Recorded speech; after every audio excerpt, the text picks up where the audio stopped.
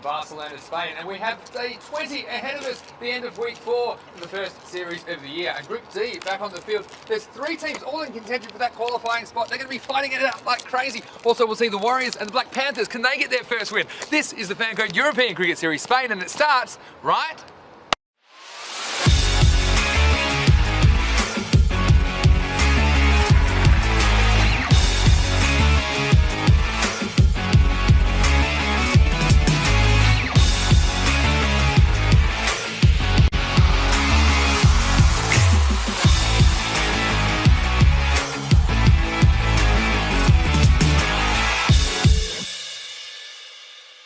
Good morning to you, wherever you're watching around the world. It's Mr. Maximo here, Vinny Sando for the European Cricket Network, and welcome to day 20 of the Fancode European Cricket Series Spain. And we've got some great cricket in store for you today. We've got matches 96 through 100 in the series, and it's going to be very interesting because Group D is very tight at the top. 3 teams all in contention for that top place, but I'm very interested in this first match. It's the Punjab Warriors versus the Black Panthers in match 96. Let's go over to the match referee.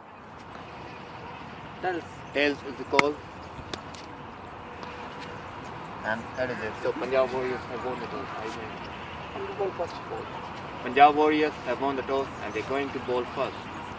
Well, very interestingly, Gaggandeep Singh, the Warriors skipper, he's won the toss and he's elected to bowl. Doesn't surprise me because they have been good bowling first, especially in these first matches of the day, and they've fielded very well. Now, their lineup, they're without Mohsin Ali today, so it'll be interesting to see who covers his overs, but I'm looking for the Turbinator to go large as well as Pepsi Jagdeep Singh, 2 very interesting and exciting players for the Warriors. They're 2-5. Let's see if they can chalk up a 3rd victory here in match 96. Well, Black Panthers, their captain Puneet Shamali, I don't think he'll mind that too much. I think he wanted to bat first anyway, and that's been a bit of a trend amongst most of the teams. And talking of the conditions, I think that it's going to be a very nice day. Fine weather forecast, a high of 14 degrees. Currently about 11 degrees, and one of the things about this pitch, it's very well covered overnight, and there's absolutely no moisture on there at all.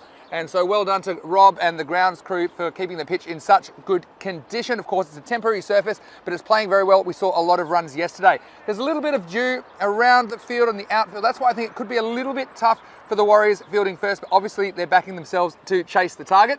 Anyway, matches 96 to 100. Rico, can you believe it? End of week 4, day 20 in Barcelona. It's over to you in the commentary box. Good morning. Morning, Vinny. Thank you very much, and good morning to you wherever you are, our global cricket family. I hope you're excited about today. I tell you what, magnificent views here of where we are at the Olympic Montjuïc ground, and we're getting ready for a fascinating day. So match day 20, and we're looking forward to this match number 96. Between the Punjabi Warriors and the Black Panthers. Can the Panthers, before the day is out, register a victory for them? The only team at the moment in this Fancode European Cricket Series to do so. And they've come close a few times, led by their captain. But up until now, just eluded them. It's going to be an interesting game. But before we focus on today's game, well, why don't we have a look back to what was a special day yesterday, match day 19. It was a day all about Raval Sporting, and it was Kishit Patel of Raval, 79 of 27. He was in the action against Korea in match 92. Well, this was a special one, wasn't it? Once more, it was Raval again. They knew that victory would put them at the top of the table and probably clear favourites really to go through the semi-finals. Minaj, well, they had a say in that, but well, Karan Datta, he was the man, the captain, 103 of 33 balls, and that was an opening partnership of 166 with Kishit Patel, who also continued in good form, scoring 56. That was an amazing century. With the last 50 he scored to go from 50 to 100 came in just 12 balls. Ashjad Butt and away's Ahmed from Minaj. They were both in good form as well. Rabi Asif from Skyways. Remember Skyways? Well, they won their first ever match a couple of days ago.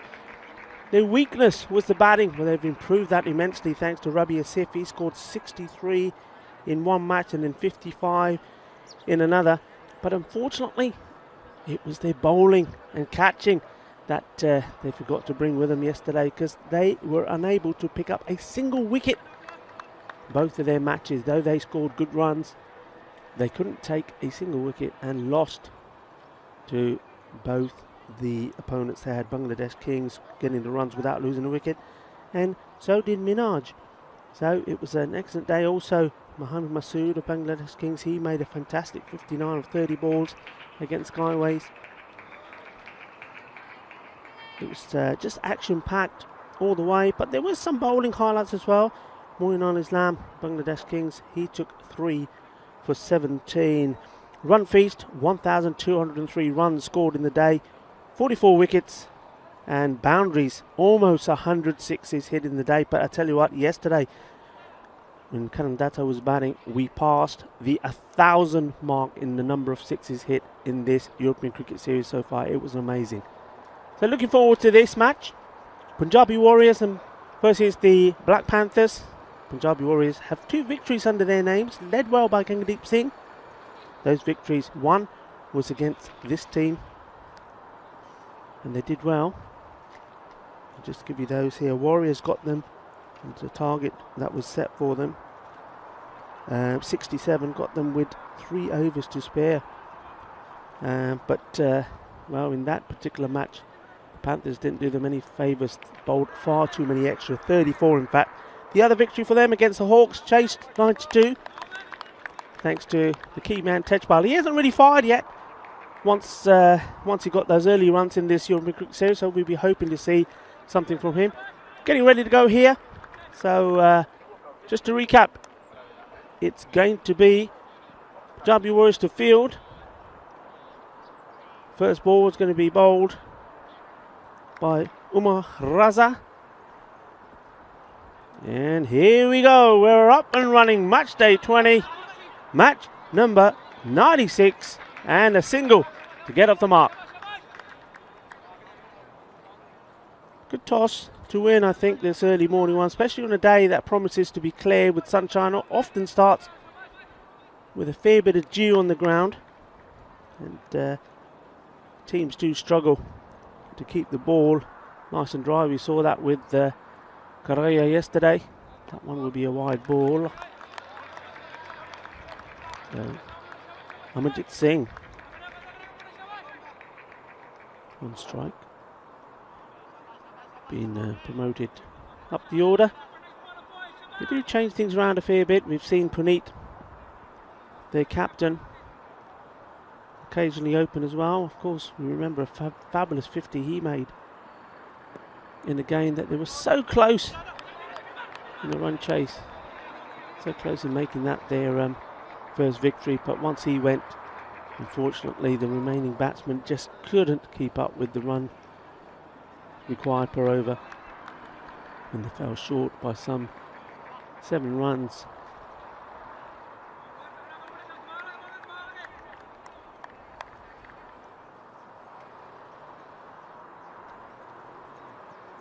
Short, and this one is punched away outside the off stump. That's a lovely shot. Very nicely played indeed from Bikramjit. Let's watch this. Got well on top of it, smashed it through the gap, 4 runs. And that's the first boundary of the day. First boundary to him as well. Well, we've seen some remarkable turnaround in form from some of the new teams that have come into this European Cricket Series for the first time. Teams making the debut. That's short as well. And that really did creep up on him. This time he's just happy, Bikram, just to drop the bat on it and take the single. Amarjit goes on strike. Yeah, we've seen some amazing stuff. Punjabi Warriors themselves making a debut. Came back strong, winning matches. They've won 2. Well, the story so far has been that of the Trinidad Royal Stars. They're doing fantastically well. They even could go on and win their group. This one's hit high up in the air. Wicketkeeper says it's mine and makes it his. So the first wicket goes down, and Bikramjit Singh is the man taking the catch. And Amarjit Singh makes a slow walk back, unable to open his account. And just a slight correction, I'm getting my things all mixed up. Well, it's hardly surprising, there's so many of them out there. It was Jagdeep. And of course we know Jagdeep is Pepsi. Little Pepsi. Here we go. We see him again. Up he goes. Saying it's mine. Hands spread out wide. Unusual technique. But takes it crocodile style. And the next ball has been fizzed away to the offside boundary for 4 runs. Nicely done. Just watch this. We've seen 2 nice shots outside this off stump. Bang. Take that. So Bikram Singh pretty strong outside the off stump. He showed that already. That's the second one that he's played in that area.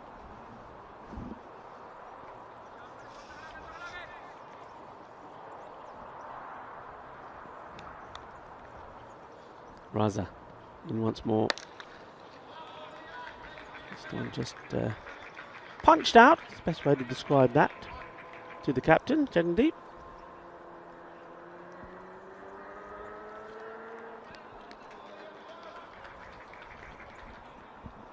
And that is the end of the first over. And well, they have lost a wicket, but they've also managed to get themselves to a good start. It's a good first over. And Jagdeep will take the ball. So 14 for 1. The first, Hamjit Singh. He's going to be the first of probably a few batsmen to go into the Mountjoy Pond here. So starts each day with a duck. And Jagdeep comes into bowl. And speaking of coming in, not making a wide berth as that ball did. Good morning to you, sir. Mr. Maximo in the house. How are you? How's your morning? Yeah, very good. Good morning, Rico. Good morning to all of our viewers out there, wherever you're watching around the world, whether you're watching on Fancode in India or our YouTube channel, ECN European Cricket Network. It's great to be here. Nice morning in Barcelona. I'm very excited for this match. I think I got that golden ball tingle this morning. Rico woke up with it. Yeah. Let's see how we go. Jagdeep comes in. He's played that nicely. And it's going to go all the way, is it? Yes, it does. 4 runs. And I tell you what, there's 2 reasons why that's such a very good shot. One is, of course, his placement and positioning. But secondly, that ball is going to come back nice and wet. Very slippery. A bit of dew around the outfield. The pitch area is well covered overnight. But yeah, as you say, you see skipper Jagdeep just giving it a good old wipe. Brought his trusty towel out. But as soon as that ball hits the turf and rolls along the turf, it gets a bit too slippery to handle. He's trying to do the same thing again there. Now look, Rico, some exciting news. The Spanner Fairy's visited. And Keanu Nolan, congratulations on your spanner. He's a moderator of the YouTube chat now. And I've heard the Spanner Fairy has got their eye on 1 or 2 others as well.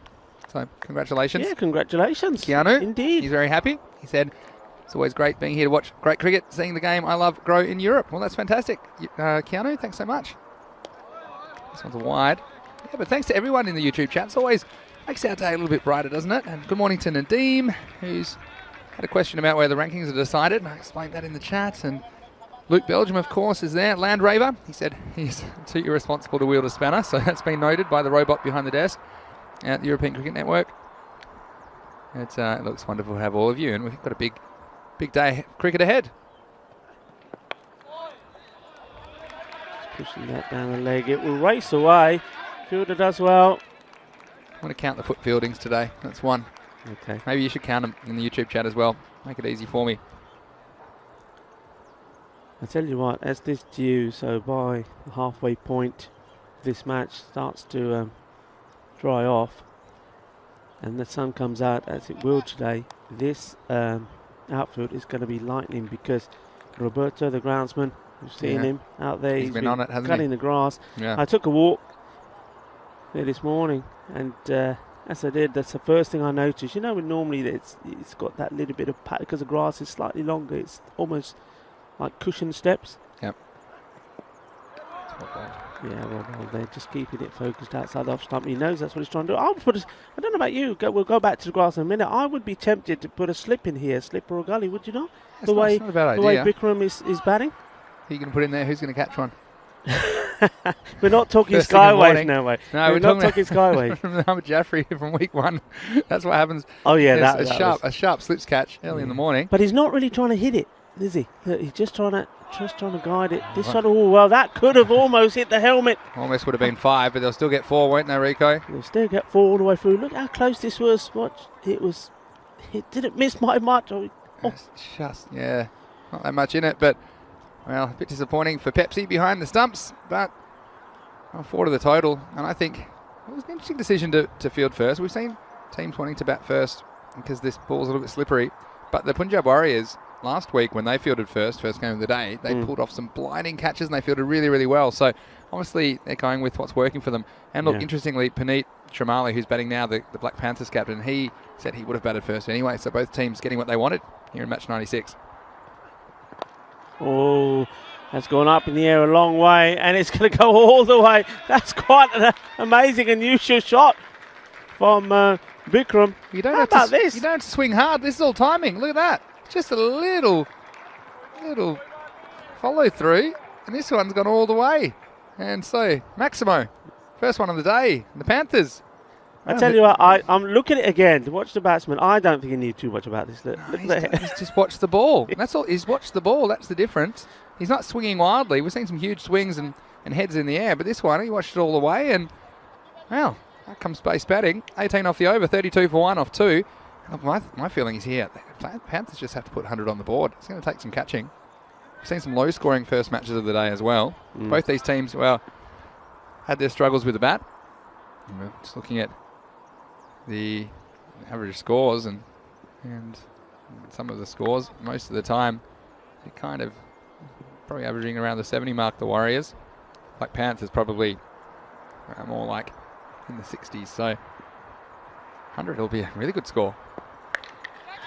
Bit hard, it's gone a long way up and just dropping short there. And I have to say good morning to Nate as well. He's a huge Warriors fan. He said, "Let's go Warriors." And I've got to highlight this comment from SG as well. He said he's watching Skyways yesterday. I almost wanted Vinny to run out onto the pitch and say he saw some lightning strikes in the distance to stop the inevitable loss from coming. Yeah, well, that was a bit of a heartbreaker for Skyways. None for 240 with the ball. Now it's a hard day at the office. Just heading down the leg side. They're going to take a run. Bit of a tight one. No one throws, no one backing up, so pretty smart. Yeah, that was a tough one, wasn't it? And look, honestly, Adil Shazad sent him a message last night saying, "Don't worry about it, mate." He dropped Always Ahmed. It was probably the easiest catch I've ever seen. And I've seen some go down international level as well that were this easy as well. But it was almost as if you were tossing your friend the keys or something. It was a very friendly, it's almost too easy. And he went on to score 98, not out and win the game. Well, this none, it looks huge from Puneet. Watch out, it's over the fence. Maximo! And Puneet, he's away. He's up and running, and well, they haven't learnt. Puneet, he may be little, but on the leg side, he is strong and very strong indeed. That's gone all the way over for 6 runs. Lovely shot indeed. And Puneet, well, we know when he gets going, he can certainly hit him and hit him big. And well, come to the next point in a second, but here's Umaraza. This one's a better ball, better line. But just held it back slightly. 24 teams in this tournament. 23 have at least one win to their name. The Black Panthers, the only team without a win. So Nate, I know you're a big Warriors fan, but I have to say I got a bit of a soft spot for the Black Panthers. I'd hate for them to be the only team without a win. It's probably their best chance in this match against the Warriors this morning. Down the leg again. This is going to be called a wide. Yeah, just going back to that outfield. So it's been well cut. It's very short. When I walked across it, you noticed straight away that cushioning wasn't there. So when this dries up, I think it's going to be the case if the ball goes past it, especially on the leg side to the right-hander, it's gone. Forget it. Yeah, I think that's a good point. It's better line. How's this for some analysis as well from SG? Says, I think I'd bat first in the morning with the dew, but it also gives the team a while to drink their coffee while they watch their teammates bat. That's clever.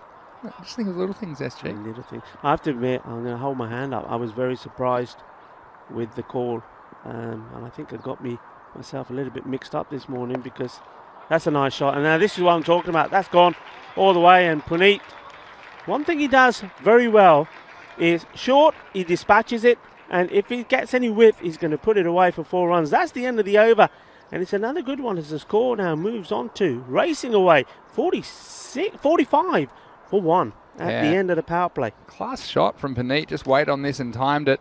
Plenty of gaps, of course, with only two outfielders allowed in the power play. And it's a very, very good start. And ECN, well, summing it up, Puneet is power-packed personified. Well, got a few fans out there, doesn't he? I think it'll be interesting to see how quickly they get Tejpal Singh, the Turbinator, into the attack. It's a little bit difficult with the wet ball, but I think that could just stifle the momentum of Black Panthers, who've looked very comfortable against the seamers so far. But it's going to be Gaganeet to bowl his second and final over. Yeah, he's got to keep it outside the off stump, short of a length, and he's going to get Bikram fishing. The only thing is with no third man on the boundary, the ball could find itself racing that way. This could race away as well. There's a little bit of pad. Well, Pepsi's after it. He's got both gloves gone, and so's the ball. So it'll be 4-leg buys in the end. Pepsi he doesn't need his coffee. He is a human Red Bull can. Yeah. Never mind Pepsi. Look at this. Both gloves for extra speed, and he was off. He was off indeed, but so was the ball. He couldn't get to it. Now they've had 4 buys going down there. Now 4-leg buys. So these runs are racking up, and well, I think we probably will see Tejpal Singh coming on to bowl next. That's the roll of the dice they've got to go with. They tend to do that quite often anyway. They use up these first 2 openers and then introduce the spin. Better ball, much better. Yep, adios amigo, you got to go. This one looked very straight, didn't it? And, well, Gaganeet, perfect comeback. Last one, just missing leg stump. This one, well, naked eye. Well, you can hope your affairs are in order, because that's going to be the end of you. And he batted fairly well. Bikramjit, nice contribution from him. Yeah, indeed. 23. This one, he was stone cold dead. And so the captain coming up with the goods. And look, one thing I would say about these teams as well, they're not exactly brimming with batting depth down the order. So if you can get these wickets and get the middle and lower order in, things can turn around very quickly. But nice wicket for the skipper. And a good decision by the umpire as well. Again, he's obviously had his cornflakes, whatever he does to get his brain going, because that one was spot on. Good decision. Yeah, there was no doubting that at all. But going back to that decision, I mean, Gaganeet, he was glad he's got that wicket. He'll want a couple more. Just watch his ball first. Well bowled, it'll be pushed up for single, because I thought it was a risky call. I just thought you win the toss, you know it's very wet out there, your bowlers, and he's one of the bowlers going to struggle. But he's obviously thought that they are better chasing. Remember, both those games they've won chasing, and I think that was the only thing he was thinking. He thought, well, okay, the conditions, we're going to have to work hard, we're going to have to keep the ball dry. It's not going to be easy, but we've won chasing, so let's go with go with our form, if you like. Our form is to chase and win. That's what they're going for. Yeah.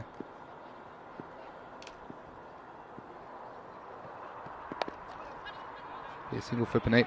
The other thing is that they have fielded well in difficult conditions before, and I'm thinking of the match. I'll probably find it here, but yeah, the match that they fielded first, I think it was match 86, that they really pulled off some amazing catches and fielded well with a slightly greasy ball. So obviously that gives them some confidence. That's why they elected to field. Good ball. Amanjot Singh is the new batsman, and that's he's found that line pretty well, isn't he? Right on cue. He's just got a short length. Every so often the problem is he just strays down that leg. I don't know whether it's just the ball slipping out the hand, or whether he's just not finding his footing well. But he's done that a couple of times every over, and they're the balls that have cost them runs. The last time early on in this over was the 4-leg buys. This is a thick inside edge, and just be a single in the end. That'll end the over. At the end of 4, the 50's up. It's 52 for 2. And I like this comment from Nate in Tennessee. He said, Pepsi versus Puneet is the people's competition. I'm not sure there's any more likeable players. Well, I think that's a fairly astute observation. There's a few likeable players, but I think they're right up there. Especially love the way Pepsi goes about his cricket behind the stumps. I mean, he's just taken both gloves off. I don't know. I wouldn't be surprised if he was taking his pads and maybe even his shirt off by the time we got to the boundary. If it was a longer boundary, he was taking everything off for some extra speed. We can see Hardeep Singh Jr. come into the attack. So still no Tejpal. Yeah, stick with the seamers. That's a surprise. I thought Tejpal would come on. He does. I mean, I think every time he's come on, he has taken a wicket. I have to say, in 1 or 2 matches, he's also taken a little bit of punishment as well. But he does get the wickets. And, well, if they can get Puneet out, then all of a sudden you'll notice the difference in the run rate.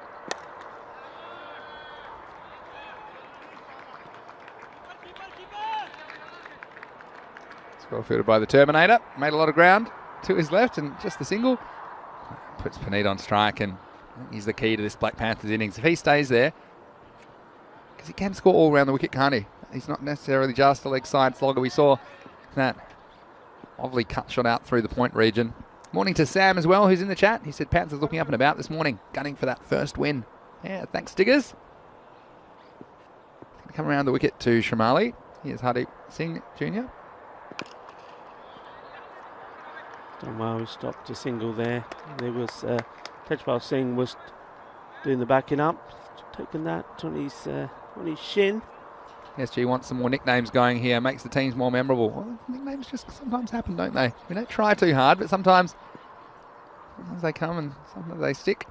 Here is Hardeep Singh Jr. to bowl again. Slower ball, well bowled. That's very clever. Lucky on the back of his shirt. Yeah. And he's be hoping that he's going to be lucky for his team today.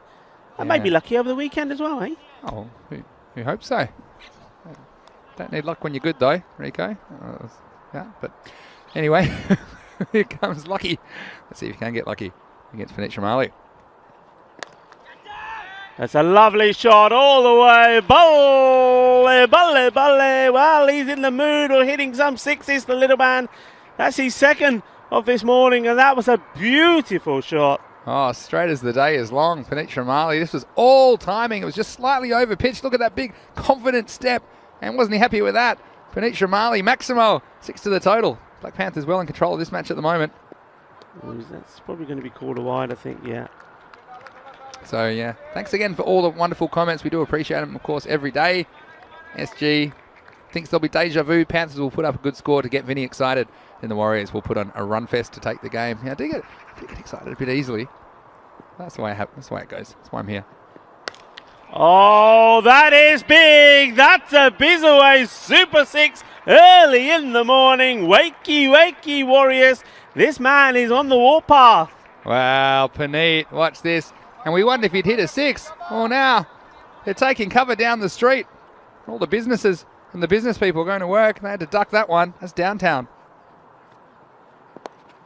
Oh, he's trying it one-handed, and I think he's going to get it, is he? And the umpires are just checking where that one's gone. Manos arriba! Arbitros, 6 carreras más. Wow, 2 hands for beginners, but Puneet's no beginner. This is one-hander all the way over, back-to-back. Maximo's just losing his line on that occasion. Hardeep Singh Jr. pays the penalty, end of the over. There were 20 of it, a magic over for a magic man. It's 72 for 2. Wow, how about that? I mean, earlier on, and this just goes to show the improvement some of these players make. Early on in this European Cricket Series, we were egging him on to hit one, and hit as he tried. Could he clear the boundary? No. And then all of a sudden, everything just clicked into place. And now, well, he's hitting them for fun. Wow, that was a ridiculous shot. And he's even practicing the one-handed shot now down the other end. What a shot that was. Got so much bat on it in the end. So here's the Turbinator, Tejpal Singh. Nate, don't know how you're going watching this in the United States, but Warriors in a bit of trouble, but they're going to turn to Tejpal and his leg spin. That's the risk, isn't it, with this wet ball? And it's going to be a wide. In the end, it'll bring Puneet on strike. Also, ball turning into the left-hander, so it's not an easy time, to say the least, for Tejpal to come into the attack. No, and he's got to pitch it up. I mean, that's the worst thing he would have wanted to do, because he's probably thought to himself, right, I'm coming on to bowl, but I'm not bowling to the danger man, and then he's allowed them to swap over. It's well bowled though, and that's what he needs to do. He can't get too straight or too leg stump to Puneet, because he'll disappear. That was a good comeback from Tejpal. Just takes one ball to change everything. Short, and it. Oh dear. It's rolled into the rope. Yeah, it's 4 runs. I was going to say it's a good stop, but watch this, and then I think Jujhar, I don't know what he was doing. He was off. This is actually a good stop because his foot hadn't quite hit the ground. But then watch out. Ball rolling into the rope. So 4 runs. And, well, Puneet, we thought we were a bit worried. And the fielders almost leaving it for each other, weren't they? Yeah. Conscious of a collision. That was very strange to see. Well, they're going to have to somebody's got to go. Oh, he's gone down. Oh, well done indeed. That's very good. Well, he's got lucky on the back of his shirt, and he did get lucky with that one, didn't he? He lost his footing. Look, watch this again. His feet go slide from under him, but he's kept his eye on the ball. The ball then pops out of his hands, but there's the luck. That's why he's got lucky on the back of his shirt. Yeah, well held, sir. Well held indeed. Not even sure if our camera was there in time, but he slipped over as soon as that ball was hit. Lucky, and yeah, he was lucky to regain his composure. And look, that's a big wicket with Puneet. He was looking very good, and it was a good innings, like no doubt about that. And he scored 34 off 14 balls. So 4 Maximos in there. Puneet, well, hasn't he come into his own? He's assisted his team to a really good position at the moment, but it's important that the players coming in can go on that get them well over that 100 mark. But a wicket for the Terminator. Yeah, he's... see this one? Oh, well, fair bit of rip on that one, eh? That came out, thought it was going to be a wide ball, but came back a lot. Yeah, that's what he does. He comes on, he takes wickets. Sometimes he gets a fair bit of stick as well against a better batsman. They do rip into him. But that's going to happen to any spinner. We saw it happen to the Little Maestro yesterday. Of course. Yeah, we saw it, didn't we? Well, that's the hazard of the career choice with the spinner. Chase on for the fielder, keeps his eye on the ball and keeps his feet on the ground on this slippery surface. Had to put the parachute up to stop himself, didn't he? That time, Masood Safraz out in the cover boundary.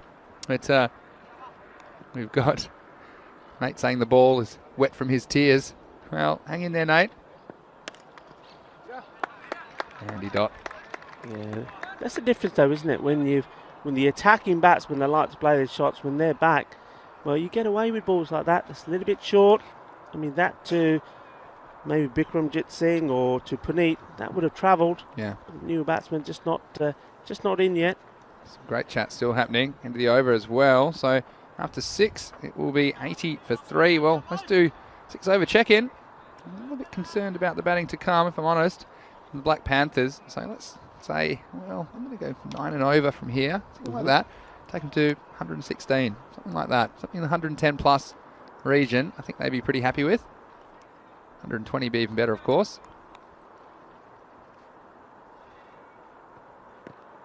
Short, and well, it's been pushed out, but just be a single.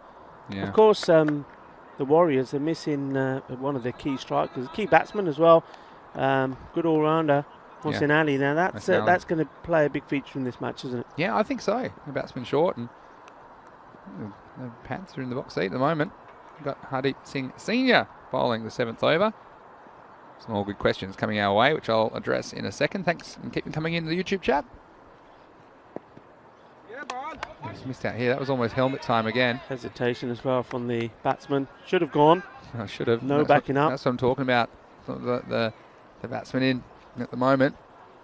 Not perhaps as strong as the top 3 for the Panthers. Nate was wondering what kind of shoes they wear, typically. I'll let you know in a minute.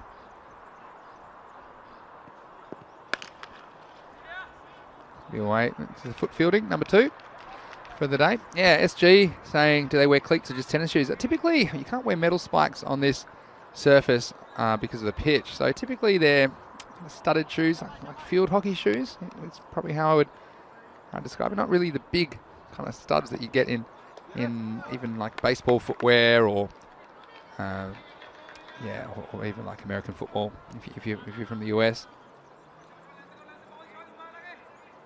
And so we've got the ECN European Cricket Network, Puneet, Pepsi, Pollard, Power Packers. And they're very excited, aren't they? Oh, this one's short, and it's the end of the batsman. And this one just missing out. You see here the new batsman not quite able to judge the pace, and he was through it very, very early. That time, Jagjit Singh. So another wicket goes down, and the Panthers, they lose a 4th wicket. Yeah, this is now where we get into that stage where, you recognise batsmen are gone. Well, he's just giving us a little wave there. A very big smile. Akram Ali puts his hands up and says, hey, Rico, Vinny, you see that? Yeah, we saw it. It's on camera. Everybody saw it. The world saw it. And you can watch it again and again and again. And that's the other beauty of these Vanguard European Cricket Series, whereas, you know, it's being streamed all over the world. And of course, players, when they perform, whatever it is they do, you know, that catch from Lucky, that wicket there for Akram Ali, they can go back and watch it time and time again and show all their loved ones as well. It's there forever. They can't wear out the tape. That's the best thing. Here's Hardeep Singh Senior. This one worked down the ground, just a single. So you see the difference with the batsman coming in, not quite going the same pace as Puneet was, and even Bikramjit Singh earlier in the innings. Yeah, I mean, it's Amandeep Singh is the new batsman.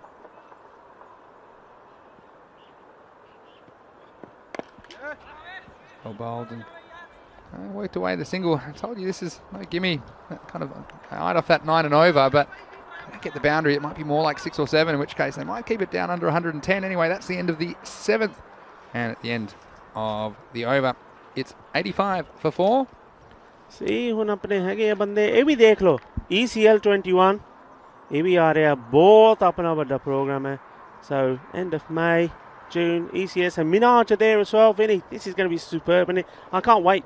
Can't wait. We've got so much cricket before it, but remember, you've got all the club champions, and well, what a feast that's going to be. This one's just played out down the ground. It's going to be a festival of cricket, Rico, and so put it in your calendar wherever you are around the world. Absolutely. Don't mind where you're watching from. That's the beauty of the internet as well, and we have various TV channels, I'm sure. ECL, it's going to be huge. Champions League of European cricket.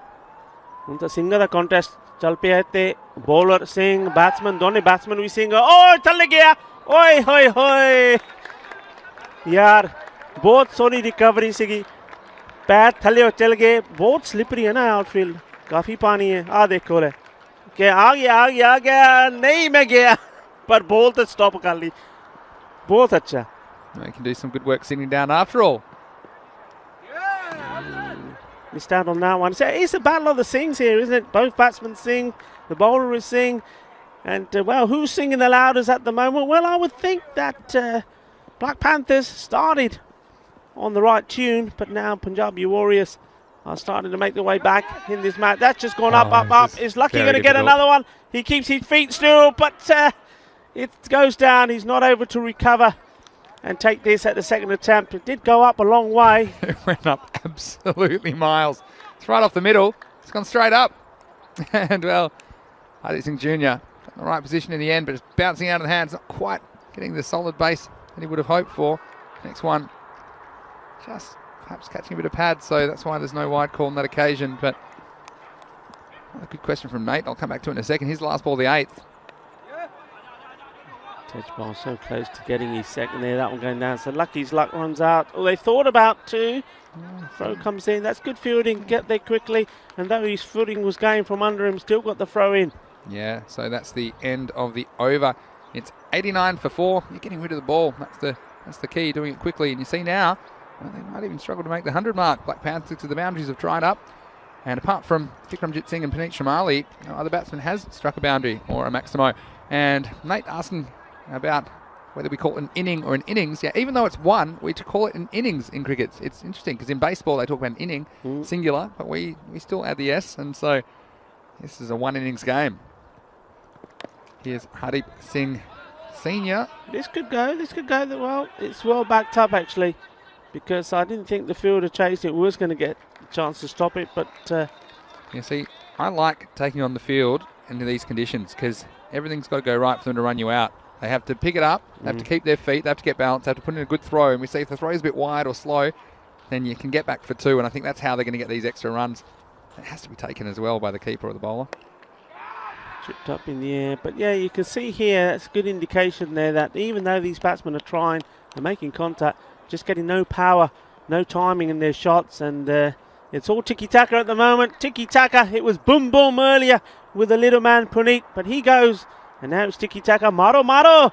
That chance going down. And the Pepsi diving there, shaking it all about. But, well, it fizzed out of his hands. Oh, Pepsi might want to order some longer arms. In fact, it was good reflexes to get there. And he got the end of the fingers on it. But in the end, he might have saved some runs because it was just a single. They get 100 on the board here. that golden ball tingle, it's only growing. That's what I'm telling you. With this kind of total, I think it's going to be a very interesting chase.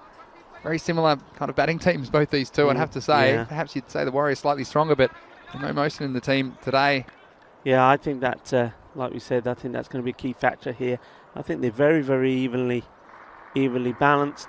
And, well, yeah, that 100 is going to be the magic number. Get to 100, and certainly Punjabi Warriors are going to have the pressure put on them. That's hit well, and this could be a boundary. Fielder's got to get down low, and he has. He's done really good work there, because it's not easy running across the outfield there, patrolling that boundary line, trying to keep your feet on the ground on this slippery surface. Good work from the fielder. Yeah, it was very good by Sarfraz down there on the deep cover boundary.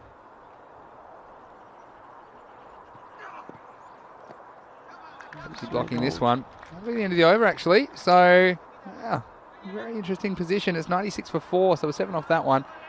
And you saw, I told you, I was a little bit concerned about the batting depth of Black Panthers. You're seeing it here because after they've been cruising, but the last 3 overs, there's been 5, 4, and 7. So, really able to get those boundaries to keep the score moving.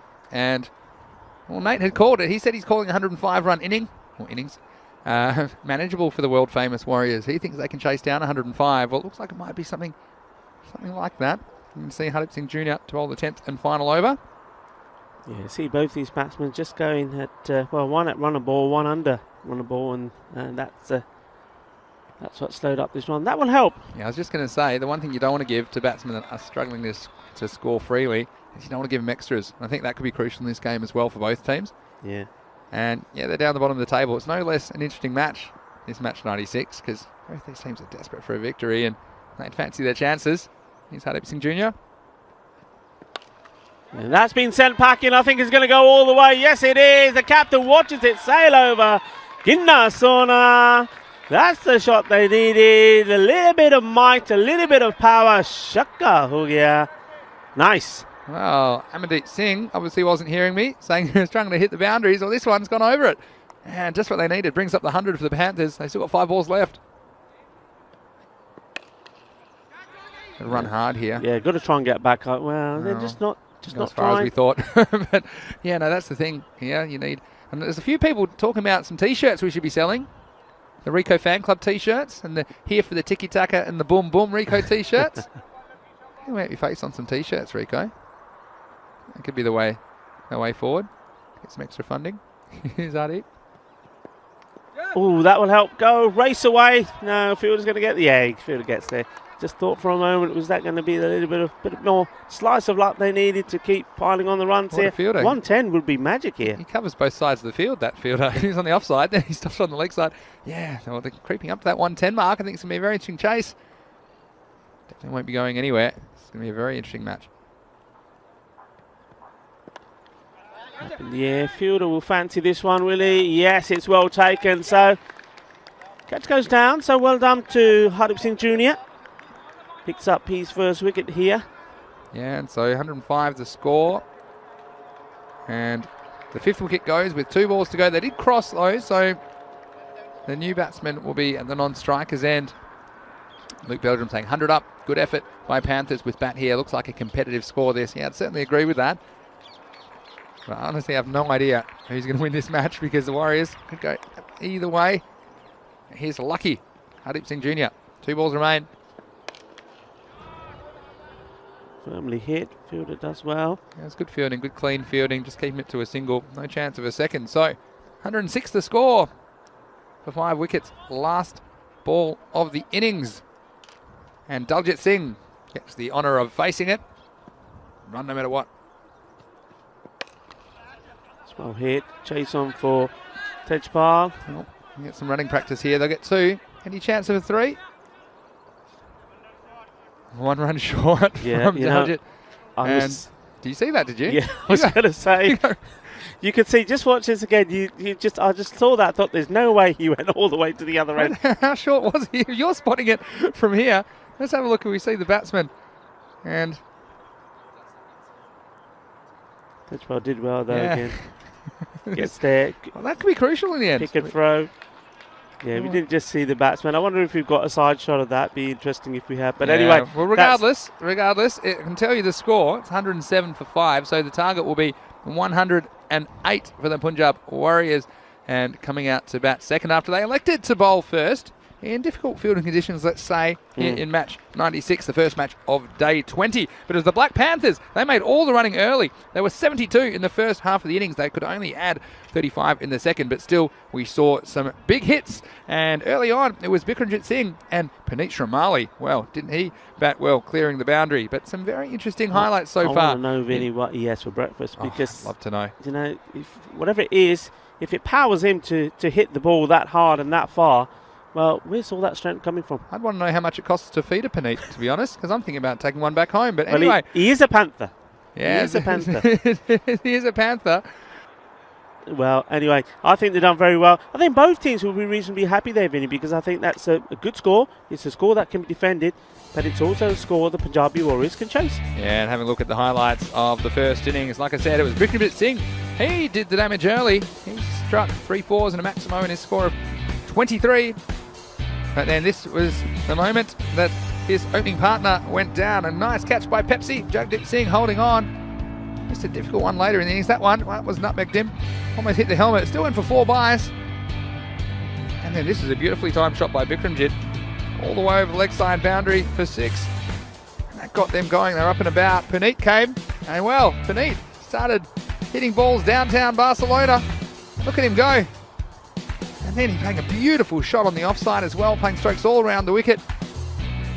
And a few lucky ones got away as well and just kept the score moving. They brought up their 50 within 4 overs, the Warriors. Pepsi, both gloves were off and he was after that, but he couldn't catch it. And this one was a plumb LBW, a nice bit of bowling by the Punjab Warriors captain Gaggandeep Singh. But Puneet just kept going. Watch some of these shots. Straight down the ground for a maximo. And then, well, 2 hands was a little bit easy for Puneet, so he said, look, I'll make it harder. Will you give me 12? After he sent that one out of the ground. Nice bit of fielding. He still went for 4. And this moment, the catch eventually held by Puneet. By the field, I should say. That was the end of Puneet. And then from then on, it was tough going for the Warriors. They ended up squeaking over the 100 in the end. Yeah, I mean, once those big wickets went, it was always going to be hard for the remaining batsmen. But you know what? Give them credit because, again, they've learned. That was good work there from the captain. And, well, if you didn't see the full reel of that, he wasn't sitting there lying on the floor and taking in the race because the sun's not quite out yet. He may do later. He ended up slipping, ended up on his backside, but still had the vision to stop the ball. But no, what I was saying there, apart from that late flurry there, that was Amanjot played some nice shots to just accelerate the run rate before he departed. The Panthers, similar to, I think, the Warriors, similar to Skyways, so the new teams coming in to this Fan Code European Cricket Series, when they lose their top batsman, we've seen them struggle trying to get those runs on the board, and sometimes, you know, in the game, for example, that we thought that the Panthers were going to win, they were on course, they were going to do it easily. I think they needed, with 18 balls to go, 18 runs needed, but Puneet departed, and after that they just couldn't get there. So you can see where the frailties lie once they lose those top batsmen. But in this case, today, the Panthers, though that rate did slow down, like we say, after 6 overs it was 80 for 3, they still did manage to find something to add to the score and take it past the 100 mark. Bikramjit Singh, 23 of 14. I think he was good at the beginning. He gave them the start they needed. Power play at the end of 3, 45 for 1. So he did his job. Amanjit Singh, not so much. He's the one who skied that one up in the air for little Pepsi to take. He went for 0. Then it was a good partnership, Puneet Shamali with Bikramjit Singh. That was good while it lasted. But then those wickets falling pretty close to each other. Puneet, good catch held by Hardeep Singh Jr. Lucky, and he was lucky, popped out of his hands, but he managed to snap it up the second time round. And then after that, I thought Amanjot Singh, 13 of 17. Okay, the strike rate wasn't brilliant, but he stayed there, held the innings together. I think Jagjit Singh didn't last very long, 3 balls for his 2. Amandeep Singh, once more, 14 of 10. Not the best of start rates, but he was there and he helped the team bat all the way through the overs. That's also important as well. When you know you haven't got a strong batting lineup, when you haven't got much of a tail, it's very important to bat those 10 overs, because if you do, you pick up those extras as well that may come your way. The bowling, well, it wasn't good at the beginning. I think Umar Raza certainly struggled opening the bowling. He did get a wicket, but it was that of Amarjit Singh that he cleaned up. But other than that, Gagandeep Singh, I think he bowled pretty well. A few too many extras for me, but it all happened again when we introduced spin. Tejpal Singh took 1 wicket, 2 overs for 12. Also very well bowled there from Hardeep Singh Jr. Lucky bowling his 2 overs to 12 runs. So good job done in general, but again, the extras will hurt them. 20 extras, and well, that's what plays a big part in these low-scoring games. So we're set for a fascinating and exciting run chase. The Panthers, well, they were up early for a feed, but they ate too much at the beginning, and well, then could only pick at the bowling later on, but it still got them to 107.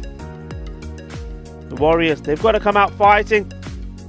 Power play is key. If they can get a power play similar to that the Panthers got, 40 or 45, then I think they'll be on course. But for me, the 2 key plays in this, when you're considering they're missing Mohsin Ali, is going to be Gagandeep Singh and also Tejpal Singh. Tejpal Singh started this Vancouver European Cricket Series very well. He's always positive. He still is positive, but the runs aren't flying at the moment. He needs to get himself out of this sticky spell. Well, this is the ideal situation for him to do so. Anyway, we shall be back in under 10 minutes to see how this run chase progresses. So make yourself a cup of cha and join us in under 10 minutes. We shall be right back.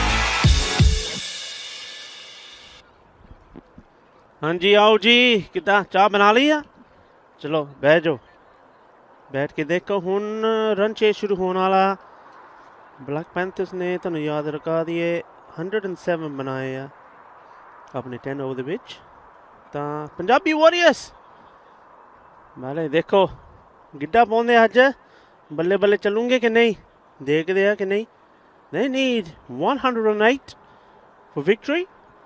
Now there was a suggestion from the captain Gangandeep that because of the form Tejpal's been in of late, that maybe just may help to boost his confidence if he came in a little bit lower down the order. Well, they wouldn't want to put him too far down the order because the last thing they want him to do if he does get going today is run out of partners. But it looks like to me that he's not going to open the batting. Captain looks like to be standing at the striker's end. So Gagandeep Singh and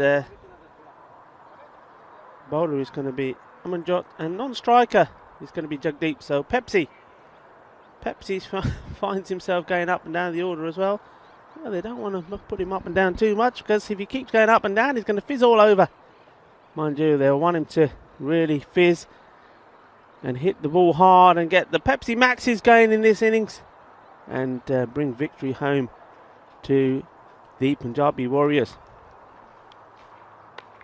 Amanjot is getting ready for Shahidul Ahmed to give him the go. And the other umpire at square leg, Abdul Khan Rajasthani. Here we go, we're off. First ball is inside the line. Guidance for the umpires for the wide ball, so will be a dot ball. Good start.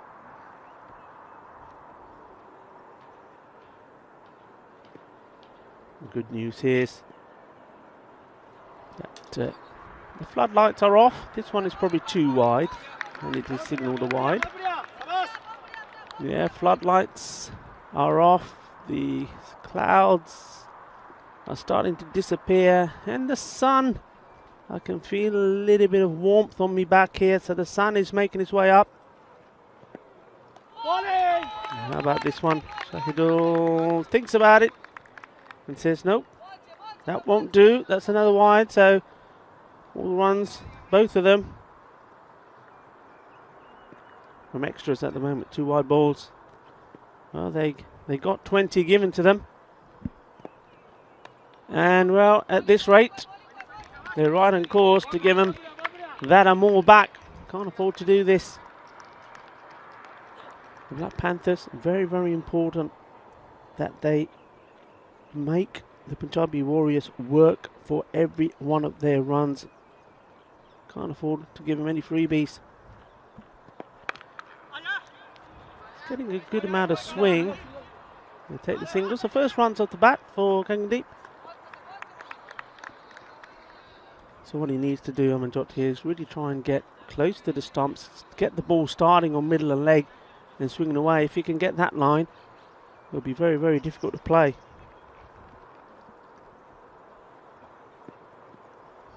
Jagdeep Singh takes guard. Singh to Singh, and it's the batsman, gets good bat onto ball, made good contact there.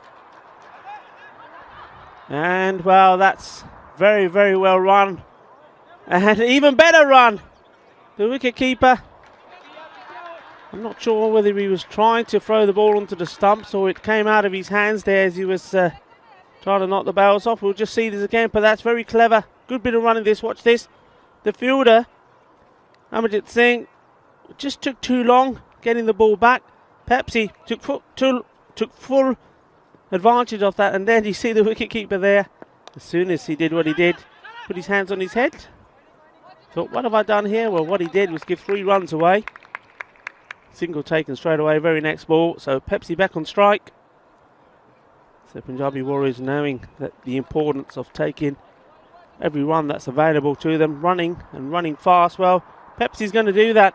It's very quick in between the wickets. And that's been well hit. That's going to be 4 runs. I don't think anyone's going to stop that. That's a lovely shot. reminds me of some of the shots that Rabi Asif played yesterday. Just watch this. Very little bat lift. And just using his wrists to guide that ball into the vacant area. 4 runs. Nicely played. Amanjot Singh needs a good reply. Goes with the slower ball and, well, unable to field it off his own bowling. Sees it agonisingly bobble past him, and that's a single. So the end of the first over. It's been an entertaining one. Score has moved on to 13 without loss. So on course for a good power play. And Puneet deciding that today he needs to bowl higher up in the order in terms of bowlers. Starts with a horrible one, very wide, and batsman turn that into 2 wides. We give him that. It's his first one. I think he'd be pretty warm already anyway after his cameo batting knock. You will know the importance of bowling a good line and eradicating all these extras that they're giving at the moment. That's well bowled. That's an absolute beauty. I want to see this one again, because I tell you what, I think this did a bit. What a lovely comeback. That's what he can do. The captain versus captain. And this time it is the bowler who's bang on the money. Look at this. Oh, that had beautiful shape. It probably did go on to maybe just clip Gaggandeep's pad on the way through, but I think it was going all the way anyway. That's a lovely ball. I love the shape on that. And well, the captain departs, having got a good one from Puneet. Needed it. Needed a wicket early. And they've knocked over the big gun, the captain.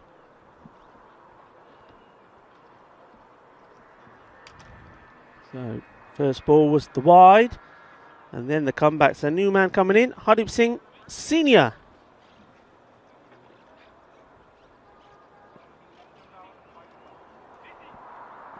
Just taking guard. Puneet. Well, if you can get another one in like that, that last ball, it's going to be so difficult to play. Here he comes. Short. Just probably did a little bit too short, but the line was good. He's getting his ball to move around. There's a chance now to bowl the other opener.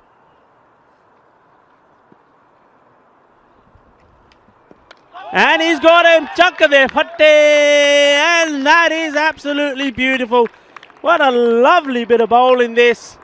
And Puneet Shumali showing his all-round class. Batsman come bowler. That's a lovely one. And I like the little skip there as well. Yes, liking that. Another one bites the dust. So Pepsi, he's fizzled out. Off he goes. And it's 2 down with the score on 16. Lovely bit of bowling. And, well, that's the rewards, folks, for bowling at the stumps. Wicket to wicket bowling. You miss, I hit. So, well, it's going to be the Hardeep show now. Hardeep Senior, Hardeep Junior.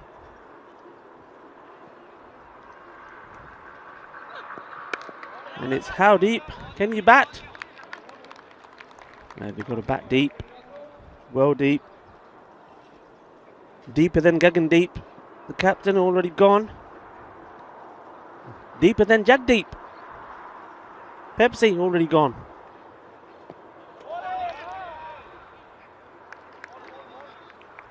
A great over this. When you think the first ball, well, I did say we'll give him that. Was his loosener. He's come back with some beauties. 2 wickets so far in this over. Just the 3 runs, one of them that wide. Can he get a good finish here? Oh, and he's...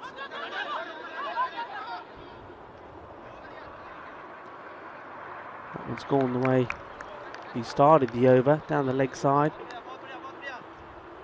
Guessing just slipping out the hand. He's given the ball a good drying out. In he comes again. Can he repeat what he did last time? Wide and wicket. No, it's well played. It's straight at the fielder. The fielder misfields. I think he did get something on it though, fortunately for him. He tidies up, but he does give away 2 runs, 2 valuable runs. All of these runs are vital. Just see this again at the end of the over here. Watch this. Just took his eye off the ball once more. How many times have we seen that? And Harpreet Singh then had to recover.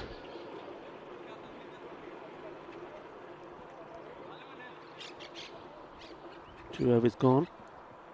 19 for 2. Great over there from Puneet Chamali. Taking 2 for 6 of his first, but he needs the other bowlers to back him up. Keep the pressure on here inside the power play. And he's calling upon Manpreet Singh. Now Manpreet,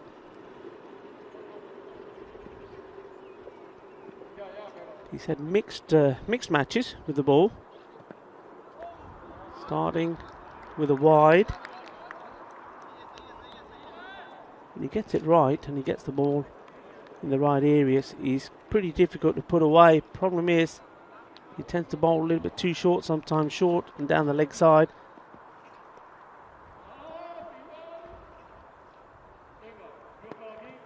This one he's tried to adjust his line and goes too wide outside the off stump, and it's given a wide. It was very close to actually missing the mat completely and being a no ball. Interesting decision also. We're down to the 4th batsman coming in, Hardeep Singh Jr. No sign of Tejpal Singh, so I would have expected to see him come in probably at least at number 4, but they've decided even lower. I do see him, I think, with his pads on, ready to come in next, so he's going to come in at number 5. Like I say, the danger is he going to run out of partners? That's the only thing that I'm thinking. That would be wide again. I'm not sure what the batsman is doing, and he's lucky there. Lucky is lucky again. He was lucky in the field once. Probably see this again. I mean, watch this. It was very wide. What he was doing, trying to get anything on this in the first place, I don't know. But just what? He strolls outside of his crease. And, oh, I'm saying, just getting the bat down in time. He had no awareness about that at all, that he was in danger of being, well, I think that probably would have been, yeah, that would have gone down as run out, because it looked like he was on the stroll. Anyway, he survives. And that's a better ball, better areas. Just thinking there that perhaps Bikramjit maybe needs to probably stand up. He does have the lid on. I mean, I would say he's the way he's taking the ball at his ankles, he could do with coming up a couple of steps. Single taken.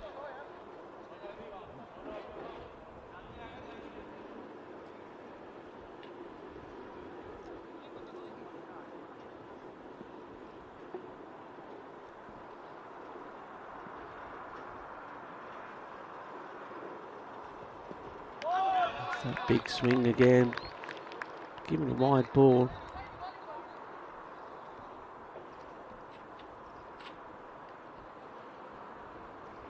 Hardeep Singh Senior on strike here. Flashing wide, both of his batsmen at the wide balls. That's better ball, and that didn't miss by much. And well, this is where the competition rules are quite tough, because you watch this, the batsman has gone right the way across. Has gone down the leg side because he's moved right across. It's only just missed the leg stump, but because it's gone past the leg stump, it's given a wide instantly.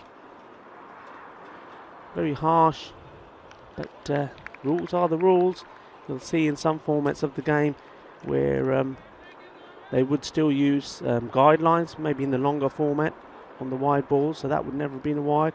And maybe in T20, some competitions they use profile. So if the ball, when it comes out the hand of the bowler, looks like it's going to go on to hit the pads and not go on to pass the leg stump, they wouldn't have given that. But in this Fan Code European Cricket Series T10, Anything down leg side, no matter how little it missed by, is wide. This one's been hit in the air, fielder coming across, and takes a catch, a very good one indeed. And that's Amarjit Singh. That's what he does best. He's got a lovely pair of hands, and I don't mean because they're well manicured. He takes superb catches. We've seen him take 3 the last time, in the last outing he had here, and then here he comes, takes this one, and he just says to everybody, leave it. If it goes in the air, you know Amarjit Singh is going to take the catch. Big wicket that. So lucky when he was walking around in his crease, walking outside of his crease. Well, now he has to take a longer walk, has to walk all the way back. He's been caught brilliantly by Amarjit. Wicket taken by Manpreet. Now, is he going to get another chance here? He made it, you know, and oh my word, he's put it down. Would you believe it? That's the commentator's curse, I know. Well, you thought only Vinny Sandhu did that, Mr. Maximo. But, well, I've done it this time. I'm just saying he never drops anything. Ball goes in the air. Amarjit Singh is somewhere to take it. Well, he was there. This time puts it down. What a big let-off that is for Hardeep Singh Senior. Tejpal Singh, the new batsman, finally comes in at number 5. Plays that one nicely and positively. It's one of those batsmen that likes to move around. You see some batsmen, I was going to say a lot, but that's probably not true, but there's a fair number of batsmen that like to move around in their crease, move to the left before the ball is bowled, move a little bit to the offside. We saw Awais Ahmed do that so well yesterday, that superb knock, 98, not out, hitting the ball big. But Tejpal Singh, he likes to come forward, he likes to meet the ball. I think that's the best way to describe it. So it'll be interesting how this battle goes. Mr. Maximo is in the house. Hello. I'm back. How are you? Created You've been doing a little bit of admin. Created a bit of chaos around the ground. Yeah, and I've got some toss news. The match 97. Everyone's always keen to get the toss news. Toss news is Badal and Shaheen. They're playing the Warriors coming up. Second match today, match 97. Badal and Shaheen, they've won the toss and elected to bat first. No surprises for me there. Anyway, what a game this is. Can't wait to see how this one pans out. Here's the start of the 4th over. It's the Terminator on strike. Tejpal. And he works that away for a single. Yeah, you saw, well, thought about the importance in the innings break of this one, about if Black Panthers hold the catches or if they don't. And we've seen a bit of both, haven't we? Yeah, we have. So far. So, and Mr. Reliable, do you see that? Mr. Yeah. Reliable put it down. Well, couldn't believe it. Let's hit up in the air. Will he get another chance? Oh, and he does, and he makes no mistake this time. What a lovely catch, beautifully taken. Well, we've seen him put one down, but you know what? 2 out of 3, that's not bad. And this one, it's almost like he just held it in his fingertips. Watch this. Yep, look at that. ice cream cone. The ice cream cone again. Bit cold for an ice cream, but he's done it. I tell you what, 2 out of 3 ain't bad. That's what Meatloaf said, wasn't it? And well, Black Panthers will take it. If they can keep taking wickets, they're going to go a long way to winning this game. But well, that'll leave Tejpal on strike because they did cross. I told you I woke up with that golden ball tingle, didn't I, Rico? We know Ali Jr. wants one. He's been waiting for a golden ball for a while. Of course, we've only had one in the tournament, one for the year so far. And mate, how are your nerves going? I'm sure they're shot. Morning to Jamie as well in the chat, and Naresh as well, and everyone else in there. Jahangir Alam as well is in the chat. Thanks for joining us. What a fascinating time. You see one run off that delivery. Numaraza is the new batsman. But the Black Panthers, we mentioned, they're the only team out of the 24 without a win. They're in a winning position here against the Warriors in match 96. Oh, he's got him. Absolute beauty. That's another one. And this was the danger was saying, okay, it's fine dropping Tejpal Singh, probably your most recognised batsman down the order. As he dropped him too low, he's coming at 5. Now he's running out of partners. Well, this one, another one for your pond. And this one's golden, so it might be worth a bit more. You might want to ensure this one. This is a good ball to get first up, though. Watch this. A little bit of movement looked like. This one, well, maybe just holding its line and getting always a bit nervy when you first come out. Might have played all around that one in the end, but Umiraza, that's a lot of walking. All the way out, all the way back. He goes first ball. And the Warriors, well, they're in some desperate trouble now. They're 31 for 5. Yeah, big time. Those wickets, I mean, we talk about the scorecard when it looks more like a telephone number. Well, this one definitely is at the moment. As Amarjit Singh gets ready to come in again. And, well, he's got a good chance to be in the wickets here. Already got 2 to his name. That one, he's fired down the leg side. Very be disappointed with that. It's always disappointing when you first ball to a new batsman, especially when you got the team. Well, they're almost about to put the lights out, aren't they? And they're giving him a little bit of a lifeline here. That's where he needs to be, outside that off. I can tell you though, this game's not over by any means. The Turbinator's there. He can be very destructive. We've seen how one player can take a game away from the opposition as well. And all they need to do is, I suppose, be fairly conscious of the rate at the moment. They want to be going, well, let's say 10 and over, bare minimum. 11 to be better, but they want to be around 40 at the end of this over. Not quite there at the moment. Well, he's not afraid to take the singles and have confidence in his other batsman at the end of the over, but maybe that's why he's done that. He knew it was over. Is he counting? Yeah, maybe he hasn't got faith in his batsman. I think so. It was 34 for 5 at the end of the over, and yeah, it was an interesting situation. And I think that Tejpal, well, this is also why he's down the order, because if they did lose wickets, they're hoping he can engineer something in the middle order and keep the game under control. So we're going to see Manpreet Singh to bowl his second and final over. And just not too many dot balls. That's the key, I think, for the Warriors. If they chew up a lot of dot balls, I think straight could get out of hand fairly quickly. But it's important for the other batsman, Jushaj Singh, just to be able to turn the strike back to Tejpal and keep the Warriors alive in this game. Yeah, he's playing very cautiously though, isn't he, Tejpal? You noticed that today from the way we normally see him bat? He's taking a bit of time to get into his innings. I think he mentioned to me during the innings break that some of the other games they've been chasing 13, 14 and over, and he's felt the need to go for the big shot straight away. But in this kind of a target, he has the ability to just wait for a bad ball. Well, this one's been hit very, very well. And, well, take cover, tournament referee, Shiv Navjot Singh. That's just whizzed past him. That's a lovely hit, 6 runs. That's what they need, and that's what Tejpal needs as well. He needs somebody not only just to stay there, but somebody who's able to play a few shots as well. So, well, could this be the start of the fight back they badly need? That's a terrific shot from Jushaj Singh. Just what the doctor ordered for the Warriors. It's a better length though. But I think one thing about the Panthers, because I know they're bowling, they can be good but can be inconsistent. So I think that against some of the better teams, they don't give you as many bad balls. But you see, that was smart batting. You can wait for the ball before that was short and easy to hit. You don't have to go looking for it, I think, against the Panthers. Oh, that's going to be close, I think. I think it's dead straight, yeah. I don't think there was any doubt about this. We'll see it again and confirm our thoughts, but this looked like straight. He's come right across. It stayed low. Yeah, and this one's not quite as short as he thought it was. And the one before, sat up and was able to be hit out of the ground for a Maximo. You can see this one, no problems with height, no problems with line. And, well, he contributed that Maximo to the score, and that was useful. But I tell you what isn't useful is another wicket going down for the Punjab Warriors. They're now 42 for 6. Yeah, they're in desperate trouble here. Something's going to happen now. Maybe we're going to see a change now in mentality and attitude from Tejpal. Maybe he's decided now here, right, I know what we've got left. I know what we've got in now. I've got to just go for these runs. It's do or die now, maybe for him. Sharma Manish, new batsman. Don't count him out yet.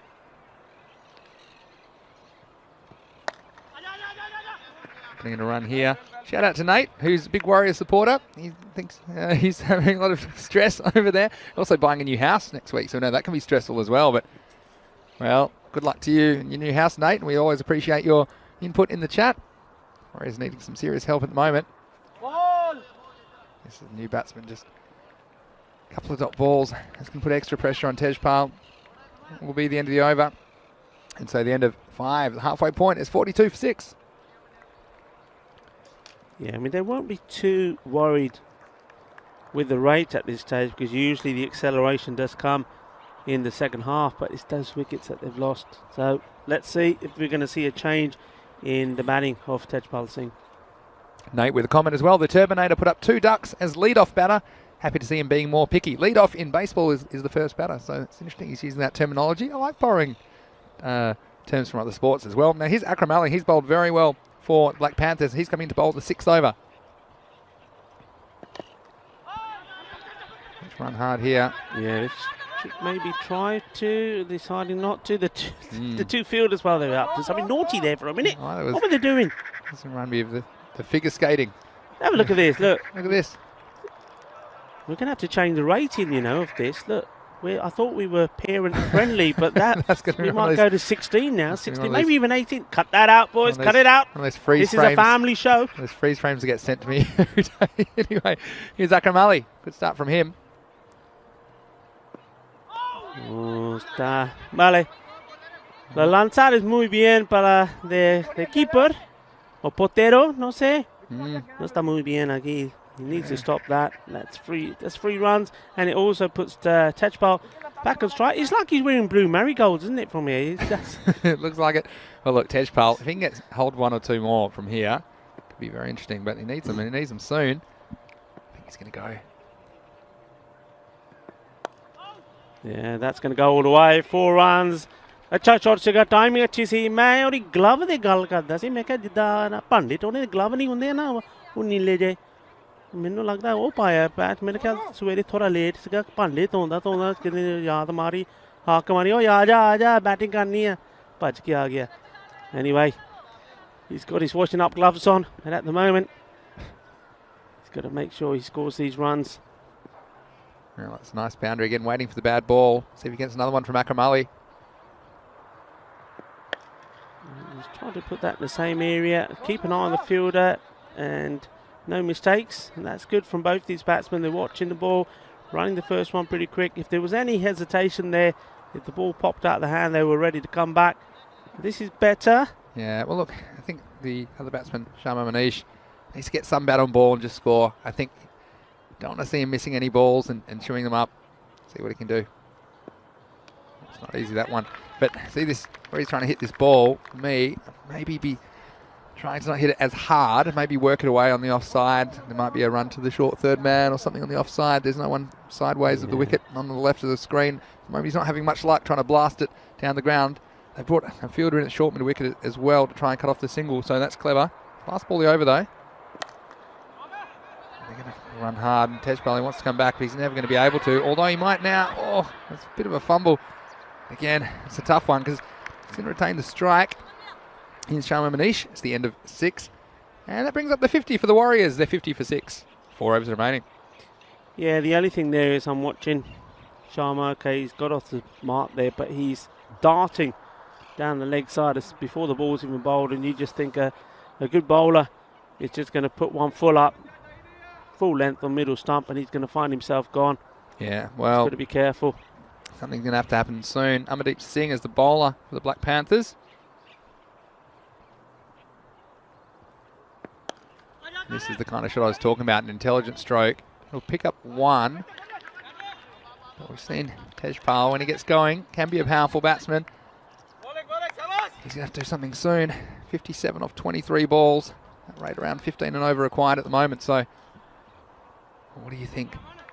Has he got it in him? The Turbinator went big on the first day of action that the Warriors played. He's on strike now. Not bouncing at all, and the lack of pace. It's difficult. He likes a bit more pace on the ball, but just losing his shape slightly on that occasion. I need one of your magic overs, Rico. Yeah, I can see him coming down the wicket here soon. There he comes. And right on cue, he's got enough on it. I think it's going to go over Amardeep Singh. Seis carreras, and that's what he's got to do. Take charge, have confidence in himself. He knew he picked this ball straight away. He read my mind. He read the bowler's mind. Came down, put it away. 6 runs. Oh, get up off your couch, Nate, because the Turbinator's in action. Here he is on strike again. Played well. They run the first one quick, and they should come back for 2. Sharma's got to get his skates on. Again, has to be a very good piece of fielding. Good running and good urgency, good game awareness from Tejpal on that occasion. In a gap. Straight away, both batsmen knew there was a chance for 2. That's what they need to do. Just need to stay in the game, the Warriors.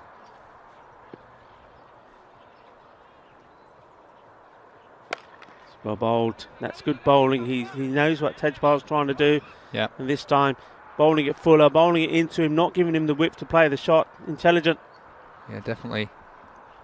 But still, this is an interesting one for me because Sharma Manish really want a single. Mind a boundary. In the end, might be a blessing in disguise. End of the over. Wow, and where are we at? The score at the end of the over is 60 for for 6. 10 off that one. They need, more like, what is it now, 15, 16. Hey, guys, guess what's coming up, Rico? You're going to see more Punjab Warriors action. We're going to see more and of them. Badalone and Shaheen. Well, you know that they can go equal top of the table if they win this one. They're 4-2, and they're a game behind, but they've got a game in hand against 2 teams above them. So they'll be out, and they're going to be batting first against Punjab Warriors. So watch out for that. All that Dream 11 and fantasy information is on that sheet, and they're always at our social media at European Cricket. Unchanged Warriors team, according to my information. It's up in the air. This is going to be a chance, and the bowler wants it himself. Ali Akram is not going to get there, and they're going to take 2. Very good cricket, especially from the Warriors. Could be more. It was good backing up. That's really come quick off the pitch, and it was a good stop by Daljit Singh. But again, good awareness from the Terminator. Sometimes we see batsmen just jogging and seeing if the ball's caught, but he knew if it didn't get caught, then there was every chance for 2. So every run's important at this stage. 46 off 17 now. They need this over. I think 15 plus off this over. How are they going to get it? Compared to the Panthers, they haven't bowled too many extras. They haven't given too many away for free, which I thought might be a factor as well in this chase. Here's Akram Ali. That's well hit, straight and hard. Amarjit Singh takes it, gets it in. This is going to be out. Yep, he's gone, and that not really sure what happened there. You've got to take it, really. For me, you've got to take this run. Yeah, I don't know. I mean, you make an argument both ways. I guess they do need each run, but then there's always the risk. There's a quick U-turn from Sharma as well. Couldn't believe what was happening. What about a throw as well from the boundary? It was a great piece of work. Amarjit Singh, he's been in the action, hasn't he, in this innings? But I suppose, look, to be fair to the Turbinator, he thinks that he's the man that's going to score the boundaries, and he can't do it from the other end. So with 4 balls still remaining this over, actually, I mean, you don't want the run out, but I can see the thought process. But again, it's a communication thing, isn't it? Communication thing. And I think the other thing he's got to think about is, okay, maybe Sharma's not hitting the ball big, but by getting him out, you get a new batsman in. And, at least with Sharma, he had a little bit of confidence that he could stay there because he's been there a little while.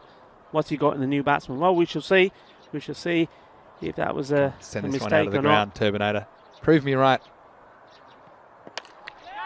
It's going long. Amarjit's not going to get to it, and it's gone for 6 runs. 6 carreras, so maybe justifying not taking that single. Well, I know that sometimes I've heard what's the cost of a human life. Well, I know what the cost of a wicket is. 6 runs. Take that. You're going up a wicket, but he's got 6 for his team, so the Terminator justified. I'm sure that's cold comfort to Sharma Manish as he takes his pads off in the dugout. But anyway, that is half a dozen. A nice shot. Again, not getting all of that, Tejpal, but just keeping his team in the game. And well, now they need 40 more. 15 balls. Akram Ali, one of the better of the Black Panthers bowlers. A good contest. Oh, he's launched this one. It's going to go all the way. It's going to go big. 2 into ball. Liking that. Wow, this is good. This is what he needed. He needed an innings like this. He needed to be dropped down a little. Myself and Gagandeep were having this chat, and he thought, yeah, maybe. You didn't even want him on strike, Rico. You wanted him sitting at the other end. For me, it's simple. In a run chase, you wanted 1 run. I'll give you. I'll see you in Rainsy. I've given you a dozen, and there's still 2 balls left in the over. That's a dot. Oh, all right. Got that golden ball tingle still. He's starting that walk around again. Just gotta stay still, wait for it. Remember, look, there's nobody deep on the offside. They're all on the leg. Count them. 4 men. Last ball the over. I think he needs a single. Yep, that's clever. Terminator. We might be soulmates, Terminator and me. We seem to always be on the same page, don't we? Anyway, what an over that was. That was the end of it. And at the end of 8, it's 75 for 7, 15 off that over. And look, it was more strategic, put it that way. The new batsman out there is Masood Safraz. But I told you I woke up with that golden ball tingle, didn't I? Nothing's helping. The cream or anything like that. It's all still there, hasn't gone away. What have we got? 34, 33 now, required off the last 2 overs. So again, this is a lot of runs to get. And look, Paneet is a good bowler. Big. And here he is. He's going to bowl the 9th to the Turbinator. And this is the one where, I know, Tejpal likes to hit straight, but Puneet sliding into him. If he gets on his pads, he needs to turn around the corner.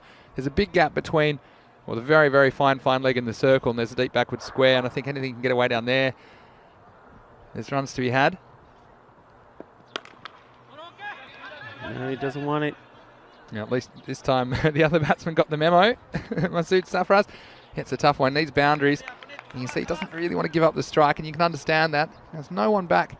Yeah, but that's Square of the two wicket. balls. Yeah, true. Well, he's got to score something off this one. See, I think that's probably worth trying to, like, get back for 2. I don't know. Force them to make the run out. At least then you get 1 run. But yeah, I'll take your point this time. But how about Puneet? See, a good start to the over. The other thing I would say is you take the single, but you've got to have an understanding with the batsman. Just see this, and there you go. You see, and well, he's gone, and I think with that perhaps is the chance that the Warriors had to win this game. But hey, look, the Panthers haven't won a game yet, so yeah, well, they're looking to the good Panthers. for their first victory. Look, I mean, I told you I had a soft spot for the Panthers, and they're the only team out of the 24 not to have a win. I tell you what, that golden ball tingle, it's cleared right up now. I think I can. So you found a queen that works. It's cleared right up after that. The cure was the Terminator's wicket. Look, he tried hard, and look, he's trying everything for his team. That's what it comes down for. Yeah, but whether you agree or whether you don't agree with his tactics, yeah, he is trying 100%, and he took the responsibility. Unfortunately, after hitting a couple of Maximos, that one keeping a bit low, and Puneet Shamali comes up with the goods for the Panthers once again. Yeah. Captain Marvel, doing it all for his team. Rajvinder's the new batsman. He's going to start with a single. But ECS, you never know what's around the corner.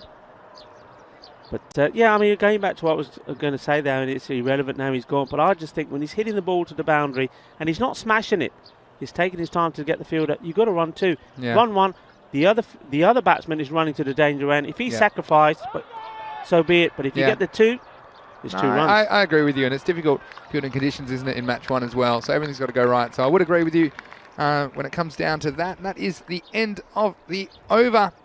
And what a good one it was. Oh, well, it was a very good one. End of the 9th at 76 for 8. So, well, it'd have to be one of your supersonic overs. And it looks like the Warriors are going to go down, and that will give the Black Panthers their first win of the series. And, well, what a good over that was from Puneet Shamali, and one of the more popular players, or one of the most popular players we've had in the series. You can see why. And I think now that puts the result beyond doubt. But congratulations to the Black Panthers. How about that? 24 teams involved in this series. We had over 300 players involved as well. And every single team has won a game. And that's wonderful for Spanish cricket as well. It's superb, yeah. And this is good bowling now. He just got to keep it outside the off-stump. It's game, set, and match. So well done to the Panthers. And what do you call a baby panther? Is it still cub? Puneet's got to be the cub, isn't he? Jamie Bundy will tell us. He loves an obscure fact. Learned that about him. You go and have a run. No, maybe don't. And look, Warriors, they have big game against Badalona Shaheen, so they can't dwell on this too much. And look, they had a couple of good wins early, didn't they? The Warriors, one against the Black Panthers the first time they played them. Also a really good one against Hawks, but it's not going to get any easier for them. They're going to be fielding first against Badalona Shaheen. It's a nice shot down the ground. It'll just be the single, but yeah, Badalona Shaheen, they're one game in hand, and they can join the top of the table teams, Trinidad Royal Stars and Falco, if they win this game. And net run rate could be a factor. And they've got a good net run rate, and they could just be going. We could see a big score on the board in 97, so watch out for that.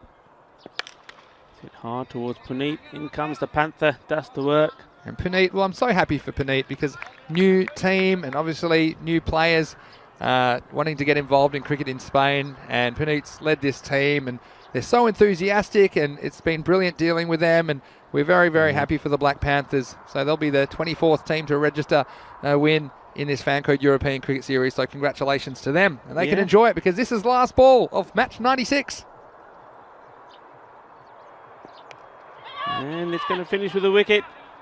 And yes, it does. Well done indeed. So it's nice that Amandeep Singh gets in the act with a wicket. So yeah, new team, new kit, new beginning. Well done to the Black Panthers. Well, the kit might be blue, but the Black Panthers aren't blue.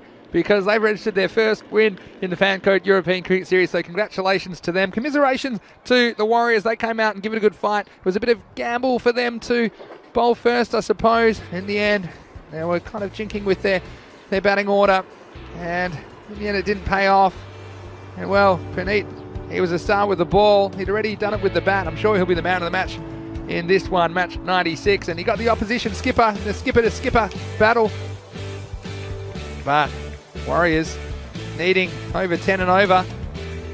They were scuttled with the early wickets, and from then they were always playing catch-up, Rico. Yeah, they were. I mean, you see a very similar dismissal. Captain and also Pepsi, both the openers going in similar fashion to the same bowler. After that, it was always going to be hard work. I was surprised here, Vinny, I have to say. I'm surprised that both the Hardeeps came out before Tejpal. I was worried that he was going to run out of partners, and in the end, I think that's what happened. He did run out of partners. He had to try and do it all on his own. Yeah. Therefore, couldn't have the confidence to take some of those singles. Would that have made a difference? Who knows? Yeah. But in the end of the day, congratulations. How about Amarjit Singh? Oh, wow. Wasn't he in the action? And he's earning you some points, isn't he? I mean, he's catching, and don't forget the run out. We'll see that on the highlights. The run out as well this time. Well, that was a proper ice cream cone. Almost stuck out, but how was this first ball? Well, hope you saw that one. If you didn't, never mind. You can watch the rest of the game from the dugout. That's the way it goes. That is cricket, as they say. That was the end of Umar Raza. And this one, and good decisions from the umpires. In fact, you know, we've got that whole game. I don't think we had one questionable umpiring call.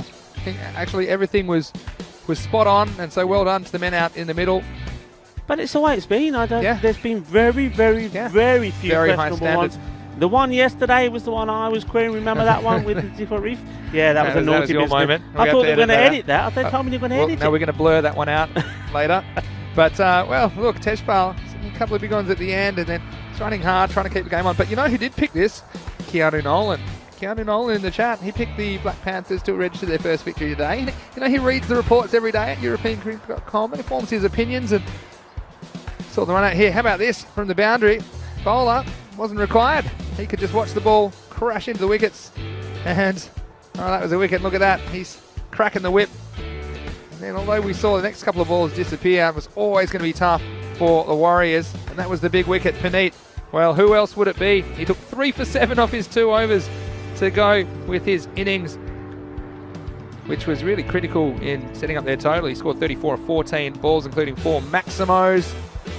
And Puneet Shamali, he can celebrate with his team. They have their first win in the Fan Code European Cricket Series, and the Warriors, well, they'll be licking their wounds, but not too far away. We have match 97. We'll be back in about 20 minutes with that. Yeah, and I'm just going to say before we go, badaiyan deiye assi Panthers nu. Got the dashboard up there. Let's have a look at this dashboard first, and then I'll finish with what I've got in my mind. Yeah, and I'll just mention quickly who we can watch out for in the next game. And obviously, it's the same old, I'd call them the big 5 for Punjab Warriors: Tejpal, Jagdeep, Gangadeep, and the 2 Hardeeps. But Battle and Shaheen, look, they're a very powerful unit, and watch out for the Khans. They've got a strong middle order, but it'll be the top order, I think, that'll fancy their chances against this Punjab Warriors attack. Baba Khan, Samad Ali likely to open the batting with Hamza Salim at 3, so that's a huge top 3.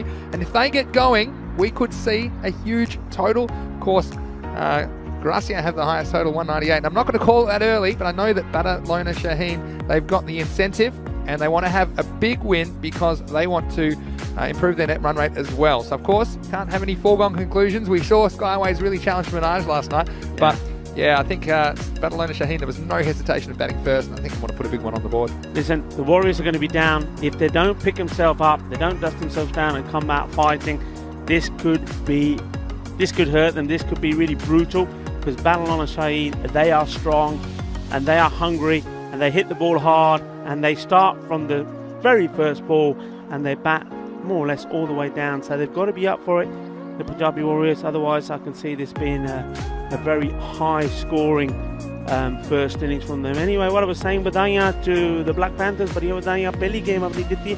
Nale badaiyan apne Sharad Brahmbut nu.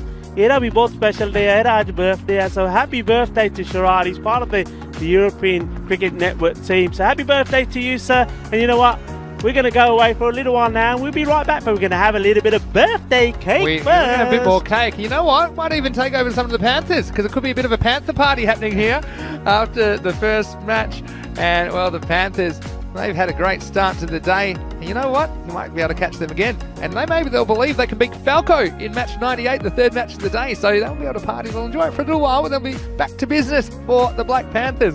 So we'll see you in just a tick over 15 minutes now on the European Cricket Network, whether you're watching on Fancode in India or whether you're watching on our YouTube channel, ECN European Cricket Network. But for now, it's Mr. Maximo, Vinny Sander along with Rico Fool, and we'll see you shortly for more Fancode European Cricket Series.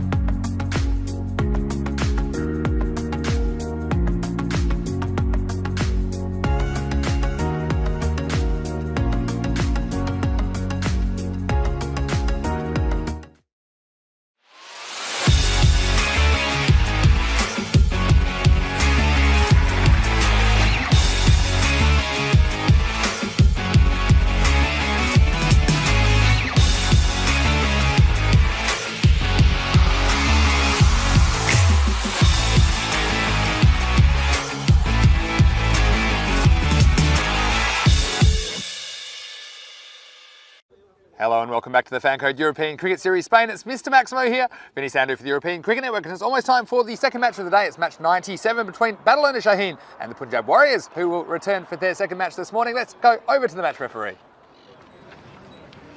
Heads is the call. And tail it is. So Badalona is on the toes. We are going to bat first. Badalona, Shaheen's on the toes, and they're going to bat first. Well, there you go, Badalona Shaheen winning the toss, electing to bat. That doesn't surprise me at all that they want to bat first, put a big score on the board. That's normally how it plays out when these two teams meet. Now, Badalona Shaheen, they're 4-2, but they do have a game in hand, so they can draw level with the two teams at the top of the table if they win this match. Well, the Warriors, they'll be hoping to pull off an upset. Let's see if they can do it. Over to you in the commentary box, Rico Full. All to this, and I wonder if that man, Babar Khan, standing in for the captain there for the toss, whether he's going to get into the groove today. He makes starts but hasn't gone on to score the kind of runs that we know that he can. What we do know is the Punjabi Warriors, after that defeat, they're going to have to come out fighting. They're going to have to be at their best. They are the Warriors, and they're used to having a few fights on their hands. They've had to do that all the way through this Fan Code European Cricket Series here in Barcelona. The team, one of few making their debut in this series. Well, they've had plenty of fights along the way, and this one is going to be a big one. It's also going to be a big test of their character, because remember the last time these teams met, Badalona Shaheen piled on 179 runs. We thought in that match that Badalona were going to go on to maybe break that European Cricket Series record of the highest run scored of 198, but they fell short. And the Warriors, well, they made 82 in reply. And also Mohsin Ali, who is missing from their lineup, as you see there on the fantasy dashboard today. He was the main man also that took wickets. So with him out of the equation, you just worry what Badalona Shaheen could do if they get going. And it looks like Babar Khan and someone like Ali are coming out. Someone like Ali, back-to-back 50s. He hits the ball so sweetly. Though I have to say, he does like pace on the ball now. Punjabi Warriors, well, apart from Gagandeep, all the other bowlers are, well, mainly more line and length type of bowlers. Don't give you too much pace. Tejpal Singh, what an important part he could play in this, but they've got to be at the best. They've got to forget about their last performance and be up for the fight. Otherwise, I can really see Badalona Shaheen piling on the runs here. So we get ready to start. The umpires are out. Looks like Abdul Khan. So Rajasthani is there again, and Rauf Zuman. And he tells me that he's known as the Kotawala. So Kotawala umpires. So we got two. We got the Rajasthani in here today and Kotawala as well. So the two umpires, the men in black, doing a fantastic job throughout this European Cricket Series. Just making this whole setup look very professional indeed. And I hope you're enjoying it at home or wherever you're watching from. I know not everybody's watching from home. Some of you sneaky people are watching from work, and why not indeed? Maybe you set up somewhere nice and watching this. Let us know where you're watching from. What's the most amazing place you're watching from? Rajasthani giving the wave to us to let us know that he's on his way. So it's going to be Babar Khan to face the first ball. Gagandeep, the captain, needs to lead by example here. Maybe do very much what Puneet did for the Panthers in the last game against them. The captain led by example, scored well with the bat and bowled very well with ball, taking 3 for 7. Anyway, here we go, we're off. Gagandeep comes in to Babar. Babar hits firmly on the offside. Well fielded. We'll take the single. First runs on the board.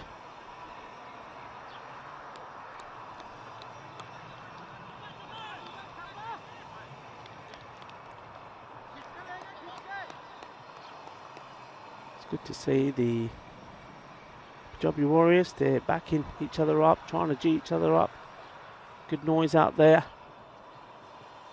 It's a change in wicketkeeper. We'll give you that information in a minute. Oh, they're going to ask the question, and it wasn't a very comfortable looking shot here from a man who's made back-to-back 50s. That's just going down the leg. Well, if that was any straighter, he would have been gone. Behind the stumps. Well, Pepsi's picked up an injury. So Jagdeep Singh is not behind the stumps. We've got Sharma Manish, the wicketkeeper. That could also play an important part. And well, there you go. He's got the big wicket. Jakkade Fatte style. Gagandeep Singh has sent back Samrat Ali. The man has been in wonderful form. He's back-to-back 50s and he's on his way. Bowled out of the ground. He's got to walk and into the seat walks. Mr. Maximo. It's that curse again. The Maxi curse strikes. Look at that. And if you had any doubt about the Mr. Maximo curse, have a look at this. And a lot of people tipping Battling Shaheen. And that man, Samrat Ali, well, he batted so well the last time these two teams met. On that occasion, he put on 75 runs in only 26 balls, including 8 Maximos. But he has to go here. And what a great start. I'm telling you something, the Warriors, they're really fired up after going down to the Panthers in match 1, and they want early wickets, and they got one here, and great stuff. Great to see the captain getting in on the act early. Well, lead by example he must. And at the moment, lead by example he is. That's superb. 1 for 1. Well, could they get 2 or 3? Again, it's a very different looking game if they can. Yeah, very sorry there. A very looking lineup as well. So Bilwal Khan is coming up way up the order here today. Oh, that's a good ball. That's a very good ball to get first up. Yeah, Hamza Salim. We talked about him experimenting with batting him in the middle order, just for a bit of stability, perhaps. But well, it was almost a very, very short stay for Bilawal, wasn't it? He's got 2 zeros on the back of his shirt, and normally the first ball will be given 2 zeros, and that was very close to being the first baller. Well, what can you do with the second? Gagandeep fired up. And this one, they're going to sneak by a slight fumble from the fielder, and a very, very fine third man. So they'll get through for a bye. And new wicketkeeper, not quite sure what the injury concern was with Pepsi, but yeah, he's given up the gloves, so he's still playing 11, and we'll see him with the bat, of course, later in this match. But they don't just need 1 wicket, they need 2 or 3, and this is a big wicket. Babar Khan on strike. Yeah, slightly in the air. And this has been a very good start from the Warriors, asking questions of the batsman, and brings into a very, very good over. First over down, it's 2 for 1. 2 for 1, and would you believe it? This is Battling Shaheen, folks. This is the team that normally rack up around 70 runs in the power play. Well, not today, because Gagandeep, captain of the Punjabi Warriors, has just bowled a fantastic first over. That's brilliant. What he needs to do. And then we're going to have Umar Raza to bowl the second over. I've got a good question from Nate about, he's asking about ball hitting the pads and the LBW rule, the leg before wicket rule. Yeah, I might come to that in a second. There's one of the slightly more complicated rules, I suppose, in cricket, but I will try and explain it to you in simple terms. I'll also give you a handy link, Nate, if you want to follow it. This one, again, it's going to get through everyone. It's going to get through another set of legs, so that's going to be 4 byes. I think it's the difficulty changing the wicket, but this one hasn't gotten up. And, well, he's had not too much time to get used to it. Sharma Manish, this one's going to get through everyone. And so, 4 runs to the total. He probably needs to sound a little bit closer. So I'm going to try and break down the LBW rule in a very, very simple way. But also, Rico, I've got a handy link which I'm going to put in the chat, which explains it very well in just a couple of minutes. But first, let's have a look at Umar Raza. So it's wide down the leg side. Now I'm going to start with some basics, right? Now, if it's going to be given out LBW, there's a couple of things that need to happen. It needs to hit the batsman in line with the stumps, so in line with the wickets. And, of course, the ball, in the umpire's opinion, needs to be going on to be hitting the wickets. So we're just going to start with that. So it needs to, the impact of the ball onto the pad, normally it's the pad, needs to be in line with the wickets, and the ball needs to have hit the wickets, in the umpire's opinion. And probably the other element I would throw in there is that for it to be out, it cannot have pitched outside the batsman's leg stump. So for the right-handed batsman, the ball cannot have bounced to the right of the wickets. So that's probably the the second last thing I'll say. So I'm not getting up. And the final thing I'd say is you can't be out leg before wicket if the ball has hit the bat before it's hit the pad. So if there's been a little tickle on the bat, onto the batsman's pad, even if it satisfies all the other criteria, it can't be out. So that's essentially the LBW rule. This one, well, looks like it's going to be the first maximum of the game. It's lifted up straight. Maximal, 6 runs. Battleline Shaheen, and that man, Baba Khan, is away. And the first of the innings, Rico. Yeah, it's a very nice shot. You just see this, he waited for it and hitting it hard and dead straight. It's a shot that he does have in his firepower, if you like. Let's watch this ball again. But a few times, though, he's hoiked out to the man at either long off or long on. Playing that shot, he's far favours playing down the leg side. But, that was effective this time, and he knows that he's got to play quite a big role here to get his team back on track.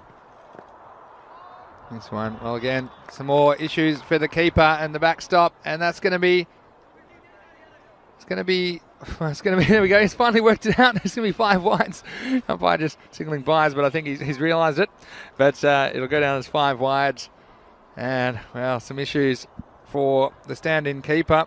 This one, well, he almost got there, but almost isn't doing it. And the backstop, he was away, and he couldn't do anything about it either. So, we're giving Battleline Shaheen any freebies this early in the innings. It's a lot better. Not as easy as it looks. Look at this. It's been a ping-pong game. I don't know what kind of a ball. It's like, we used to train with these balls and they're not round. They're all, yeah, they're I know all what like you mean, curvy. yeah. It looks like it's one of those going on at the moment. What's happened here? Well, that one's gone that way. Then this one's gone this way. What's those machines you get where you have to doing? pull the thing and the ball goes It's all over the in place. the arcade, you know. Well, I've just put the link in the chat as well for the LBW little short 3-minute video on YouTube that you can watch. Well, this one, it's a chance, and it really should be caught. And it is caught. So Juja Singh gets rid of the dangerous Baba Khan. And again, big wicket. And they've given away a few runs for free, the Punjab Warriors. But they've got 2 big wickets early in this match, match 97, Rico. Yes, and just as I was saying, he did play one beautifully straight for 6. But that's the issue, isn't it, with Baba, when it's up there and straight. Every so often he gets it all wrong. You see there, he's got himself in a position, and rather than hit through the ball, he's trying to flick it. And all he's done is he's sent it high up in the air. No mistakes made, and another wicket goes down. Now that is a massive, massive wicket. It brings into the crease the captain. So at the moment, still no sign of Hamza Salim. I would think that maybe he'd be coming in around this stage, but he's not there at the moment.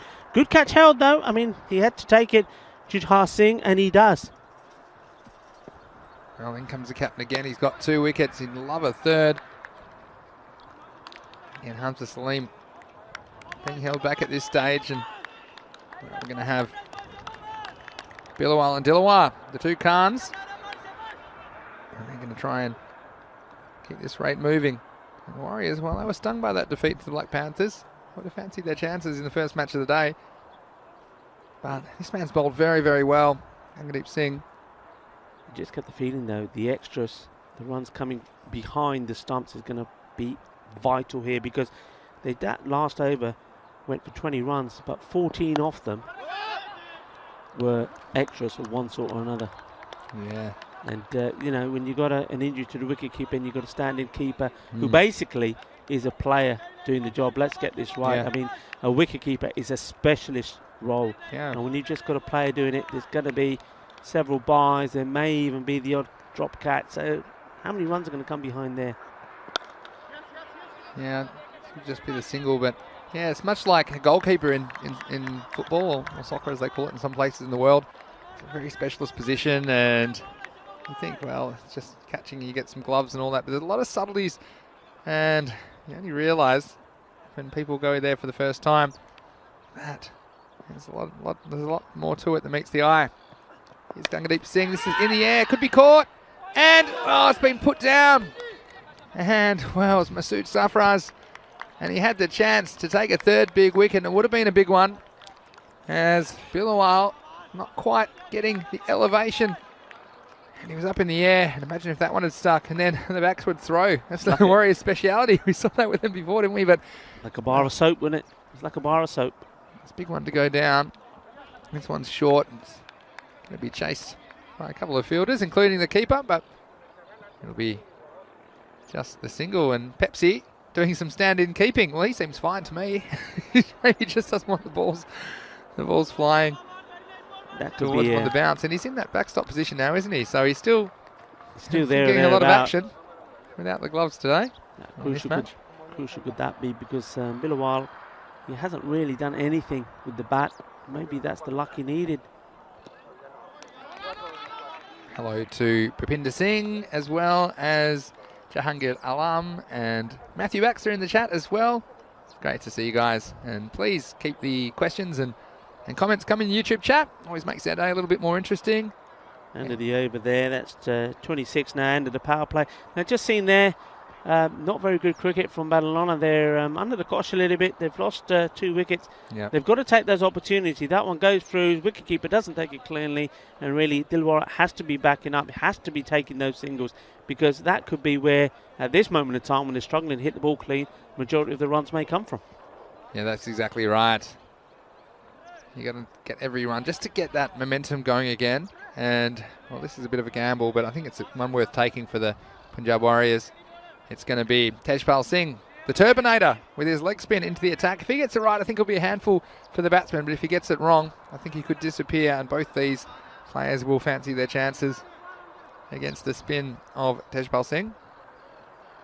Look like twins, don't they, with these batsmen? They're just almost absolutely identical. Would have been an interesting delivery. Right on the money. First up from Tejpal Singh. That's good from him. This is a very difficult skill, the over the wrist spin. So what it is, he's spinning the ball out of his fingers right to left. So just by kind of flicking his wrist, you see the ball when it hits the pitch, it will spin right to left on your screen. If it's done well, it's very difficult for the batsman because it's always spinning away from the bat.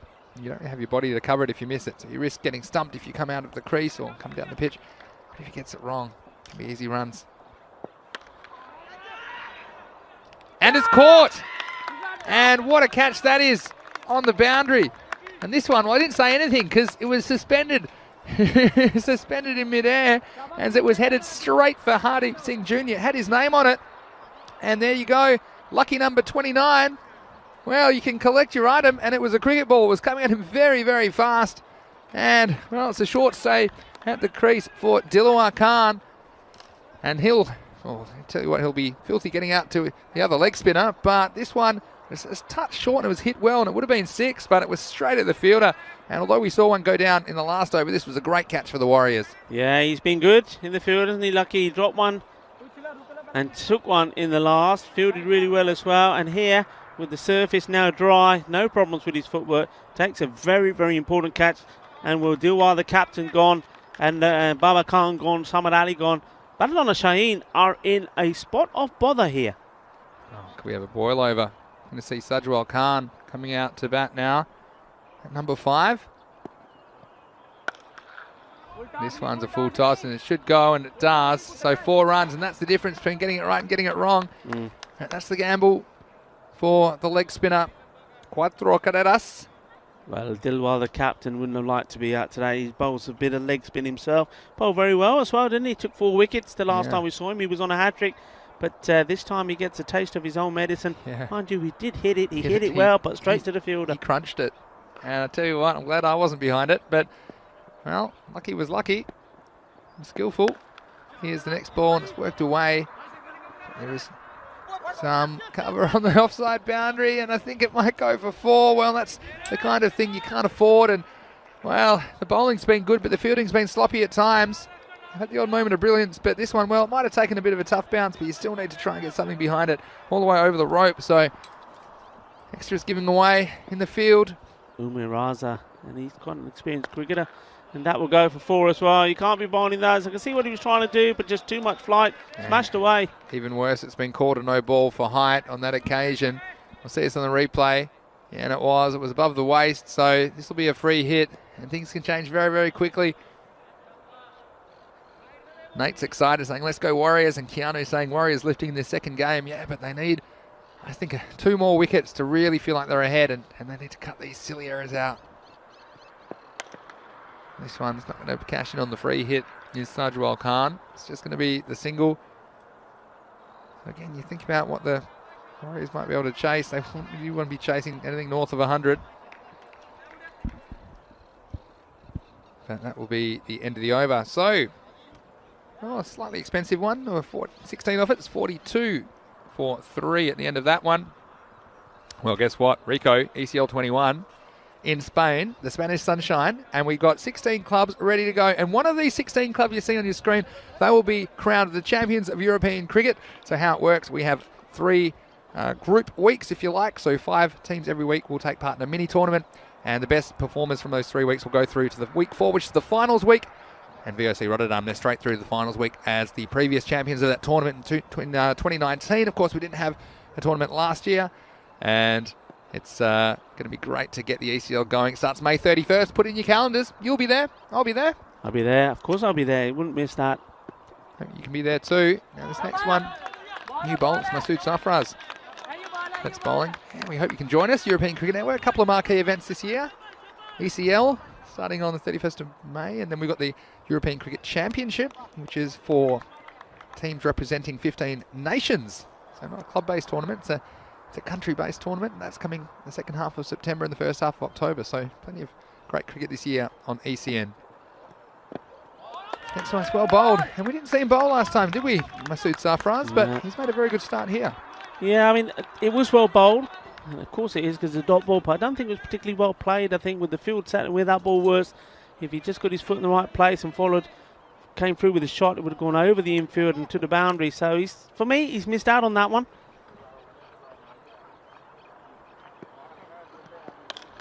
This one's hit hard, slightly into the gap. Well, the fielders, I often say it's better that you both go for it rather than one, but I like this because he's gone for it, Tejpal, and then ended up doing a little bit of meditation there on the ground. It was like the last Easter egg and 2 kids going after it, wasn't it? There was one really enthusiastic kid who was trying to stop it, but luckily, just the single in the end. You see, Battle and Shaheen, they've had to be a little bit more careful now, haven't they? Because of those 3 wickets lost, and also there's been some good bowling. And when you think about the extras that have been given away so far, I mean, it's already been 16 runs given away in extras. And if you take those out, well, it's a very different looking scorecard. 44, and only 28 off the bat at this stage. Nice one. Could be half a chance. And the Terminator's held on. What a catch that is. It was going all the way. And Sajwal Khan was a nice straight hit. But the Terminator, well, he was on the patrol. And he takes the 4th wicket for the Warriors. And what a catch, Rico. Just the awareness of where he was on the field. And had to have the correct technique and judgment and the hand-eye coordination. And what a great piece of fielding from the Punjab Warriors. What a great catch. You won't see better. We've seen quite a few in this Fan Code European Cricket Series. Fielders coming across, patrolling the boundary and taking the catch. And when you're on the move like that and you're stretching and reaching out for them, they are never easy. That's a great catch to take. We've seen 2 good catches in this innings, both big batsmen. And, well, it's going to make all the difference. Dilwal caught brilliantly by Lucky. And then Tajwal Singh taking that one off Sajwal. And now Sajwal has come in and he was middling everything. He was looking dangerous, but now he's on his way back. Everything now on the shoulders of Bilwal Khan. Well, with the exception of the one catch that went down from Juja Singh, the catching has been very good from the Warriors, and the ground fielding hasn't, but they've got 4 wickets on the board. 2 more wickets at this stage. It'll be a very interesting looking scorecard. Again, it forces the new batsman, so Dil Abbas is the new batsman, just to be a little bit more cautious. That'll be the end of the over. So all the 4s, it's 44 for 4.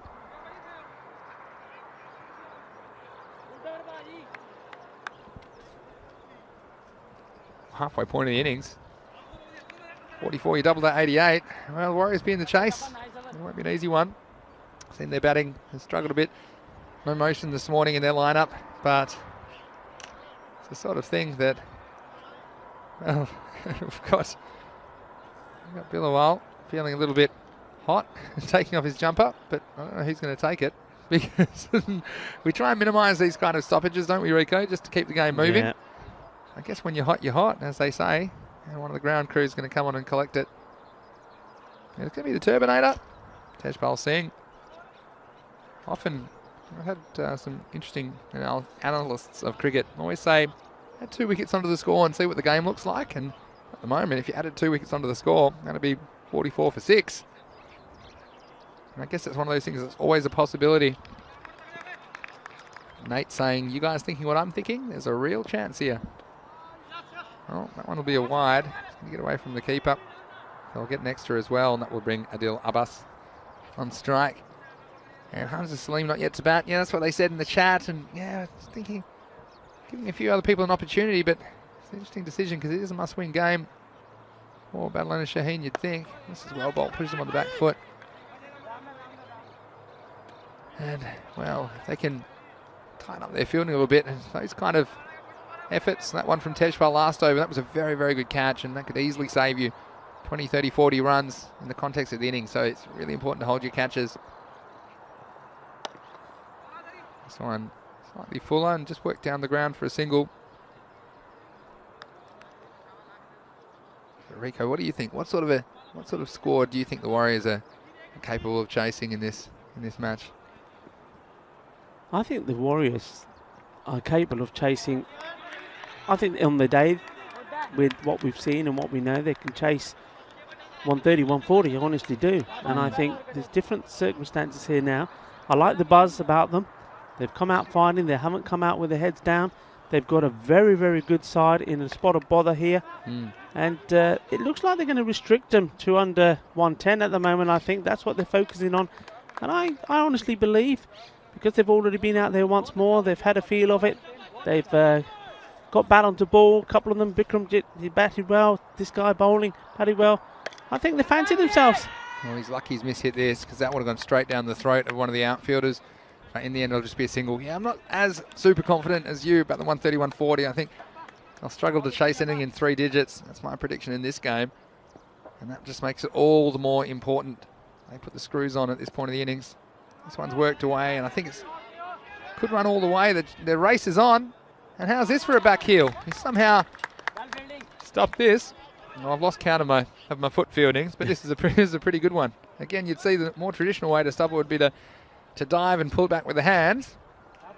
But obviously he does his own laundry. So end of a good over. There were no boundaries in that one either. So just 8 runs off it. The 50's up though for Badalona Shaheen after 6 overs. It's 52 for 4. If I was doing my 6 over check-in, look at 10 and over here gets you 92. I think they'll still be eyeing it over 100 to be honest if they don't lose any more wickets. Of course, they've still got 1 or 2 batsmen that can come in and have a positive impact on the innings and the scoring rates. But look, if the Punjab Warriors bowl well, they could keep him to something more like 8s. And they could be chasing something in the 80s. So fascinating contest. Not quite what we expected, but that's, to be honest, that's ECS for you, isn't it? Yeah, a few wickets. It could be 80 to 90 if this man finally gets going. And that will help because it'll be a free hit after this as well. That's a no ball. He's been smashed away for full toss. I tell you what, he made this hit look easy. It was straight at his head. Watch this. It's right at him. And that's been played very well indeed. Look, he's taken that off his nose, isn't he, practically? Oh, boy. I'll tell you what's on the nose. And that's what I was saying. Oh, that's the worst-case scenario for the Warriors because there's 7 runs. It doesn't even count as a ball. Maybe that one just slipping. Of course, we know still is a little bit slippery. The conditions out there. But this is going to be a free hit as well. So every chance this ball can cost you 13. And, again, these are important runs for Badalona Shaheen. So here we go. Free hit. And... well, he needs to keep it in the field, and he can't do it. So, unlucky for some, 13 off the first ball of the over. And what a disaster for Sarfraz after bowling a very good first over. He only went for 2, and he's already gone for 13 in the first ball of the second over. Yeah, that's just what I was talking about. They keep it tight, take up wickets. It's 80 to 90. If this man gets going, it could be 110 to 130. So much for my 10 and over prediction. There's 13 in one ball. Can he come back, though? Sarfraz. Here's a good comeback and good block by the keeper that time. But again, look, the Warriors, they've been their own worst enemy, haven't they? When you consider the extras and I'm not even counting the 6 off the bat, which came from the extra ball. So left 20 runs on the table so far, but they have been picking up the wickets. See if you can pick up another one here. It'd be a big one. Well bowled. Good running as well from Adil Abbas. What do you think in the chat? There's a lot of people confident about the Punjab Warriors' chances in the chat, and that's good to see. A bit of an upset alert. There's a few upset alerts happening. Yeah, they you know who they remind me of? I tell you who they remind me of, Vinny. The Punjab Warriors. They remind me of the first time we saw the likes of Bangladesh Kings, the likes of Raval Sporting. This is where they were, and look where they are now. Yeah. And it's just constant improvement all the time. Another full toss. I think he's going to get 4. And again, well, the buffet's open. Help yourselves. And he's gone straight to the full toss section. Yeah. And no matter who, any batsman's confident when they're falling on the legs like this, Rico. Absolutely. And you know, you heard after that shot for the first time in this match, we finally heard some positive vibes from the Badalona Shaheen dugout. Up until now, they've been very quiet, not quite understanding what's happened, not understanding why Baba Khan, Samrat Ali, Dilwala Khan, 3 big players haven't managed to get into the runs. But maybe today they're going to rely on Bilwal, who up to now has really not done anything. He had a great opportunity to get him out. Punjabi Warriors didn't take it. Abbas playing his role as well. This one's just worked away. It's just going to be a single on this occasion. And hello to Jahanzab Askar from Karian. He says, hello, our beloved commentators. Well, good morning to you, Jahanzab. It's great to have you in the chat. And well played yesterday. And I know it wasn't the easiest day out in the middle, but we've got lots of good chat. We've got Keanu, who's just got his spanner. He's blocking everything. He's doing a great job at the moment. This one was timed nicely. Slightly into the gap, but this time, well, somehow they're going to keep it to 1. The team fielding in the end. That will actually be the end of the over. So it's going to be 72 for 4. There were 20 runs off that over. So actually probably not the worst recovery after there were 13 off the first ball, but still an expensive over. And with 3 overs to go, now that 10 over gets them over 100, which is the kind of mark I said I thought was probably the max that the Warriors can chase against Badalona and Shaheen, depending on who they choose to bowl, of course. But yeah, that's one of the things about being a spanner. There's a lot of spam and these robots in the chat. Not the friendly robots like the ECN European Cricket Network robot. There's all these other robots, and they tend to clog the chat up with the spam. So Keanu, don't see too many blocks in the European Cricket Series out in the middle, but you're blocking a few in the chat. We do appreciate that. Here's Hardeep to bowl. First one's timed beautifully. I think this is going to go all the way. And Pepsi's after. He's not going to catch it. 4 runs. That's a beautiful shot. And you see the difference there. When Bilwala is just playing strokes, he's getting results. When he's trying to absolutely muller the ball, he's getting nothing on it. And, well, that's what he's got to learn from this. Just get into line and play his genuine shots timing. That was sweetly struck. 4 runs as soon as he hit the bat. All right, in comes now Hardeep again. This one, it's short. I think this one's going to disappear. Abracadabra. That's 6 runs. Maximo! And it was too short from Hardeep. And, well, Bilawal, he took full toll. Yeah, they're feeding him here now. And they've taken the option to bowl Hardeep Singh Senior. Me, possibly, I would have gone with Junior. I would have gone with Lucky. And, well, maybe he's going to come on next. We'll wait and see. But at the moment, the Giant is waking up. Bilawal. Can he go 3 in a row? He'll try, and he'll get 6 more. Maximo, and this time, nice bit of footwork, just coming down the wicket. And now he is going to race to 36 off only 19 balls. That's his 4th Maximo, Rico. Yeah, I mean, that's what he can do. I've seen him bat before. All these brothers, the Khan boys, they get going. Khan turns into carnage. That's what they do. Oh, who's carnage? Very clever. 4-6-6. I wonder what Hardeep's thinking. Now this I think will be 6 more. Pepsi's going to watch. He's going to kick the dirt. That's the only thing that's good about that fielding position, and he kicks the dirt as that one goes over his head. And 3 consecutive sixes. 6-6-6. The Devils' number, and the Warriors, well, they're feeling 6 feet below right now at the Montjuic Olympic ground. Very expensive over. It's already magic. 22 off the first 4 balls. Yeah, and you can see what Gangandeep is saying. He's saying, look, think about it. Look where he's hit all these deliveries, where we got to bowl it. Look at where your fielders are offside. Get this outside the off stump. Let's see if you can oblige. Sometimes you try and adjust too much. Goes for a wide. Got to be outside that off stump. He'll be riding his luck, I think. Well, There we go. It's a good comeback, and Good running. going to go for a buy in the end, and they'll get it. Good morning to Simon, who's in the chat. Simon Cavell, it's great to have you. And Jamie Bundy has some trivia time. And, well, this is a good one. We can talk about it at the end of the over. But right now, there's one more ball to go from Huddy. The shortness, well, straight up in the air, and the chase is on. Well, it's not straight up in the air because it's going to fall away from the keeper. Oh, he's got to be out. Nobody there. Look at that. Well, the lights are on, but nobody's home. And if the keeper gets away from the stump, someone has to cover it. And they were too busy watching to see if it got caught. But look at this. Well, it's going to be a lonely camera shot because there's going to be no one there, and the ball will appear. There we go. But you had to hit him because there was no one left, and probably would have been an easy run out, you'd have to say. So they get 2 in the end of the over. That was a magic one. So back-to-back magic. It's now 97 for 4. There were 25 off that. Now, firstly, Jahan Zabaskar, maybe you can say hello to him in the correct language because he said he prefers you in the language that he'd appreciate. Jahan Zabaskar. That one? Oh, right. The other one, yeah. Jahan The other one, yeah. Zabaskar, कितना कीदा ठीक ठाक आ बहुत अच्छी game सी तेरी गल ਤਾਂ ਅੱਜ ਸ਼ਰਾਬ ਬੁਮਰਕ ਨੂੰ ਵੀ ਥੋੜੀ ਬਧਾਈਆਂ ਦੇ ਦਿਓ ਔਰ ਅੱਜ ਬਰਥਡੇ ਆ ਸਾਡਾ ਤਾਂ ਮੂੰਹ ਚੰਗਾ ਮਿੱਠਾ ਹੋ ਗਿਆ ਕੇਕ ਅੱਛਾ ਖਾਦਾ ਐਨੀਵੇ ਮੈਚ ਦੀ ਤੁਹਾਡੀ ਕੀ ਪ੍ਰੈਡਿਕਸ਼ਨ ਆ ਕੀ ਸੋਚਦੇ ਆ ਪੰਜਾਬੀ ਵਾਰੀਅਰਸ ਕਰ ਸਕਦੇ ਆ ਪਰ ਹਾਲੇ ਤਾਂ ਛੱਕੇ ਵੱਜਦੇ ਛੱਕੇ that's another one and well he's woken up, hasn't he, just? And he's hitting it big, and that 6 takes him on to 48. He's just 2 runs short of his half century, and what a job he's done for his team. Everybody else has failed, and he's come up with the goods right on cue. Good counter-attack from Badlan Shaheen, as Luke says in the chat.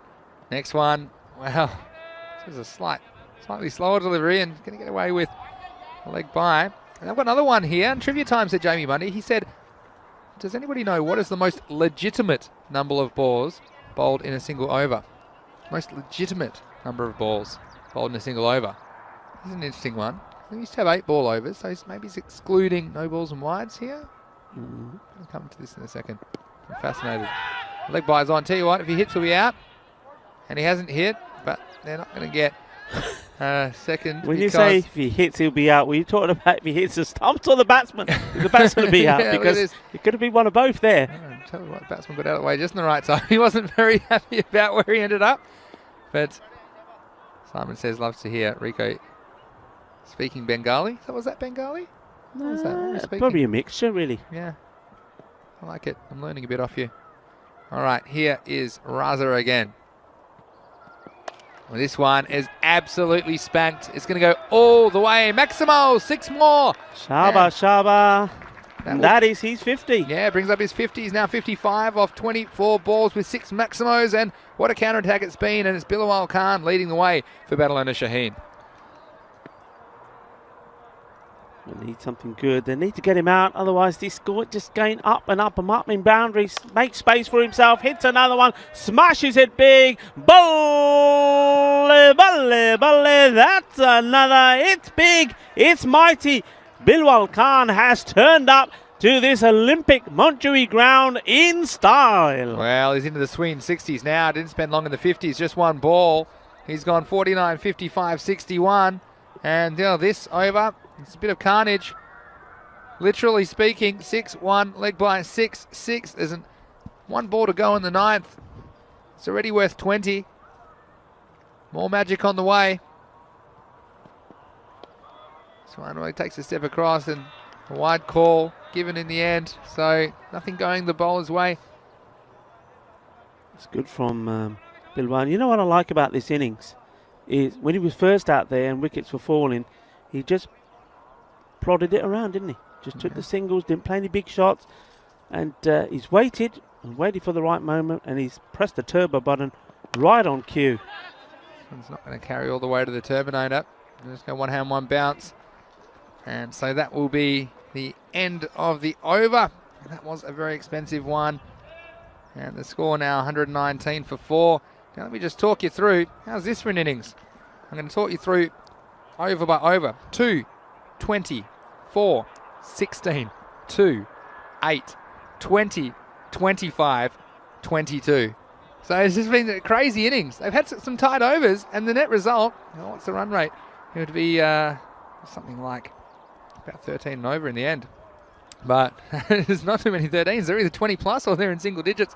And Jamie Bundy's got the answer, which I'll come to in a second. But here's lucky Hardeep Singh Jr. to bowl the 10th and final. It's a chance. And it's held. And Tejpal Singh, I'd say take your hat off, but it's not that easy. But he's fielded very well that long off. And safe pair of hands. And that brings to the end the innings of Bilawal Khan. What an innings it was. Scoring 62 off 27 balls, including 8 Maximos. In fact, with that 4, he scored over 50 in boundaries, and he's rescued this innings for Badalona Shaheen. And they're now 119 for 5. Yeah, and big wicket, also a dot ball, and well, look who it is. Here's Mr. Lucky, Hardeep Singh Jr. I was saying that I'm surprised we haven't seen him earlier.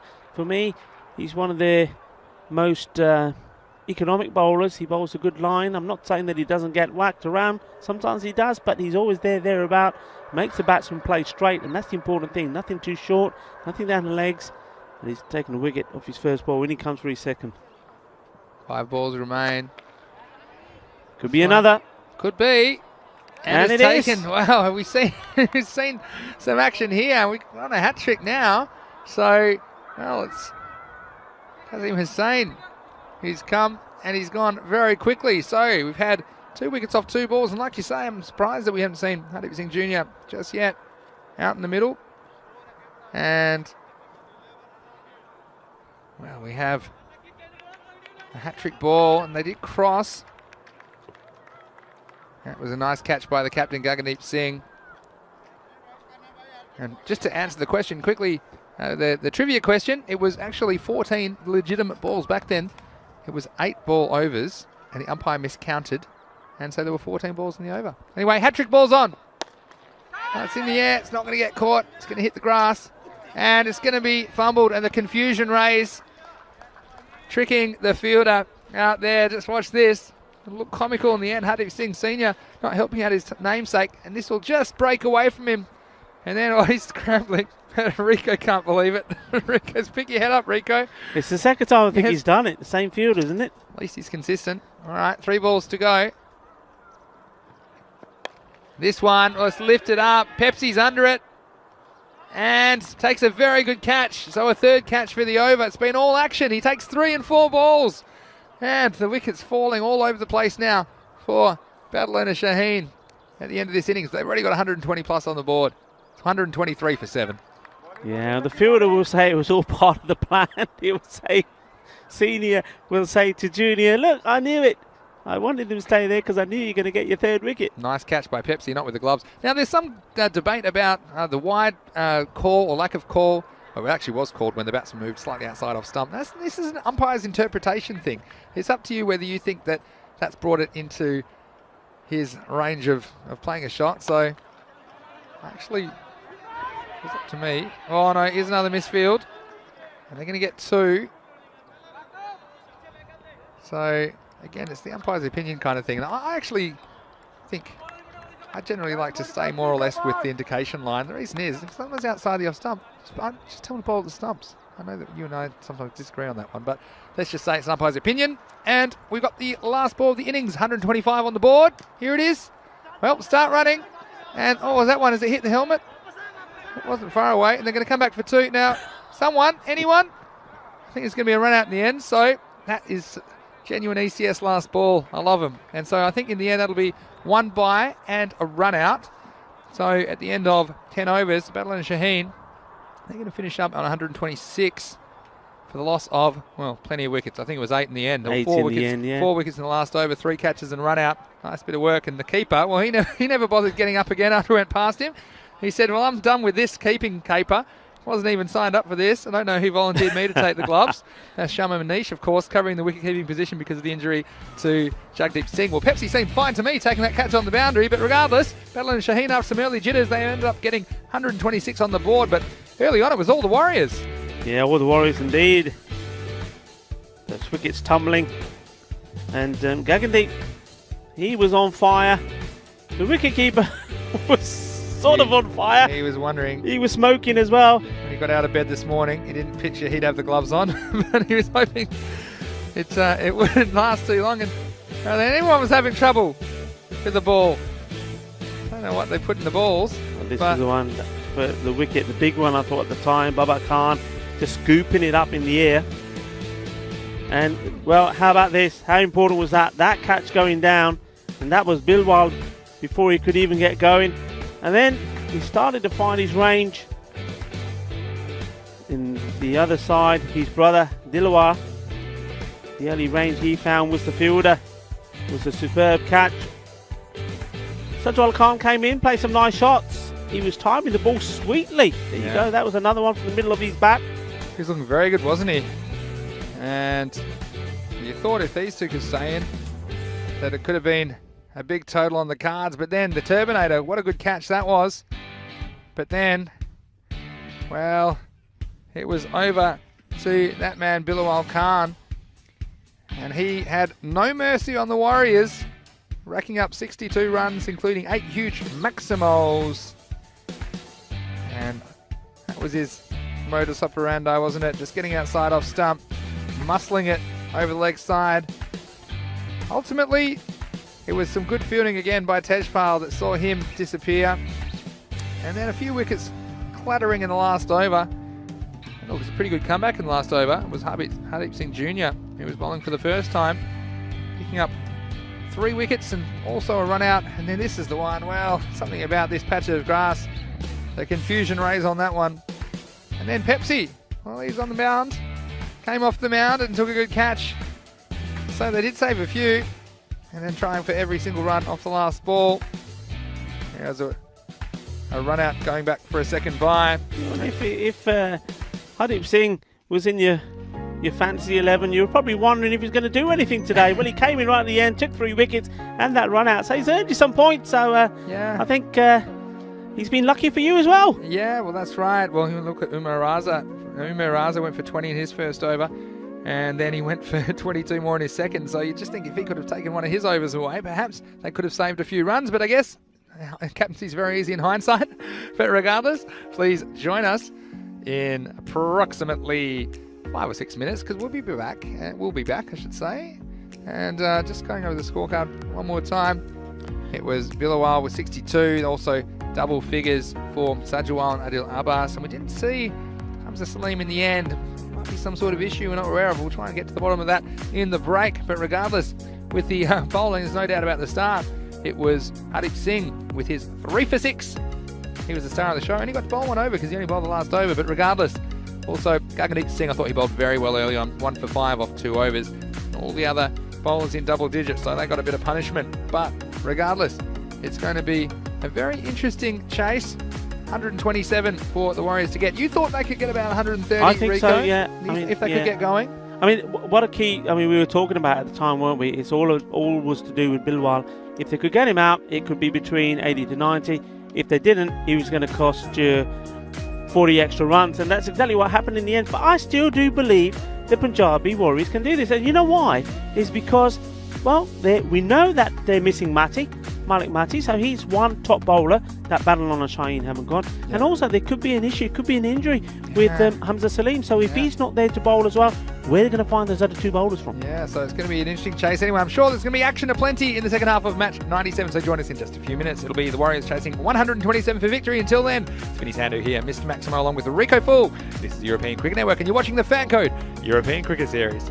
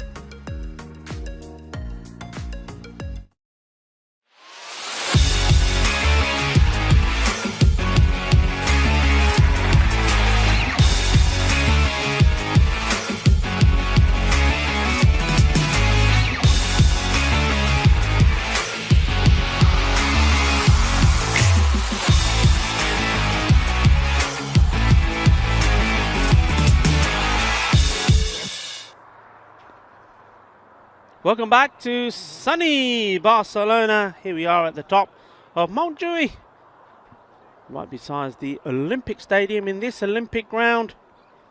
And well, Badalona Shaheen, they've got themselves out of a bit of a hole. They were struggling at one point, but managed to post a decent score, 126. They'll be happy with that. At one point, it's looking like they were going to struggle to get to the three figures, but they did. Then they've given themselves a good opportunity, if they bowl well, to take them to the top of the table. Now, depending how this match goes, and if that is, of course, if they do get the victory, so we can't take anything away from the Warriors. We know that they're going to give it everything to win it, and I can see already they've made a change in the batting lineup. So Tejpal, he's been put right up the order again by the captain, Gagandeep. So it's going to be Hardeep Singh Jr. to face the first ball.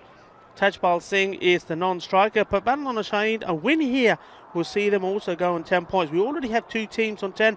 Falco sitting at the top on net run rate over Trinidad Royal Stars. We don't see Trinidad Royal Stars today, but Badalona Shaheen can take the opportunity if they can win this game, and then later on when they play Hawks later this afternoon, to win that, to take the top of the group. So we shall see.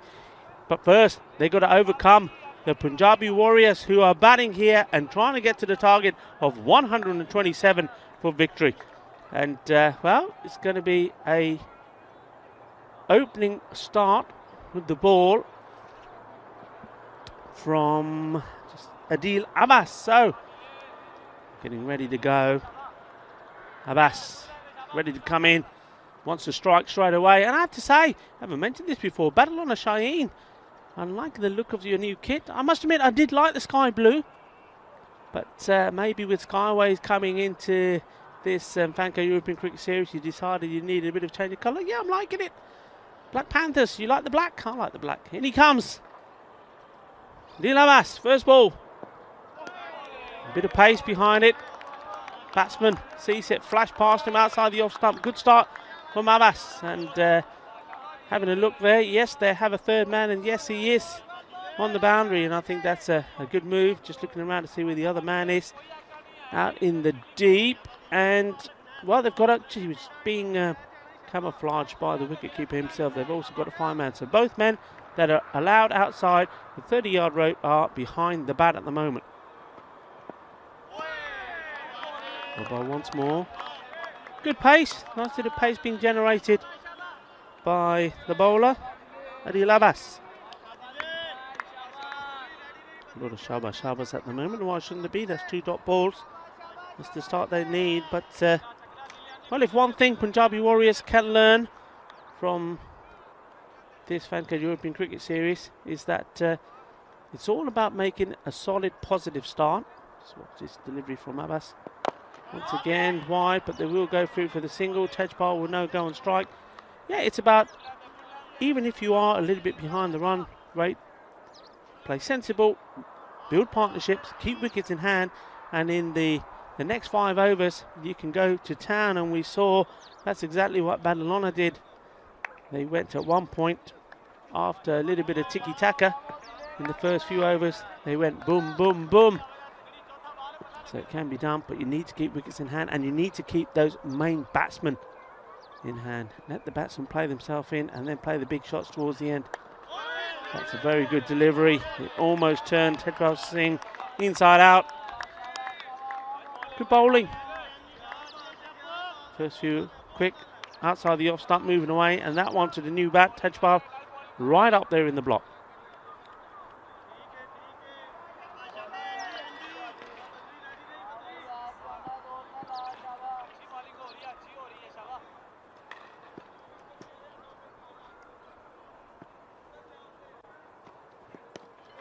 They should go through the leg by. Good work from the keeper. He got round there very quickly. Nice backing up as well from Badalona. This is good. They look bubbly out there. They look sharp. They look up for it. They know the importance of it. Of course they do. Win here. Joint at the top of the table. And then they have a little bit of a rest while we see Black Panthers and Falco come together and have a clash. Can Black Panthers upset the big boys? And then Badalona Shaheen come back against the Hawks. It's nicely played, made himself some room outside the off stump, pushes it away, was trying to get it through the gap. Didn't quite get enough on it to see it all the way through to the boundary. So that brings to the end the first over, a productive one. 3 is the score.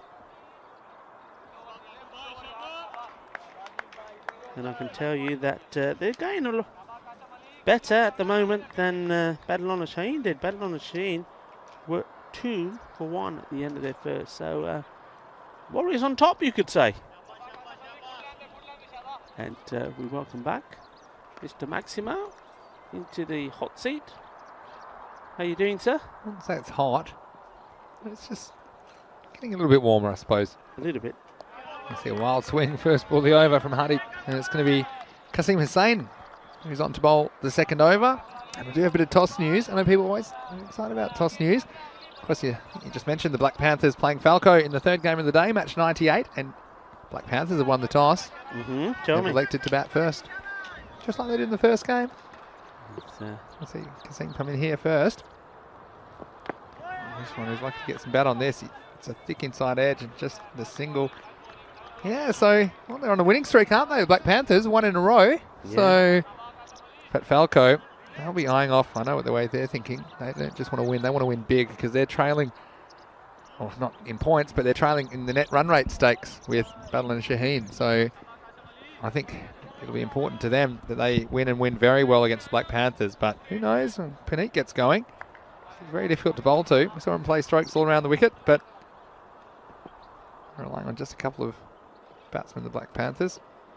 I think Falco also will be hoping that the Punjabi Warriors do them a massive favour here, and that would certainly do them some good if the Warriors could pick up this victory. It puts some Shaheen under a bit of pressure. Shaheen, remember, have that one game more to play if you look at the table, so that's why things are looking pretty good for them if they should pick up this victory.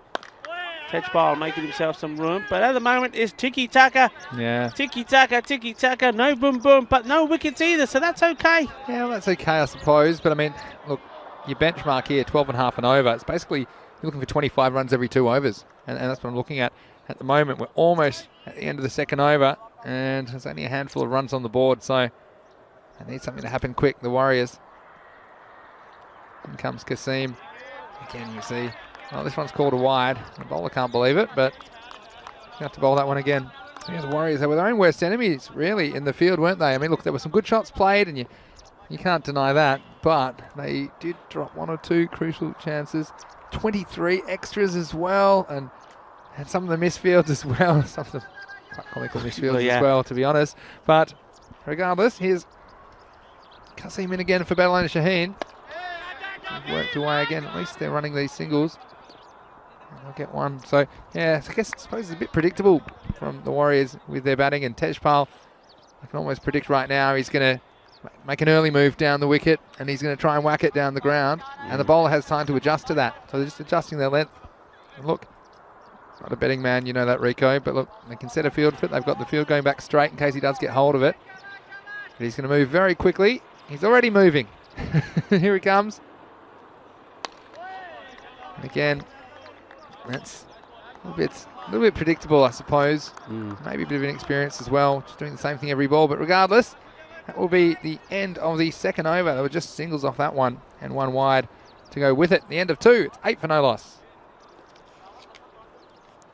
Yeah, at this stage, Badalona had a bit of a push on, didn't they? They had that one very good over.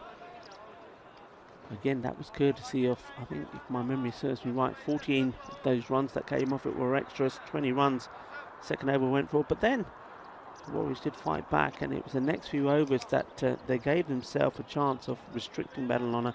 But Bilawal, with his 62 runs, had other ideas. When you think about it, 62 from him, 23 extras, those misfields. He was dropped early, wasn't he, as well? I think he was dropped early. It was dropped very early. So that's really what cost you. But it's a learning process, and they will learn, and they will get better. Alex Rahman is the new bowler. Next one's turned away, just a single. Yeah, a bit of chat from Keanu Nolan. He makes some some very good points. Thinks the last day for this group could be massive, especially because Falco, Badalona Shaheen and Trinidad Royal Stars all close in points. Could be anyone's group. I think that's a very good point counter. We'll see Group D in action on match day 24, which is next Thursday. So next time we'll see these players. Could be all up for grabs and potentially could go down to very last group match 120, which could determine who the last semi-finalist is. This one's in the air, but it's going to be just over third man. In fact, he's going to run all the way for 4.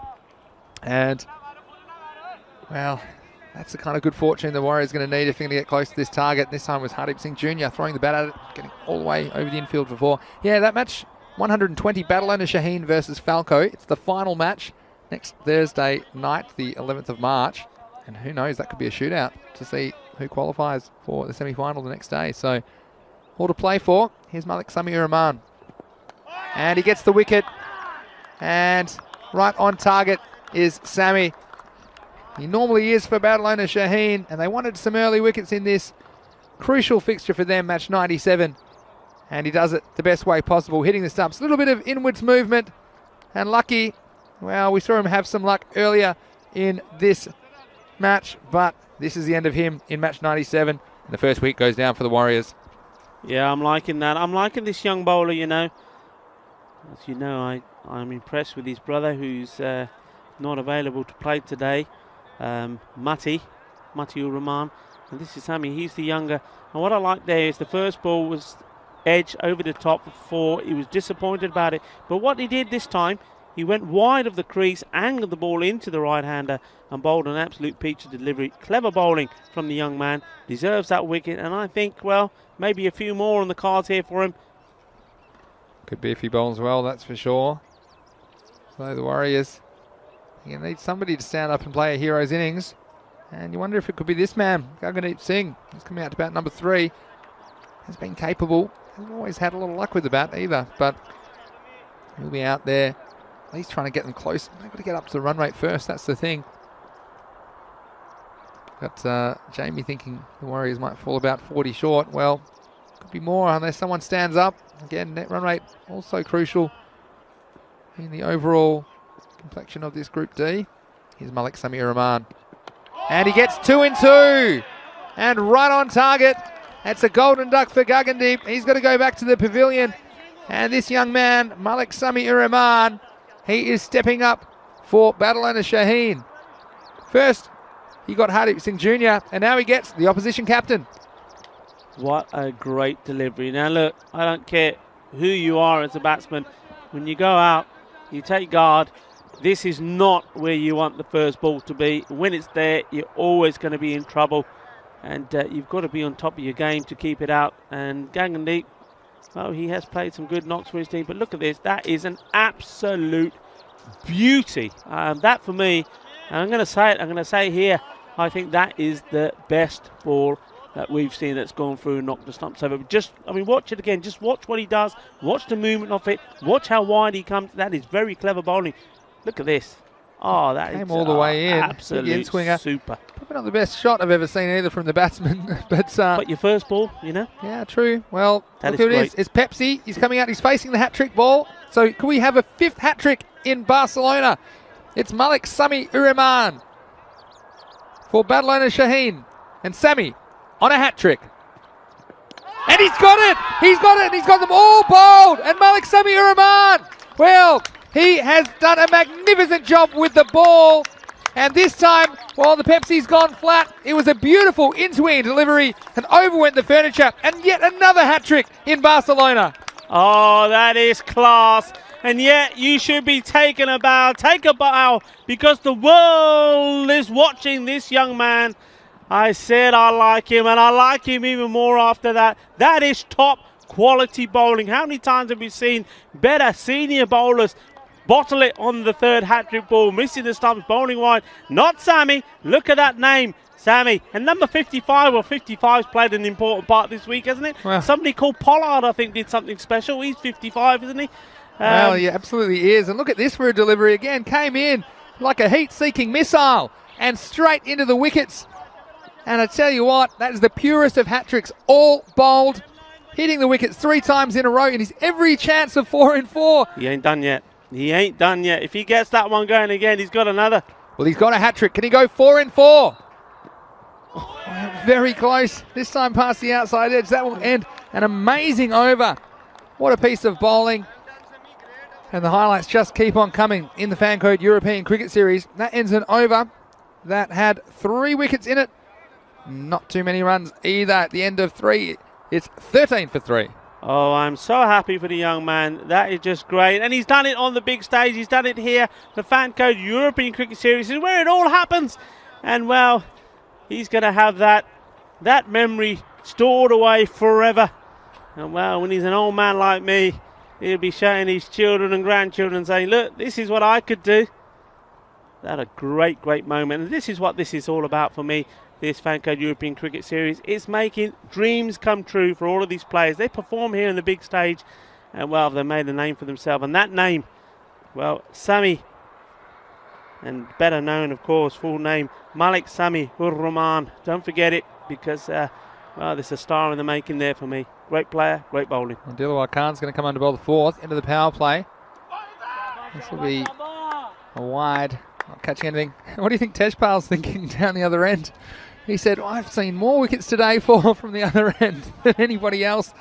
And you forget he's still there, don't you? He's still all about Tejpal. He had the best seat in the house, didn't he? Except for perhaps the umpire. But, well, Dilawar's come on to bowl his leg spin, and he bowls to the Terminator. This is short. Should have gone, but in the end, I think it'll be a wide unless it caught some pad.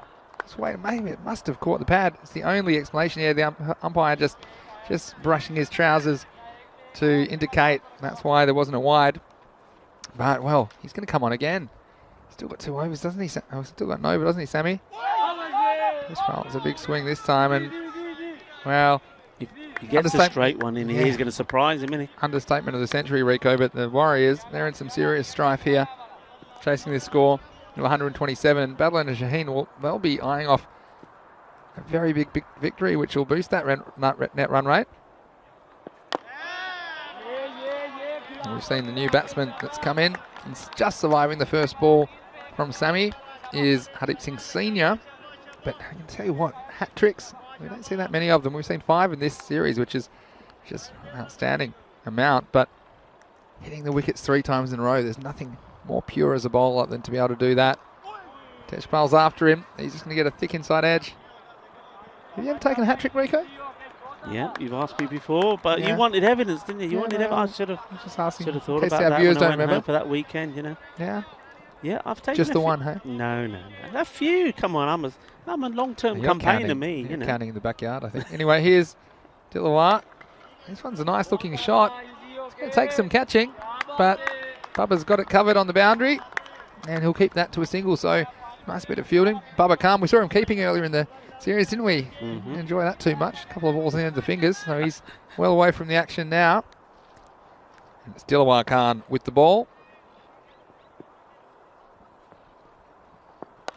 This one, I think the Terminator's after him. He's got it up, he's got it high, and it has just gone all the way. Maximo, 6 runs for the Warriors, and they sorely need them. Yeah, I was surprised. As soon as this went in the air, I thought, right, that's going straight into a fielder's hand. And when I had a look, there's nobody there. But that surprised me. Surprising that he's got so many in the offside to what he's bowling, the leg spinner there, Dilawar. But anyway, that's the end of the over. And look who's back. Bowling second. Well, it's going to be Malik Sami ur Rahman. No surprises there. Just looking in the comments of the YouTube chat. Ali Jr. says best hat trick of the tournament. Almost the same length and line. He got them all right. Where was this kid hiding? And Jamie Bundy saying great ball for a hat trick there. Lovely shape on that. And he comes again, and he does it again! So, make it 4. And one more time, he rattles the wickets. And 4 wickets, all bowled to Malik Sami ur Rahman. And what an outstanding performance this is in match 97 of the Fancode European Cricket Series Spain. Oh, it's just a repeat of the very first one. I said when he bowled that first one that this is the best clean bowl I've seen in this Fancode European Cricket Series. Well, he's trying to get him even better. I tell you what if he does it again? Because he could. If he bowls up ball to the next 2 batsmen that come in, he's going to get the wicket. Well, he has 4 in 5 balls. He has 4 in 5 balls, and they've all been bowled. And this one really took off. It was a beauty. This one, look at it. It starts to go and then it almost gains swing. I don't know if that's even possible. Look at that. Once it goes even further. And the batsman, well, he's bamboozled. He can't believe it. He doesn't know. He's questioning everything with the space-time continuum, with the laws of physics. And here he comes. Can he get a 5th wicket? Wasn't far away. And well, Tejpal is very quick to get down the other end, but he might come back to 2.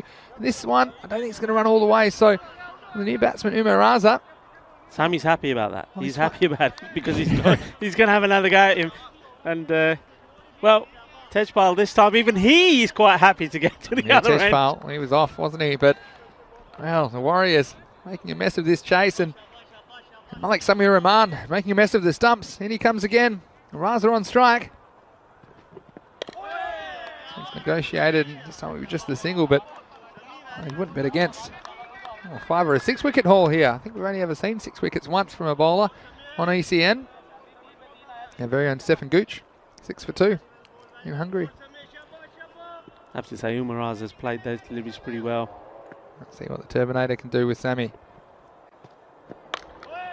He'll come down and gets it down to long on, just a single, but everyone's kind of in shock here because like Sammy Rahman, we've seen the potential of him, but the potential becoming the reality in match 97. 4 wickets all bowled.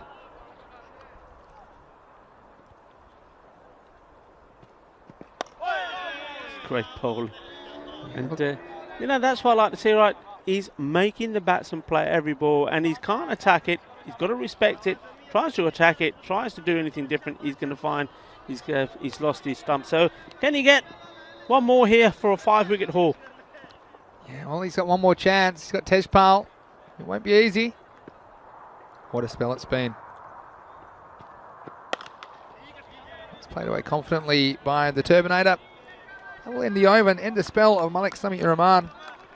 And what an effort it was by him. He finishes with 4 for 10 off his 2 overs. And he has the 4 wickets that have fallen for the Punjab Warriors. At the end of 5 overs, it is 28 for 4. Yeah, and all bowled as well. That's the most amazing thing. So it's going to be Dilawar who's coming back on to have a bowl. And he's going to see if he can keep the ball away from the leg stumps of Tejpal. He was very much leg-sided, and he got away with it as well. And Tejpal Singh knows that. He's got to try and make something out of these deliveries. Then he comes, Dilawar Khan. This is hit very hard, and, well, that's an ankle breaker. I think he was questioning his choices there, Dilawar. Wasn't going to risk the fingers, though, was he? As a leg spinner, you've got to look after your hands, but you can't bowl if you can't walk. Yeah, and batting-wise, also hands. He doesn't run too many, does he? So he won't mind the feet. This time, Tejpal's after him, but he's just going to get the single out to Baba at long on. Yeah, Jamie Bundy. Then can I track to my 40 runs short? That was his prediction, and change it to 70. And poor Nate. I think Nate might have gone back to sleep. Can't blame him. Woz is in the chat as well, saying nice hat trick. Hello to you, Wozza. How are you today? Next one. Well, you see this is the issue as well, and already the run rate well out of hand. So the Warriors, at the moment, doesn't look like they're going to add to their 2 wins that they had early on in the tournament. They've just fallen out of favour and out of form as the series has gone on, but I'm sure they'll learn a lot from their first ever series in the ECS. Tejpal, well, he's pinning his ears back, but not really connecting with too many. And he's just, I like to see him standing still and just trying to make good contact with the ball. See him sometimes getting a bit lurching on the front foot, I suppose. We'll get it down, we'll get the single. But I'm still in disbelief of the bowling of Malik Samir Rahman. That's one we'll definitely watch back later. And some of those balls they were swinging, and it's just when it all clicks for you as a bowler and all goes right for you. Back to it after this ball, which will end the 6th. This is very high, and the fielder, will it be a very difficult catch, and he might have to be about a metre taller. That's Maximal, 6 runs to finish the over. That was a nice shot by Umar Raza. 6 valuable runs, and the Warriors at the end of 6, they're 37 for 4. Yeah, nice shot. I was just having a look at the scorecard as that one was hit, and I'm thinking up until that shot, you only had just the 1 boundary. in the whole inning so far, and that's a 6 from Tejpal. Well, that one has made the second, and both 6s. Yeah. Good observation as well. But we'll force to change a bowler, of course. But wasn't it beautiful? Yeah, such a swing bowling is such a subtle art as well. So we see Kasim come back into the attack for the 7th. Starts with a wide. Yeah, because if that seam's not quite in the right position or your action's not quite correct, then you can't get the ball to swing. It's a bit of a dark art swing bowling as well. For some reason, always seems to swing more under cloud cover. No one seems to know why that is. It's one of these things, all the science that goes in the game these days, but some days the ball swings and some it doesn't, but it's certainly going for Sammy today. Called a wide. Yeah, but I grew up as a swing bowler and realised firsthand how difficult it was to swing the ball with any consistency, especially with conditions changing, and some balls would swing more than others, and conditions and all sorts of factors coming into play. Tejpal, well, he's throwing everything at this, but not really effective, and well, the Warriors got a feel for them. They would have been hopeful to come out with at least one win today. Of course, the Panthers, they beat them previously in the tournament, with the Panthers getting up over them for their first win ever in the Fancode European Cricket Series back in match 96. And now on hiding to nothing, the Warriors, aren't they? Yeah, these little dot balls. I mean, he's given it all the swing, but not getting successful. Maybe once more it's all to do with technique, and he's certainly trying to flat bat. Maybe he needs to get this bat coming straight over with the blades facing us, hitting the ball straight. Might see him hit away on the offside on the front foot. At the moment, well, he's in his own little purgatory, the Turbinator. Yeah. He's trying to play the same shot every ball. I think the ball's worked him out. I'd like to see him. There's no one back on the offside except for the long off. So if you can play a nice cover drive, make some good contact, perhaps he can find a boundary on that side of the field to the left of screen. So he tries that, but doesn't quite get the timing, so it'll just be a single. At least he's hitting those. It's a slightly more traditional, probably slightly easier cricket shot as well. And so, well, Badal and Shaheen, they've had their moments in this game. They might have felt a little bit uneasy, especially with those wickets going down, the 4 wickets in the first half of their innings. So this one worked away for a single. But ultimately, the bottom line is it's going to be a big win for Badal and Shaheen. And mentioned the 3 teams at the top of Group D, Falco and TRS, Trinidad Royal Stars, and Badal and Shaheen. They're going to be fighting it out, and each time they play, whether it's against each other or whether it's against one of the other teams in the group, could have an outcome on the final standings. As we see the end of the over, end of 7. And it is 41 for 4. And looking ahead, actually, we have one of those teams I just mentioned coming up very shortly. In about 40 minutes' time, we will be starting the telecast of match 98. And in that one, we've got the Black Panthers. They're back. Well, their confidence is high. They'll be very happy, and they're the final team to register a win. So now all the teams in the tournament have had a win. They're 1-6. And Puneet Shramali and co will be taking on Falco. Now Falco, they'll be bowling first because the Panthers, they've won the toss and elected to bat, and they'll be looking to knock over Panthers very quickly and get the runs. But nothing's for sure in the ECS, and we've seen it time and time again. You never know what's going to happen next, and if you think you do, well, you're probably going to be getting a rude shock. But yeah, that one will be beginning at 11:30 a.m. GMT, which is 12:30 in Central Europe. It's 5 p.m. in India. Here's Baba Khan into the attack. Ball his leg spinners. It's very well bowled. It's just missed the stumps. And this is when it all goes right for you as a leg spinner. The only thing this didn't do was turn a little bit more and hit the stumps. It just kind of shot straight on, but it's good line and length, and it's going to be difficult for the batsman.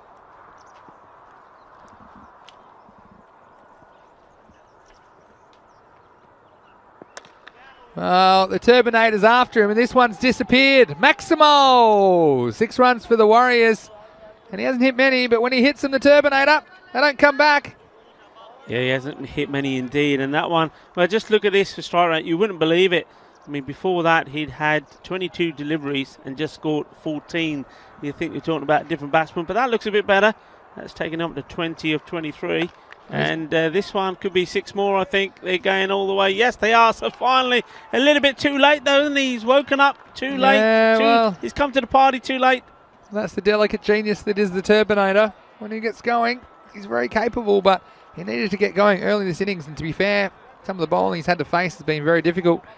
But he's gone 2 in a row. I guarantee he's going to try for a third right here. His clever bowling this time was a quicker ball. But that might actually shoot all the way as well. He's just got a little bit of bat on that. And well, Baba Khan can't believe it. This one, he's just snuck off the bottom of the bat and raced away. And we talked about the outfield quickening up a bit, as it's had a bit of a mow, hasn't it? So this one, well, getting away from the fielder and cuatro carreras más para los Warriors. Muy bien, chico, muy bien. Gracias. This time he goes hard, but it should be cut off. Fielder down there, Kasim Hussain cleaning up. It'll be just a single, or will it? Or 2, of course it won't be. We'll get touch ball. It's a little bit sloppy from the Battle Owner Shaheen team because they had 3 people there. Any one of them could have backed up the throw, but they left it to each other. We'll get Tejpal back on strike. The last ball of the over. It's a nice looking shot. That's the kind of shot I like to see him playing, and I think he's going to get 4 for it. So this one, Baba Khan, it wasn't the worst over he'll ever bowl, but I tell you what, it wasn't a great result for him. That will end the 8th. Good over that. Yeah, 65 for 4 after 8. 24 off that over. Yeah, you just think if that was happening a little bit earlier, maybe if he was able to do the same thing to Dilwar. Now, Dilwar wasn't bowling anything any different to that, but he just couldn't get hold of Dilwar. Naresh making a good point, saying, looks like the batting team haven't done their homework. Cricket isn't just swing the bat. It's a game of elegance, mind and respect. Oh, interesting comments from you, Naresh. Appreciate your input today in the chat. Here's Adil Abbas with this game now beyond the Warriors, but there's two overs remaining. And this one is going to be another wicket, and quite a regular sight in this innings. The stump's being knocked over. This one was right on target, hitting the middle stump, and good bowling by Adil Abbas. Yeah, it's very good. His first over was very good, just 3 runs from it. And he's come back here with a Yorker length delivery late on in the innings, and that's gone through. Umaraza, who's done okay. I mean, he was out there for 8 balls, including that one, made 12, but that was a lovely delivery. Getting in under the bat, knocking him over. And he'll be fancying himself now here with the lower end batsman coming in on strike to pick up a few wickets. Well, we've got time for another hat trick, if you do. What do you think? I mean, that was right on target. He bowls 2 more of those. Gets the radar right. Yeah, he's in. 2 more of those. He's in for a chance. Yeah, of course. Don't count him out. Listen, all the wickets so far bowled, eh? Is that right? Yeah, you're right. Well, those poor stumps. I hope we rotate them. They're not the same stumps down that end every day, are they? Well, I tell you what, Sunu Jungler's got some competition, hasn't he, with Sammy? Well, here comes Adil Abbas again to the new batsman, Jujo Singh. This one didn't miss by much. I tell you what, this bowling has been fast and straight from some of the Battle Owner Shaheen bowlers. But yeah, Black Panthers versus Falco. What kind of a score do you think the Black Panthers might be able to put on the board? There's a bit of chat about it. Some people think maybe 110. Falco are not, bowling is not their strongest discipline, I have to say. Watch this delivery from Adil. Touch straight back. So, yeah, 110. I mean, obviously we know a lot depends on one man. Yeah. Captain's got to lead by example. He's got to do basically what Kishit Patel did yesterday, as well as Rabi Asif. It's not just making innings in runs in one innings, but he's got to do it in both. So he's got to do it in his second match as well. Yeah. And if he can, 110. There you go. Expect comments from Rico Full. Tejpal. Well, we'll get this one again because it's been called a wide. Yeah, I suppose you're right. And look, Black Panthers, they've got to hold their catches, and we've seen them do it before as well. We've seen them field very well. 2 days ago, in fact, they took some unbelievable catches. And that's the kind of thing you're going to have to do against Falco, who do have some strong batsmen, and they will give you a chance, though. Generally, all these batsmen, they're going hard, they're going for their shots, and the chances come, and it's important that you hold on to them, and there's lesser batsmen to the crease. This one's a full toss. It'll just be worked out for a single. Yeah, I think the other key thing is all depends how Puneet Shamali bowls as well. Yep. Remember, he took 3 for 7. And he's got to be supported by one other bowler. And I think maybe that will be Amanjot Singh. He bowled very well for me. Yep. And of course, you've got Amanjot Singh out there taking the catches. So if it all combines, if they work well as a team. He was right in the action, wasn't he? Amanjot Singh in that last game, down at long on. Bit of an appeal here, but I think the umpire feeling it was going down the leg side.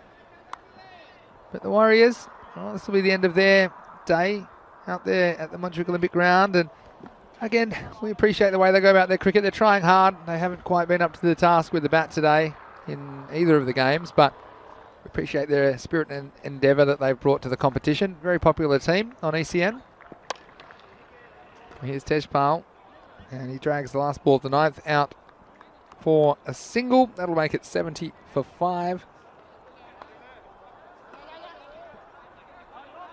Eventually, that will be the end of the over, so 10th over will be coming up.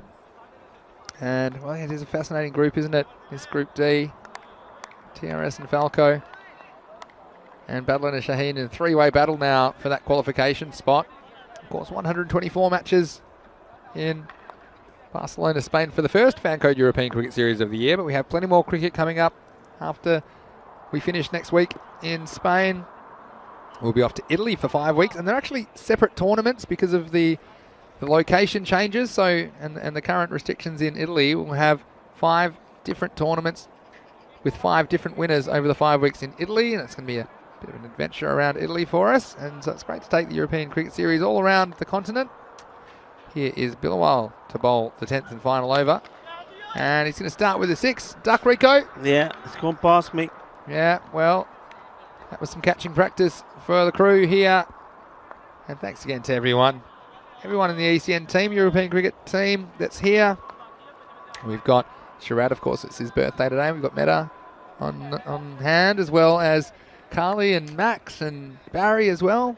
Don't miss anyone here today. But also everyone that's been here for the duration of the tournament. I'm thinking of Sam and Steph and Andy. This will be a wicket. And just trying to get the 2. Well, maybe you heard us saying last time that Tejpal that he should be going for 2, and he's going to run and apologise to his teammate and saying sorry about that, Juja. But I'm working on my batting, and I'm going to have a go in the last over. So nice bit of fielding as well. Still had to take the chance and got back to Bilawal on the bounce and easy take. Listen, I can understand that because he's in his 40s, 44, one big hit away from a 50. Now remember last time, first time we saw him, he sacrificed his own wicket on 49, trying to get 2 to do a favour for his team. That's right. So this time round, well, if the odd batsman sacrifices their wicket so he can get a 50, why not indeed? It'd be a very good achievement to have a player in their side to get the 50 runs. Yeah, that's true. And only one big hit away, I suppose, now. Jamie Bundy has a trivia question. We'll come to that in a second. But right now, Turbinate is going to try for his 50, and I think he's going to be out. Nope, he's going to let it bounce. Oh, I thought, well, Malik Samir Rahman being a little bit conservative. Maybe he didn't want to waste the time of another batsman getting out and wants to get off for an early lunch, but it'll just be a single, so I'll move to 45. Jamie wants to, well, he's asking us, do we know what the longest batsman's innings is in minutes? Of course, there's a lot of longer versions of the game. It's a very good question. Minutes. That could be from the timeless test, perhaps. I'm not sure. I give up, Jamie. Let us know because we're running out of time. Here's Bilawal Khan. Oh, he's unlucky there. Oh, here's Turbinator. Well, I think he might have run himself out in the end trying to get the strike. And he's telling off the wicketkeeper. I like that. Saying, hey, what are you playing at? yeah, so this game winding down, and we've seen a couple of run-outs this over. It's a good bit of work, actually. It's a bit of a fox from the keeper, Hamza Ali, who dubbing this one. I think he hit him in the end of the fingers to start with, so he's not very happy. He's saying sorry about that. Gives him a little fist bump. What was he? Is he punking him, was he? He's offered him the fist bump. He clubbed him one. And pulled it away. So, well, nice sportsmanship and a nice little moment between the teams. Mohammed Shahi wants to know next toss. Well, I can tell you Black Panthers won the toss in the next game. And they've elected to bat. That's coming in just under half an hour's time. The first ball will be coming to you live here from Montjuic Olympic Ground in Barcelona, Spain. But right now, the Warriors, they felt they've landed a long way short, around 50 runs short or so in this chase. The 2 balls remain. Make that 1. But Badalona Shaheen, I'll be buoyed by this, and with that game in hand, they're contenders. And look, if Hamza Salim returns to the lineup, they've had to do without his services today, but they could be a force to be reckoned with. And Falco, they've underperformed, I think, as well so far. TRS have been the story for me. They've come into and taken the competition by storm. So here's the last match. The last ball, I should say. And still only going to take a run in the end. And He's bowled well, hasn't he? Bilwan, he's had a very good game. Yeah. I've not seen him bowl before, and he's throws himself in and gets the ball in the right place. A good over from him. I'd agree with that. So that will be the end of the innings. And the Warriors, they're going to finish on 78 runs. They're going to go down in this match by 48. It's Badalona Shaheen, 126, defeating the Warriors, 78 in match 97 of the Fancode European Cricket Series. And well, no doubt what the story was here. It was the hat-trick for Malik Sami-ur-Rahman in the 3rd over. And what a piece of bowling it was as well. Right back on it. There we go. On the money. He loved that. Remember, the ball before this went for 4 runs. It was edged away for 4. And he thought, I'm not liking that. Came back with a bang. And what a bang he came out with. It was bang, bang, bang. And here was the hat-trick ball. And, well, Pepsi, this one, well, it was almost unplayable. He's come all the way in, left to right in your screen, and wasn't he happy? He had to try and keep away from his teammates. Not that easy when you're fired up. And again, for a lot of people, it's a once-in-a-lifetime moment, and especially on worldwide TV, to take a hat-trick and 3 wickets all bowled. And then the Terminator, well, he was fighting hard all the way, never quite had his timing today. We saw fits and starts of what he's capable of. But then this, a 4th time, and this one, well, was almost the best of the lot. This has come in a long way. And Hardy, he just couldn't believe what he was seeing. And over went the timber again, and that really was the end of any serious challenge that Warriors were going to make as to their chances of scoring 127 to win this game. Yeah, and then Adil Abbas, he bowled very well. He bowled fast, he bowled straight. Then at the end, we saw Bilawal do a bit of bowling, and I think he did reasonably well. Of course, there's the obligatory couple of easy run-outs in the end, pushing for every run possible. But ultimately, Badalona Shaheen, they're going to join Falco and TRS on points at the top of the table. In fact, they'll go to the very top of the table because of their superior net run rate. It's performances like this, and that's the reason their net run rate is so good. This bit was good here. Watch the bat from Tajmal. Oh, we might still see it. Yeah, and then, well, he said sorry about this, and it's whack. There we go. Whack.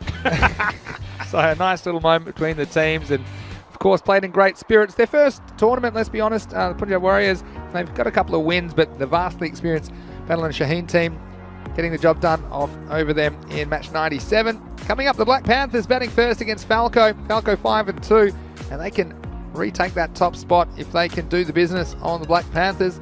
The Panthers batting first, they'll probably be looking to Bikramjit Singh and I think Paneet Shamali. Yeah. Well, will he bat 3? Will he open? We'll have to see. He's been the form batsman for them. Akram Ali, look, he's been their best bowler as well, I think, along with Paneet Shamali. So Falco, Adil Sarwan, Ijaz Ahmed, they'll have to wait because they'll be bowling first. I'm looking at Mohammad Shabazz as well, probably as one of the key bowlers in that next match, match 98. Just recapping this chase, the Warriors requiring 127. They were never close, to be honest.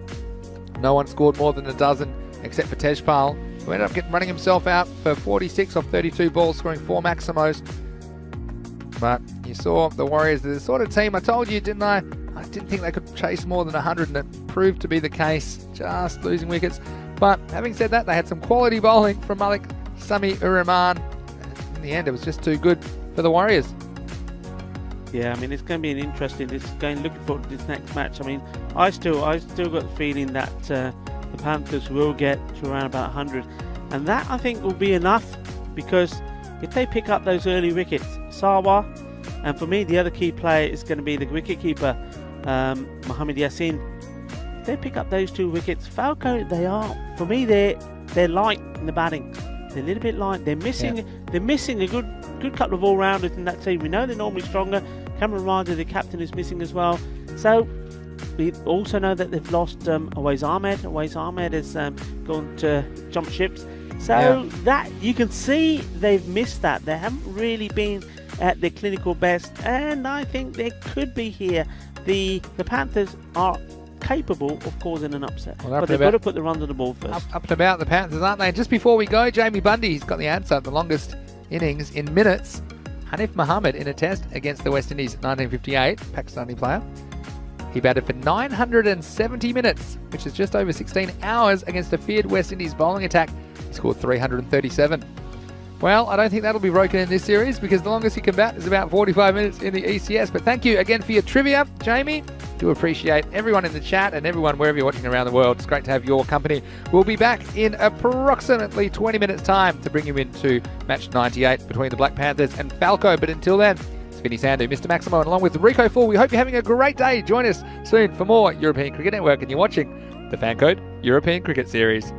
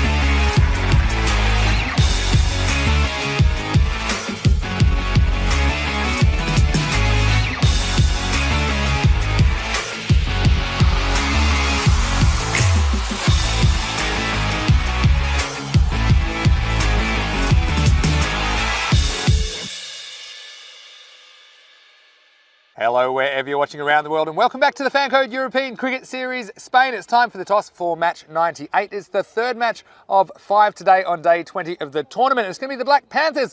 Well, they are finally on the board in the wins column, but they've got a tough game against Falco coming up. Let's go over to the match referee. Tails is the call. And head is it. So Panthers, you won the toss. Batting. Black Panthers won the toss and they're going to bat first. Well, there you go, Puneet Shamali. He's won the toss and he's elected to bat first, and I'm sure they'll be hoping for much the same kind of a result that they got in the first game when they bat first, put a score on the board and defended it. I'm looking for that man, Puneet, to deliver again with the bat and the ball. He's also a very good fieldsman, so he's been a superstar for the Panthers. Can he pull off the upset of the tournament here against Falco? And Falco, well, they are fancied to progress from the group, but it's very tight at the top. I think they'll be looking for a big run rate boost in this game. Adil Sawa, he'll likely open the batting for them, but it'll be the second half of the game. So I think it's up to bowlers like Mohammad Shiraz, who's had good performances in the series so far, to skittle the Panthers and then knock off the runs quickly if they're going to improve their net run rate. But we've seen all day that anything can happen in the Fan Code European Cricket Series. So Rico, let's get ready for match 98. Yes, indeed. Let's get ready to rumble, and anything can happen. Yes, we do. We know that for sure. Well, in this match, well, do I have... Mr. Maximo quite often has this feeling, doesn't he? He has this golden ball feeling. Well, I've got this feeling that this could be an upset here. I don't know why. There's just something's telling me that the Panthers, after getting their first victory, that this a little bit like the match yesterday. Minaj, the team that is going to be represented in Spain in the European Cricket League, when the champions of all the clubs come together in Europe. Well, they were playing Skyways, the new boys, and Skyways have only just got the one win to their name.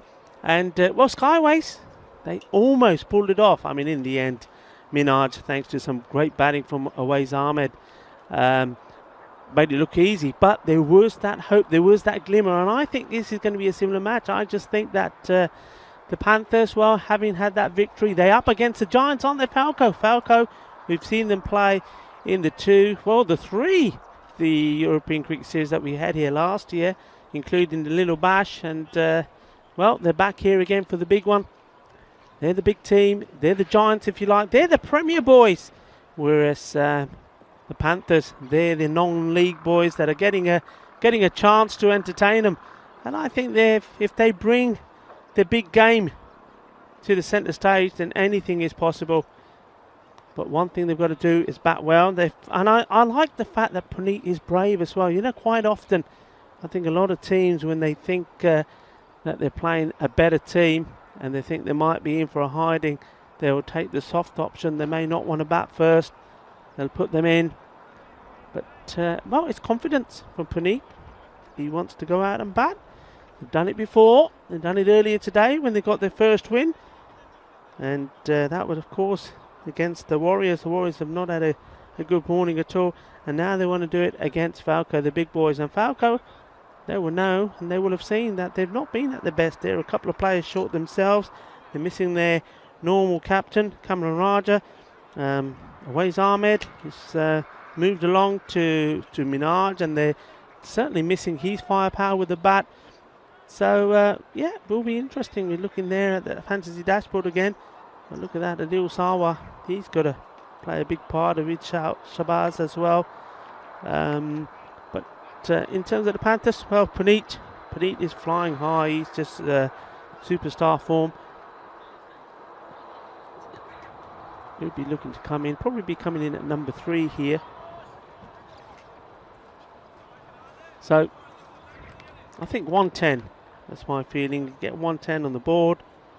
And then pick up some quick wickets, early wickets. Don't let Falco start. The man that I'm looking at with his back, number 100 on his shirt, Adil Sawa. He's key for me with the bat, and the wicket keeper, Mohammad Yassini, batted very well the other day.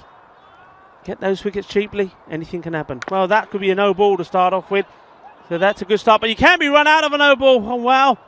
How about that? Well, first you saw the no ball that nearly took off the batsman's head. Then he hit it, and this ball bouncing up nearly took the fielder's head off there. Look at that. And then the throw here. And if that had hit, we could have had an explosive start to this match. Match number 98, and that, well, if he hit, even though it's a no ball, would have been run out. So this is a free hit.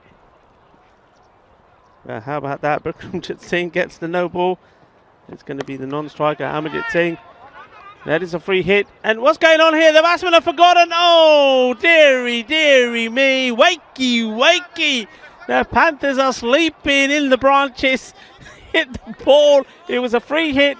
And, well, Falco knew it was. But I don't think the batsman did. Let's look at this again. That was just amazing. Well, probably haven't got time to see it again. We'll see it in the highlights, no doubt. Well bowled. Suraj Mohammed. Well, Mr. Maximo, when he gets in, he'll say that's the sort of things you see in this T10 format of the game. Anything happens, anything goes. It's just entertainment all day long. We just love it. And I know you do as well, wherever you are. That's a good delivery right up there. Pushed away, we'll take the single.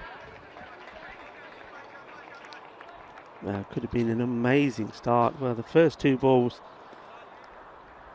That's entertainment for you, isn't it? The no ball. And then the free hit. And that was pretty full as well. That's going to go all the way. That's going to be 4 byes. And, well, awkward for Mohammed Yassin. Don't think he could have done too much about it. When he sharp eyes the call, well, it's gone through and doubled the score. And so far, we've had the no ball. We've had the byes. So Falco are pretty generous in giving the runs away for the moment. Whereas Mohammed would like to knock stumps over. Well, almost looking to hit and run the Panthers. Got to be careful here, these two, Bikramjit Singh and Amarjit Singh. Amarjit on strike.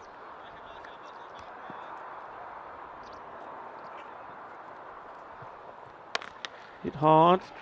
Trying to go wide of that fielder. Well, there's one man is a key player from Falco, of course. Zishan Mohammed. It's an impressive bowler. He's impressed me. Comes in, gets something out of this pitch, bends his back a little bit as well, and he's very good in the field. And he's coming on to bowl the next one. That doesn't surprise me. He's had trouble as well with his footing as he comes on to the artificial surface. We saw the very first couple of matches he played, him struggling with it, but I think he's got used to it now. But every so often, still courtesy of a few no balls, front foot once. Helicopter going by, Bizaway Airways. Hello guys, how are you?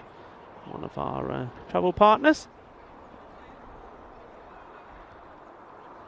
Just adjusting his field, he wants to send what's he doing there? Yep, fine leg, he's pushing. Oh, yep, pushed him back. So the two men, we've seen this deployed before. Battle on are doing the same. 2 men straight at the moment, 2 men out at the moment are behind the wicketkeeper. Third man, fine leg.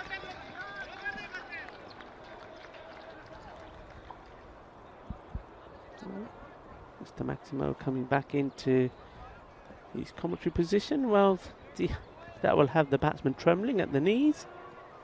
Welcome back, sir. How did you like the free hit? You saw it, did you? I decided instead of a wicket this time, I'll just sow a bit of confusion amongst the players. Well, Bobber, well played. Good running. Yeah, yet seen almost everything else, haven't we? In this Falco European Cricket Series, that'll be about it. The batsmen, of course, I think they crossed. Am I right? Was there a run as well off the no ball? Then the new batsman on strike didn't realise it was a free hit, so he's hit a catch. Yeah. He's like, oh, so they're in the middle of the pitch, and then I guess eventually he's got the memo that he might want to run. Yeah.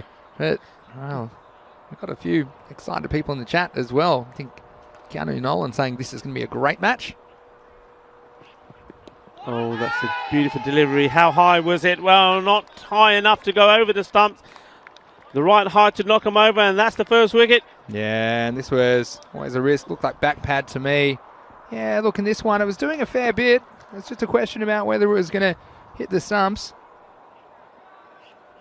Yeah, the height was okay, so it's all about the line, and I think good call, going on to hit. This one, yeah, well, I mean, you can see off in middle, so it's one of those ones, might have been an umpire's call, but I think, look, again, it's one of those ones where if it was given, I think it's fair enough. If it's not given, I think it's fair enough. It's the umpire's judgment, I suppose, and I don't have a problem with that decision at all. I tell you what I'm excited about. It brings out pocket rocket Puneet Shramali to the crease, and let's see him, because no doubt he'll play his strokes and counter-attack against these Falco bowlers. Yeah, well, he does like to take them on, and well, we've seen him hit some big sixes as well. Don't want to jinx him at all. I want him to play well and bat well. Need to get a score on the board here. We'll face Mohammad Zishan.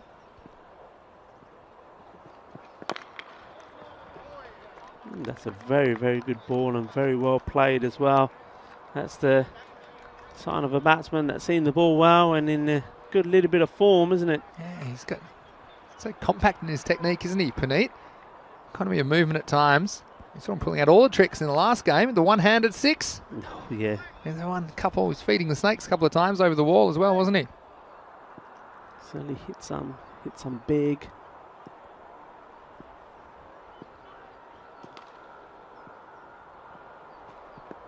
And not this time. Goes across the line and finds his stumps shattered all over the place. That's a boogie, oogie, woogie fireball. Well, it's not going to be Puneet's game. This one, well, maybe a little bit of movement off the pitch. Cross the line on the stumps. Well, that's always a risky strategy. And Puneet, well, disappointing. You see, this one just thought it might have deviated a bit of left to right off the wicket, but Zishan, let's have a look at it. Yeah, more or less. Straight ball to me. Finding its line, but maybe a little bit with the angle of the arm at least. But Puneet, he'll be disappointed again. You've got to play fearlessly, I suppose, in this form of the game. But as a wicket that the Black Panthers didn't want to lose. Not and at they're now all. 11 for 2. Not at all. That's going to have them in a lot of trouble. Captain has gone. And it's gone without troubling the scoring as well. And, well. Manjot Singh's come out to face the last ball of the second over. Very good one from Mohammad Zishan. He took 2 for 2 in that over. And the Black Panthers, they're 11 for 2. Yeah, great bit of bowling. He's got a bit of pace about him, a bit of zip.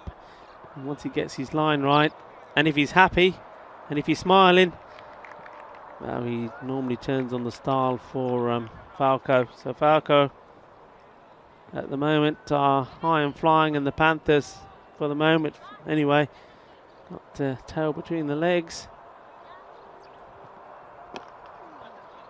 We'll go down to third man. We'll take the single.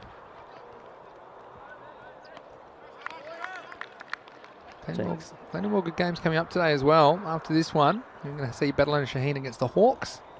In action, Badal and Shaheen, they're trying to keep pace with Falco at the top of the table. Then we'll see the Hawks versus Falco in Game 5, which will be match 100 of the series, the last match of Day 20. So plenty to look forward to today on ECN. And we certainly thank you for joining us wherever you are watching around the world. It's always wonderful to have your company. We have so many great viewers from everywhere.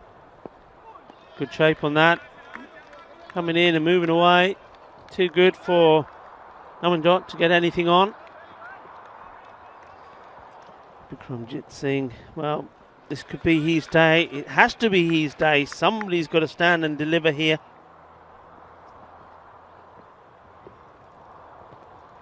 Full. And, well, it's those, you know, when you watch that, I mean, look where the batsman has finished up here. That's where he's finished, having played his shot. He hasn't walked there. And look where the ball was. And that's the problem sometimes. Batsmen moving away are taking themselves away from the shot. And even if they do make contact, they're not getting anything behind it. No weight behind the shot. Once again, look where he is. He's showing all the stumps to the bowler, and a good bowler here. Well, the Yorker delivery, and he's on his way. Yeah, I'd be definitely trying to hit the target, because at the moment, the batsman's struggling to get anywhere near these deliveries. He doesn't have that many left. He's only got 2 of them left. The bowler, Ahmed Shiraz. He's going to miss by a fair bit. And it just gets weird. He gets these, what do I call, the reverse kind of swing. You often see the left armers swinging the ball into the right-hander, but he has the kind of action that swings the ball right to left on your screen, so that's why he's got that angle. He's coming around the wicket to bring the ball into the batsman, then hoping for the movement away, but if he doesn't get it right, does risk a wide on the offside. Needs to aim and start probably with the leg stump. Oh, he wants it, but the non-striker was very slow going. Direct hit would have been interesting. Yeah, that's well played. And at least that gives him some sort of confidence, getting some bat on ball. Panthers, testing time in the first 4 overs against these bowlers. This time at least waiting for the ball. A good throw might have had him in trouble, Rico. Would have been close, wouldn't it? Wouldn't have been close. I'm not sure if the bat was grounded there, but maybe he would have just got himself in, but he certainly didn't go straight away. Hello to Rafiq, who's watching from India. Fantastic to have you joining us today. That's gone all the way through, missed everything. And that is the end of the over. And, well, another good one for Falco. 14 for 2. Yeah, not a very powerful power play in the end. The power being sucked out of the innings by those 2 wickets to Mohammad Zishan in the second over. I would be surprised to see him bowling the 4th. And at the moment, Panthers in a bit of a hole, and the captain back in the shed as well, Panish Ramali. That's going to hurt them. But Bickrington, we saw him play some nice strokes. Can he step up? He's a non-striker's end at the moment because Amanjot is on strike. Here comes the 4th over.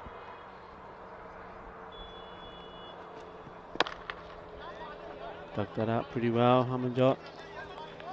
Amanjot, he takes time, doesn't he, to get going. We've seen that before, which in this situation, when those 2 wickets are down, is not a bad thing, because being one of the key recognised batsmen, him and Bikramjit Singh here, if they can just weather this early storm from Mohammad Zishan, and well, they've weathered Firoz Mohammed pretty well.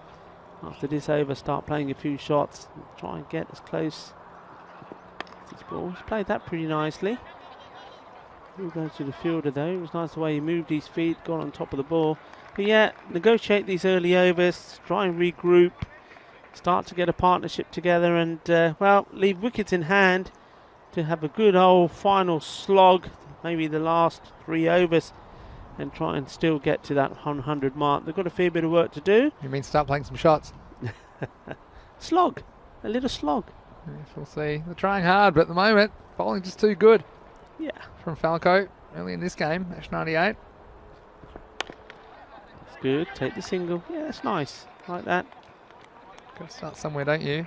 You're trying to get things back on track. There's always Khan doing the fielding. I'm sure we'll see him bowl a couple of overs. Let's have a bit of a word to the bowler, perhaps about running on the pitch, making sure that he needs to get off the pitch. Yeah. Not the word, and may have just said, look, okay, come on. The ball was there that time, so the bowler's got a reasonable case there about why he had to stay on the pitch. He's allowed to try and field the ball anyway. Swing and a miss. Well, a little bit of action there, eh? Felt the gust of wind just hitting us 1 or 2 seconds later. Look at this. Look at This is putting you back into it. Swing dancing. I tell you what, that one I think would have broken those stumps. I mean, these fan code stumps are pretty strong. Broken the sound barrier. That was quick. The speed.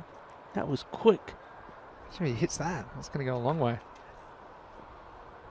Here is Mohammad Zishan. This is very good bowling, quality bowling. Well, the keeper might need some new gloves because they might be worn out at the end of this spell, because he's had a lot of work to do behind there. Haven't you seen? Seen him take some very good catches as well, haven't we, in the series? Quality player. Blinder. Quality keeper. Against the Hawks. Yeah, so we'll see him with the bat as well. Coming into a bit of form with the bat as well, Mohammad Yassin. So it's one to watch. Certainly one to maybe have in your Dream 11 team if you're playing some fantasy cricket.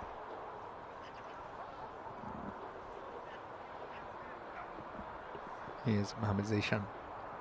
Last ball of his spell. Oh, it's a good one to finish with, right up there in the block. Yeah, well bowled. I tell you what, if you've got a bowler like that in your camp and he bowls pretty well, Now, they're going to always struggle to get runs. Rico, he swung so hard, that one almost ended up in another country. And speaking of countries, guess what's coming up? Well, not too soon, but in September, October, we're going to have the European Cricket Championship, which is teams representing 15 European cricket nations, all locking horns in this fast-paced T10 format. But I can tell you what is coming soon is next Friday, we will be having the draw for that tournament, and the 15 teams will be drawn into 3 groups of 5, and that will be a week today. So about this time next week, I'll be joined by ECL founder Dan Weston, and he will be drawing the teams personally into 3 groups of 5. They'll compete over 3 weeks of group matches. Then we'll have a final week and determine which nation comes out on top. So looking forward to that. Make sure you put in your calendar. All right, new bowler, starting with a wide, Shabazz Ahmed. So when's Dan coming? Next Friday? He'll be here the last 2 days of this tournament, and so he'll be here for the final. So going to have to have a shave. I'm just going to have a shave and put a suit on. But he can pull it off, that's the thing. Dan, he's just so good looking. That doesn't matter what he does. He can make it cool.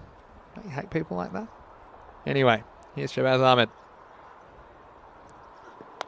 Oh, he's got a lucky pair to get bat onto that.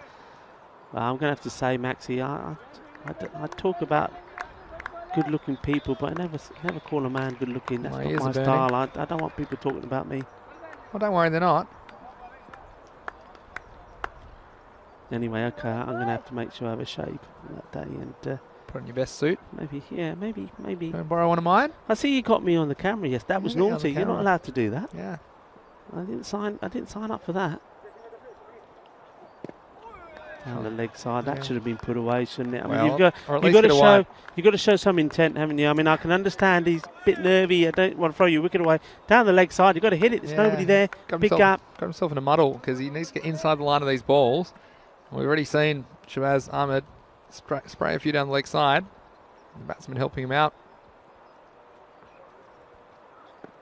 Oh, and there he goes, and that's the slinger. He's the slinger. We know him very well. Shabazz Ahmed. You remember a hat-trick he took here in the very first European Cricket Series back in October, and that was courtesy of some good catching as well from fielders, but that's what he does. He comes in, slings it in, and well, he's got many a wicket just like this. I hope they change those wickets between matches because they've had a real workout. We saw Malik Samir-Rahman with his hat-trick. And look, he got his hat-trick last game without his brother being here. Did you notice that? Yeah. His brother wasn't playing. And this one, well, this was right on target. And Shabazz Ahmed takes another Panther wicket. And so, well, they're not scoring too many and the wickets are going down. It's now 18 for 3 in the 5th over.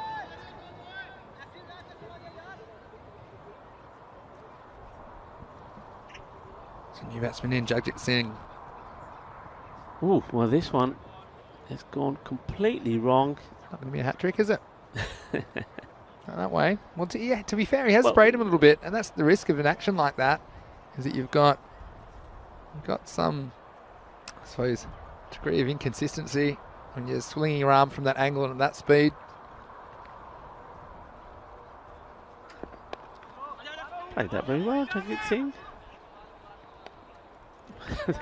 The wicket keeper, you know, you must find that. Did you always find that when you're a keeper? Obviously, if you've got a chance of a run out, you want the ball coming to you quick as possible. Yeah. But when the batsman's well in, what's your thought on that? The ball's still being, but obviously a good throw, you don't mind. But a throw like that, it's needless, isn't it? It's a chance to do something spectacular.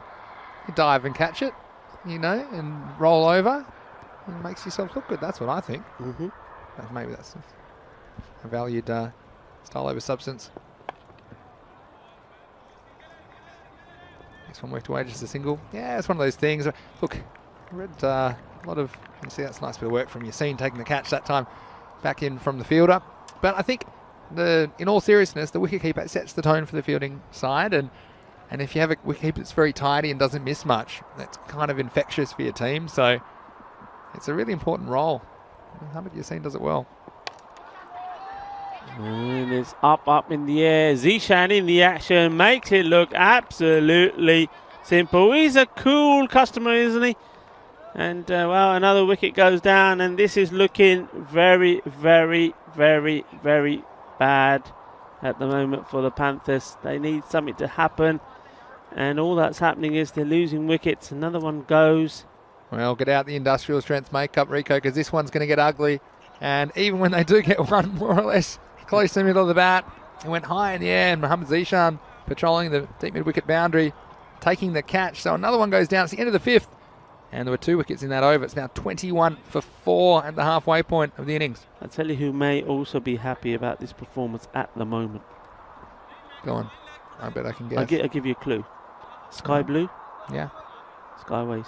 Yeah. Because there's the 34 at the moment. Oh, that's an early call. Looks a long way off, doesn't it? It's a very early call. They'll be fine. In famous last words, I said they'll be fine when they were 34 for 6 Skyways. When I was talking about them being fine to get to beat the lowest score of the tournament, which was 41, and they ended up not beating that. They didn't even get past 35, which was the ECN all-time record. Yeah. But no, I think they'll be Come fine. on, Panthers. Only 4 wickets Fight down. back. Fight back. 4 wickets Get down. your claws out. Always Khan's into the attack. You can start playing like a test match, trying to run out the overs. Only 4 wickets down, Rico. You're getting ahead of yourself. And way too many extras. Yeah, but the big one, I mean, apart from Bikramjit, the main people are gone, aren't they? Come on, Maro. It's all too much tiki-taka for me here.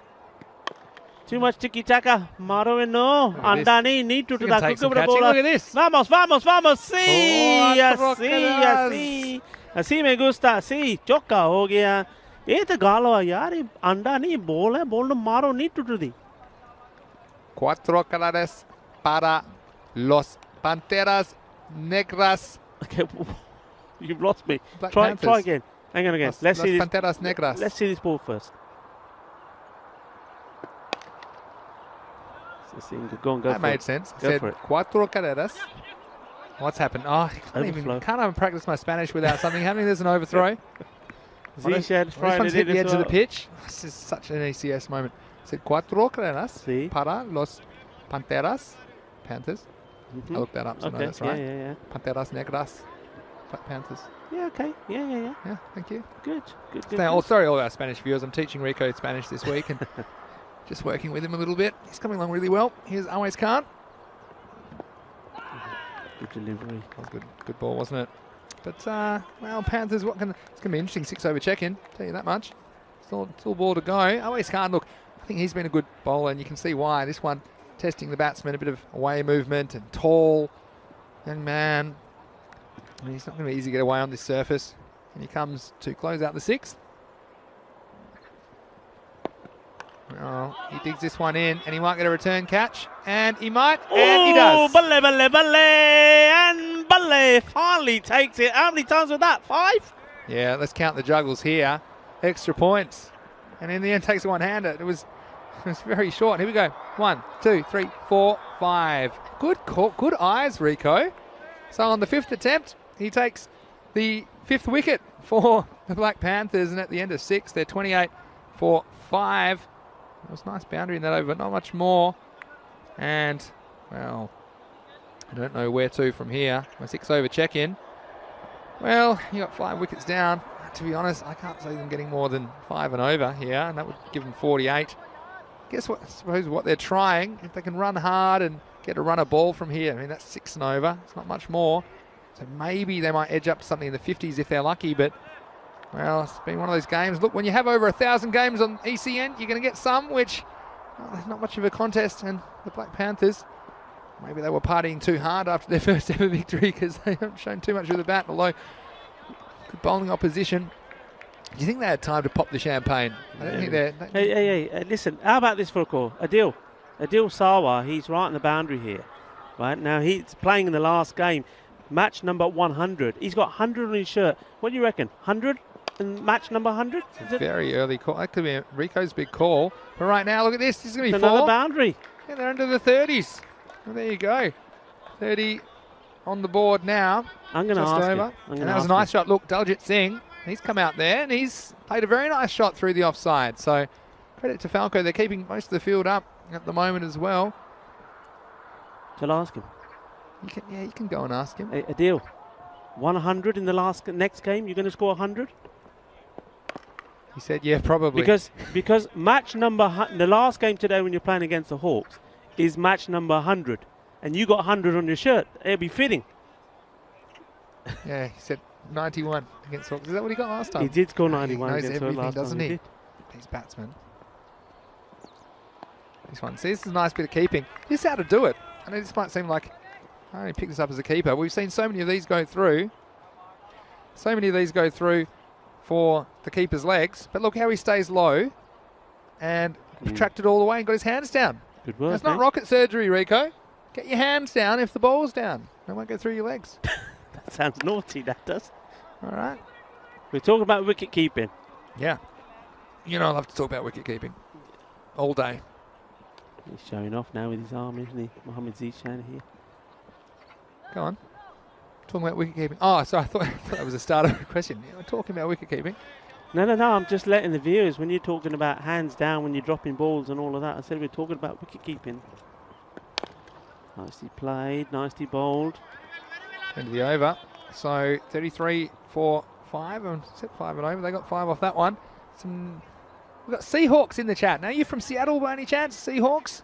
Because that's their NFL team. I've been to Seattle. It's a very nice place. I was there last year. Not last year, the year before the world went crazy. I was there late 2019. But Seahawks said, I've always wondered how hard a 100-plus miles per hour fastball pitcher in the Major League Baseball will translate to this game. Yeah, well, I suppose it's a slight different skill. We'll come back to that in a second. It's an interesting point. Always Khan listens in the air, and it should be caught. And a deal, and he swallows it. And, well, he might get his chance with the bat later, but right now he's doing it in the field. Another wicket goes down, so it'll be 33 for 6. And, well, Falco, they fancy their chances to progress from this group, and they're generally a high-quality outfit and showing some professionalism in the field at the moment. Yes, I mean, Panthers, I'm doing my best. I try to distract him. I try to put him off, but Adil Sawa, having none of it, still takes a catch and, well, made it look easy. Both these men help control the boundary. Adil and Zishan, they're classy characters, good hands, good arms, and they do the job well, don't they? Yeah, so just going back to what I was saying about Seahawks, question about Major League pitchers. Maybe I'll come back to it after this ball from Always Khan. New batsman Malcolm Ali's on striker's end. Down the ground for a single. So yeah, what I would say is that the fastest bowlers in cricket ever and the fastest kind of throwers in baseball, it's a fairly similar speed, around the 100 miles per hour. Well, you don't get too many cricket bowlers bowling that fast. They seem to top out about 90 miles an hour. The very fastest balls ever have been recorded at about 100 miles an hour, 160 Ks. And although we've had the odd delivery around that mark, even the fastest bowlers, they generally, on a consistent basis, they'll bowl around 90 miles an hour. In Major League Baseball, you'll get plenty of pitchers, almost all the Major League pitchers, they'll pitch 95 to between 92 and 100 miles an hour. It's a slower ball. It's nowhere near 100 miles an hour. They'll get down the ground for a single. But what I would say is that the reason they're similar, well, in cricket, you have to keep your arms straight. And that's the thing. When you're bowling, you have to keep your arms straight. And so that slows down the throw, if you like, the ball. But they do get a run-up. So that's why they kind of compensate for each other, those two factors.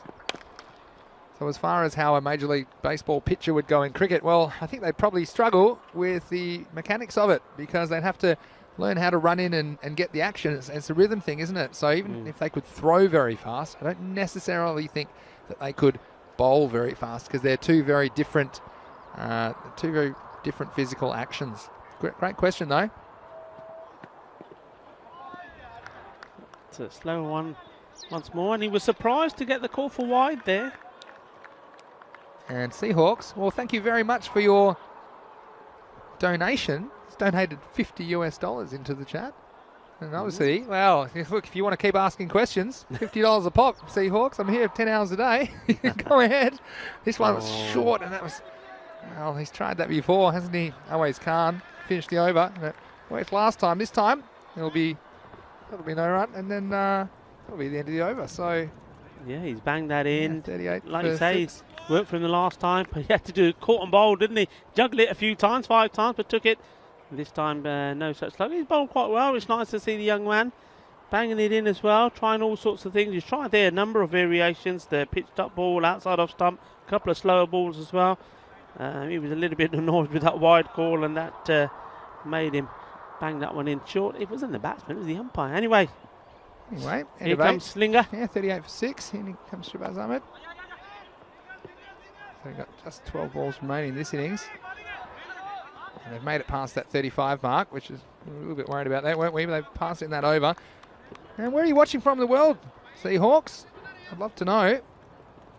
And we do appreciate your input. I'm having a bit of a joke as well, because this game, probably not the most competitive contest we've seen, but there have been plenty of them in this series, and there'll be plenty more this year on the European Cricket Network. One's up in the air. Will it be caught? And another juggle and another catch. And well, all the party tricks coming out for Falco. And this is another one. Well, he had to get back in a hurry. In the end, he couldn't take it on the first attempt. But the second time, he pulled it out of the sky. Yeah, did well there, didn't he? Had to, you see the first time, feet off the ground to par it up, and then kept his head nice and still. And, well, he was lucky with the rebound dropping easily in his hand. So doing the job, good job. So another wicket does go down, so this is not looking very good at all. I mean, Falco, well, I was saying before the start of this match, Vinny, before you got here, that this is very much like the Premier League team against a non-league in the context of where both these teams are and where they started from. And we're seeing that here. Sometimes there's always a chance that the underdog can pull off a surprise. And I had a feeling that perhaps it was going to be in this one. Perhaps the Black Panthers were going to score 100, 110 and make Falco work hard. But it doesn't look like it's going to be that way. Doesn't seem like it at the moment, does it?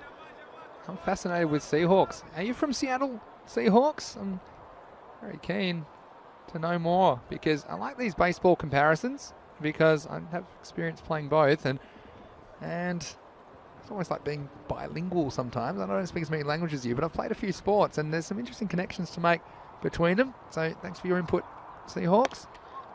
Next ball made away, and they'll get a He's single. slow going. He was very slow going. I think a better throw could have been interesting. And I think that look from Mohammad Zishan to the fielder says it all. Look, he cleans up though, see? That's what he had to do. And Paramjit, wasn't exactly motoring, was he? So, what can they get? Can they get 50 from here? They need a bit of luck. Not from the 40s at least. A bit of extra bounce and missing it. And Seahawks is from Seattle. And he used a term there saying it's let's just say, I'm not going to really say it on air, but there's a very interesting history of Seattle, in particular their plumbing system when they first were settling it. And I'm just going to find a delicate way to put it. His next ball was hit away and it's going to plug, so I think it's going to be one. They might turn for two, but he might have to learn how to run a bit quicker. It was a very wide berth. And Yassine. Mohammad Yassine, would you believe it? I'm sure he was going to be out here. We'll see this again. I mean, but watch the running here. Watch the turn round if you see it from the like from the Queen the striker. Mary. Yeah. Wasn't it? It wasn't. It was right in. Here we go. Watch it. He's like, I better go off the pitch. Did he even put his bat down properly? I don't know, but he gets it. Well, he put his bat down definitely here. Run far enough, because he's running a big circle anyway. End of the over, 42 for 7. Yeah, so I'm telling you about Seattle. I told you I was there about 18 months ago now. I went on a very interesting tour about the history, and they used to have problems with they bought a whole bunch of toilets from Europe, but they didn't have any plumbing system. So they bought all these brand new toilets, but they'd just been invented, and they didn't have any plumbing system. They didn't know how to install them. So then they had a bit of a go at it and made some pipes, but it turns out they didn't sufficiently, it'd be unsavory, we're best about to have our lunch, but they had some issues with the pipes exploding, and they'd have all these, let's just say, very interesting volcanoes that used to cover people that would come out of the ground. So that's why he used a term to describe Seattle, and it's actually fairly accurate. Look, all the people in the chat, they're disappearing. Stop talking about those things. That's hey, listen, how about this? Isn't this is Mario, isn't it? Super Mario. Look at the bowler. I just had a look. It reminds me of Super Mario. Look when he turns around. Have a good look at him when he turns around. Oh, look at him now. He's bowling the 10th and final. It is. It's Mario. He's got the little Mario mode, does he? We've got. You say so. Jesus has a very good question about who's my favourite cricketer. I might come to that in a second, because a couple that I like, but at the moment, here's E-Jazz, just the single, so I wonder if they can get this 50. And time's running out very quickly. Yeah, so Seattle, we're not going to talk about the plumbing. So, you know, Seattle Seahawks, very good football team. One of the loudest stadiums in the world. I think it was the loudest. I think maybe it's just been pipped by another one now, but very, very loud. Of course, we don't have many spectators at sporting events these days, but when they're up and going, and that the Seattle NFL Stadium is really a great place to be. Russell Wilson and some of the boys, would love to get them into cricket as well, because I think they'd find it pretty fascinating. Plenty of action and excitement. Jesus was asking my favourite cricketer. Well, I might come back to you after that, but at the moment, 2 balls to go. Go and hit it. Oh, he had a go. Yeah. Just wanted to get a big shot in here and see if they get past the 50, but well bowled by Super Mario. Takes the wicket of the last ball of the innings, and well, off they go. Yeah, well, that's that. And wow, Black Panthers, an endangered species in this game, weren't they? In the end, and they have just, you got to give credit to them. They've gone out, they've had a go, winning the toss, selecting to bat. It worked for them against the Warriors, but they faced some sterner opposition in this one. Although it was a bit of an auspicious start, we had the no ball, free hit, the free hit that they didn't realise was a free hit, and then I think it's a very good decision again from the umpire, again taking his time, fulfilled all the criteria. He had to go. That was the first wicket for Mohammad Zishan. From then, well, Puneet Shamali, a lot was on him, and he went very early, unfortunately, going for a second ball duck, another one for the pond. And one thing I would say, he was the only duck at least, so we saw everybody else at least get 1 run on the board, but Puneet, he'll be disappointed about that. Then we saw the slinger come into the action. Yeah, bowled very well, didn't he just? And he's taken 3 wickets, bowling those 3 for 9. He always is in the action, always taking wickets, and I tell you what, he may not be called upon today with the bat. As we saw, one of few boundaries there, only 2, no 6s today, and this one, bubble, bubble, bubble, 5 times, 5 and alive. That's what it needed there, 5 chances. Falco, they haven't been at their best, but today, this performance in the field, the discipline was good. I think body language, the team spirit was good, and because of that result, and how about that? That's a great catch there. That was Zeeson Raza. 2 feet were in the air first to get the hands onto it, popped it up. And this one, well, it should have been.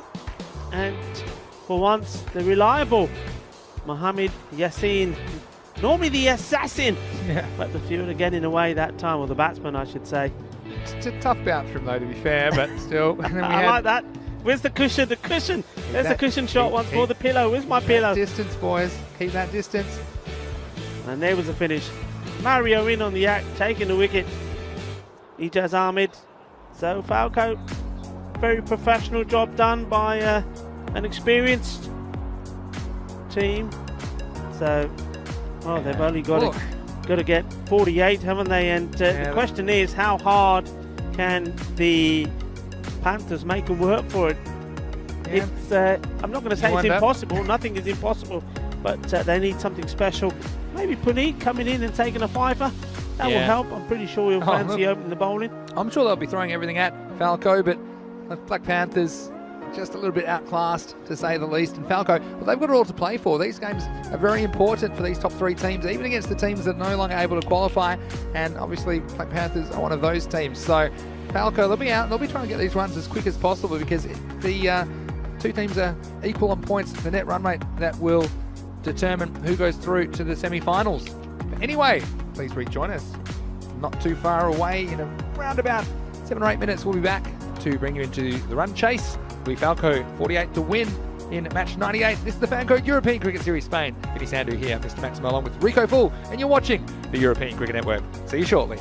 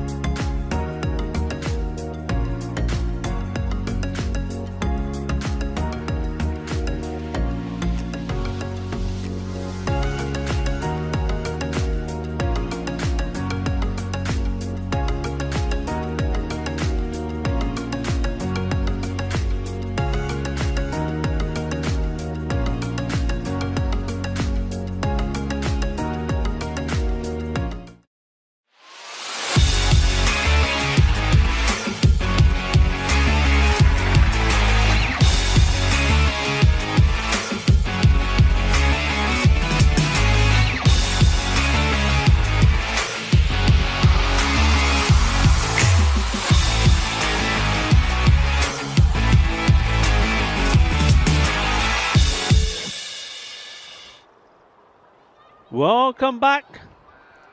Well, if we to see the Panthers win their second match of the Fancode European Cricket Series, and their second today, well, we're going to have to see something very, very, very special. And that's the biggest understatement probably of this European Cricket Series so far.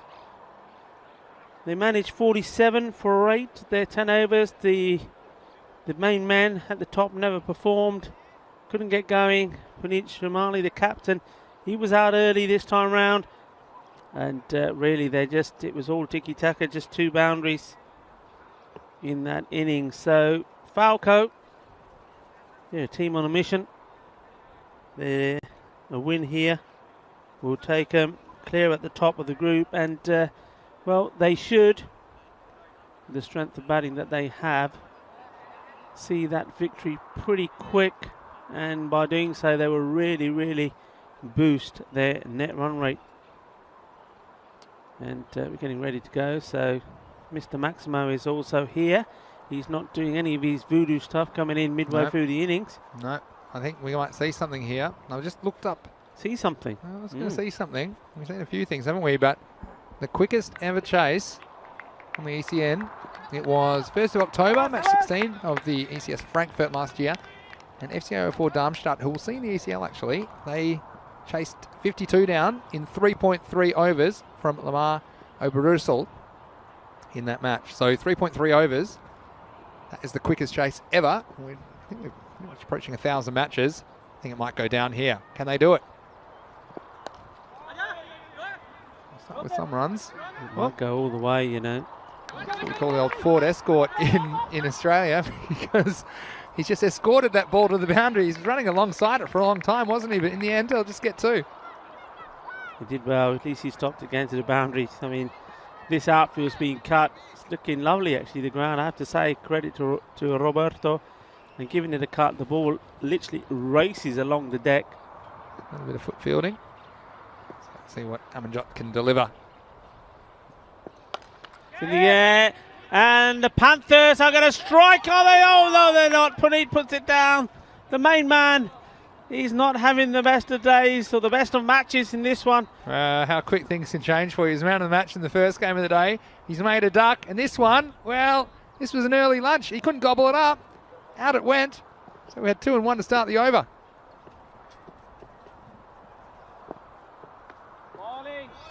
And another one of Mr. Maximo's big calls is looking pretty good at this stage. So much for the quickest ever victory, 3.3 overs.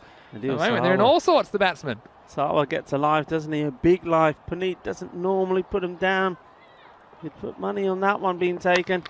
And now he has to do some fielding. He's in the right position though, isn't he, Puneet, down there at long off? Because the ball's going that direction. And he's a good fielder generally, but that one was always too easy, wasn't it, for him? He's taken some outstanding catches in the series.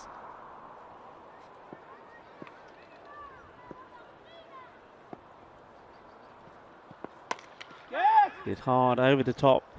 4 runs. Kookaburra ball races away. And good shot this.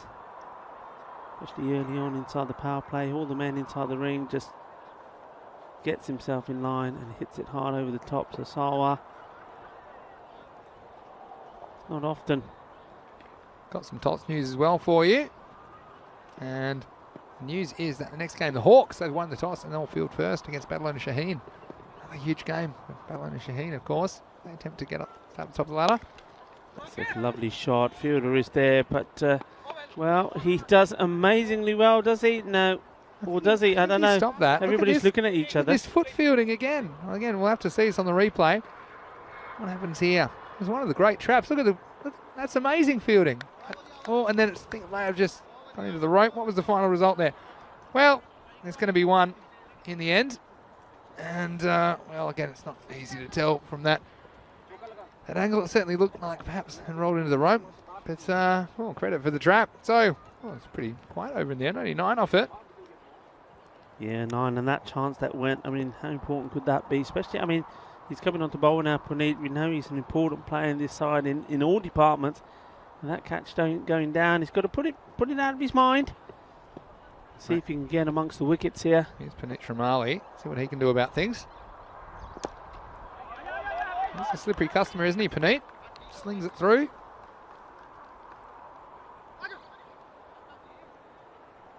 Seahawks saying Gold Glove outfielder in the MLB ain't dropping that. Yeah, but they'll have gloves.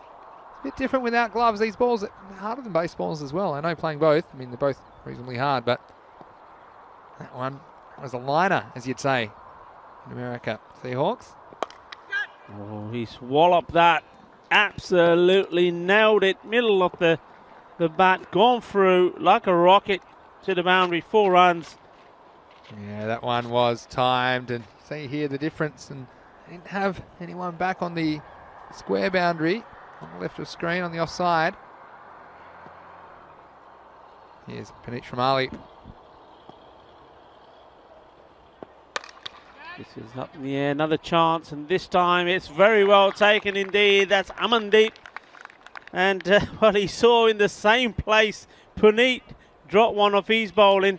But he's not going to be mean. He's not going to be tick for tat. He's going to take it. So the first wicket goes, and it's that off the hard-hitting Zohaib Khan. He makes his way back. Yeah, we've seen him hit some long balls. This one just didn't quite get all of it. And could you get a bigger height difference from the two fielders on the boundary in the first 2 overs? But this time they swapped positions, and the combinations worked well on this occasion. Amanjot Singh taking the catch above their head. And Panit, he gets a wicket. So something for him to take out of this game. And the score now is 14 for 1. The new batsman will be going to the non-strikers then, and the batsman did cross, and it's going to be Shabazz Ahmed. That will be a wide, and some more footwork, but the batsman deciding Footfielding.com. not to take anything from that. Footfielding.com website coming to you soon. Yeah, what do we got in the chat? Well, Seahawks is very active in there. Late at night in Seattle as well, I think. Or early morning, depending. This one, it's too short. Where's this gone? It's very, very high. I've lost it. I think it might have gone all the way, and it has. Maximo, 6 runs. This one, if you get short to Adil Sawa, you generally pay the penalty. But this one is more of an up and under. And let's see where this one lands. Just, well, there might be a crater where that landed, because that came from a big height, just over the boundary, 6 runs. Yeah, nicely struck. They're not hanging around, are they, Falco? They've done rotation a little bit off the batting order, so I think deciding with the low score, that's been blasted away. It was wide outside the off stump, and well, this time Adil Sawa deciding he's going to go off stump. And overcompensation from Panit this time. It was full outside off stump, and I said no one back there square on the offside boundary. 4 more. Luke saying his favourite baseball team is the Atlanta Braves. I'm guessing Seahawks would probably be a Mariners fan, but we'll see. It's just going down the leg side in the end, but still not too bad from Panit, and he finishes this over. And well, we've got Falco rolling away at the moment. They're over halfway there already. 25 for 1 at the end of 2 overs. Yes, and Amanjot Singh, he's going to finish off. Took a good catch there, but still plenty of runs coming off the over. Well, he'll be hoping that maybe Panit will be in the action with the catching department once more here. Starts with one that's too wide.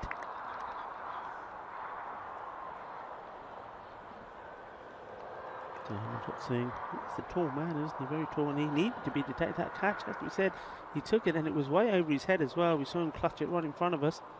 I don't think Panit would have had any chance if it was he down here. That's about a better delivery, a little bit closer to him, getting him flashing outside the off stump. Yeah, and look, I see him giving Shabazz an opportunity at number 3 in this game. We talked about the time record quickest chase, 3.3 overs. Well, it's still on. But Adil Sawa is at the non-striker's end. He's the man who I think could score that quickly. At the moment, Amjot with the ball. This might be just a single. Yeah, so a bit more discussion about the sporting teams we like. And the Hawks likes the Mariners, which are their baseball team in Seattle. Also the Sounders, which are their football team. Their soccer, they would call it, their soccer team. Let's have all kinds of discussion in the chat. And why don't you join the conversation on our YouTube channel, ECN. Well hit. Good work from the infielder. Yeah, that's well to cut that off. Look, Panthers in this situation, you're not going to be able to defend the runs, but all I can hope for is a highlight or two. We've already seen a good catch, haven't we, from Amarjot Singh and Puneet picking up a wicket. So I often say to the players, the highlight's only one ball away. So when you get the chance, take it. Over 1 million viewers every day on ECN. Good bowling, top ball. He's been a good player for them, Amarjot Singh. Yes, yeah. And these guys are improving all the time. Of course, it's their first tournament, and already picked up their first win. It was great to see them pick up a win in the first match of today against the Warriors. It's very well bowled indeed, and oh, how about that? Bowls it, fields it, does everything, doesn't he? Yeah, he's one-man band, isn't Catches he, at the moment? Catches it. Yeah, but look, isn't it great? We've got 24 teams here in Barcelona. Now, every one of those teams has walked away with a win. Black Panthers, well, we worried about them. They needed to win this game against the Warriors this morning, and they delivered their goods in match 96. This one too wide. Seahawks saying Mariners haven't made the playoffs in 23 years. Yeah, well, that is a bit depressing. So, well, Seahawks, maybe hate watching sport. But I'll tell you what, their football team's very good. The Seahawks, very good football team. It's gone, and it's going to be a couple of bounces and over the rope, 4 runs. And that's on cue at the end of the over. So score moving along nicely. So we're on 35 now, 3 gone. Yeah, that one, 35 on the board. So what's that? Might be 34 actually. Just checking that. Carrying the one. 34. 34 score, but it's only 14. They're probably not going to do it in 2 balls, are they? 14, unless they get a hat full of extras. It's going to be Manpreet Singh that's going to bowl the 4th over. I think that Darmstadt are going to hold on to that record. 14 in 3 is possible, but also Zawa, who's doing most of the damage at the moment, he's on 24. He is at the non-striker's end. But again, thanks to everyone for contributing to the chat. It's been amazing to get to know a little bit about the parts of the world where everyone watches from. Of course, with very much the European Cricket League, but we are watched by people all over the world. Some people that are new to cricket, some people that have been watching cricket for many, many years. But you're all welcome here at the European Cricket Network, and thanks for watching today. Hit hard, and it's 1 bounce, 4 runs. A little bit of width, and good shot. So Shawat Ahmed getting in on the 8. That's his first boundary. And I tell you what,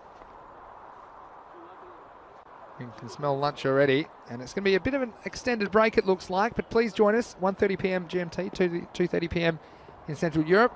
It's 7 p.m. in India. We have that next game, big one, between the Hawks and Badalona Shaheen coming up. Match 99.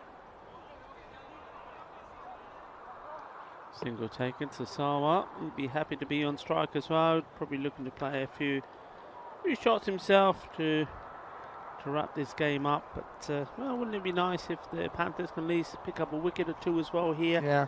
So Manpreet, come on, get it on the money. Bit down the leg there, and there's a chance to. Oh, he had the chance and he puts it down, and it's the big man himself. We just said how good he is. He's everywhere, isn't he? Amarjot, he was in front of us here, then he was bowling, then he's over there. It's like he's got, what's he got, like little drones of himself all over the place. But this time round, puts the catch down. He's a ball magnet. But unfortunately, this one's a bit too hot to handle, a bit extra spicy. And to make it worse, went all the way to the boundary. So, 5 to win. And time for lunch. Yeah, that's a big shot, a big finish. And well, we said, well, we were joking with Adil Sawa when he was in front of us, the boundary. Remember, we're going to see Falco again in the last game today, and we were saying to him, look, it's going to be match number 100. You've got 100 on the back of your shirt. You're going to make 100 for us? And he said, why not? I've made 91 already. And the thing is, if he has that sort of luck when he's playing in that game, anything's possible. He was dropped twice. You said it. And look, we were talking about the world record, or the ECN record, and it was 3.3. They did it in 3.4 in the end. I reckon they wasted a couple in there as well. But looking straight ahead, match 99 is coming up in about, well, we'll be rejoining in about 45 minutes time, and that will be between Badalona Shaheen and the Hawks. So if you are having a little break, it's a good time to have a bit of a refreshment or maybe go for a walk around. But we're only halfway through the day, or just over now. Of course, 2 matches to go. And let's see if Hamza Salim features in that matchup between the Badalona Shaheen team and the Hawks. I'll be very keen to get a win on the board to keep pace with those top teams. And just looking at the second innings of this match, well, only 48 to get. It was always going to be an impossible task. And this one, well, I just called it the Ford Escort. Another bit of foot fielding. Watch your feet. He found himself staggering after cutting off that boundary. But then this was the chance for Puneet, and he put it down. And it wouldn't be too long before there'd be another chance. But before that, the odd short ball going to the boundary.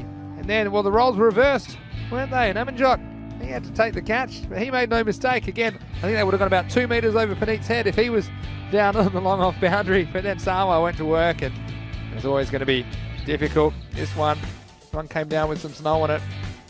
And that one, the 6 of the best, and then overcompensating 4 outside the off stump. So in the end, the Panthers, well, look, they've had a good day in the end because they've won a game. I often think, if they reverse the order of the games, if this was the first game and then they won the second, they'd go away feeling very happy with themselves. So maybe they'll feel a little bit deflated after that effort. Of course, they were outclassed by a vastly more experienced and skillful Falco team, but they can be very proud of their day because this is the day they got their first win in the ECS, and hopefully it's not their last, Rico. Yeah, absolutely, and that's what you've got to focus on, and that's what all these new teams must focus on. Derby Warriors is one of them as well. We've seen them, Black Panthers. It's all about taking the positives and building on them and working on them, and also focusing on the negative side as well, and say, right, it's like we always used to say, you ask yourself the question, what's the team question? What did we do well?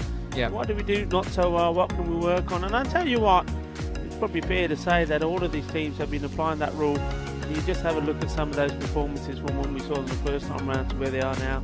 And it's just great to see that, because not only are they developing their own side and their own players, they're also developing the game here in Spain. And if there's ever a very good example of that, you've seen that here today with the Panthers coming back and getting their first win. So congratulations to them. And we've also saw that with Skyways as well. And haven't they given us? They've given us some drama, Skyways. Well, we've had 24 teams here, 24 winners. Just confirming the result of match 98. It's very one-sided. Falco knocking off the runs in 3.4 overs, led by 34 not out off 12 balls from Adil Sawa. Only wicket was to Puneet Shamali in this very, very short second innings of match 98. But please join us in 45 minutes' time. It'll be time to take you into the next game between the Hawks and Badalona Shaheen. Again, it's a must-win for Badalona Shaheen. Can they keep pace with Falco? And of course, the Trinidad Raw Stars, they don't play today. They have 3 matches on the final day of action in Group D next Thursday. So it's a very interesting group.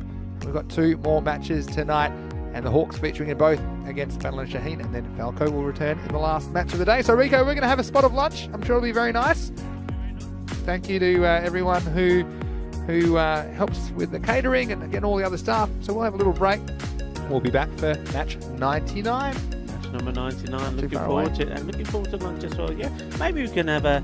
I mean, okay, we'd have to sit a fair few metres apart. We will have a spot of lunch together and talk about what's to come. Sounds good to me. Well, thanks again to all our wonderful viewers, wherever you're watching around the world. If you're looking for something to do in the break, why don't you look at the match previews on EuropeanCricket.com. Great article there, and they'll give you the rundown of all the players to watch in the final 2 matches of the day, and also our social media at European Cricket. And there's all sorts of highlights and clips there, as well as the fantasy dashboard. If you are playing fantasy cricket, it's a great place to go. So there's a couple of little things you can do in the break. But until then, we'll see you in 45 minutes. Miss Maximo here, Vinny Sandu, along with Rico Full. It's a pleasure having your company today on ECN. You're watching the Fan Code European Cricket Series.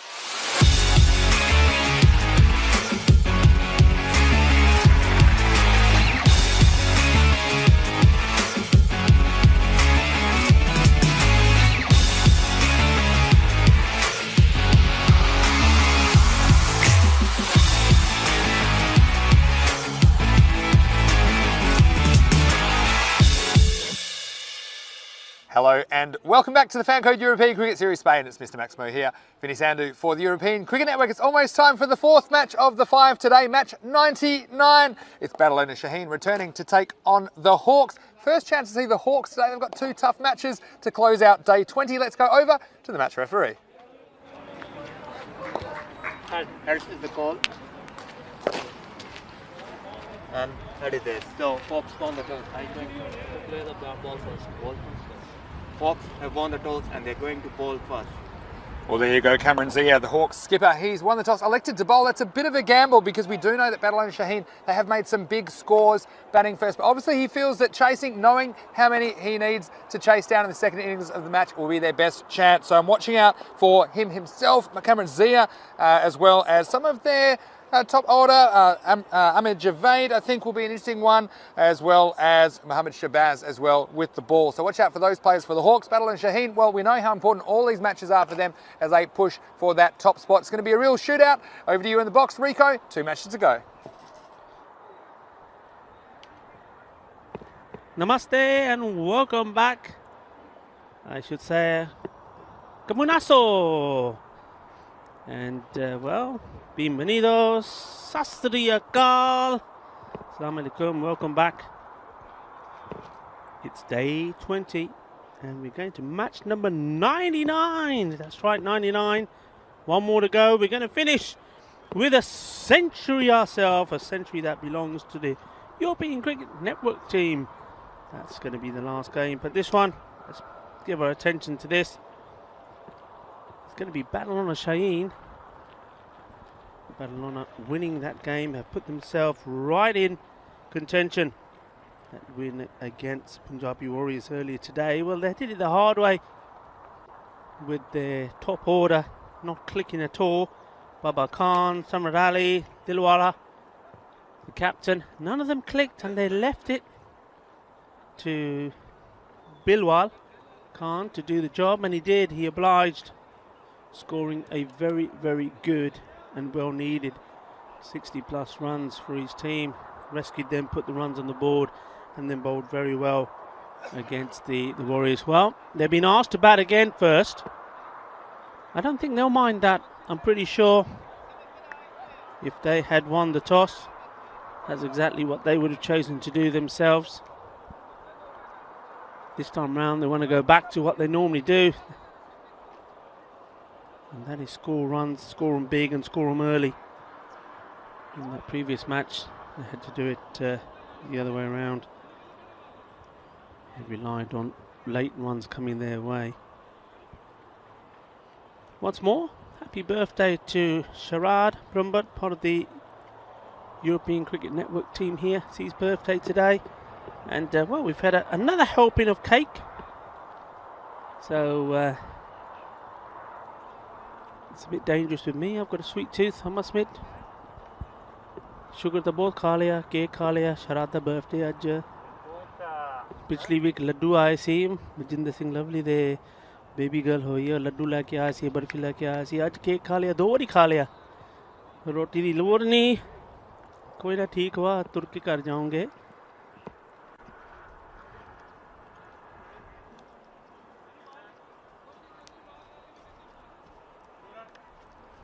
Yukesh Patel, the umpire, with Shahidul Ahmed at square leg. And it's going to be Inzamal Kufam who's going to start with the ball. And we're ready to go. 5, 4, 3, 2, 1. Let's rock and roll. Match number 99 is on the way. And so are Badalona Shaheen. Baba Khan off the mark. Samrat Ali now to face his first ball.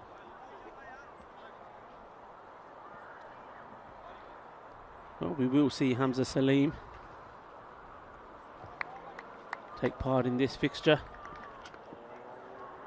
Didn't see him at all in the first match. Also, they've got Malik Mati back. That one's gone wide. Malik Mati's probably thought I better come back because if my brother keeps bowling the way he had done there, Malik Samuel Rahman, well, I may never get a call back.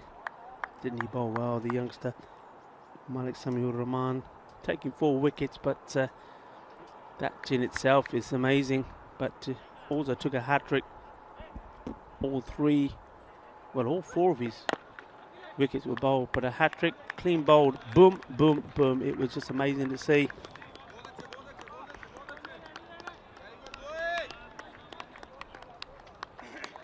Well, we've got a load of good memories coming up to the 100 mark of this Fan Code European Cricket Series here in Barcelona at this Olympic setting in Montjuic, and that hat-trick is certainly one that's right up there as one of my favourite highlights.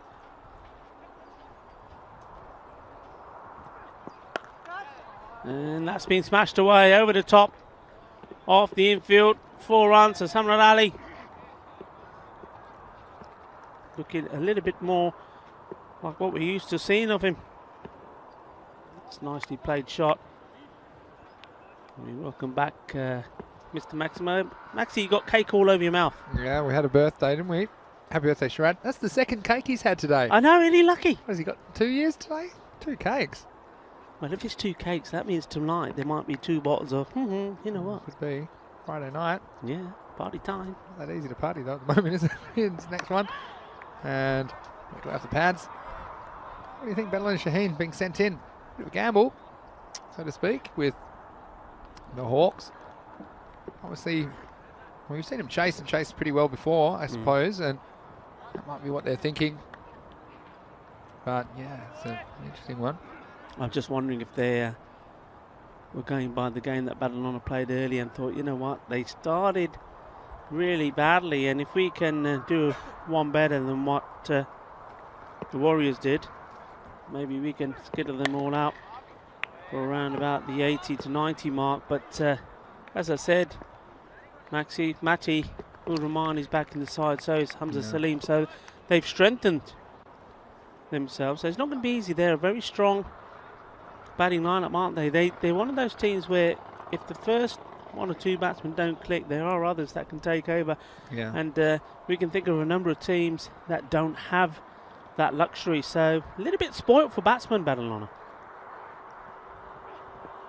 Well, this one shot on the ground, and it's going to get past the keeper. In fact, there'll be no run in the end as the cleanup is done by the backstop.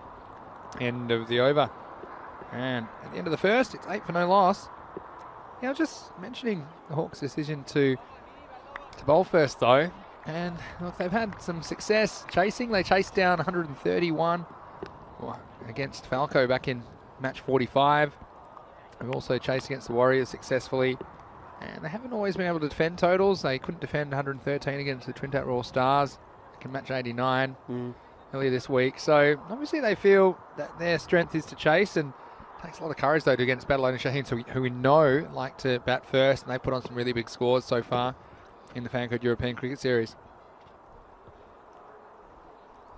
Mohamed Sohail is the new bowler, ready to come in. Here he comes now. It's a short punched away off the back foot and a slight misfield. In fact, this might run all the way. He's just going to pull it in time. In fact, I'm not sure he has. I think perhaps he was.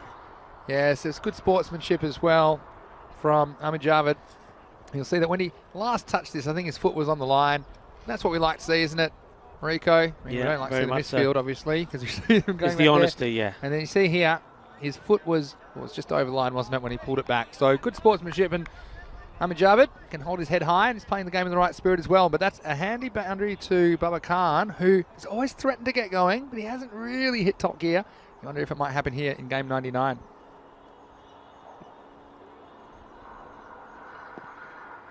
A bit too wide, and it will be called a wide. And for the Hawks, what do you think they'd be happy with then?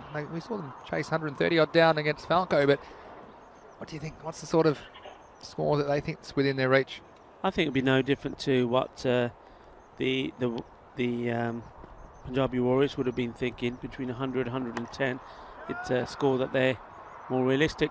This one's been squeezed away, and then Lux of Fortune, no one back there on the leg side. Only 2 fielders allowed out in the power play. There'll be 4 more. at the moment. Runs are piling on. But yeah, go on, Rico. Tell us more about what you think the Hawks will be satisfied with. Yeah, so I think if they can restrict Babylon to around between the 100 and 110, they'll fancy that. I think any more than that, when we get into the 120, 130 area, then, well, it's going to be a big ask. But Badalona, they like the 130s, don't they? You're not wrong there.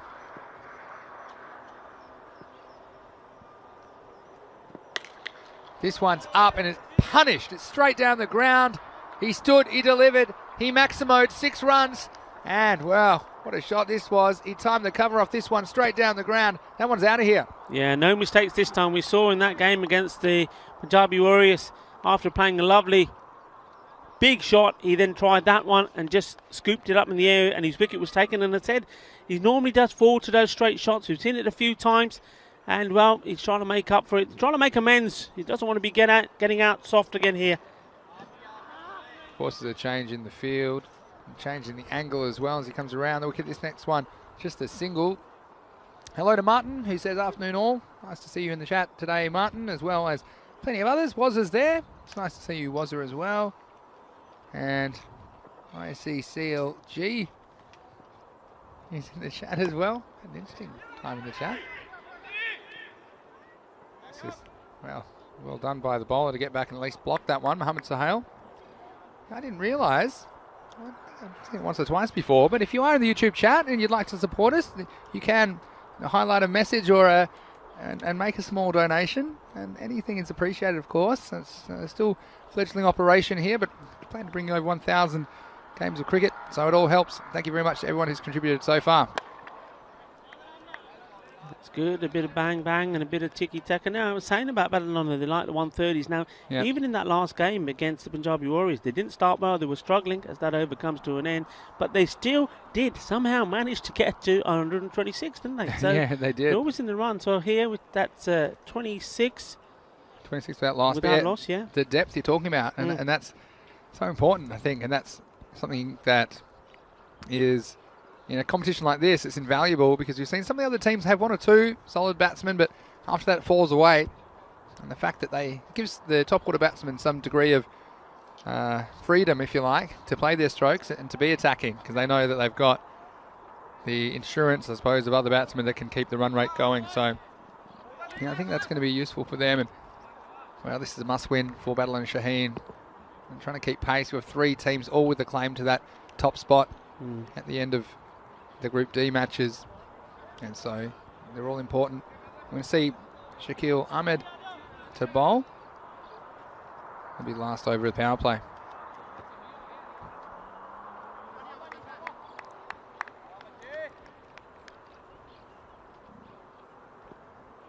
Actually, Inzamam, isn't it? yeah, Inzamam, bowling his second. Shakil Ahmed is approaching, but no, it's going to be good for him to continue. He's back there, well played. It's the one thing, isn't it, with I would say with most of these batsmen. I mean, Samrat Ali is a little bit different when he gets going. But if you think of Baba Khan, Dilwar, Hamza to a degree, then Dilwar as well, the captain. You've got to keep the ball outside the off stump. That's where they're quiet, isn't it? Anything that's on middle leg, they're going to put away, especially if it's short. It's one thing to know that, another thing to execute it. So at the moment, it's been pretty good from the Hawks bowlers. They needed a good start in the second over. A couple of loose ones, but also some good shots. But as bowlers, and I'm sure the bowlers, they watch these games as well, and they can see how dangerous it is to bowl short on the legs. So just a matter of working on their control. And of course, you can't bowl too wide either. It'll go for a wide in the offside. But I think forcing these batsmen to try and play through the line of the ball is the key on this wicket. Next one's driven handsomely down the ground just for the single. And thank you very much for ICCLG donating $50 US. Thank you very much for streaming this. Appreciated was the message. Well, thank you so much. We do appreciate anything you can give us, even if it's $1 or $2 or €1 or €2. Again, not necessary. We're happy to provide all this entertainment for free, but I suppose it's a nice, good gesture, and I'm sure I'm a big believer in karma. It'll come back to you. So Here's Gulfham again. Well, this one's lifted up, and this one's not going to be caught. It's all the way. Maximal, 6 runs, and another half a dozen on the score for Badalona Shaheen. हाय कितना सोना shot सीगा pure timing सीगी अपनी positioning अच्छी सीगी follow through अच्छा सी ਅੱਜ ਤੱਕ ਬਾਬਰ ਖਾਨ ਨੇ ਇੰਨੇ ਰਨ ਤਾਂ ਨਹੀਂ ਬਣਾਏ ਪਰ ਮੈਨੂੰ ਇਹ ਮੈਂ ਤੁਹਾਨੂੰ ਦੱਸ ਸਕਦਾ ਜੇ ਇਹ ਬੰਦੇ ਦੀ ਅੱਖ ਲੱਗ ਗਈ ਹੈ ਨਾ ਬਸ ਇਹਨੇ ਛੱਕੇ ਹੀ ਮਾਰਨੇ ਆ ਬਹੁਤ ਸਟਰੋਂਗ ਬੈਟਸਮੈਨ ਹੈ Yeah, no doubt about that, and wasn't anything too much wrong with this ball, but that's the power of the man. Just a little bit too straight and disappearing was Gulfham. And he comes. He tries again. This one's a little bit extra on it, I think, from the bowler. And again, he was saying, why couldn't that have been a little edge? Here's a good question from ICCLG. Do they sub bowlers? Well, once a bowler starts an over, so an over is basically a set of 6 balls in a row, then they have to actually change the bowler. So this bowler, Gulfham, he's bowled 5 of his balls in the over, so this will be the last one, then they will have to make a change. We'll see this one, the last ball of the 3rd over. It's going to go down the ground for a single, so that will end the 3rd over, the score 35 for no loss. And the other thing I suppose I should add to that is that each individual player, they're limited to bowling a maximum of 2 overs in the innings. So 10 overs in the innings, so that 6 balls in each over makes 60 balls for the batsman to face and try and score as many runs as possible. And each bowler, they only are allowed to bowl a maximum of 2 overs. And once you start an over as a bowler, you do have to finish it. The only exception is in the case, of course, of an injury, a genuine injury, then you can replace a bowler, or sometimes if for some reason he's been instructed by the umpires to stop bowling, perhaps he's been bowling a little bit dangerously. That's the only other way that bowlers can change in the middle of an over. But thank you, and keep those questions coming. We do love getting questions, don't we, from all our viewers, and some of them watching cricket for the first time, and some have always been watching for many, many years. But we try and accommodate everyone. That's what makes us a little bit different at the European Cricket Network, and we certainly appreciate your company today. And ICCL just saying, yeah, I'm not familiar with cricket, especially bowlers or the game in general, really. Well, keep the questions coming. I'm more than happy to answer them and speak in your language as well. Anyway, here is Shakil Ahmed finally to bowl. First one down the ground for a single. That's the beauty, isn't it, Rico, about this? You have viewers from all experiences and all parts of the world, and I know you do a good job with all the languages you are allowed to speak, but you can speak, I should say. But that's one of the things that makes this job so interesting. Certainly is. It is wonderful to have people in touch with us and enjoying these matches from all around the globe. Watch this delivery here. As I say, and I will say every day, we're so grateful and so thankful to have your company. You are our family. You're our cricket family. It was nice yesterday. We had people tuning in from Argentina. We've had people from the Caribbean, haven't we? We've had and loads of interest from America as well. It's all fantastic, and it's so good to hear from you. Yeah, it certainly is. Next one. Well, this is very high. I don't think it's going to carry for 6. And, well, in the end, it's another one of these own goals, isn't it? This is Mohammad Shabazz. Well, you can't blame him. He's put in the effort that we've seen on this field. Sometimes they will plug. And we've seen some meteors coming down from the sky. Watch this one. It looked like it probably would have pulled up in the end. They would have just probably run 2. But instead, over it went. Another own goal. How many have we seen now? We've seen a few. And that was well chased there. I think that was Mohammad Shabazz, was it, giving it the chase, and unfortunately just hitting his shin and the ball making its way past the boundary. This one's in the air. Can he get the grab in there? It's well taken, and it's the catch from Amir Javed. That's a very good catch. We've seen so many in front of us here. He had a lot of ground to cover, running along the boundary, and how easy did he make this look? Yeah, it's a big wicket too. Babar Khan again looked good today. He knew it straight away as soon as he hit it. Didn't have all of it. And Amir Javed coming around to his right, very safe hands in that position. And, well, that's a big wicket, because if Bubba gets going, it could have been a very, very big score. And the Hawks, a huge wicket for them. First one goes down. It's 41 for 1. Yeah, I mean, once again, though, isn't it? It's that straight shot from Babar Khan. And even when you see him play that shot, maybe you just see the shot again from the bowler's end. He doesn't really get everything behind it. He's trying to time and place it, but he's still got to hit it. Just watch this again. Watch this here. He's sort of there. You see what I mean? He's chipping it rather than really following through. He's done that too many times, and he's getting caught there. Well, you either got to start hitting them harder, Babar, or you got to take that shot out of the equation, or hit it along the deck. Yeah, that one, I think you're right. Just not getting the timing, not in the middle of the bat. Anyway, new batsman is a very dangerous one. It's Hamza Salim. And we saw him just held back in the last game, didn't we? And they just decided they would use some other players in key positions against the slightly weaker Black Panthers team. But he's out there in the middle now, and I bet he can't wait to get amongst the runs. But again, he's another player we've seen go cheaply on a couple of occasions, but he'll favour the leg side. I'm sure he'll be wanting to make a few balls disappear over the wall to the left of your screen. Here's Shakil Ahmed. But nice shot and well fielded as well. I'm sure the bowler was very... What was... Someone screamed. Was that the fielder or the bowler? It was a fielder that threw the ball in. He was like, yeah, it's coming your way. I think he yelled because he had regret when he let go of it because he thought it might go for extra runs. But regardless, we've got 1 run. That'll be the end of the over.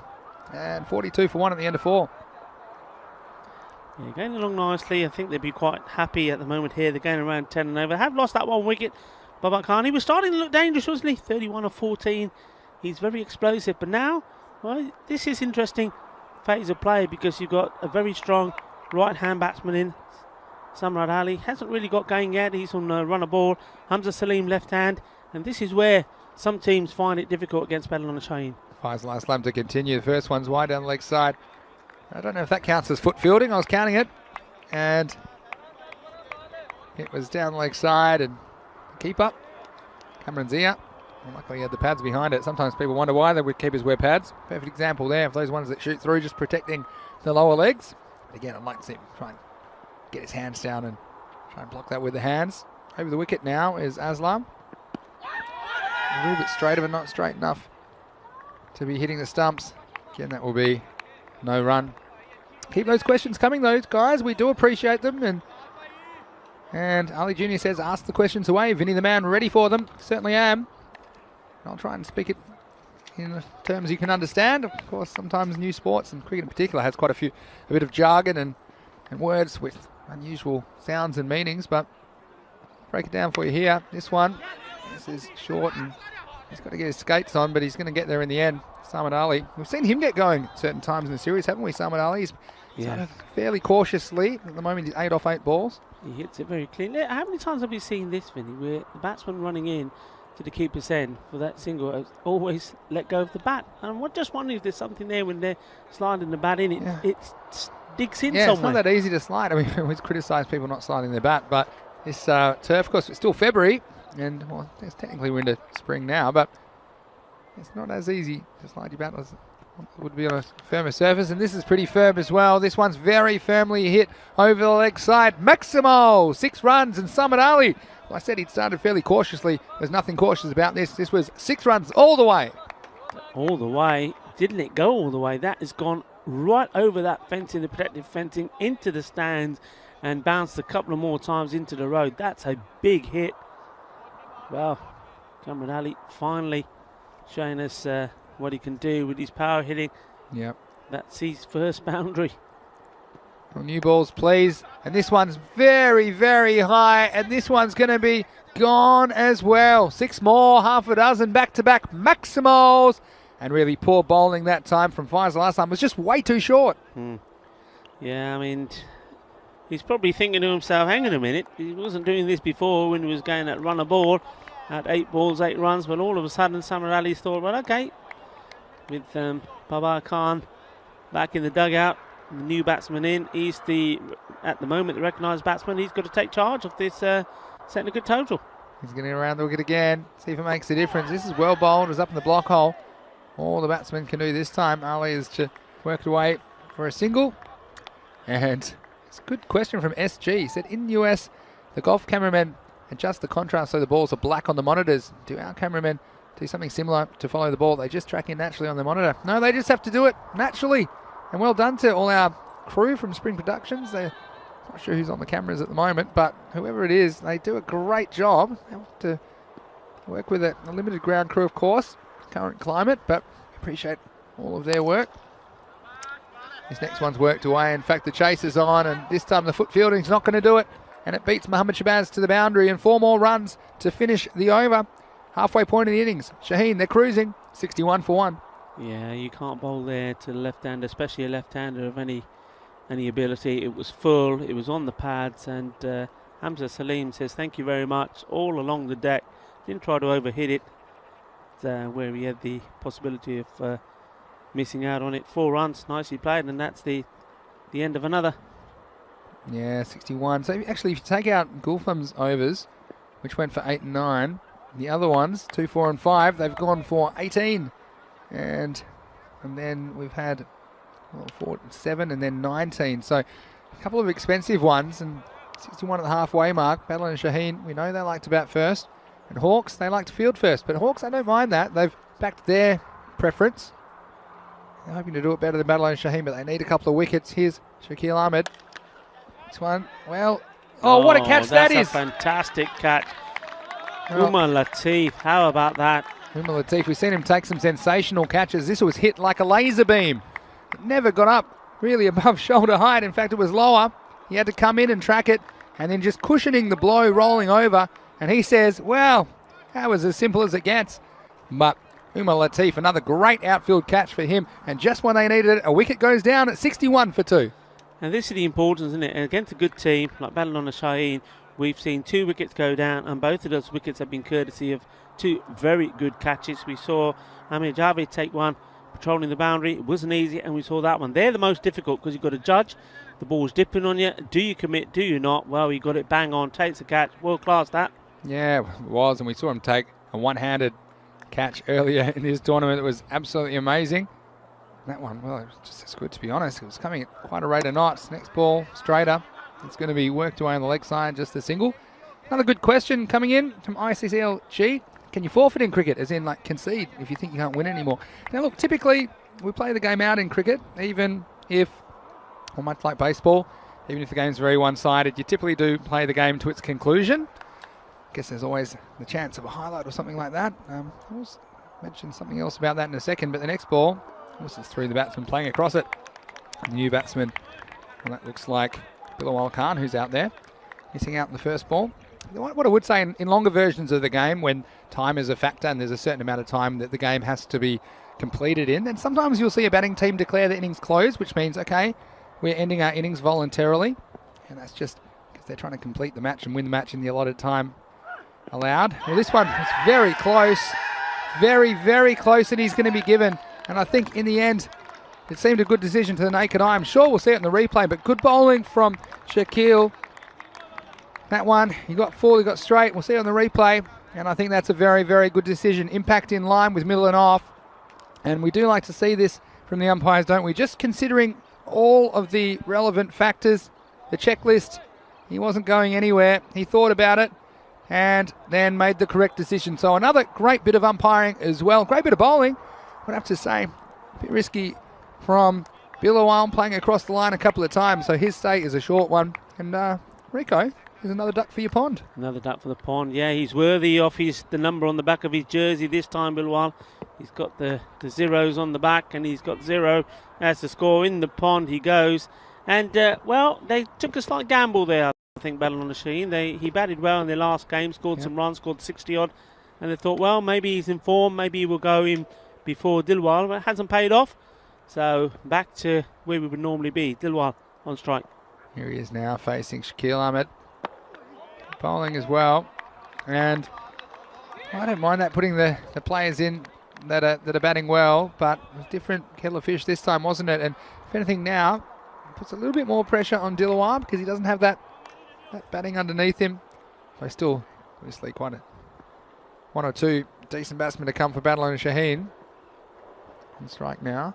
This one's driven nicely and good fielding, and might have had a bit of trouble with a good throw, but just wasn't able to gather at the first attempt, Mohammad Shabazz. But nice bit of work to finish the over.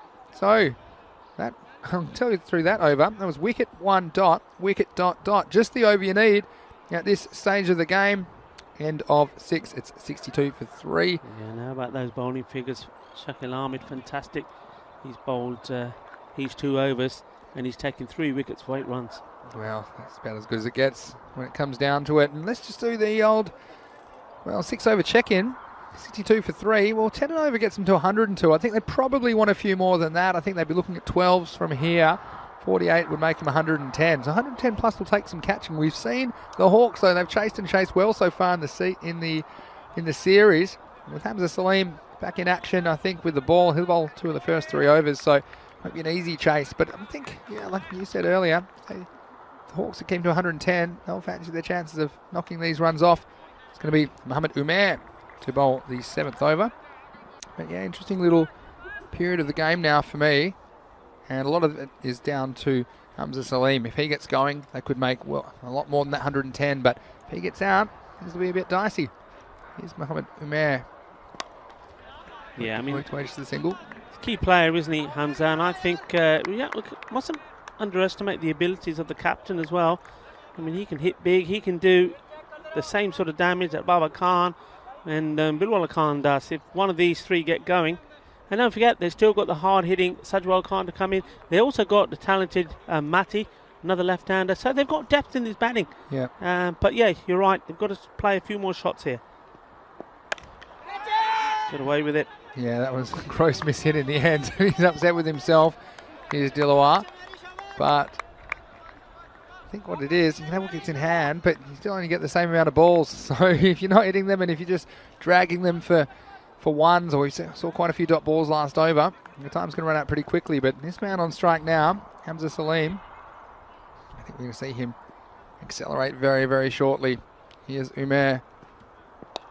Well, he tries this time, but only going to get the single as the field is well positioned down there on the leg side boundary. So again, that's the kind of ball that could have easily gone for 6 and settled to get 1. All these things add up and make a difference. And if he hits this in the middle, yeah, 6 runs instead of 1. That's 5 runs perhaps that he might feel he missed out on, but the margins are so fine in this format of the game. Dilawar on strike now. He goes up, he goes high, and it'll be an amazing catch, and it is an amazing catch. And Inzamam Gulfarm, well, he did a great job with the ball, and he takes a wonderful catch. Running back with the flight is never easy. Had to find the ball over his shoulder with Barcelona in the background. Well, this one, it was a steepling high ball and a wonderful outfield catch from that man, Inzamam Gulfarm. What a great catch this is. We've seen a few, haven't we? We've seen some wonderful catching. We've seen quite a few like this as well, where the ball seems to be going over the fielder. Most of them in this area, fielders running back, and that is a great take. It's fantastic. Well, I'm going to say it again, world class, because there's none better. You can't get better than that. I mean, that's the most difficult catch in the game. Running back with the flight, having to find the ball and track the ball. So, outstanding fielding, and then follows up with the dot. Got a good question from Agent Sheeta, saying minimum age for playing this tournament. Well, obviously this is a tournament for adults. I'm not sure of the exact regulations, but typically it's done on merit. There are some restrictions in some places, depending on if any under 18s are allowed, often depending on the range of factors. Next one, just played away for a single. Yeah, I believe on the top of my memory, I think it's 2. I think you're allowed to have 2. 2 under 18s, yeah, but at least 16, I think, is at least 16. is the regulation. So thanks for your question, and we're happy to help out. And that is the end of the over. And what an over that was. We talked about a couple of expensive ones. Well, that one, there were only 4 runs, and there was a wicket. So great effort, and after 7 at 66 for 4, only 5 runs off the last 2 overs. And you know that I'm always excited. You know what I'm excited about as well? European Cricket League 21. Now we know the 16 teams. It'll include Minaj, who won the playoff last Sunday on Super Sunday. It's the champion teams from 15 European countries, as well as the previous champions of European cricket, UVOC Rotterdam from the Netherlands. So that is the Champions League of European cricket. The 16 champion clubs of Europe all locking horns. And this one, well, Ooh. Watch your head, because this is a no ball. And alert to it was Hamza Salim, because he knew the next one was a free hit. He wasn't going anywhere. But this one, well, this is why in cricket you're not allowed to have, well, you're not meant to bowl a ball which doesn't bounce and is over the batsman's waist height. And this one was well over, and you can see why, because the batsman's not looking for it in that place, and that'll be a 1-run penalty, and it means the next ball, well, it's re-bowled, and this one's going to be a free hit, can't be dismissed, except for a run out, more or less. This one, he's gone big, and it's going to go all the way. Maximal, 6 runs, And you can see why Salim wanted to stay there. He wanted to do the business, and this time it was personal. Yeah, it was indeed. That was a nasty one because it followed him as well. He couldn't get out of the way of it. And in the end, he sort of ended up blocking it with his glove and the grill of his helmet. But a good response from Hamza Salim. We'll try again this time. This one is just going to sneak in. And so ICCLG saying, is this the equivalent of a blowout in US sports? No, I think this is a fairly even game at the moment, I'll be honest. I think, look, an average score, probably 100 to 110. I think it's probably fair to say, isn't it, in this tournament? Look on track for something like that. This one's driven down the ground firmly. It'll just be the single. Yeah, so yeah, blowout, I suppose. And when I start seeing scores of 140, 150 and above, and that's when we're in blowout territory. But this one, well, it's going to be a very interesting match no matter what happens from this point forward, heading into the second half. Yeah, got to start playing some shots here now, haven't they? I mean, they're in the 70s, and you just think, for me, they're running probably around 15 below where they want to be in terms of run, so they need a magic over to come somewhere along the line. And well, he's placed this, and he's placed it pretty well. Here's the foot fielding coming out, not for the first time today. And just kicking it on the other fielder to pick it up, and they'll get two in the end, so that was good placement by Salim, but again, that's one of those ones that wasn't Salim on that occasion, was it? But I think Mati Rahman, the other left-hander at the crease now, not being more aggressive, trying to clear the boundary, just happy to pick up a couple. This time no ball called. I think he's just overstepped on that occasion, the bowler, and this is costly. Of course, the bowler needs to have some part of his foot behind that front line when he delivers the ball, when he lands with that front foot, and this results in another free hit. So these little things. This will be a free hit for Malik Mati Rahman. He'll be loading up. He does, and well, he's not out, and a second time today we've seen people not realising it's a free hit. The Hawks fielder, well, he did well to catch the ball, and he thought he had a wicket, but instead, well, this is the thing on a free hit, which is after an illegal delivery, a no ball. And we see, well, good catch by Hamdi Amer. He framed it, but didn't count because you can't get out that way if it is a free hit. This one, well, this is going to be runs, and there's going to be plenty of them, and it's going to be another no ball. And I think he might have overstepped again. Well, he hasn't learned his lesson, has he, Rico? Not at all.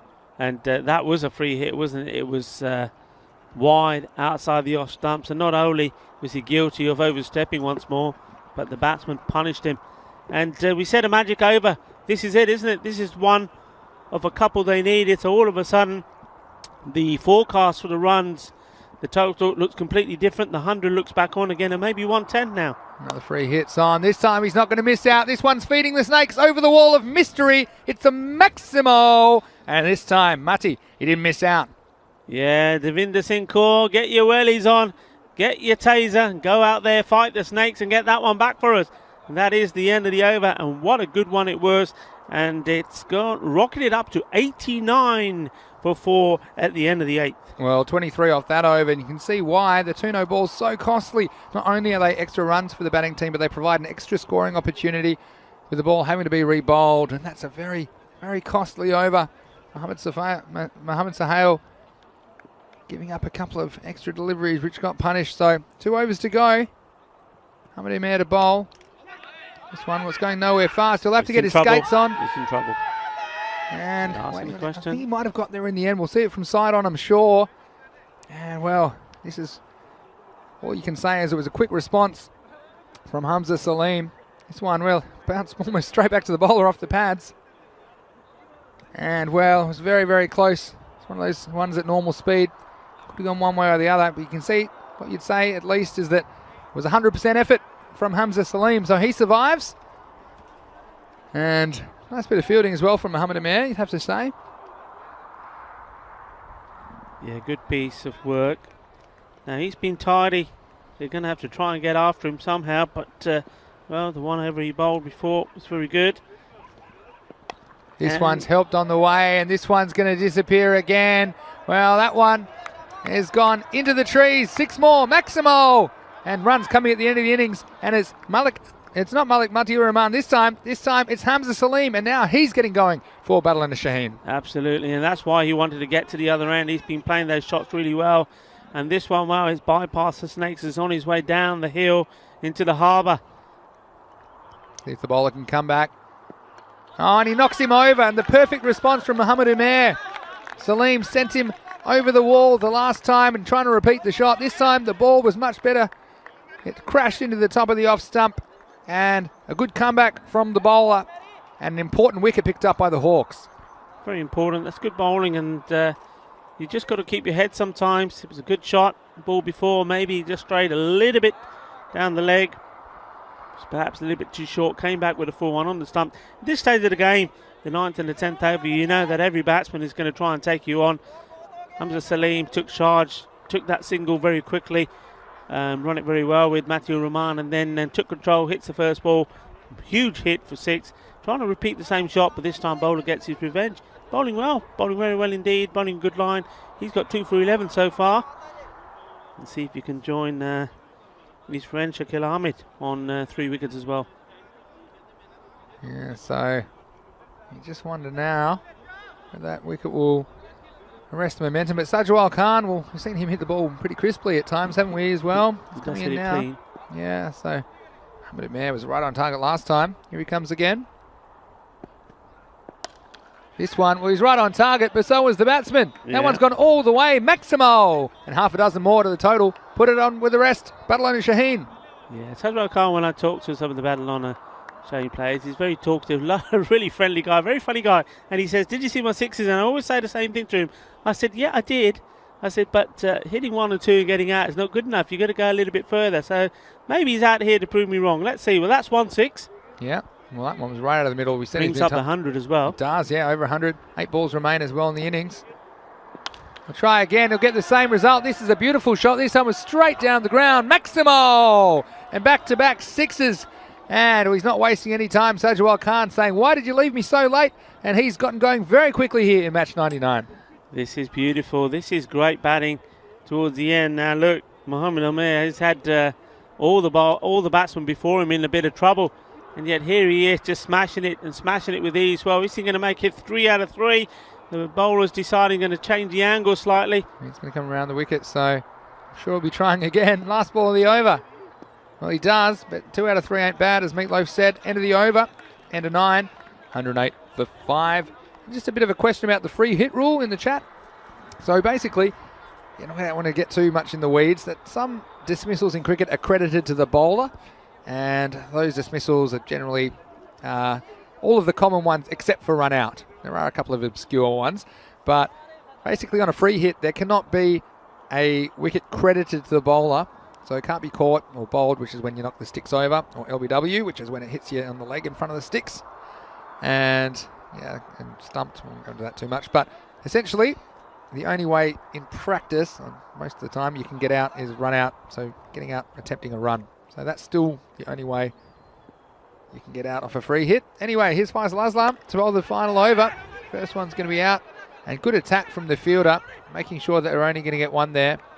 I don't think Sajwal Khan will mind because he's come out and he's hit the ball pretty sweetly. Yeah, I'm pretty sure that was the plan there. I think Matthew Rahman knew that unless it was on the legs and he shot for the big one over the top and down the hill towards the harbour, a single hit had to be, and let Sajwal try and bang a couple of balls over the boundary for a few more 6s, give him a healthy score. Sajwal, this one's full, he's not quite able to get under it. Fielder not really attacking this one, slight fumble. They might come back and there could be some trouble, but the keeper, he couldn't gather the throw. It was a slight awkward bounce for Kamran Zia, the captain and keeper for the Hawks. Sajwal had to go here though for me. He had to get to the other end. He could have made it as well, look. And you saw there why it put Matty off. He turned, he went and stopped. And the keeper in the end electing to use his pads. Back to live action. This one's up. It's high and it's going to go downtown. Maximo. And well, he survived perhaps because of the unlucky bounce for the keeper, but he certainly cashed in. Malik Mati Rahman setting this one into Barcelona for 6 more. That's a nice shot. I said that if anything's on his legs, he's going to smash it away. Anywhere else, all he's going to try and do is get Sajwala back on strike. That one it was on his legs. Clever from him as well. He turned it into a leg side shot. Great shot. He's going to be trying again, I think. He's going off that leg side. This time was blasted, threw him off, and it'll just be a single. So 2 balls remaining. It's a good little comeback from Badalona Shaheen because they stumbled, didn't they, through those over 6 and 7. But they got 23 off the 8th. They got 19 off the 9th. And this is a fairly healthy 10th so far as well. So 117 with 2 balls remaining. Here's Aslam. Sajwal, well, he times this very well and has fumbled on the boundary and he'll go for 4. And the Hawks, well, the wheels have fallen off towards the end of the innings. Looked like they might be chasing something like 100, 110, but now, well, we're well into the 120s now. And with a ball to go, Shaheen, 121 for 5. Yeah, this is good batting towards the end. And then once again, it just underlines what we say about Badalona Shaheen. They have depth, and somebody somewhere always comes up with the goods. Last ball of the innings. Get your running shoes on. This one, well, it'll be 1. They'll definitely have to try for 2. He's very slow to get with the program, Sajwal Khan. And I think there's going to be a run out, and he is. So, well, Sajwal just a bit slow getting going. And he wasn't out there very long, but he had to work very hard while he was there. And watch this. He just spent way too long looking at it. Yeah. And then about here, he said, well, I've got to go, last ball. Good piece of fielding and catching him just a little bit short, probably about a metre in the end. And he definitely would have made it if he'd gone straight away. Well, hopefully it doesn't come down to 1 run as far as Sajwal Khan is concerned. But regardless, they'll end their innings on 122 for 6. We certainly saw a few thrills and spills here, didn't we, Rico? Well, game 99. The nervous 90s, they call it sometimes. There are a few nerves around for both these teams. Of course, Badalona Shaheen, they needed to win this game. They're going to stay in contention for that qualifying spot. Ahmed Javed in the misfield going for 4. We saw some clean hitting Bubba. We thought if he got going, he could be a really big score on the cards. And we saw Gulfam, he bowled very well. But even some of his good balls were disappearing. Hamid Shabazz, again, some of the fielding of the Hawks. They did some good things, but they definitely probably left 20 to 25 runs out there. This was a nice piece of work recovering there. Ahmed Javed to take that important wicket. But Badalona Shaheen, it was a funny kind of an innings, wasn't it? It was fits and starts. Yeah. In the end, they scored 61 off the first half and they scored 61 off the second half. I tell you what, it was anything but consistent during this 10 overs. Yeah, and that one absolutely dead in front. The finger had to go up. He made him wait, didn't he? He made him wait. He made him run. And right when he came up to him, he said, yeah, you're going to go. Off you go. Very well bowled. And, well, most of the time they were. And just that little period, wasn't it, Vinny, in the middle? That over 6 and 7. Were only 7 runs were scored of those 2. And at that point, Hawks looked like they were going to really contain Badalona. But then a little bit of self-destruct themselves. Those no balls, those 3 hits. Just took all the momentum back, doesn't it? And they're the avoidable errors, which I think the Hawks might come back to rue. But how's this for a catch? What a piece of work that was from Gulfam. Going back with the flight of the ball. And late in the innings, we saw this come back. This was a free hit. No one realised. Or the fielder definitely didn't realise. But this is where, well, I feel like the Hawks just let Badalona Shaheen back into the game. They had him right where they wanted him. This was a nice bit of fielding, but decision going the batsman's way. He survived on that occasion, did Hamza Salim, but wouldn't survive that much longer as Umair came up with a perfect response after being hit for a Maximo, sent his stumps clattering, and that was the end of that dangerous left-hander. And then, well, again, missed opportunity that would cost them as the next ball would disappear for half a dozen. Cameron Zia, well, it wasn't an easy one, but again, having to stay down on the ball. And then just got caught ball watching, didn't he, at the end? And he thought, well, you want me to run? Well, he might be the fastest of the Khans, Sajwal, but I think Dilawar I think that Dilawar Bilawal might have given him a run for his money on that occasion, because he spent too long looking at the ball, didn't he? Yeah, well, we didn't see at the end that Sajwal Khan himself played some very good shots, Yep. made 17 of 5. Now that was instrumental in them getting to this 122. I think, once more, I'm still going to say it, I think they wanted probably at least another 10, another 15 more, because they know that the Hawks are strong. If the Hawks get off to a good start, this is going to be well within their reach. So Bellon and Shaheen, they've got Hamza Salim back. Well, they're going to need him. They're going to need him to bowl at his best. And of course, they've still got the youngster, the hat-trick man. He's going to take 2. Well, remember, off his 2 overs, 4 wickets for 10. Oh, he'll be a handful, don't worry about that. And look, this is right in the Hawks zone, though. Don't forget, they chased out 130 against Falco, a very, very strong team. But they're going to have a lot of questions to answer in the second half of this game, match 99. So in a few minutes, we will be rejoining you from the Montreal Olympic ground, just recapping that scorecard. And it was a bit of a team effort, really. The top 3 all contributing. Baba Khan with 31, Samad Ali 21. Hamza Salim, 33, was the top scorer. And a bit of a resurgence at the end after a mini collapse. Malik Mati Rahman with 12 not out. Sajwal Khan with 18, including 2 Maximos. So it will be 123 for victory required by the Hawks. Well, Shakil Ahmed, he was the clear standout bowler. 3 for 8 he took. And the other 2 wickets went to Umair Mohammed, who picked up 2 for 23. So please join us in a few minutes for this chase. You don't want to go anywhere. This is the second last game today on ECN, and we hope you're enjoying the action wherever you're watching around the world. See you in a few minutes for the chase. This is Vinny Sandhu, Mr. Maximo, along with the Rico Fool. See you shortly for more Fan Code European Cricket Series action. You're watching the European Cricket Network.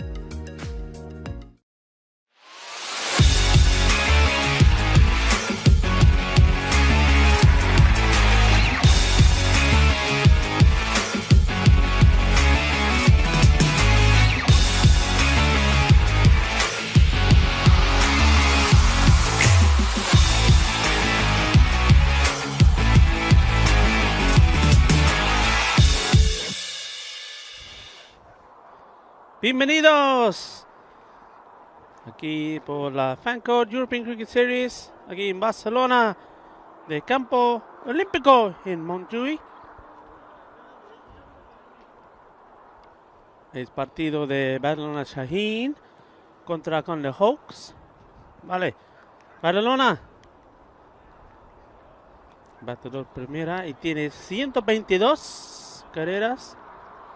Está bien, pero yo creo que falta 10, 10 más es mejor. Pero en realidad está mejor porque de este equipo de Hawks también tienes uno o dos batedores que está muy guay. Yo creo que es un partido muy importante de capitán de Hawks, Cameron Zia. Vale, vamos a ver. De primer batedor por los Hawks es Amir Javed. We all know about the strengths of Amir Javed. He's a serious campaigner, has been around a while. Saw him with the ball. Now it's his turn to see and show us what he can do with the bat. And he's up against Hamza Salim. He's starting to find a little bit of his rhythm with the bat, but with the ball up to now, he has been very impressive indeed. So this is going to be a very good contest, with the likes of Matiu Rahman also in the camp, and the hat-trick man, his brother Sami Rahman. It's a very strong bowling attack.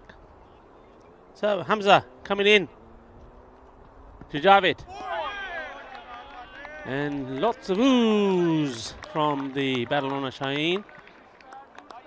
So the bowler winning the battle for the moment.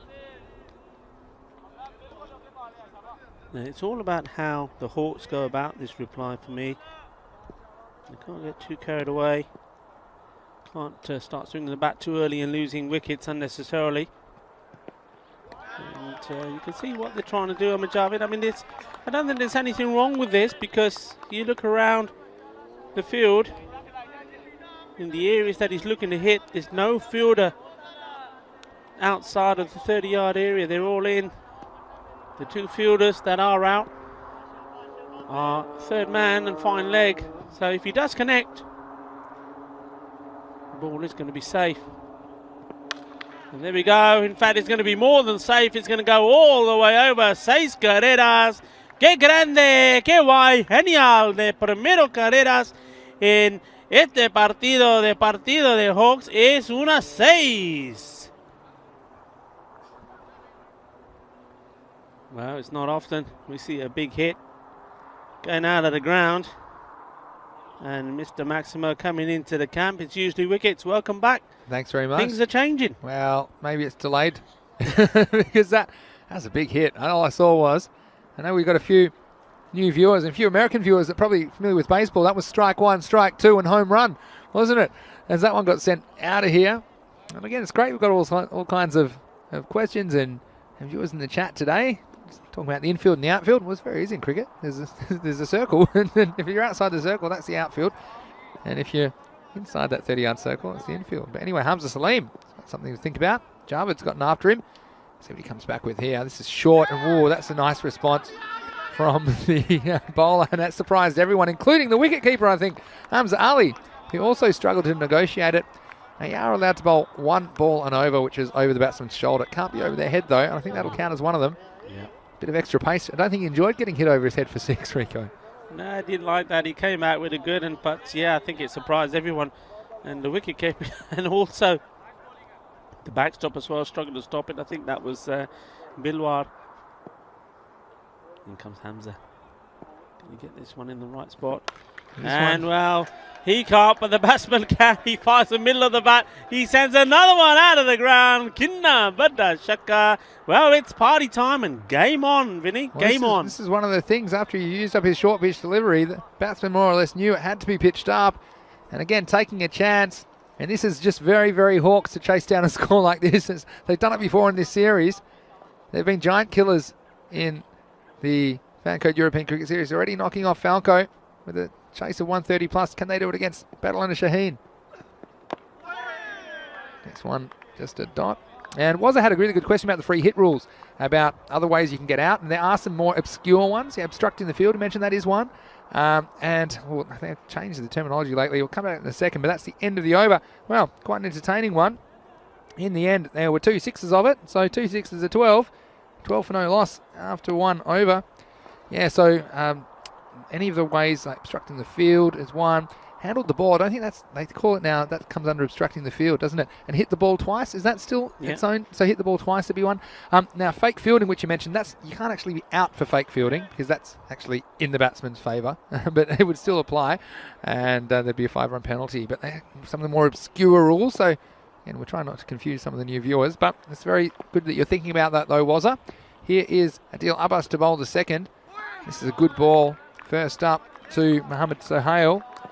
That one goes past the edge, just a dot. Yeah, Adil Abbas, he bowled very well for me, didn't he, in that match against Punjabi Warriors. Very quick, very fast, and got a good Yorker going as well. So this is a good opening attack from Badalana Shaheen. Yes, and hello to Stuart Simpkins, who was, I think you're saying hello to you, Rico. Hello to you, Stuart. Nice to have you in the chat today. Comes Abbas, and this one's played away.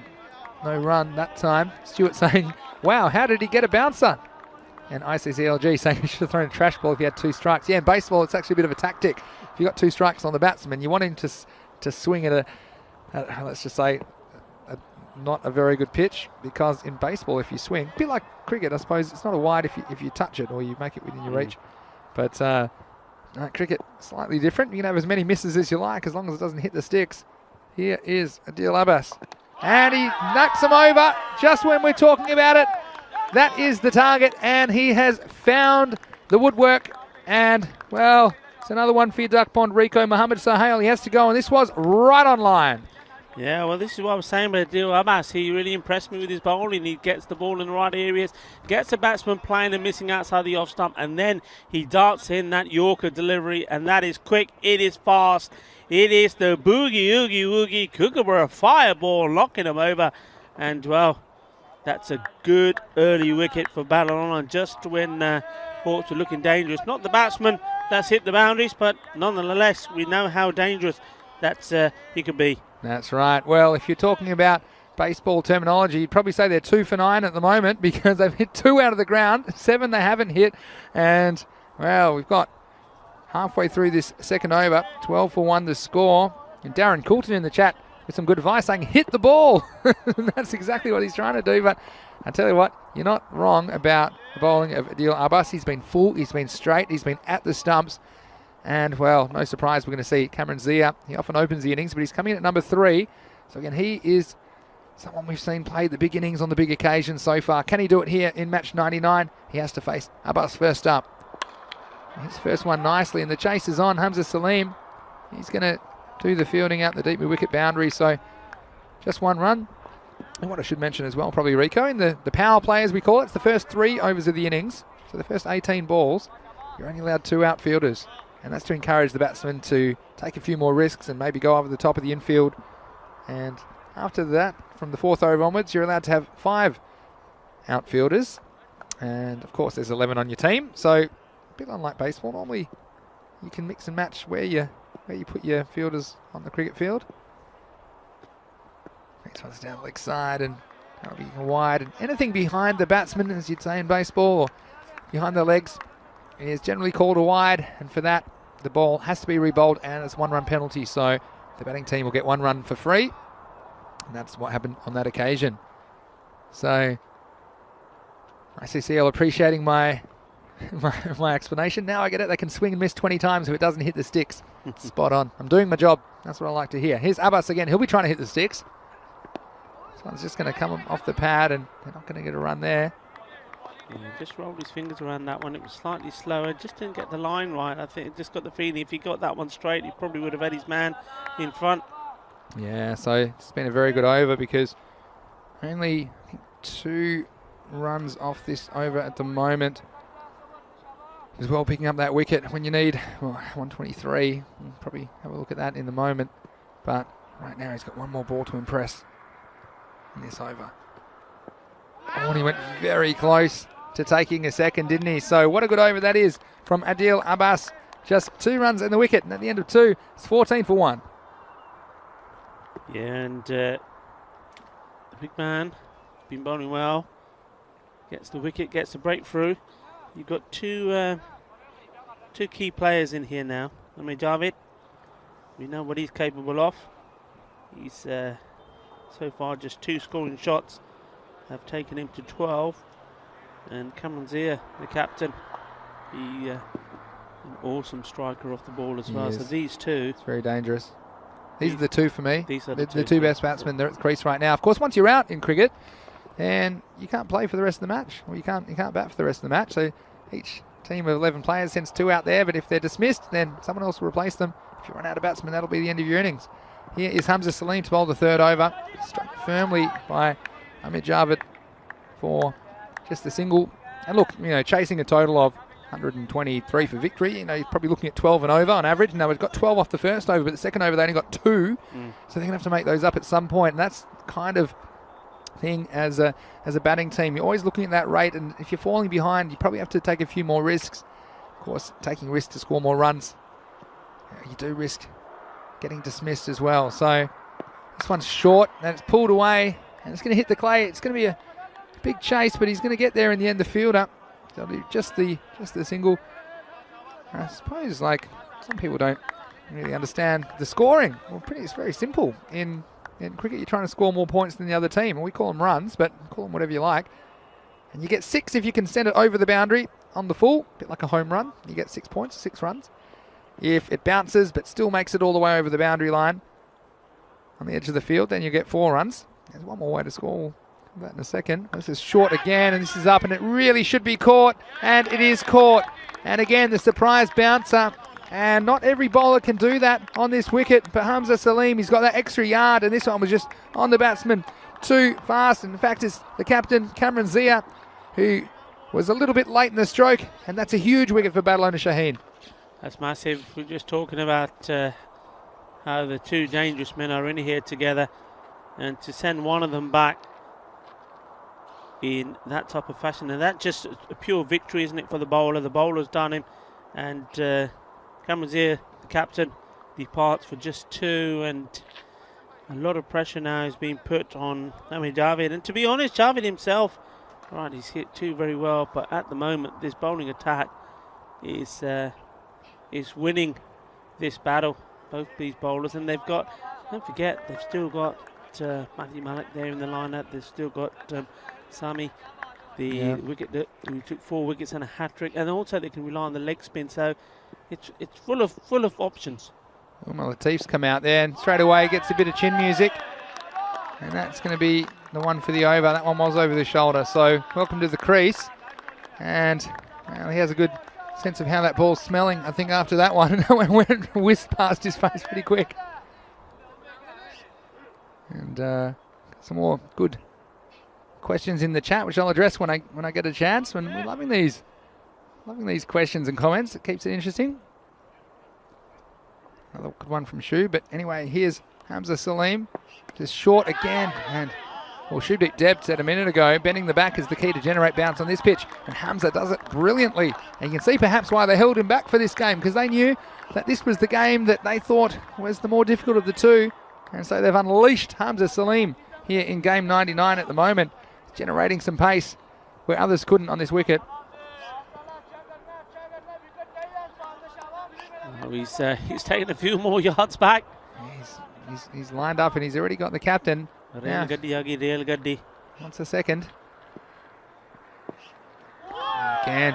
Well, imagine if he had another over, but he won't be able to, because he's bowled his 2 overs. A very good one. There were just 2 runs and a wicket off that over. And at the end of the power play at 16 for 2.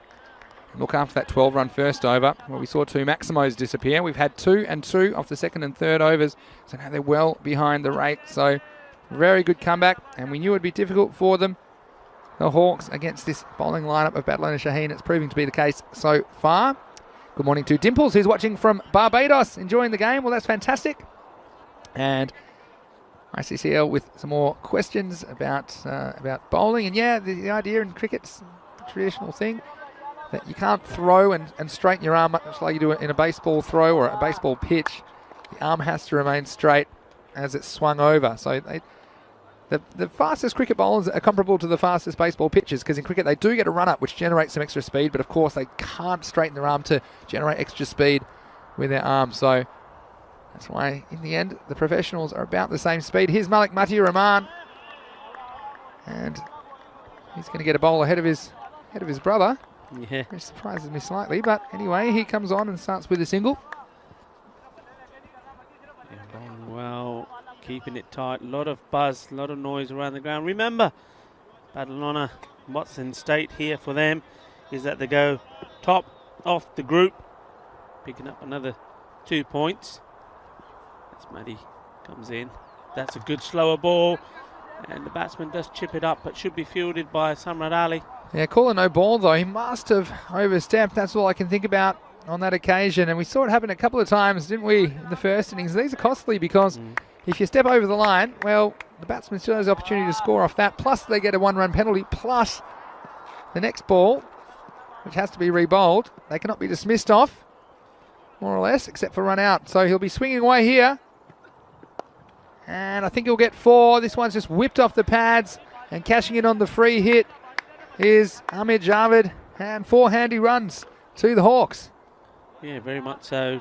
Just lost his line a little bit there, and Javed just helped that along. Both the batsmen have a little chat. Umar Latif, another experienced campaigner, he knows that if he can stay out there and keep Javed there with him, the two of these are more than capable of knocking these runs off. They're going to need a few boundaries, a few magical overs. Well, that free hit certainly helped. Here comes Matty again, this time played away. A bit slow to get going, Java, but they'll get through for the single. Yeah, so I mentioned before about how to score. We talked about 6s, which are over the boundary line on the full. We talked about 4s, which reach the boundary or go past the boundary but bouncing on the field first. Didn't talk about how to run single runs, which is, obviously there's 2 batters out there for the batting team, and every time they swap ends successfully, they get credited with 1 run. But every time they do, they take the risk, because if that ball can come and hit the sticks before they reach the other end, they'll be out. Here's Malik Mati Rahman. This one's blasted, and I think this is in the gap, and it will be 4 runs. 4 carreras down the ground, and for Umar Latif, he's done some very good things in this series. As long as he's at the crease with Javed, I think the Hawks will fancy their chances. Absolutely right. These two have got the ability and the skill to do it. Badalona Shaheen have to use their bowler skillfully as well. Nice shot there, 4 runs. The ball going to the European Cricket Network flags there, the other end of the ground. This time it goes in a similar direction, but the field slightly adjusted now. Dilawaz come a little bit straighter at long on, so it'll just be the single that time.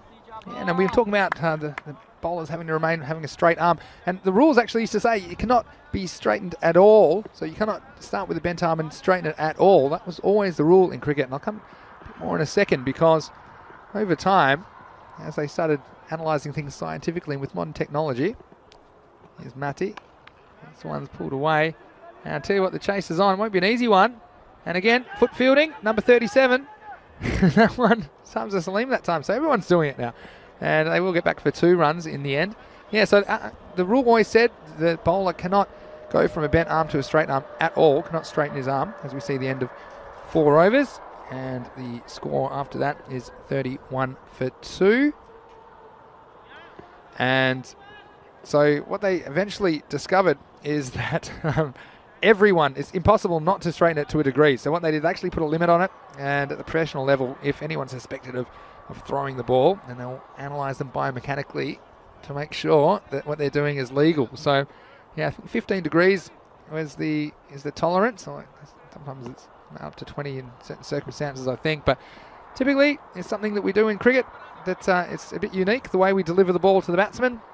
And it's been happening and developing, I suppose, for centuries. So it's ICT saying I think they should be able to throw it however they want. We've got Kasim coming in, and well, it's half a chance, but only half a chance. It's all the way over middle wicket. Maximo, 6 runs for the Hawks, and Umar Latif getting in on the action. Yeah, this is a nice shot. These two keeping the Hawks chase very much alive. Now remember, the Hawks, you can't rule them out, because if they upset Badalona here, they would have played the game more than some of the other teams, they will also move up to 10 points. Well, he's going to try again. This time doesn't get all of it. And Dilawar was almost straight behind the bowler, isn't he, at the moment? Don't know how you can see. He must have the umpire in the way. Here's a question for you, Rico. Yeah. Can you have a fielder right behind the bowler? Because if there's a sight screen or something like that, and because it actually happened once to me, and I was batting, I moved the guy out of the way. I said, can you move, please? Because he's in the way of the sight screen. I'm going to ask you again after this, but first let's have a look at Kasim Hussain.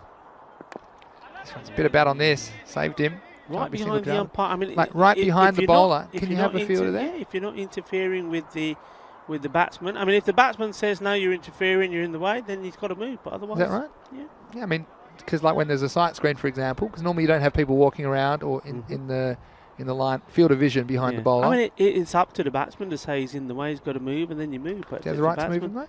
Yeah. It's one. Well, this is punished, and it was too short from Hussain, and it's got the treatment. That's a no-doubter. Maximo, 6 more runs to the Hawks. Yeah, and I tell you who else will be liking this. Of course, Falco, because Falco are on 10. A win here, Badalona, Shaheen, they move to 12. Then Falco have got to play catch-up, net run rate, all of that comes into play.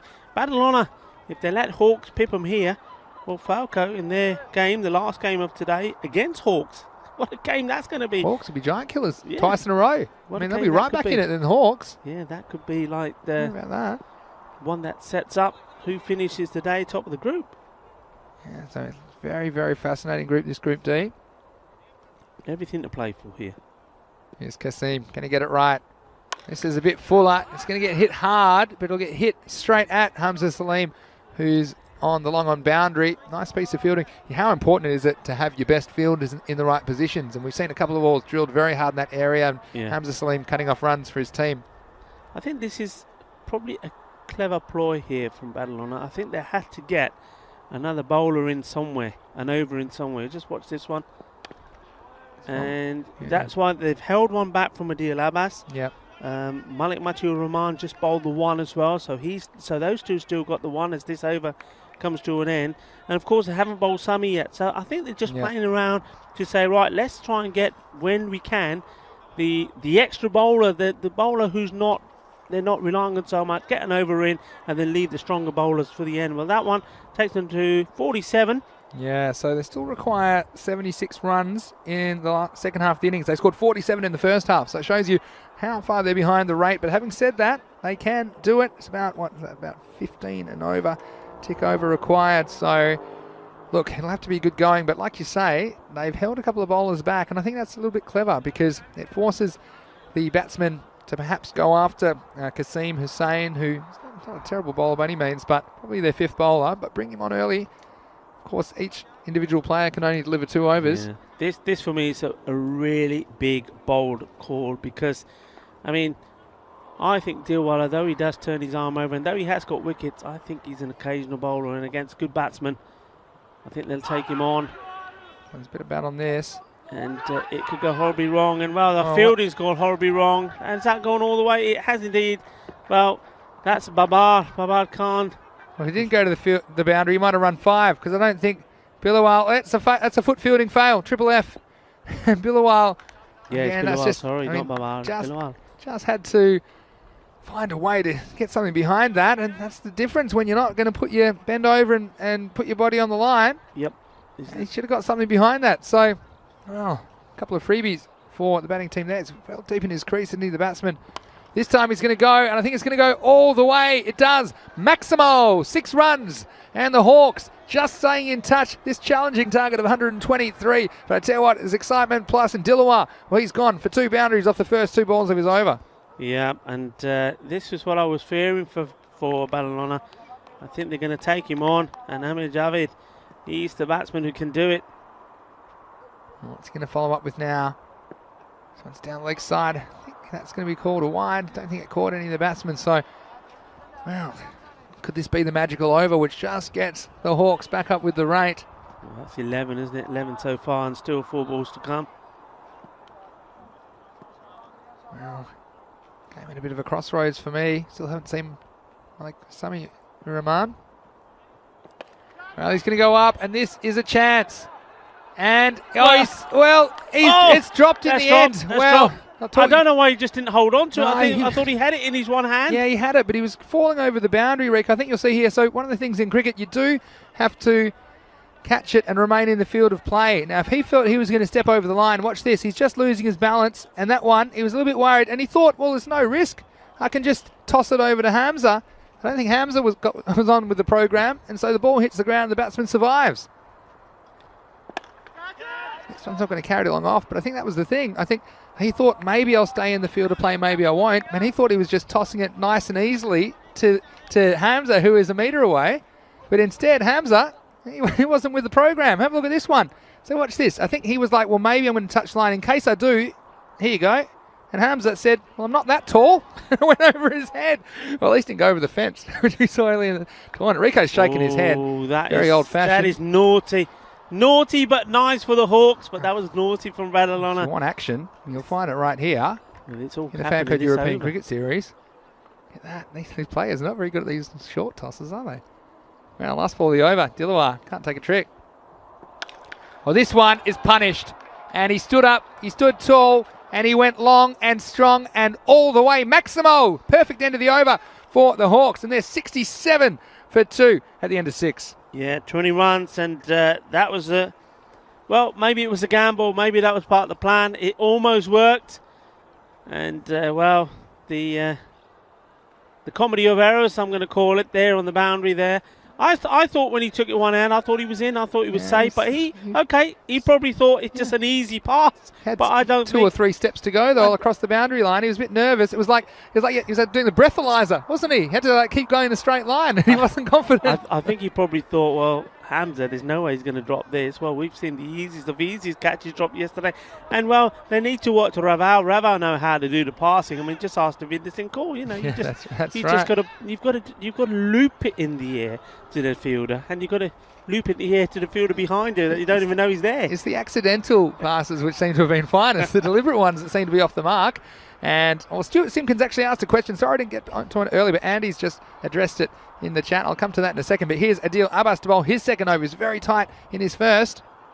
This time he's full and straight again. He's been bowling very well. 56 off 24 required before this over.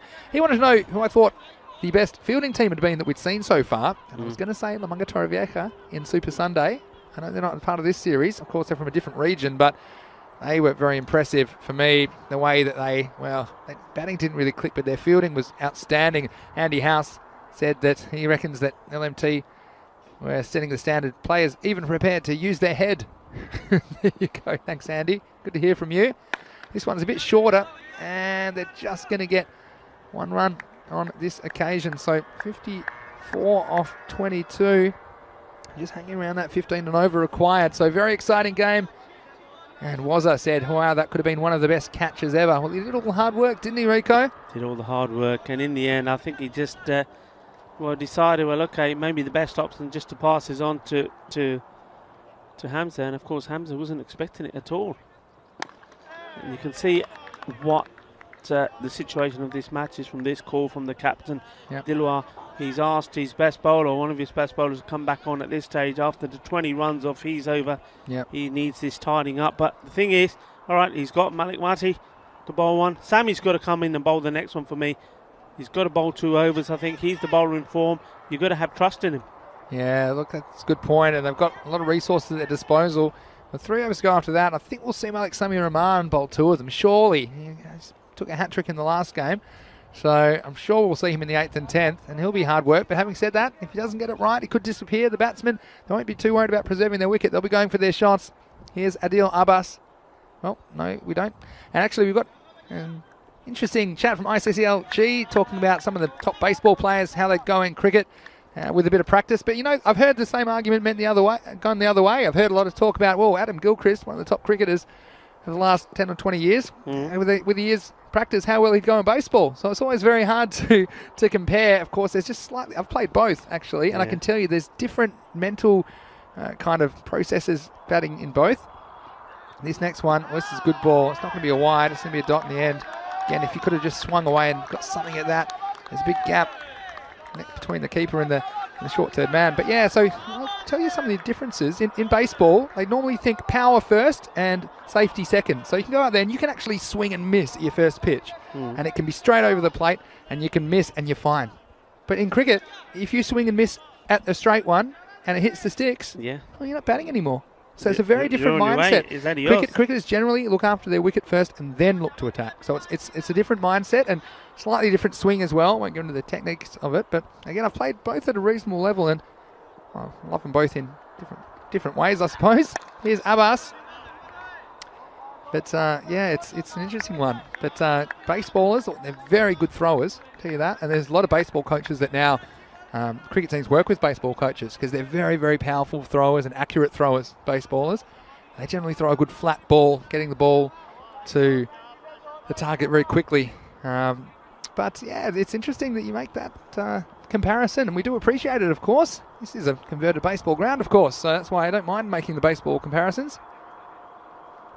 Here is Abbas, last ball, the 7th.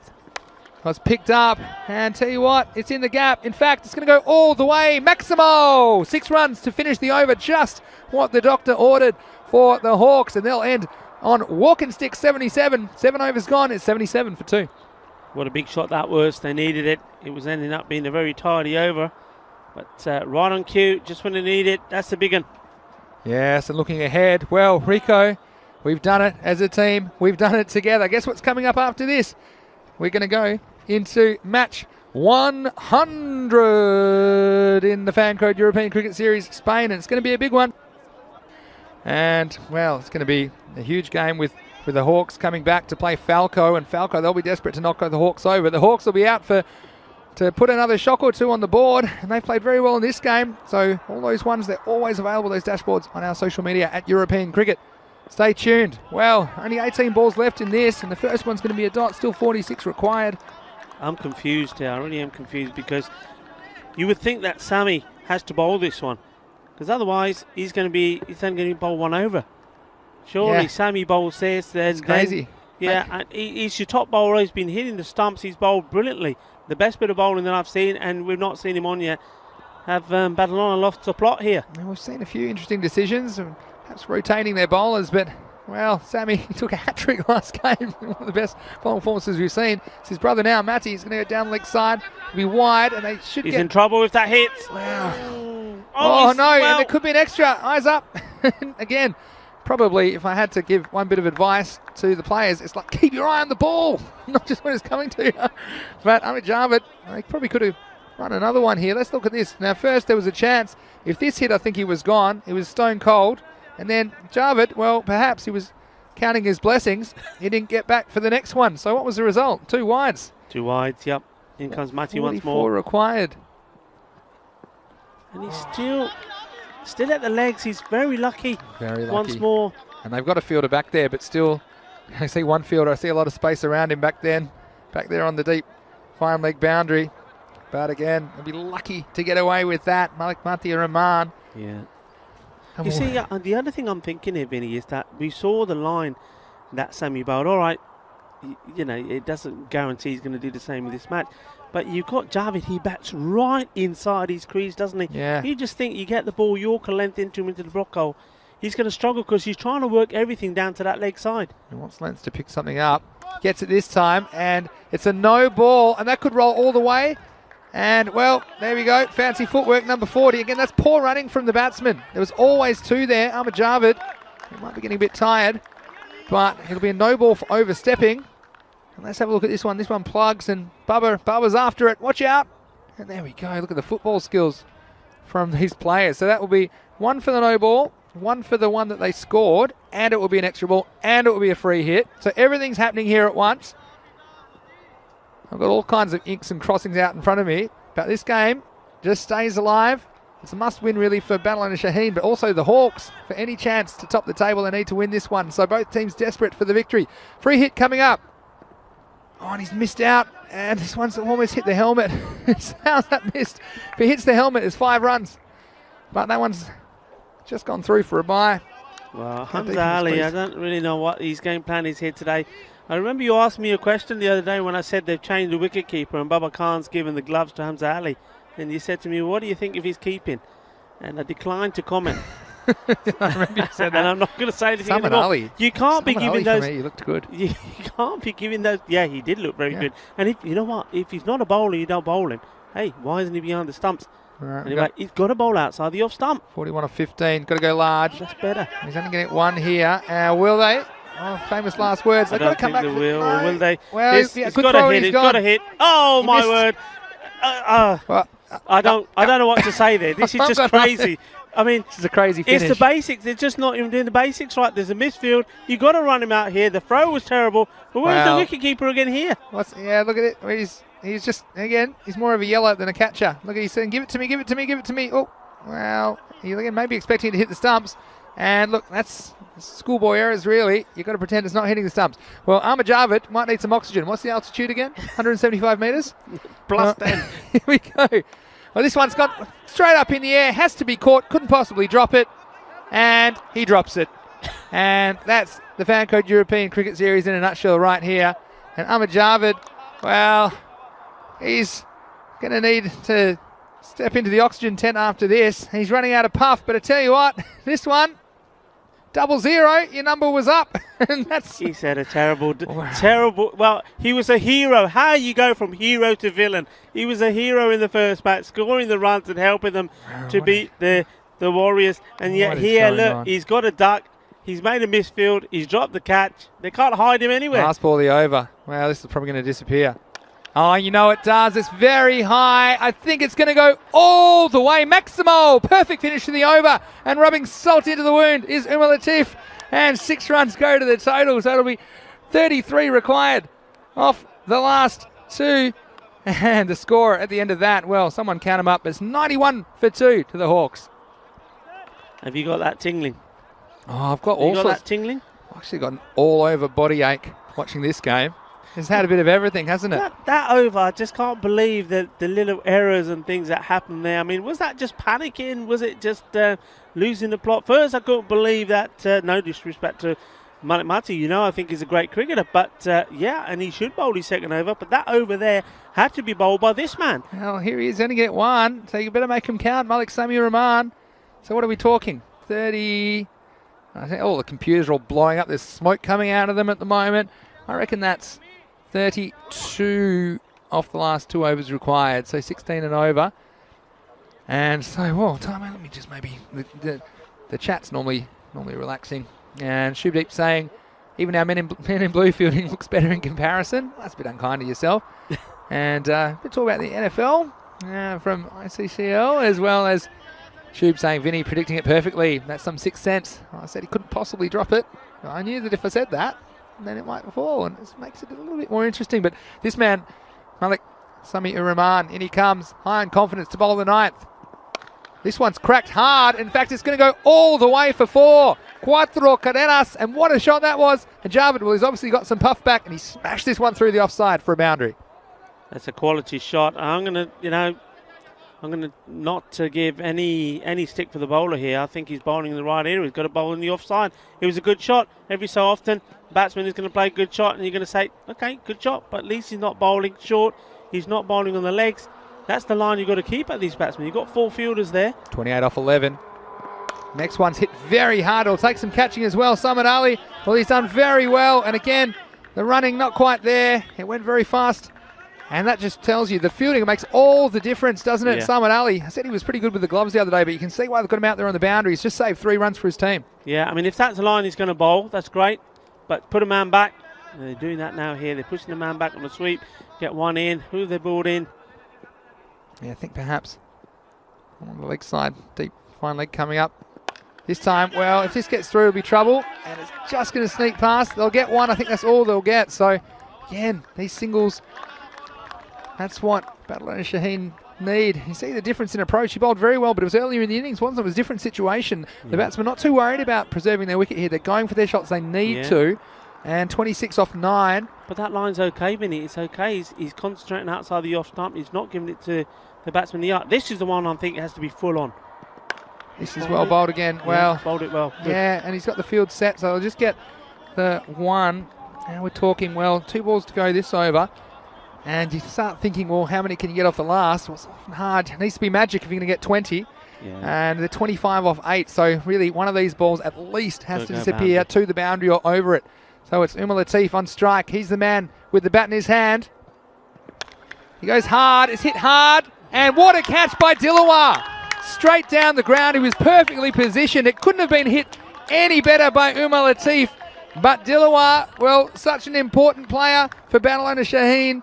And he knew how important it was. And he took it expertly. So that could be the game winner for Barcelona Shaheen. Still plenty of cricket to be played here in match 99. What a match we've seen. But a huge wicket. And the Hawks now they're 98 for 3. Yeah, Dilawar, that's a great catch. That was all about positioning. Got into position well, and he knew the ball was coming very, very hard. He had to get into position, and once the ball went in those hands, make sure that he cushioned the power of the ball, and he did it perfectly, showing his brother how it's done. For one moment I thought, oh no, it's not Bilwara, is it? No, Bilwara is being kept hiding behind the wicketkeeper. They don't want him anywhere at the moment. Anyway, this is a very big delivery. Shakil Ahmed on strike, has to go, and they're going to get a run. They don't want to give away a second here because that run means that he will retain the strike. And Ahmed Javed, well, you can make an argument each way there. That will be the end of the over. So, what's the score? 99 for 3. And there'll be 24 required off the last over. Look, if I had to analyse this, and I know, well, Battle and Shaheen, they've been far from perfect in the field, but I would say the fielding's been one of the differences between these two teams. We saw the Hawks, they gave away quite a few unnecessary runs, didn't they, in the field, giving away some boundaries. But, yeah, they definitely have fared better in that part of the game, Battle and Shaheen. So 24 required, 6 balls. Claps to be magic over. Yeah, he went for 20, didn't he, Kasim, in his last one? Certainly did. This is a good start. But in the end, at least it wasn't a dot because it'll give Ahmed Javed a fighting chance. Absolutely. 23 or 5. Difficult, isn't it? I'm going to say, how are you going to do this? Well, probably 2 6s. Probably 4 of these balls have to disappear to the boundary or over. And, well, it's now or never. Can he clear the boundary? Javed on strike. This one will go close, and it disappears. Maximo, 6 runs. Well, if anyone can, David can, and that brings up his 50. Well batted indeed.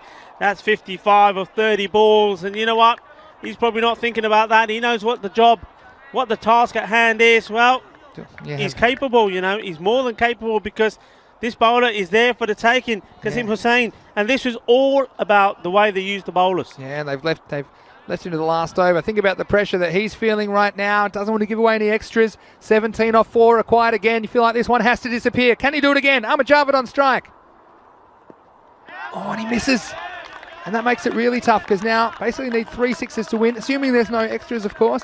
3 6s to win, 2 6s and a 4 will tie. But basically, if this is a legal delivery and it stays in the field of play, then this game's going to be all over. And just putting the leg side fielder back now. And he comes. Well, this one, is it going to make it? It is! Maximo! And, well, there's still a pulse in this one. 6 more to the total. And now 11 off 3. Can they do it? They can. I think they can. I think there's little things in the game when if you're not thinking about them, they add up and they get you. There's been... Let's see this delivery. This is big. This is massive. This is a huge one. 11 off 3. Oh, this one looks plumb. Looks dead plumb. And he's gone. And he knows it. Ahmed Javed. And I'll tell you what, your luck can change in an instant. And Kasim Hussain, well, going from 0 to hero in the space of 1 ball. Watch this one. And it's hit him on the ankles. And he knew it hurt as well. It didn't just hurt him physically, but I'm sure that hurt his pride. Ahmed Javed. And we got so close. And look, the game's still alive. There's 11 required in 2 balls. A 6 and a 4 will tie it for a golden ball. 2 6s will win it. But again, it's going to be very difficult for the new batsman. It's going to be Faisal Aslam who comes out. Wow, what a game we've seen here in match 99. Fantastic start. Well, finally a bowler sussing out, well, Javid's plan there. He's right inside his crease. You got to get it full and straight on middle peg, and that's exactly what the bowler there finally, Kasim Hussain, managed to do. But you know what? It ain't over yet. How many times have we seen new batsmen come in and smash the ball for 2 sixes? Chat's going right off at the moment. This needs to be a boundary. It needs to leave the ballpark or be an extra or something like that. If this is legal delivery, though, it needs to go to the boundary or over. In comes Kasim. Well, he gets a lot of it. What's happening in this one? And it's taken. And Samad Ali takes the catch and saves the game for Badalona Shaheen. And, wow, what a game we've seen. In fact, that was the last ball. So we've seen plenty of action and excitement here in match 99. And, well, what a game it was in the end. And it was a valiant effort by the Hawks. Again, I think they'll come to rue some of the fielding mistakes they made earlier in this innings. Yeah. But good fielding and keeping their cool at the end. And Kasim Hussain managing to do just what was required to win this game for Badalona Shaheen. I tell you what, Badalona Shaheen did everything in the last part of that game to throw it away. It started off brilliant. There's that man again, Adil Abbas. He's been fantastic here today. Bowled well. Got a big wicket early, didn't they? Bowled Mohammad Sohail. Then the captain came in and he needed to support that man, Amir Javid. But couldn't really do it. It was the short ball that did him. That was great bowling, though, I have to say. Hamza Salim, I know he wasn't there in that first game, but he came back really fired up, bowled really fast, bowled with a lot of venom. Yeah, and you have to question some of the decisions made. You have to say it. And sometimes I heard something with Badalona Shaheen that they got 11 captains out there, but I don't think they're on the same page because you've got a guy that's taken a hat trick with the new ball in the previous match, and he's only bowled one over in the 9th. And maybe they didn't watch the replay in the break. And this was a poor bit of fielding, Dilawal. It just meant there was more running as he had to go get it. Dilawal was a bit of a gamble to bring himself on. He's bowled well so far in the series, but he disappeared today. Some good shots from the batsmen at this stage of the game. And they were just staying in touch, weren't they? They only took 47 off the first half the innings. This was that little team catch, but they weren't on the same page on that occasion. So Latif would survive, but only 47 in the first half. It meant that they required 76 off the second half, and in the end they were just 10 runs short, would you believe it? 122 to 112 the final score. And the Hawks, they like to chase, but they made a little bit of a mess of this one. They tried hard, but against some quality opposition, this is the one I said he couldn't possibly drop, and down it went, of course. And I tell you what, he's got nowhere to hide either, does he? Willowell Khan. This is the kind of action and excitement you can get in the Fancode European Cricket Series. It's the reason that you won't get this kind of entertainment anywhere else in the world. And Samad Ali, well, I think he probably saved 10 to 15 runs in the field. And then look at this for a catch. It was lasered. And I tell you what, like shelling peas, Dilawar taking the catch. And then the game was still alive for a while, but Ahmed Javid, he was there the whole time. He had to hobble off. Watch this one, right on the ankle. Bush. And, well, ouch. He knew that the game was up. And then it was all too much. Samad icing the game for BSH. And, well, what a match that was. We're going to need a little bit of a break, but we won't get too much of one because in about 15 minutes' time, we will be coming back and roll out the red carpet, Rico, because it'll be time for game 100 of the Fancode European Cricket Series. And what a match it proves it's going to be because Falco, they take on Hawks once more. Hawks will be very disappointed there. They thought perhaps they'd done enough. Losing those crucial wickets there, that catch, I think, from Dilwar, that was very, very important off the bowling of Sammy. Sammy, well, he's probably going to be talking to the captain and say, hey, Skip, what did I do wrong? I don't know. And I'll tell you what the Skip did wrong there. It's very easy. You look at that.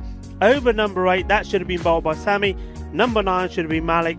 And number 10, the last one, Sammy. He got it wrong, but he got lucky. We'll have to get you out there next time to just control things, because I do agree they made a bit of a mess of that, but they held on, and that's the main thing. That means that puts more pressure on Falco to win the next game, to be honest, and Falco 6-2. They've been going very well, but we saw the Hawks, well, they beat Falco last time these two teams met. They chased down 130 odd, and I think that has something to do with the reason that Falco have decided to bowl first, because they're going to put Hawks in and make them a little bit uncomfortable. But Hawks, of course, they've just been batting, so maybe they've got their iron, so you can make an argument both ways. But these are the players to watch. And look at Adil Sawa, 624 Dream 11 points. He's the outstanding player on either team, you'd have to say. And also the strong middle order come with Javid, Yassine and Shiraz. And look at Abid Shazad as well, 444 points. Mohamed Zishan, I'm sure we'll see him with the ball for the Hawks. Well, we know who to look out for there. Ahmed Javed, he's probably going to open the batting again. It's interesting to see if Cameron Zia opens the innings this time. Also, Faisal Aslam, he couldn't quite do it in the end with the bat, but he was pretty reasonable with the ball. Umar Latif, now for me, he's one of the best players for the Hawks, and just what he offers in the field as well. We've seen some of his fielding has been outstanding. So for all of those fantasy dashboards, you can always go to our social media at European Cricket, and don't forget there's match reports and match previews for each day's play at our website europeancricket.com, as well as all the scores and the fixtures and the statistics from the tournament. So Rico, how about that for a game? That got the pulse racing, and I know that Ahmed Javed's pulse was racing. I know that because he was sucking in the big ones. He needed the oxygen mask, but certainly great entertainment, and that's what we offer on the European Cricket Network. And just a thank you again to all of our viewers, because we couldn't do it without you. We appreciate each and every one of you tuning in wherever you're watching around the world. But it's going to be an excellent and a fitting finish to the week in Barcelona in match 100.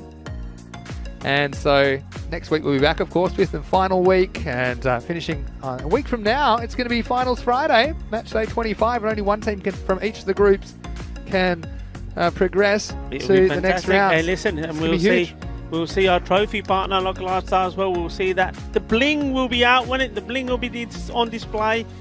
The bling and the glamour, they're fabulous trophies and fabulous medals, I tell you what.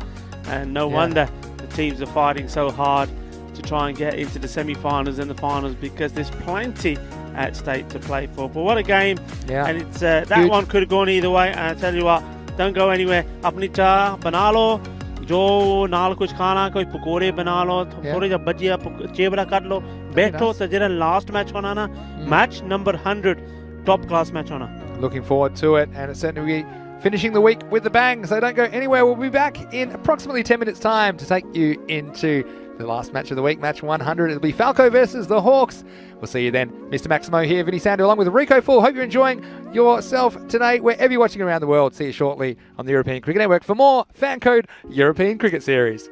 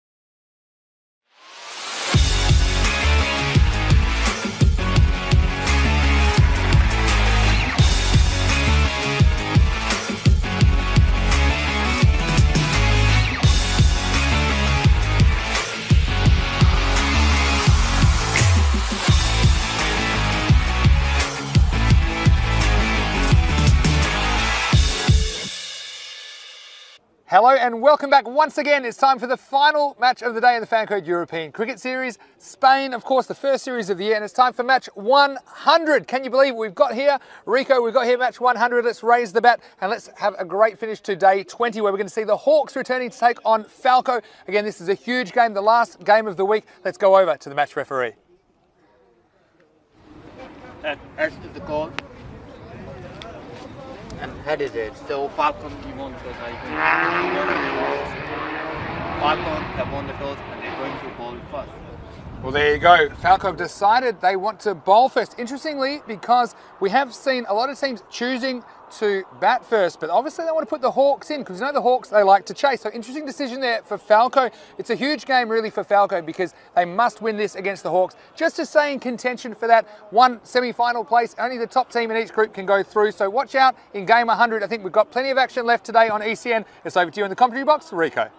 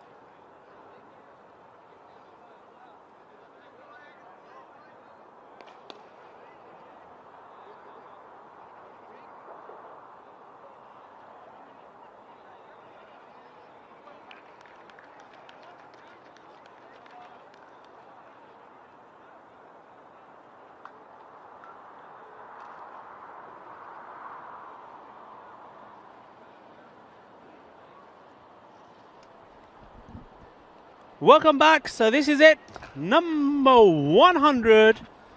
The umpires are out. The umpires for this game is going to be Shahidul Ahmed. He's making his way down to square leg. And it's going to be Abdul Khan Rajasthani. He's at the bowler's end as the team's Falco make their way out onto the pit. So Falco, go back to earlier today, they had a comprehensive victory against the Black Panthers. Black Panthers making 47 for 8. Falco didn't waste any time really getting those, and they've done themselves a big favour. Going to the top of the table. And what they're trying to do here now is obviously leapfrog Badalona Shaheen and finish the day, this match number 100, clear at the top. They also want to be doing it comprehensively because one thing that's important, and it's going to be very, very important, is the net run rate. This possibly also is the only chance and last chance, perhaps, that Hawks will have if they're going to try and get there as well. They still have an outside chance, but they've got to win this game. If they don't win this one, then really they're not going to be able to catch the teams at the top. Badalona, they've done themselves plenty of favours by moving on to 12 points. Falco on 12 themselves. So this is what it's all about. This is where the big guns have to come into play. The big players have to come into play. Hawks just falling short in that last match against Badalona Shaheen.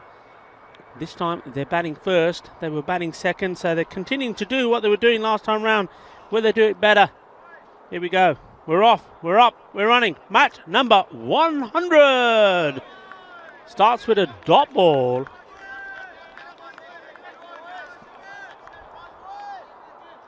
Mohammad Shiraz. Well, they did everything right, didn't they? First time round. And this time, different opposition, different ball game. Early wickets though is still what they need. That one's too wide.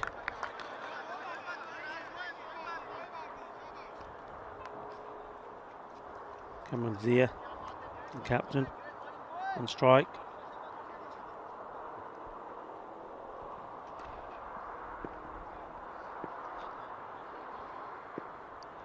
deciding that his form in the last match warranted him being there. Look at the swing on this, and yeah, I can understand the bowler being a little bit disappointed there. If we see this again, let's watch. But I think the umpire is correct. I think the ball is, you probably can't see it too well from this angle, but the ball is, because it's coming in and swinging away, but before it gets to the batsman or before it gets to that crease, it's too wide. It's not like it's swinging after it goes past the crease. And that one is better. And let's try the stumps from Adil Sawa. Singles taken.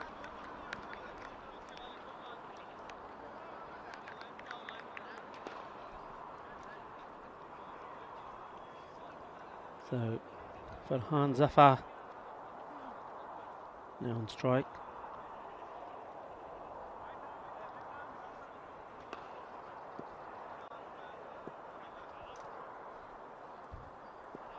Mohammad Shiraz, if you can just get this pitching in the right place. You see there, I mean, that one is fine. You can see the movement he's getting, and you just get the feeling that if you can just push it up a little bit further,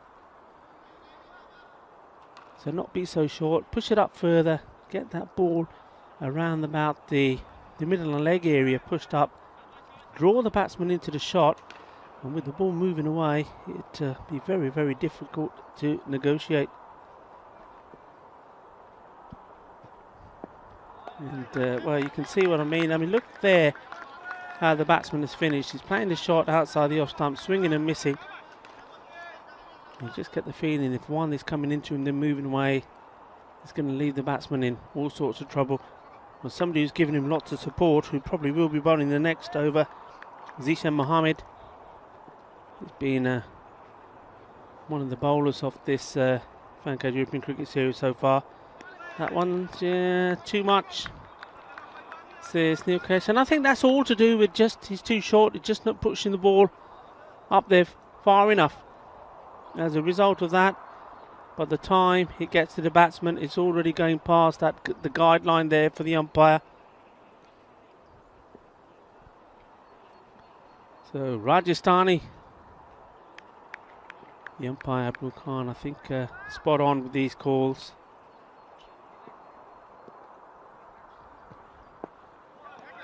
That's better. You see the difference automatically, but it's just swinging and missing here. So Zafar, got to think about what he's doing now. Look at the field, also from Falco. Captain Rumanula, he's in his favourite spot. Seen him take 3-4 catches there. Sawa straight. And well, that was the fuller ball, but it ends up being a full toss. Get it right. Probably too full, but get it right and keep it back a little bit. Would have been dangerous, but he went for the slower one as well. If the batsman missed it, it would have been a shot that would have gone all around this ground, but no such chance. So finally, bat onto ball at the end of the over. So it is 8 without loss. And 4 right at the end there, just helping the Hawks to a reasonable score. Mr. Maximo is still eating more cake. It's the third cake. Sharadi's got a lot of friends. The third cake, and we've had all sorts. We've had 2 lots of cream. None left for me. No, there wouldn't be with you. Anything to do with cakes and pies, forget it. Anyway, I've had my share. I'm okay. They knew you'd be at it, so they kept a few slices behind. I'm not going to tell you where it is either. Anyway, here we go. This will be interesting. So, Zishan Mohammed. Full straight batsman playing a nice shot. It had to be a good stop there.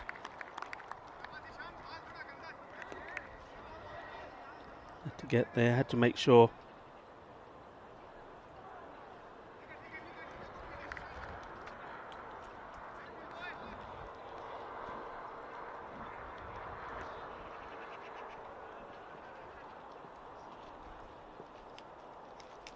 Just adjusting his field.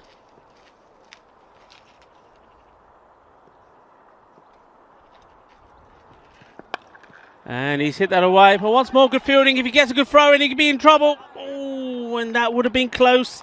And the fielder knows it. Direct hit. Oh, he's hit away. Just watch this. If he went straight into his hands and he picked up and throw, even with this throw here. No, I think he would. I think he made it in. Just if he picked it up clean.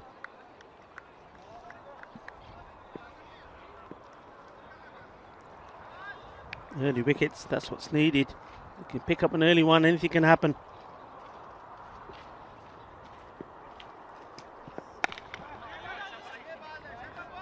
And this time go for the single. That's good running, because even though Falco are pretty quiet in, they've got a good ring around the batsman. Both of these batsmen know if you go straight away, there's every opportunity you're going to get in.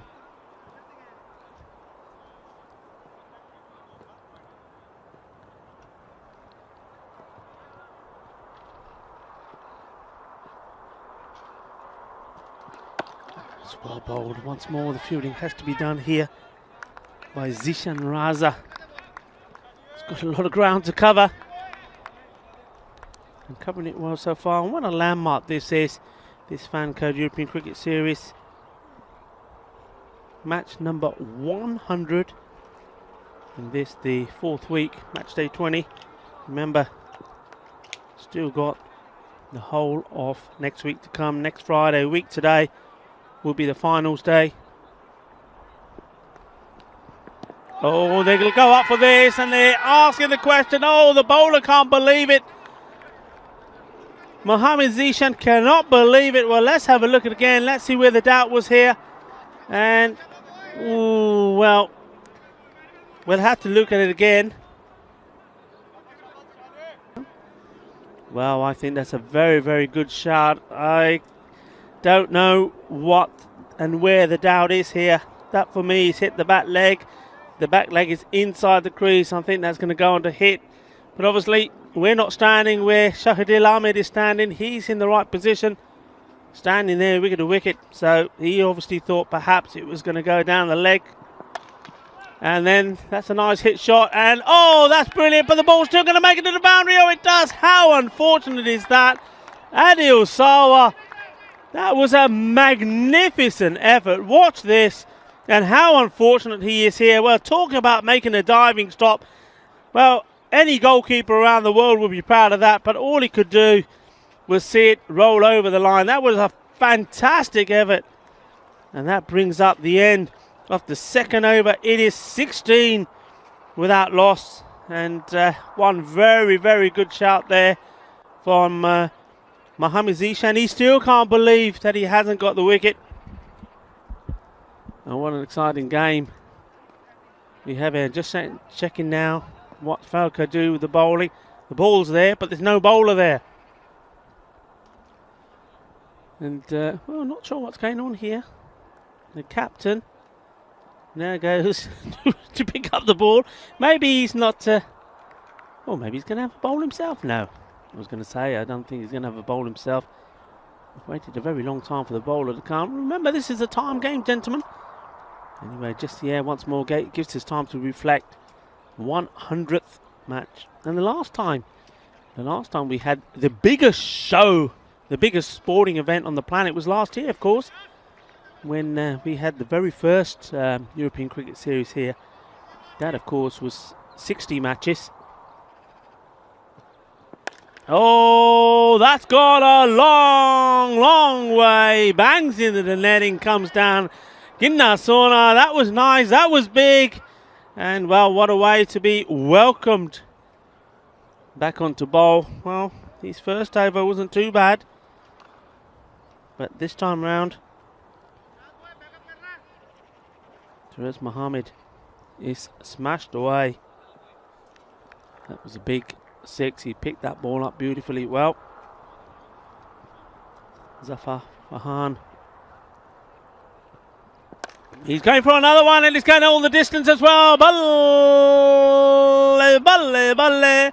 Well, it didn't go over the fence, but the door was open and he sent it out of the house. Look, says open the door, let this one go. And there it goes. That's big. 2 and 2. Well, he's woken up. We saw him play swing and miss a few times before he finally made contact in the over before. But this time round, he's gone to town. He's picking it and hitting it hard. So, Mohamed Shiraz needs to find a reply. As Maxi Baby is coming in the house. Maxi, watch this. There's another one. It's up in the air, but this one could be a wicket. He hasn't done it again, surely. Shabazz has taken a catch. Well, would you believe it? Now, some of you may think we're making this up as we go along. Shabazz Ahmed takes a catch just as Mr. Maximo sits down. And in the 100th match of this fan code European Cricket Series, you do it again. Well, standing ovation as I come back into the commentary box. I think that's my 100th wicket. That probably is the 100th. That's my 100th wicket. I was going to say. I'll tell you what, Rico, a bit of a celebration. We had a few cakes today, birthdays, and of course celebrating the 100th match. And don't worry, because Rico, I had an extra piece for you. So you had? Yeah, okay, I'm not worried piece at all. For you. I'm not. Yeah, so that's why it took so long. Because I had one piece for me. I thought, Rico would really appreciate this. Look at this, another ice cream cone. Is there any ice cream over there?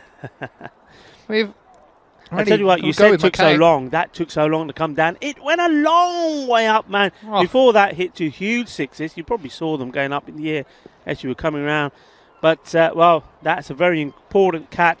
Get to wicket. They did need it desperately. It was just Hawks were just starting to open up. Must win. Must win for Falco. Hawks obviously want to win it as well. Here's Mohamed Shiraz. And they're taking the fielders on. And that's a wild throw. We're backing up all the time. Thanks to everyone that keeps bringing me cake today. I feel like it's my birthday, to be honest. The amount of cake that's gone round. You got a bit of chocolate just on the side of your face there. You can have whatever's left, Rico. I don't think there's too much left. I'm not licking any chocolate of your face. What are you talking about? There's chocolate on you. You can say 1.5 metres. Listen, the only people do the licking that lick me dogs. That's it. Nobody else. Stay back, Maxi.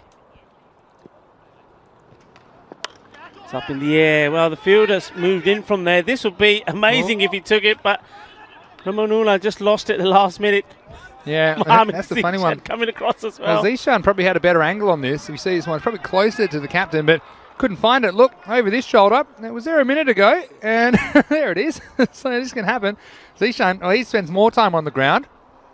And, well, entertaining stuff, that's for sure. Good discussion as well on the YouTube chat, ECN European Cricket Network. Join the conversation. We always love to hear from you. Mohamed Shiraz, he's not doing have too many conversations at the moment. Ball in hand. Yeah, so some discussion about big baseball hitters across from the baseball ground. Ichiro Suzuki, yeah, of course. Played a lot in Seattle and New York and Miami Marlins, am I right? As we see the end of another over. And 31 for 1, so very entertaining power play. The wicket came in the end.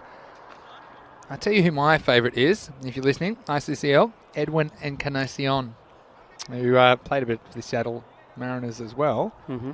He's a big hitter. And they'd have he used to run a big air horn would go off every time he hit a home run. He was playing Toronto anyway. Mm. And wouldn't you love that? Every time there's a big Maximo for a big air horn to go off. We need more than one horn. I did offer you that yesterday. I said I'm more than happy to stand there with one behind you, and every time there is one, blow it. But I don't think your ears would last more than a couple of hours, to be honest. On. You have to have the earplugs on when you definitely like maybe slightly different horn, like semitone higher for a wicket. Well, they're going just for Mohamed Zishan straight away here. I thought maybe they would hold one of these two bowlers back, but deciding not to. In he comes against the captain, bangs it in short. He was fired up. Sorry, mate. He was fired up because there was an LBW decision towards the end. I tell you what, there was very little in it. It was a great shout. Yeah. Shahadil took his time and decided that maybe he was going to go on to miss. And I was watching on my phone. Yeah, I mean, it looked very, very adjacent. But look, one in his defence, you could see the off stump, and a bit of movement back into the batsman, just creating enough doubt in his mind. He's umpired very well with his LBWs. Yeah, I do agree. It was very, very close, but I'll give him the benefit on that one. That would be a single. Yeah, I don't think the bowler was too forgiving though, was he? And that just shows you how fired up these Falco guys are as well. And why not? Because huge game for them. Things getting really tight at the top of the ladder. Only one team can go through, and we thought we might see some competitive cricket today. We certainly have. And the Hawks, well, I love the way they play the cricket. They just know one way to play. All attack all the time. Good bowling though from Falco, so it hasn't been easy by any means.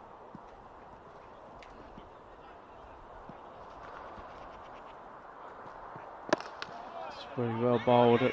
And, well, you can see the difference here straight away. You got the Ahmed Javid now. We know how he bats. We know he stays inside of his crease. Now, he was hitting very freely against Badalona, but here against a different calibre of bowling, the bowlers straight away are targeting the fuller ball right on his legs. Look, you can see he's candidate for LBW here. Look at his stance, look where he's standing. He doesn't move those feet hardly at all. Just relying on his eye, isn't he? Yeah, but you know what he's saying? He's saying, look, have a go at me. Have a go at the stumps. I'll give you a chance.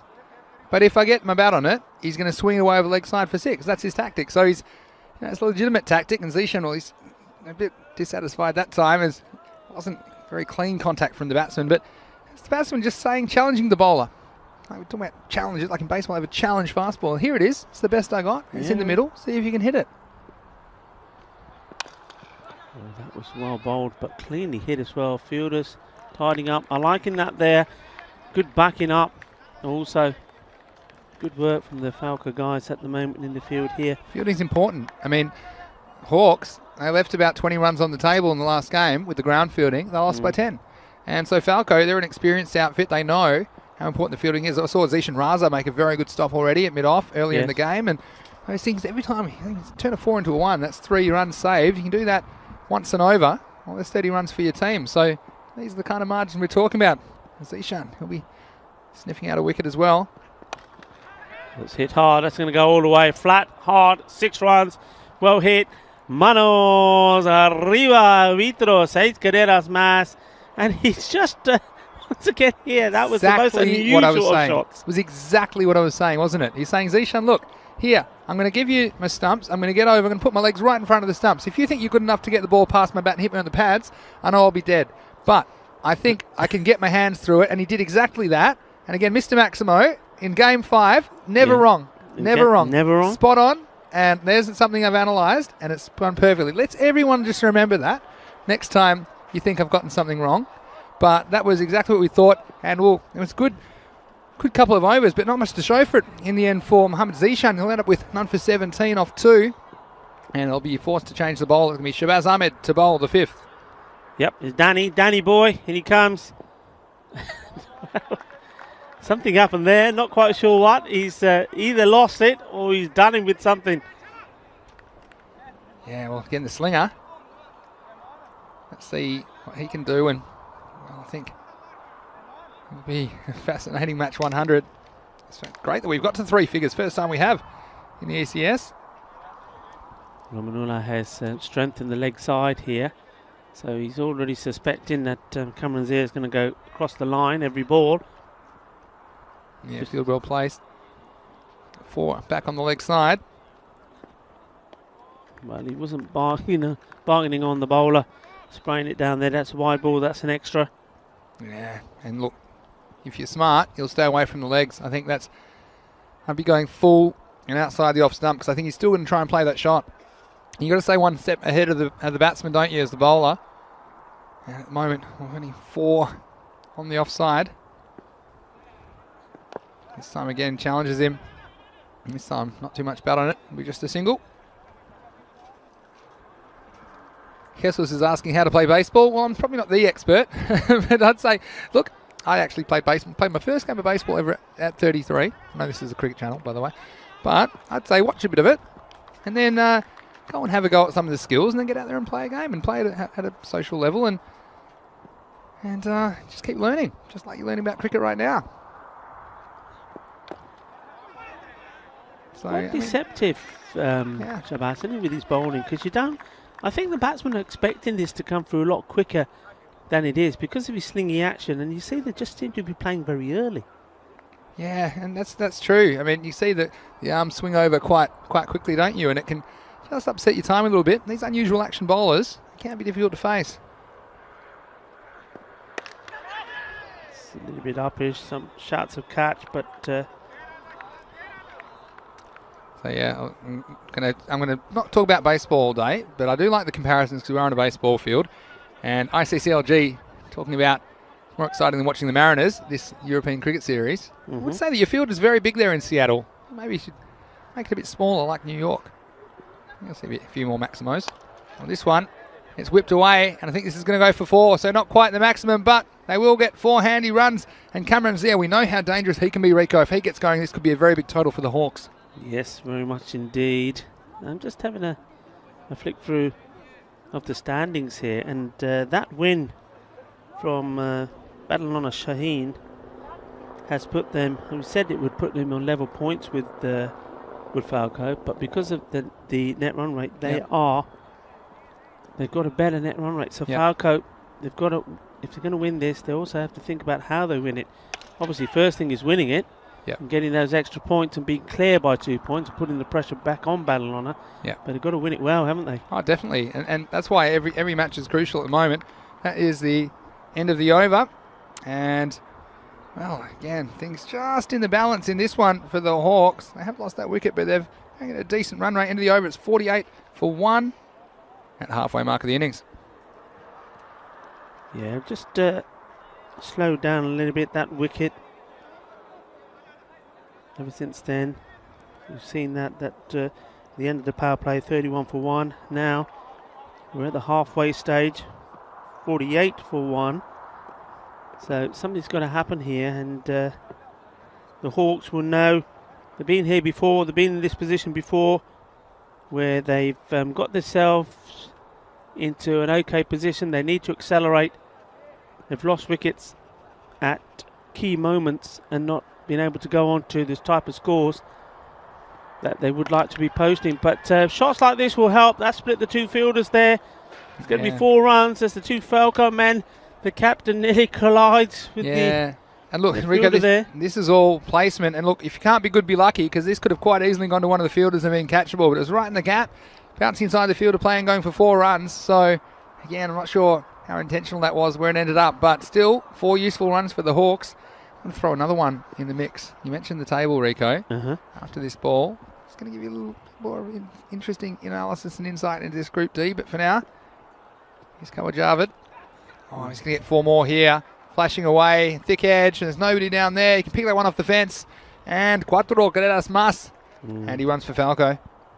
Yeah, look, how many times have we said that this is so important to have somebody there for them? And I know you can't have a fielder everywhere you want on this ground, but they've got 1, 2, 3, 4 there on that leg side.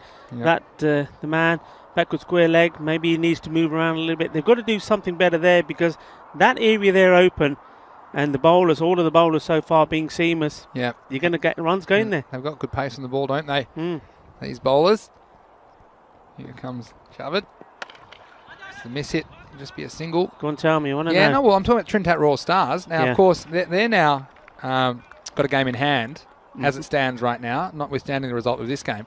And their net run rate, well, it's a little bit behind the others, because they're about 1.6, and the others are 3.5 and 3.8. But they're 3 games left. They play the Badalona Shaheen, which will be, hold on, that's the wrong one. They play the Black Panthers and Punjab Warriors as 2 of their 3 games. So, again, they could potentially be eyeing off some big wins in that game. They could get their net run rate right up there as well. So, some fascinating contests. So, I'm sure you're with us every day, but put it in your diary next Thursday. It's going to be a huge day, because we'll decide the last semi-finalist. That's next Thursday, the 11th of March. And, well, a lot of talk about the stadiums as well in Seattle. Look, I'd say the baseball stadium in Seattle, they get a lot of Toronto fans there when they play Toronto, because they're the only Canadian team, and they're really close to Vancouver. True story. Here's Kawajavid. Well, this one, you can forget about this one. This one's gone to outer space. This one might have gone to Seattle, because it's all the way Maximo. 6 runs for the Hawks.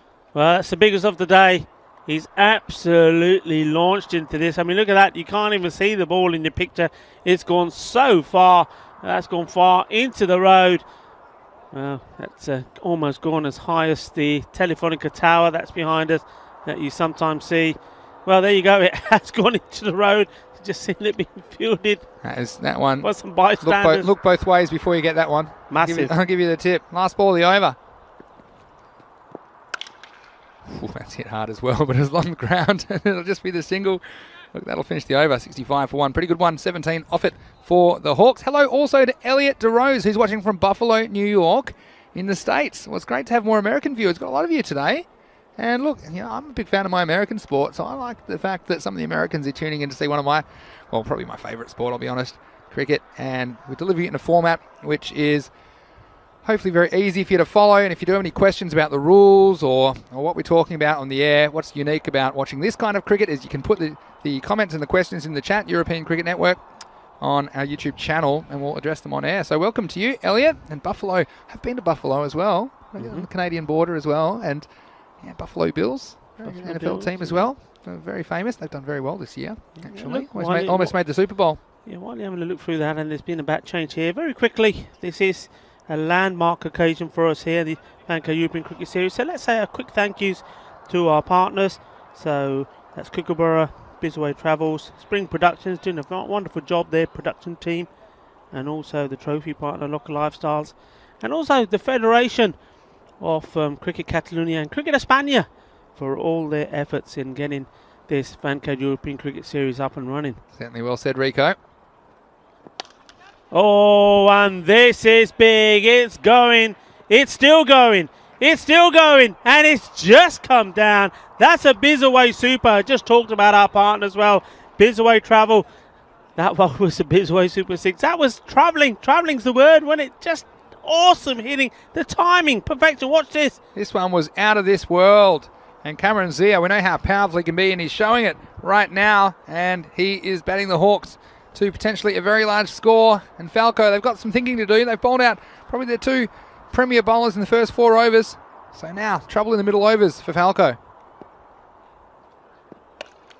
Hard and chase on for the fielders and straight through the gap.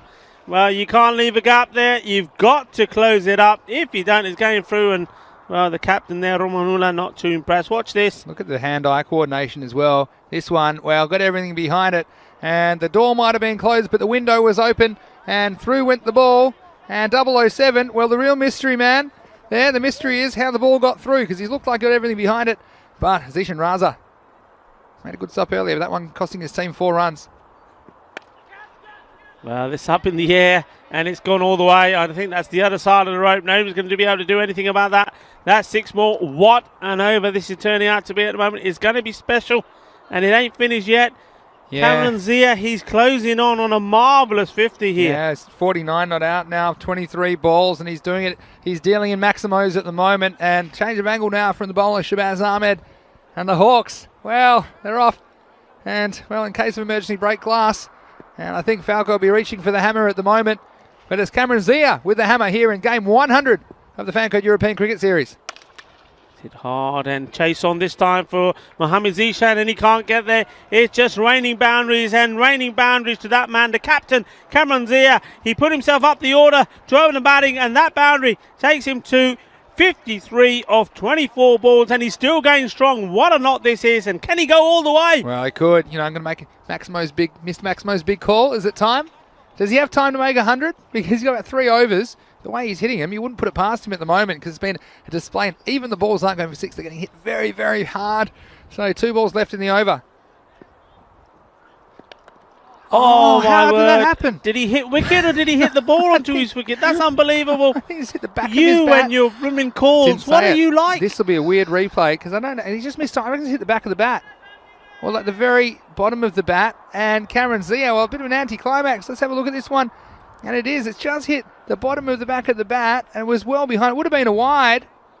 And somehow, I don't even know how that's possible. We saw him almost bending the laws of physics earlier in the over, the way he was hitting some of these balls. But, wow, that's a wicket from nothing. You'd have to say it should have been a wide. Instead, it's a wicket. It's the big wicket of Cameron Zia. And, well, could that be the match-changing moment here? He was in no trouble at all, hitting the ball sweetly, and somehow he managed to play this onto his stumps. He can't believe it.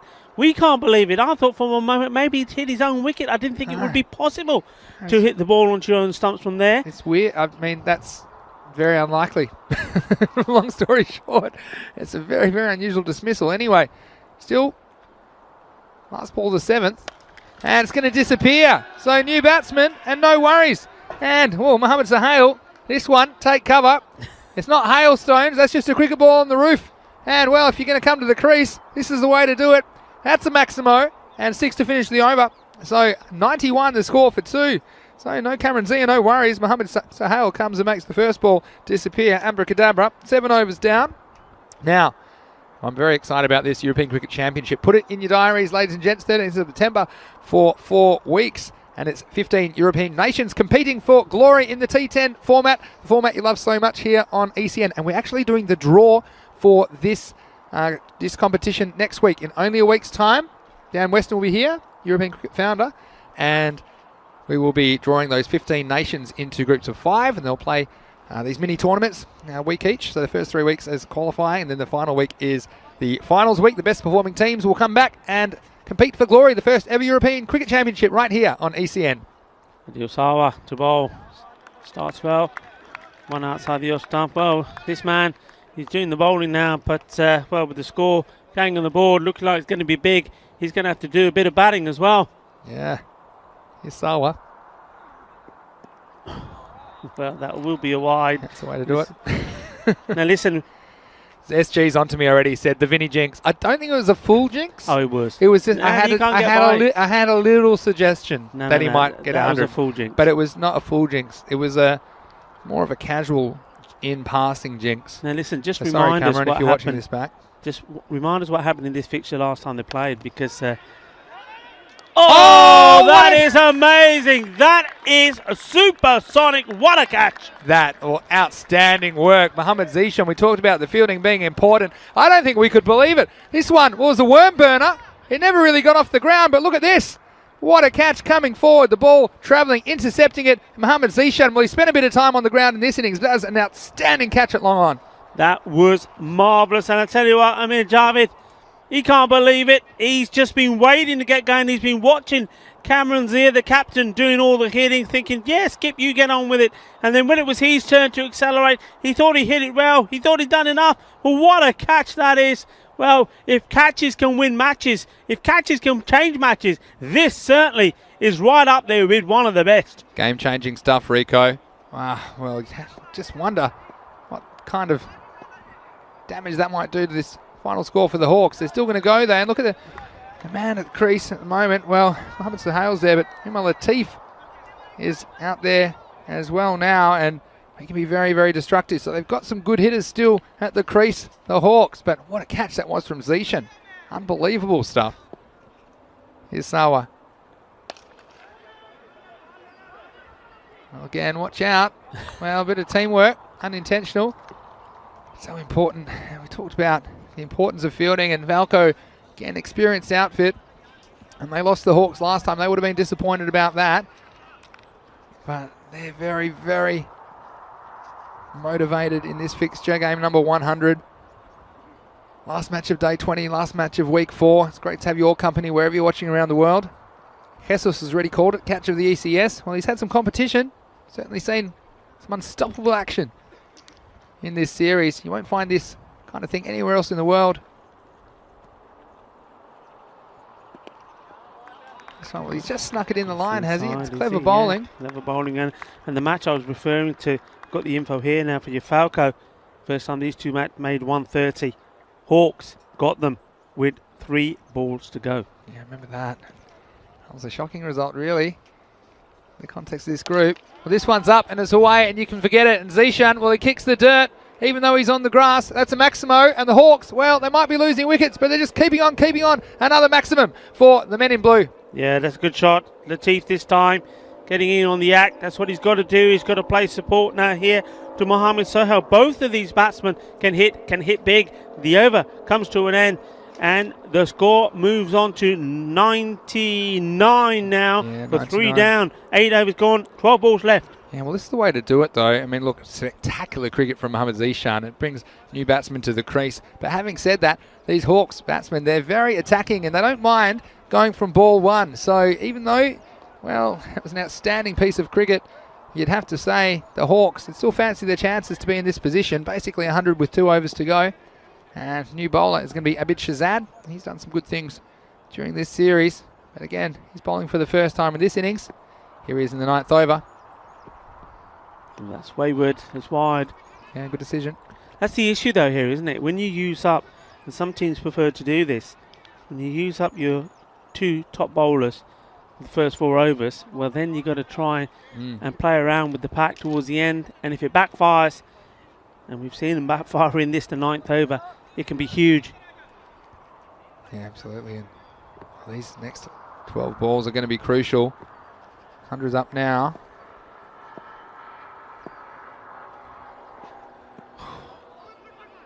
Going even wider, and remember, once again, no cover there, no third man.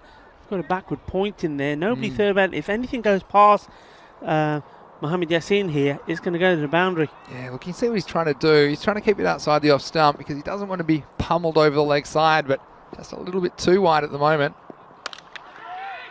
It's in the air. It should be nice and easy for that man. Then he made it look nice and easy. He could have had a cup of tea and taken that at the same time. So wicket goes down. Yes, and look, Mohamed Zishan, if you can take the one like last over, well, this one's going to be no problem at all. Oh, I think he might have yawned on the way as that one came to him on the boundary, and expert catching technique and skills on display from Falco here, and in particular that man, Mohamed Zishan. So that is the end of Mohamed Zahail, and, well, saw him pummel his first ball, but this one, not quite the contact that hit him high on the bat and just looping to the Falco long on fielder. Yeah, Mr. Casual, Mr. Cool. And I'm sure if the sun was out, they'd have the shades on as well. It's nicely done. And this is gone up and towards him once more. Does the fielding along the ground this time. Yeah, Umar Latif's a key for me here because he just has a knack of being able to clear the boundary, and it doesn't bother him what the game situation is. That's the way he bats. Wahid Lahi's come out to join him. 10 balls remain. In the air and should be taken, and it is. And is that man from Munula? He's in his favourite spot, takes the catch. That's probably about 5 he's taken there now. He doesn't drop too many either. Yeah, well, he couldn't find one earlier, but this one, there was no mistake where this one was straight at him, was slightly over the head, made good position, just backpedaling a little bit, fingers pointed towards the sky. And, well, if you can't be good, be quick, as I often say, and Wahid Lahi, he has to go back, and that's another one for the pond. That's a golden one, golden duck. Golden, yeah. Another one going down. Hawks lose their 5th wicket with the score at 102. Yeah, this is a very, very good fight back and led by spectacular fielding. That's all you can say. Yeah, take your chances, hold your catches. I mean, that's as simple as it gets. And there's only one person bowling, but there's 11 people out there that could potentially have to take a catch or do a special piece of fielding, a run out, for example. And Bipinda, welcome to you in the chat and everyone else as well. And, well, what do you think about this game? Already 100 on the board. It's not going to be an easy chase by any means for Falco, even as it stands, but Abid Shazad gets a wicket. That's hit hard, slashed at. It's going to go for 4 runs, so Inzaman Gulfarm is in on the act. Well, wasn't that long ago he was in the field taking a brilliant catch in that read, and so he's having a good day. A quick fire, 18 runs or so from him here would certainly help the Hawks. Yeah, well, I mean, so much action, your head will spin here in Barcelona, thick and fast. And we talked about an international match the other night. Come back to that in a second, but at the moment, 2 balls to come this over for Shazad. It's another opportunity for Ramanula, the captain of Falco. Makes no mistakes once more, takes a catch. Cool, calm, customer, isn't he? Yeah, he just knew exactly what to do there, and he judged it very quickly. Again, took a couple of steps back quickly, which gave him a chance to give himself a bit more time to get a look at it. And safe hands from the captain at cover. So another wicket goes down. Now they've lost a 6th. The score is 106 for 6 with the ball to go in the 9th. I was just saying, talking about this international match the other night between West Indies and Sri Lanka, we saw a hat-trick. We saw the same bowler get hit for 6 sixes. And that was unbelievable. Headlines all over the world. But Rico, for you and me, we just call that a Tuesday morning. It's a daily event, isn't it? It's just what we do. It's what happens. And this is for free. Yeah. The Fan Code European Cricket Series on the European Cricket Network, and you'll get just an incredible amount of action. And pound for pound, I don't think you'll find better entertainment anywhere else in the world on a sporting field than you will here as far as quantity and frequency of highlights. Anyway, here's the last ball of the 9th. That's gone a long way. It's going out of the ground, this one. Yes, it is. And well, bang, big hit, big six. And that's so important because all of a sudden, I mean, Shazad, who started that over really terribly, all of a sudden he just picked up a couple of wickets and thought, you know what, this over's looking okay. And then bang, right at the end, just as you said, it just changes all the time. And, well, the score here now, 112 with 9 overs gone, 6 wickets down. Wickets, yeah. It's So just a all happening. regular over. There were 13 runs and 3 wickets off that over. What do we have? We had the big Maximo. I told you, Latif. He's dangerous. He's non-striker's end right now. The new batsman, Shakil Ahmed, is out there. And I don't know, just as long as this isn't a dot, I think they'll be happy because Umar Latif, he is the hitter. And no disrespect to Shakil Ahmed. We've seen him handle the bat okay in this series. But I think his job is to get bat on ball. Look, if they can get one, they're happy. It gets Latif down the business end, and he'll have some more business on his mind. And Jesus just saying, yes, Vinny, ECS is the best. Well, thank you. And we appreciate all your support, of course, as well. But who's going to have the last over here? Kawa Javed. Yeah, and he went for plenty, didn't 17 off his over. And here he is to bowl the 10th and final.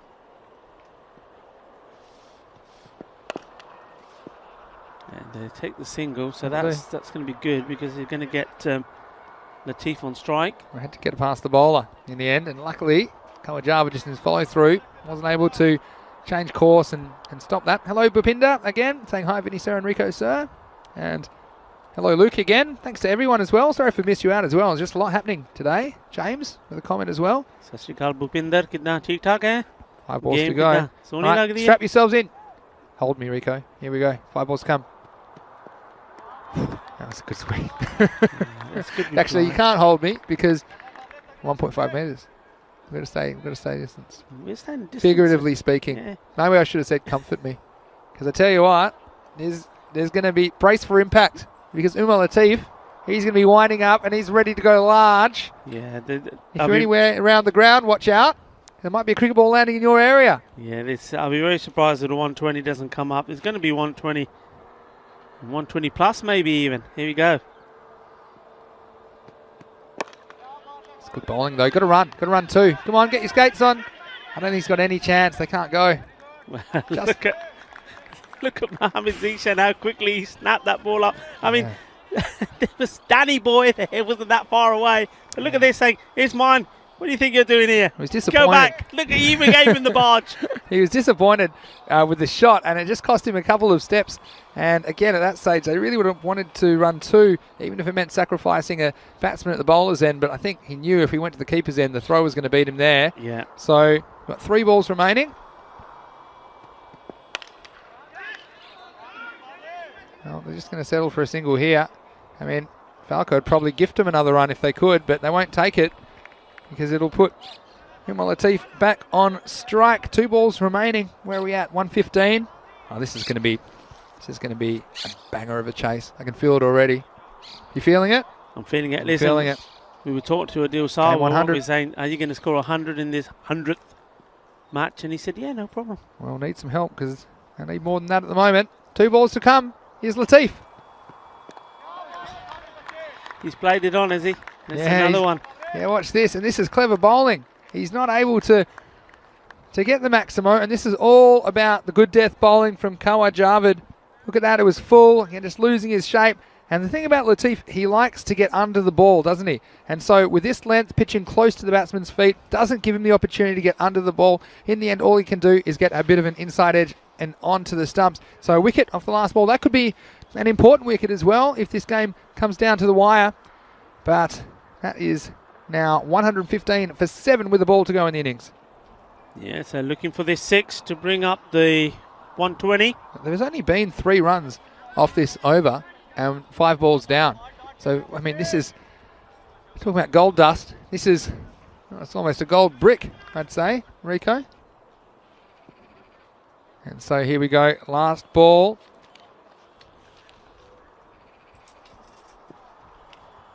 And the score, 115 with the ball in hand. Here's Javed. Can he close it out for Falco? It's going to race away for 4. It's not quite going to get the 6, but what it is going to do, the 120 does come in play, because 120 is going to be the target. Yeah, that's right. And Faisal Aslam came out and he just got enough bat on it and it flew away to the boundary.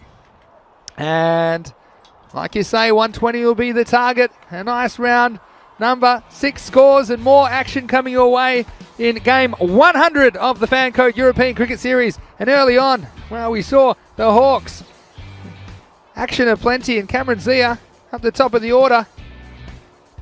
He was the one that really got things going, and this was a very big LB shout. The umpire just thinking it was sneaking down the leg side.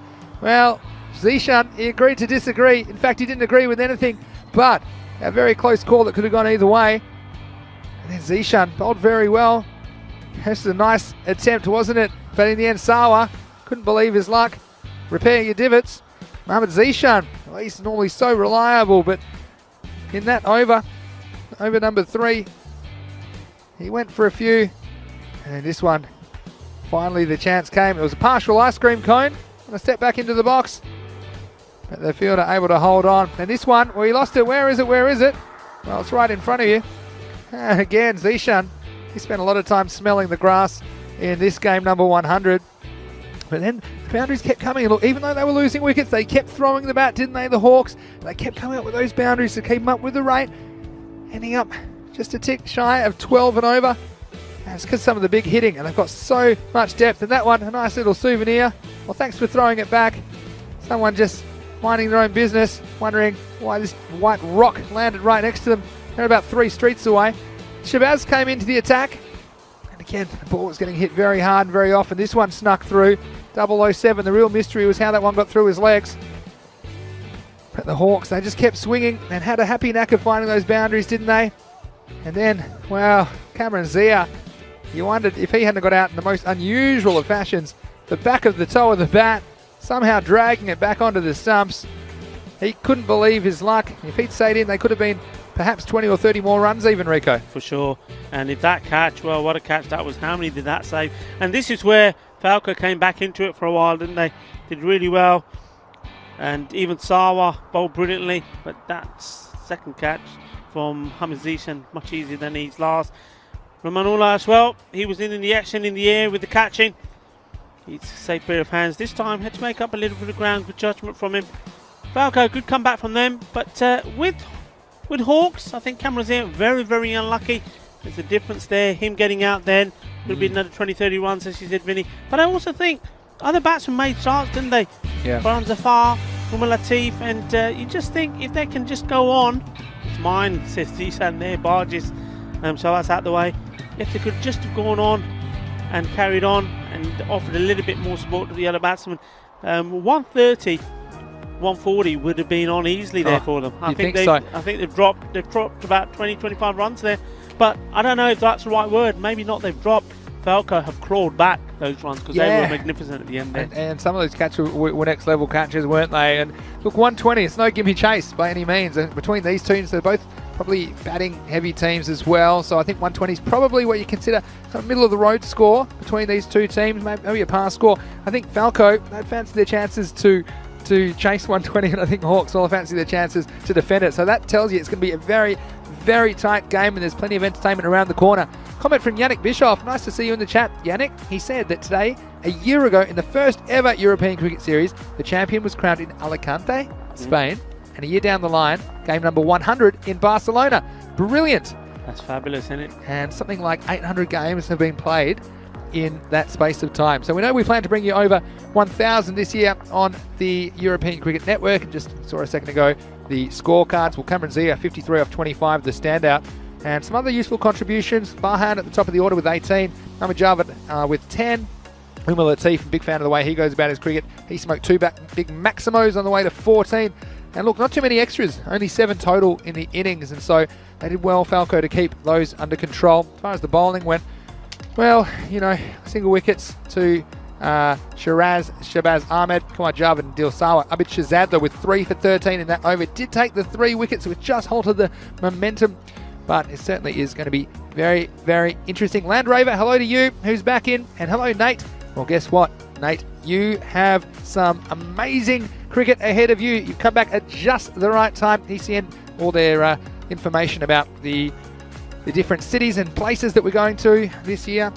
So it should be really, really good. So we're pretty much going to go straight through to the second half of the innings because, well, last game of the day, we just want to get it going. But Rico, we're going to take a very, very, very short break and we'll be back just around the corner for the second innings.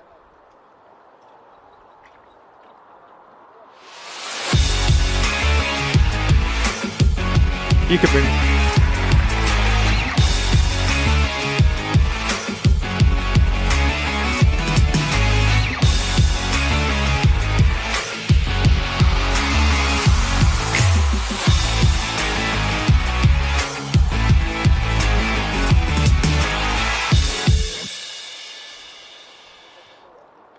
Well, welcome back. You're seeing for the last time this week, match day 20. Match number 100. That's right, yes. It's 100.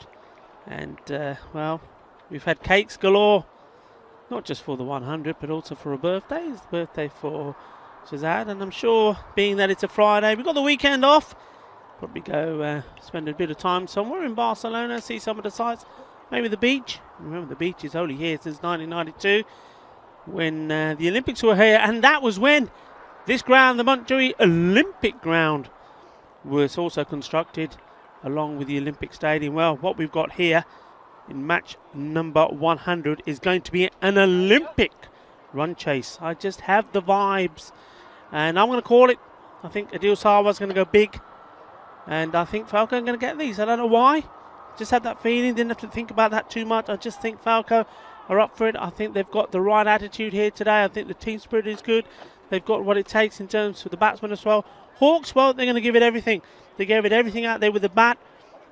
Because of some magnificent catching, Falco have kept themselves in this match. And I believe that the likes of Adil Sarwar, the big players, as we call them, are going to perform when it matters. Well, that's what I'm thinking.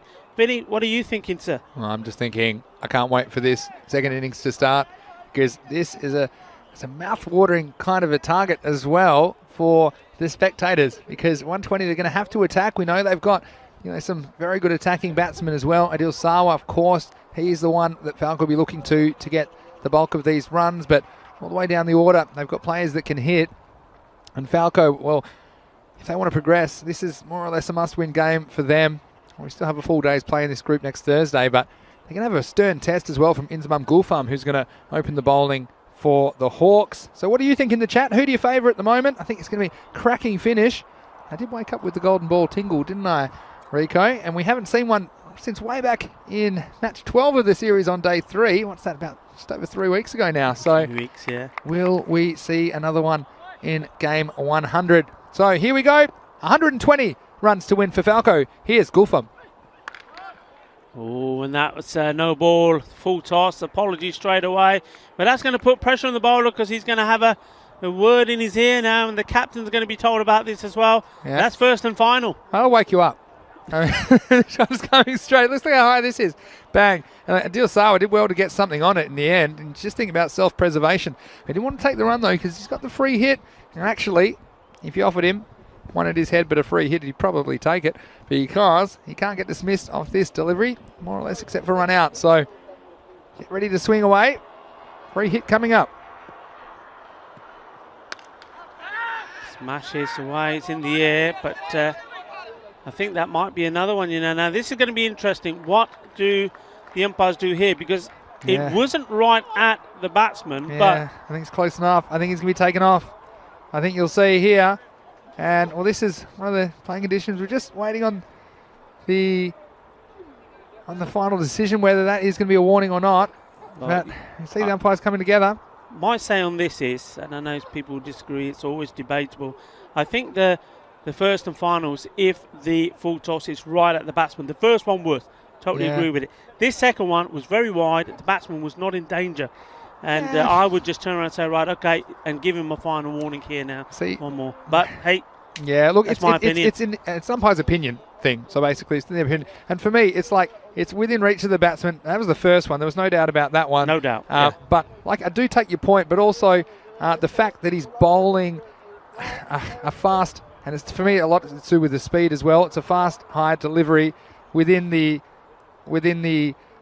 reach, I suppose, of the batsman, and that is dangerous. So it's a line ball one, and it's a slight tweak to the playing condition we've seen recently, but I think ultimately more often than not you see that one is a warning. So it's going to be a free hit. Wahid Alahi, well, good luck to you. You're going to have to come on, and he's done a good job actually. So that means also that Gulfam, who was one of their best bowlers in the last game, he won't be able to bowl again in this innings.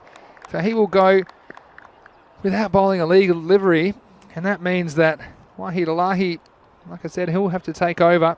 That's actually a big blow for Hawks as one of their premier bowlers. Couldn't find the surface, so a bit of drama. This one's short and cracked through the leg side. This isn't going to be caught. That's 4 carreras and 4 runs, the first boundary for Falco. बहुत अच्छा shot सीगा ਤਾਂ 2 full toss मारे आ bowler ਹੁਣ इंजमान गुलफाम ਹੁਣ ball नहीं कर सकता ਤਾਂ ਇਹ ਬਹੁਤ ਸ਼ੋਰਟ ਸੀਗੀ ਵਾਹਿਦ ਇਲਾਹੀ ਹੁਣ ਇਹ ਓਵਰ ਪੂਰਾ ਕਰੂੰਗਾ ਪਰ ਇਹਦਾ ਵੀ ਇਹ ਹੁਣ ਇੱਕ ਓਵਰ ਹੋਊਗਾ ਇਹਦਾ ਨਹੀਂ ਮਤਲਬ ਕਿ ਇਹਦੇ ਹਾਲੇ 2 ਓਵਰ ਹੈਗੇ ਆ ਇਹ count karunga area over Lee. So this will count as an over for Wahid well, as he'll have to bowl a full over because he'll have to bowl 6 legal balls, won't he, anyway? True, but anyway, here he comes again. Alahi. Worked away for a single. Now what I would say, some debate in the chat about whether it was high or not, or whether it was, but what I would say, and definitely I would advise the umpires and anyone umpiring, if it's within that region, the benefit of the doubt should go to the batsman because the bowler shouldn't be bowling them there. They shouldn't be bowling waist-high full tosses. They shouldn't be bowling balls that are going to go over the stumps on the full. And of course, you know, that's the rule, but I don't mind that call. The borderline ones, they should go to the batsman because you're not in the spirit of the game to be bowling those fast, high full balls. Smashed away in the air. Catch could be taken, and it is taken. And I think that's Zia, is it, the captain? Captain in the game once more. Yeah, and again, take your catches. And Alahi, well, he's saying, well, maybe you should have used me first. And this one. Sorry, Vinny, just get that right there. It's not Zia, that's Latif. Umar Latif taking the catch. Yeah, well, Latif, well, that's his area down there, Umar Latif. I mean, he sometimes takes them one-handed, sometimes takes them two-handed, but that's his zone. He's the mayor of that part of the field, I'm telling you. And this one, well, it was one of the easier ones that'll take this series. And he was there, and you see why he's the key man in the key position. First wicket goes down. And, well, what a first over we've had. We've seen 2 bowlers, we've seen a wicket, we've seen some no balls. And after 4 balls, it's 9 for 1. It certainly is. You have to take your catches. I mean, Idris Ahmed. Nadeem Ahmed saying, Hawks out of the race from this group. Let's see if they can make some damage to Falco. Well, that one will damage Falco's chances for sure. But that man, Adil Sarwar's still there. Mohamed Yassin as well. He's batted very well at times throughout this series. But right now, it's Alahi, the unlikely hero in the first over. So this will just be a single. Hello also to Bhupinder, who sent some very nice comments about our commentary. And thank you to everyone in the chat. You're always so complimentary, and we're glad that you're enjoying the telecast. And it's not only, of course, Rico and myself here.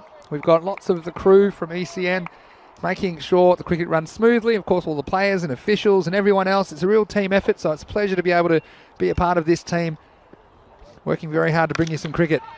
Hard and straight, and going to be 4 runs. That's a smashing shot. So Adil Sawa, he's just got to keep his head nice and cool. Now look, he's got Mohamed Yassin come out now to bat with him now. Yassin is a great campaigner. He's played a lot of cricket. He's played for the Cricket Hispania national team as well. So he couldn't ask for a better partner at the moment. And these are quite capable of building up good partnership here, a match-winning partnership, and that's what they've got to go and do. Well, they've definitely got the batsman at the crease that can do the damage. So we're going to have, well, after that very eventful first over that went for 14 and picked up a wicket, it was ended up being Wahid Alahi that bowled that first over. We're going to have the second over bowled by Shakil Ahmed. And keep an eye on that run rate. I mean, 12 an over is required, 120 of the 10 overs. So slightly ahead of it after 1. Shakil Ahmed, what can he do? Second over of the power play. Here he comes.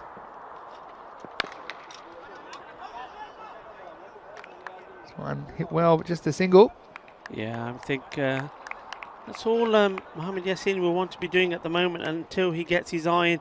Just keep feeding the strike to Adeel सावा बहुत तगड़ा batsman है जे game जितनी है मेरे ख्याल अदील सावा ने 50 प्लस रन चाहिए रिकॉर्ड मोहम्मद यासीन अच्छा प्लेयर है पर थोड़ा टाइम चाहिए ना अपनी गेम खेलने ਨੂੰ पर एक बंदा गुड ऑलराउंड प्लेयर है ता मोहम्मद यासीन ऑफसाइड है बहुत तगड़ा Here's Shakil Ahmed. I'll just be through for the single. Question from Jesus in the chat.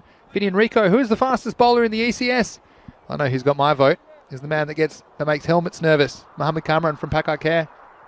What do you think? Well, you know what?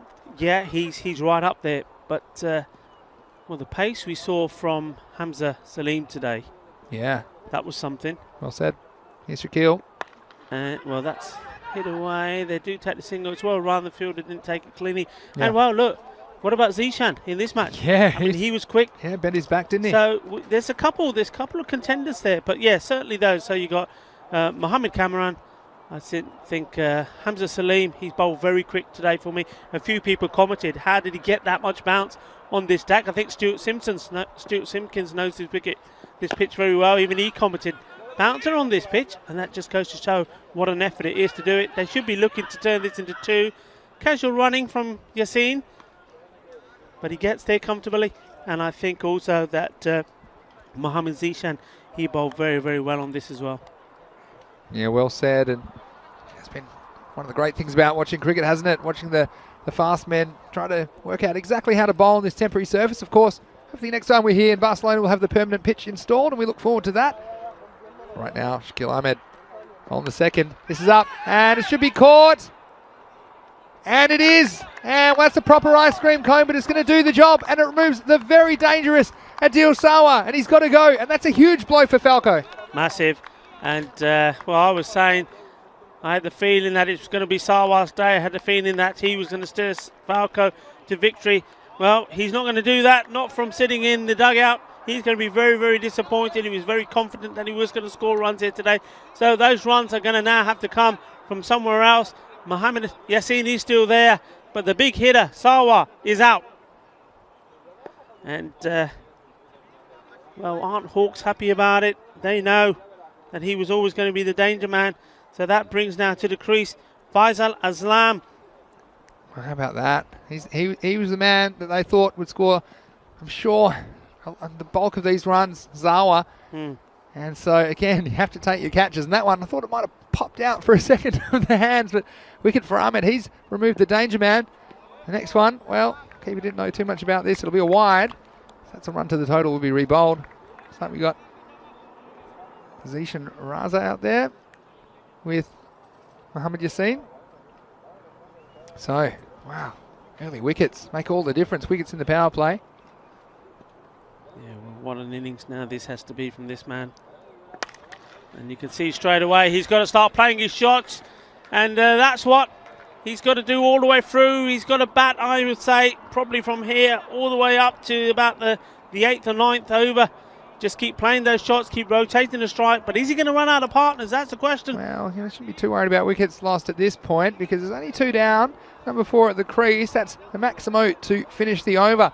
So at the end of 2, it's 25 for 2. Yeah, rate. They won't be too worried about that at the moment. It's around 12, the required rate, but that can change very easily. A couple of special overs. It's wickets in hand. Now, Romanula normally would come in at this stage. He's elected not to. So Zishan Raza has been sent out. It's a left-hander. Now, I'm not sure if style of play, if he's been sent out just to really keep the score moving along and play some big shots. So certainly it's a tactical ploy. Well, first thing he's got to negotiate is the over from Mohammed Amir. Well, here he is now, Amir. First one wide down the leg side. Thanks again for all the entertainment in the chat. A lot of nice comments again about the coverage today, and you definitely kept us entertained. Navia asking who's the best batsman in ECS. Oh, that's a tough one. It's very tough. I mean, we've seen a lot. Yeah. Cameron's here when he gets going. Doesn't he bang him? We saw him go. On the leg side, I think. Yeah, I mean, we've seen a lot of good knocks. I mean, at the moment, you can't argue with a couple of people being right up there. Beat off the ball the last 2 knocks, you have to say, but Mohammed Ishan, Pakai Kia. Yeah. Ashad Butt. Look at the Ashad form Butt. he's been in. And of course, the man who's made 2 centuries. Yeah, let's not count him I mean, out. Don't forget, He's done good, pretty good well. win the Bajwa. Can't do much better than 156 in an innings by yourself. You Can't can't you? do. There's been a lot of good nooks. Karen Data yesterday, that was a marvellous inning. What a knock that was. You know, he scored big time. Yeah, that's a clever slow ball. Big appeal. Don't think it. I'll tell you what, I liked all the appeals there. The first 3 and then the last 4. But I don't think there's any on this. If anything, it may have got a bit of the back leg. Let's have a look on the replay. Clever slow ball. Yeah, that's outside the line, never isn't out. it? Well, I think they were Outside going for line caught of behind. I felt was what they were going for. But no, good decision by the umpire. The umpire's been very good as well. That's the other feature actually of the series. Rico, here's Umair. Now, I guess it's saying, Vinny, Czech Republic has beautiful grounds and women. There we go. Now that's the kind of insight. I guess I know you're only 13 years old. How do you know that? That's what I want to know. He's only 13, is he? He's lived a life. Yeah, so maybe he was born on like February 29, so he's actually, well, he'd be 52. She's had 13 birthdays. Oh, that's beautiful. What a lovely shot. Well, look, Mohammed Yassin the assassin. All I'm going to say to you is if you can play shots like this, what are you doing? Closing your eyes and swinging at those ones outside the off stump. Play your natural game, play your shots. And, well, when he does play them, he looks so elegant. He looks so cool, so good. I love that shot. That's beautiful. Yeah, well said. And that one disappearing. They're checking the ball. Probably just checking. Doesn't have a flat side after that because that was beautifully timed away. And how can Umair respond? He responds well. Oh, nice bit of fielding. I was just worried that might bounce off the stumps and go for their extras, but there'll be 1 ball left in the power play. And well, look at this where we are right now. We talked about 12 and over. That'd be 36 off 3. Currently it's 34. Oh, the tingle's not going to go away. But I've got does anyone else have that golden ball tingle? We've got, again, all these great great comments. Nate saying Puneet could win a slam dunk contest. He's just a superior athlete. Wouldn't surprise me. It's a big enough trampoline. You give it a go. Here's Umair to close out the over. Short and put away. That's a lovely shot. Anticipation there from Yassin. Just watch this. He knew it was short. Got into position beautifully. Waited for it. And that's 4 more runs. Beautifully done. 4 at the end of the over. So we're racing along here now. So that's 38 for 2. And that is the end of the power play.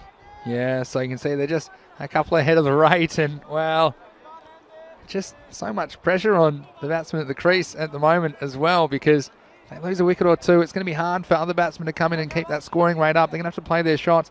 Zishan Raza has only faced the 1 ball so far. He's going to face... We got, oh, geez. See, the thing is here... Who's going to come in to bowl? Yeah, the thing is here that one thing that Tim Falco have to keep thinking about, just talk about it more after this delivery. Cameron Zia, tell you what, he's going to need a new pair of shoes because they're going to be worn out. He's taking a couple today.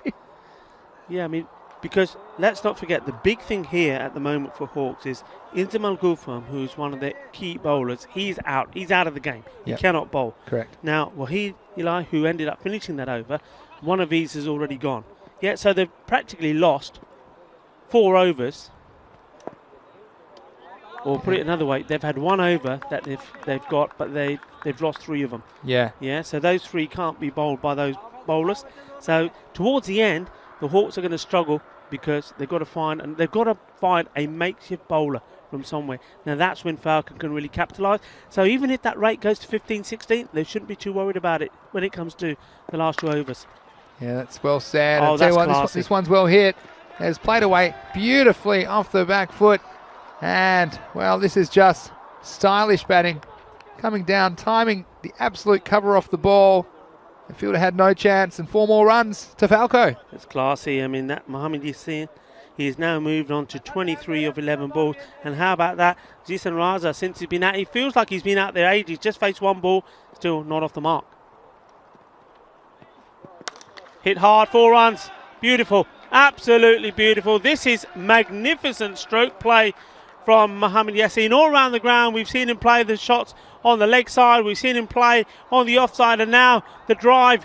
What about this? This is really a magnificent showcase of batting at the moment. Can he continue it all the way to the end and bring about a very famous victory for Falco? He's all in control at the moment, but again, a wicket can change anything. We saw that with Cameron Zia in the first half of this match. Aslam needs to come up with something. Well, I thought maybe he'd got the touch, and the wicketkeeper then asking for the stumping. Umpire not interested. We'll have a look at it again, I'm for sure. Let's have a look, because keeper just thought he might have caught him napping. And then does he get back? Yeah, he gets back in time. And again, well, you've seen he's a keeper himself, isn't he? Yep, he is is the assassin. So he knew he was awake to it. Cameron Zia said, well, you better watch yourself. Trying to get his opposite number. I think he's saying here, I can tell you exactly what he's saying here. Look, he looks upset. You having a laugh? You having a laugh? Don't be silly. A bad way to go. Still 2 left in this over. And still 2 left in this over. But, well, Rico, could we have the cliffhanger? And I guess there's something in every match in this series. What I would say is we've had 100 matches, and you couldn't say there's been one of them that hasn't been some sort of a highlight or some kind of excitement. And here we are, match 100 at the end of day 20. Short and straight to the field. A good throw would have been interesting. Well, I mean, that really could have gone anywhere. It was more glove than bat, wasn't it? You can be caught off the glove if it's holding the bat. And this could have almost just looped to that man. Watch this. It was up in the air for a while. Ended up falling probably 2 metres short. But if there's a bit more loop on that, off the glove, that could easily be caught. So that could have changed the game. So the game, such fine margins. On the pads, asking a question, umpire having a think, and the finger goes up, and this looked pretty straight. And I think it was going on to hit. Let's just have a look again, and it's one of those ones. It's a matter of where it bounced, and it's a very difficult call for us to make. There's no problems with the height. We'll see this one. Perhaps we can slow it down from this angle. When does this one bounce? See this one? That's the only question for me, is perhaps it might have bounced outside the leg stump. But again, only a part of that ball has to bounce in line with that leg stump to leg stump line. So again, not a terrible decision by any means, but that's always the concern for the umpire in that situation. He thought about it. Remember, he doesn't have the benefit of the replays either. He's had to look at it at normal speed. And Falco, well, that's one they didn't want to lose. Zishan Raza going for a duck. Another one to fill the pond up with Rico. Yes. And Falco, they're 49 for 3 after 4. He seemed to be there a long time, didn't he? Just faced 2 balls. I mean, Mohamed Yassin and Falco won't mind at all. Was doing all the hitting and all the batting. Well, now Romanula's out there, and he's got to do very much the same thing. Just occupy one end and just let Yassin, the assassin, do the damage for now. And, well, be ready to take charge if he needs to, if Yassin departs. Yeah, well, the captain, let's see him play a captain's knock. He'll be in a supporting role, I'm sure, in the beginning. Romanula. 49, 3 down, 4 overs gone. Here we go, beginning of the 5th. Just a single. And Kessel was saying, well, Asjad Butt has the most runs in the tournament, the highest strike rate so far. Yasser Ali also for the Tigers. We're talking about the best batsman in the tournament, and we've had a lot. Govinda, there's a lot of Govinda fans. We've had, well, really, when you've got over 300 players, you're always going to be having more than one name coming up, aren't you? You've got quite a few. So if it was strike rate, it'd be Govinda Sidhu without doubt. 6 the ball. That's pretty good. Yeah. Here's Umair. That's 4 runs, and that's easy pickings. You've got to pitch the ball up, and just been put away with ease. And this one, Romanula taking a little bit off the workload of Mohamed Yassin. Yes, he won't mind that. He'll be relieved to know that there's another batsman out there that can play a few shots while he has a little rest. Yeah, that's right. And that's important, I guess, for Falco.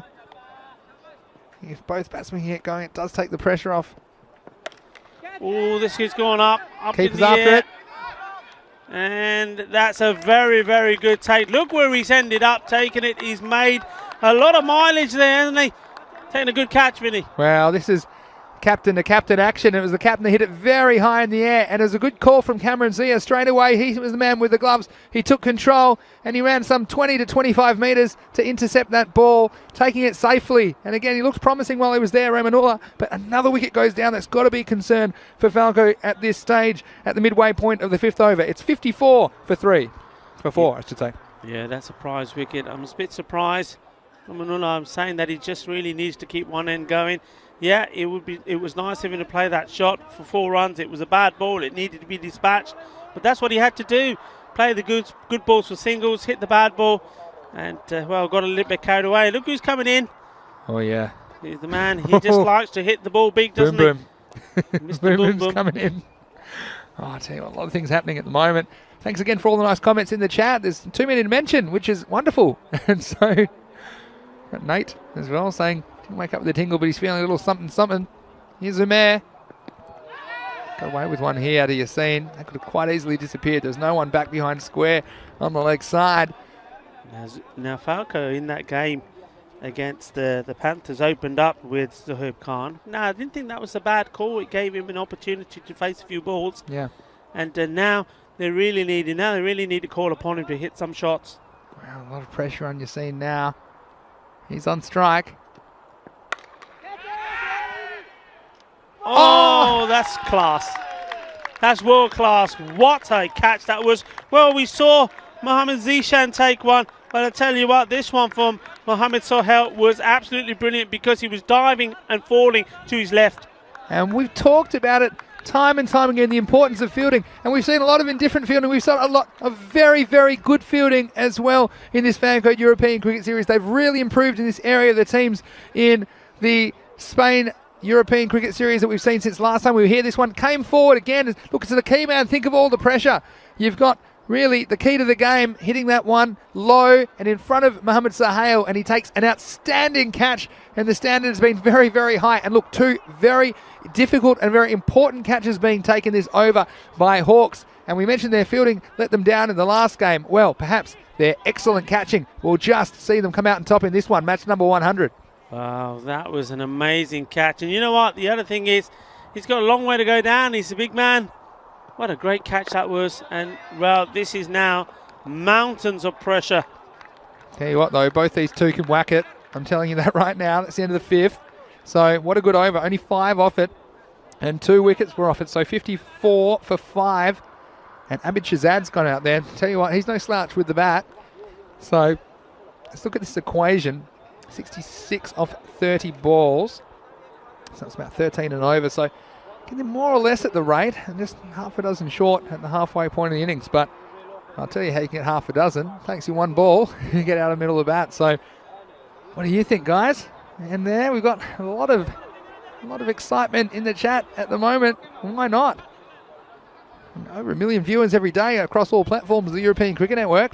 And we do appreciate your company, and you're watching a fantastic match right now. Here's Mohamed Sohail, who took that outstanding catch, and he's straight back into the action, rolling the 6 over and starts with the dot. And these dot balls now, well, we've got 2 batsmen in the crease. They've barely faced a ball. They've got to go it over to a ball. It's going to race away. It's going to go past the first fielder and goes all the way to the boundary. Yeah, I mean, what a top over that was also, though, from Umar Mohammed. I mean, he took those 2 wickets. Yeah. 2 wickets in and over, takes the pressure off. Only 5 runs as well. Well, this is a bit fortunate, to say the least. But Falco, they need to beg, borrow, or steal, and just enough runs to stay in touch with this target. And with their main batsman back in their shed, who's going to step up for Falco? Here's Mohamed Sohail. It's hit hard. Fielder will field it. Has to get the throw in quickly. And he does. And again, each one of these stops, they're so critical. If that gets through the fielder, that's going to be 4 instead of 1. I still think we'd be headed for a blockbuster finish, but one of these two needs to get going. No, he's going, but it's not the ball that's going all the way, it's the batsman. So Zohaib Khan, I think a lot was relied upon him to hit the ball big. He's unable to provide anything. He goes. Well, we've got some good chat. Jamie Bundy says golden ball. Brackets loading 53%, but I think the percentage might have gone down a little bit after that. Another wicket going down. I tell you what, if you're bowling at this stage of the game, you just need to hit the target. It's exactly what happened. An expansive shot from Zohaib Khan, and we've seen him hit a couple of long balls, but this one, he was nowhere near it. So another wicket goes down. Now Falco, they've lost their 6th, and the score is 59 for 6. Yeah, falling apart a little bit here, and just swinging the bat and trying to hit big. Somebody's got to stick around a bit. Well, is it going to be this man? Is it going to be Danny Boy? Oh. Shabazz Ahmed, no, he can hit him as well. And when he hits them, they stay hit. But it's not just about the hitting. We're not talking about 6 or 12 or 18 and out. They've got still a lot of runs to score here. They need 61 more runs. Yeah, only 26 balls as well. Here's Mohamed Sahel. This one is going to be called. Again, every call's critical at the moment. We got the Czech Academy saying, Jamie Bundy, error, loading, please try again. Well, anything can happen, but the Hawks have this one in the back corner to Luke Belgium. But I'll tell you what, a few more extras and a couple more Maximos, and this will be right back in the mix. But Hamid Shahzad, I mean, he can bat. I've seen him bat early in this innings, and if he gets hold of a couple, anything can happen. Hard. Fielder chasing. He's not going to get there. That's 4 runs. Wow, Lovely beautiful stroke. shot. Oh, I like the way he's gone with the ball here. Instead of trying to hit everything across the line, this one he just clears the front leg and through cover point. And Wooshka, that one raced to the boundary. So 4 more, and they need them however they can get them at the moment. Falco, they just need to hold on. They just need to get the momentum back, and who can do it for them?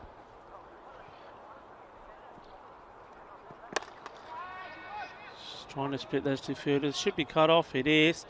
Throw comes in quickly. Yeah, so that'll be the end of the over. And wow, we've got a lot going on. End of the 6th.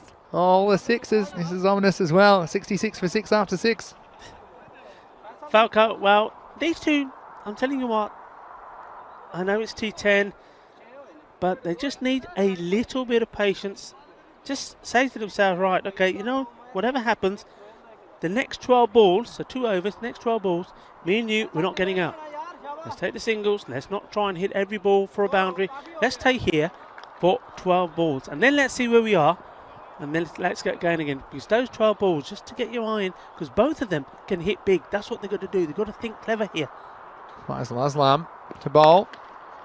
They also need to think that Hawks are going to struggle to find an extra bowler from somewhere. Yeah, that's true. So that could be the point for them to tap. There's no point getting close and being all out. 8 overs, 8.2 overs, because they've let Hawks off the hook. Got to take it down to the last over. Well, Faisal Aslam, who's bowling, he's feeling confident. Do you know why? Go on. Because he just gave me a little wink when he was fielding on the boundary. I think he's confident. See how he goes. I like that kind of confidence. He just gave me a little, just turned his head at me when he was fielding down the ground and gave me a little wink, saying, "Don't you worry." Feeling pretty confident. I tell you what, I like that confidence you need at this stage. And that was a good dot ball.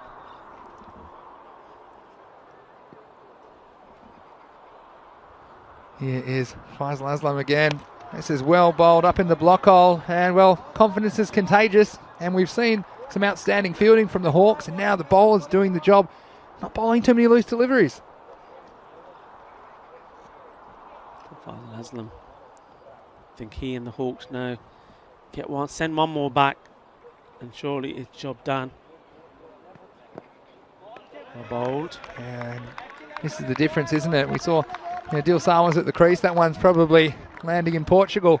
But with these 2, and Hamid Shahzad, I think, to me, he's probably the better hitter out of these 2 batsmen. He's spending a lot of time at the non-strikers end. He's 6 off 5 at the moment. But Hawks looking the goods. That was a full toss. He's gone up in the air. Fielder getting under it, and that's easy peasy.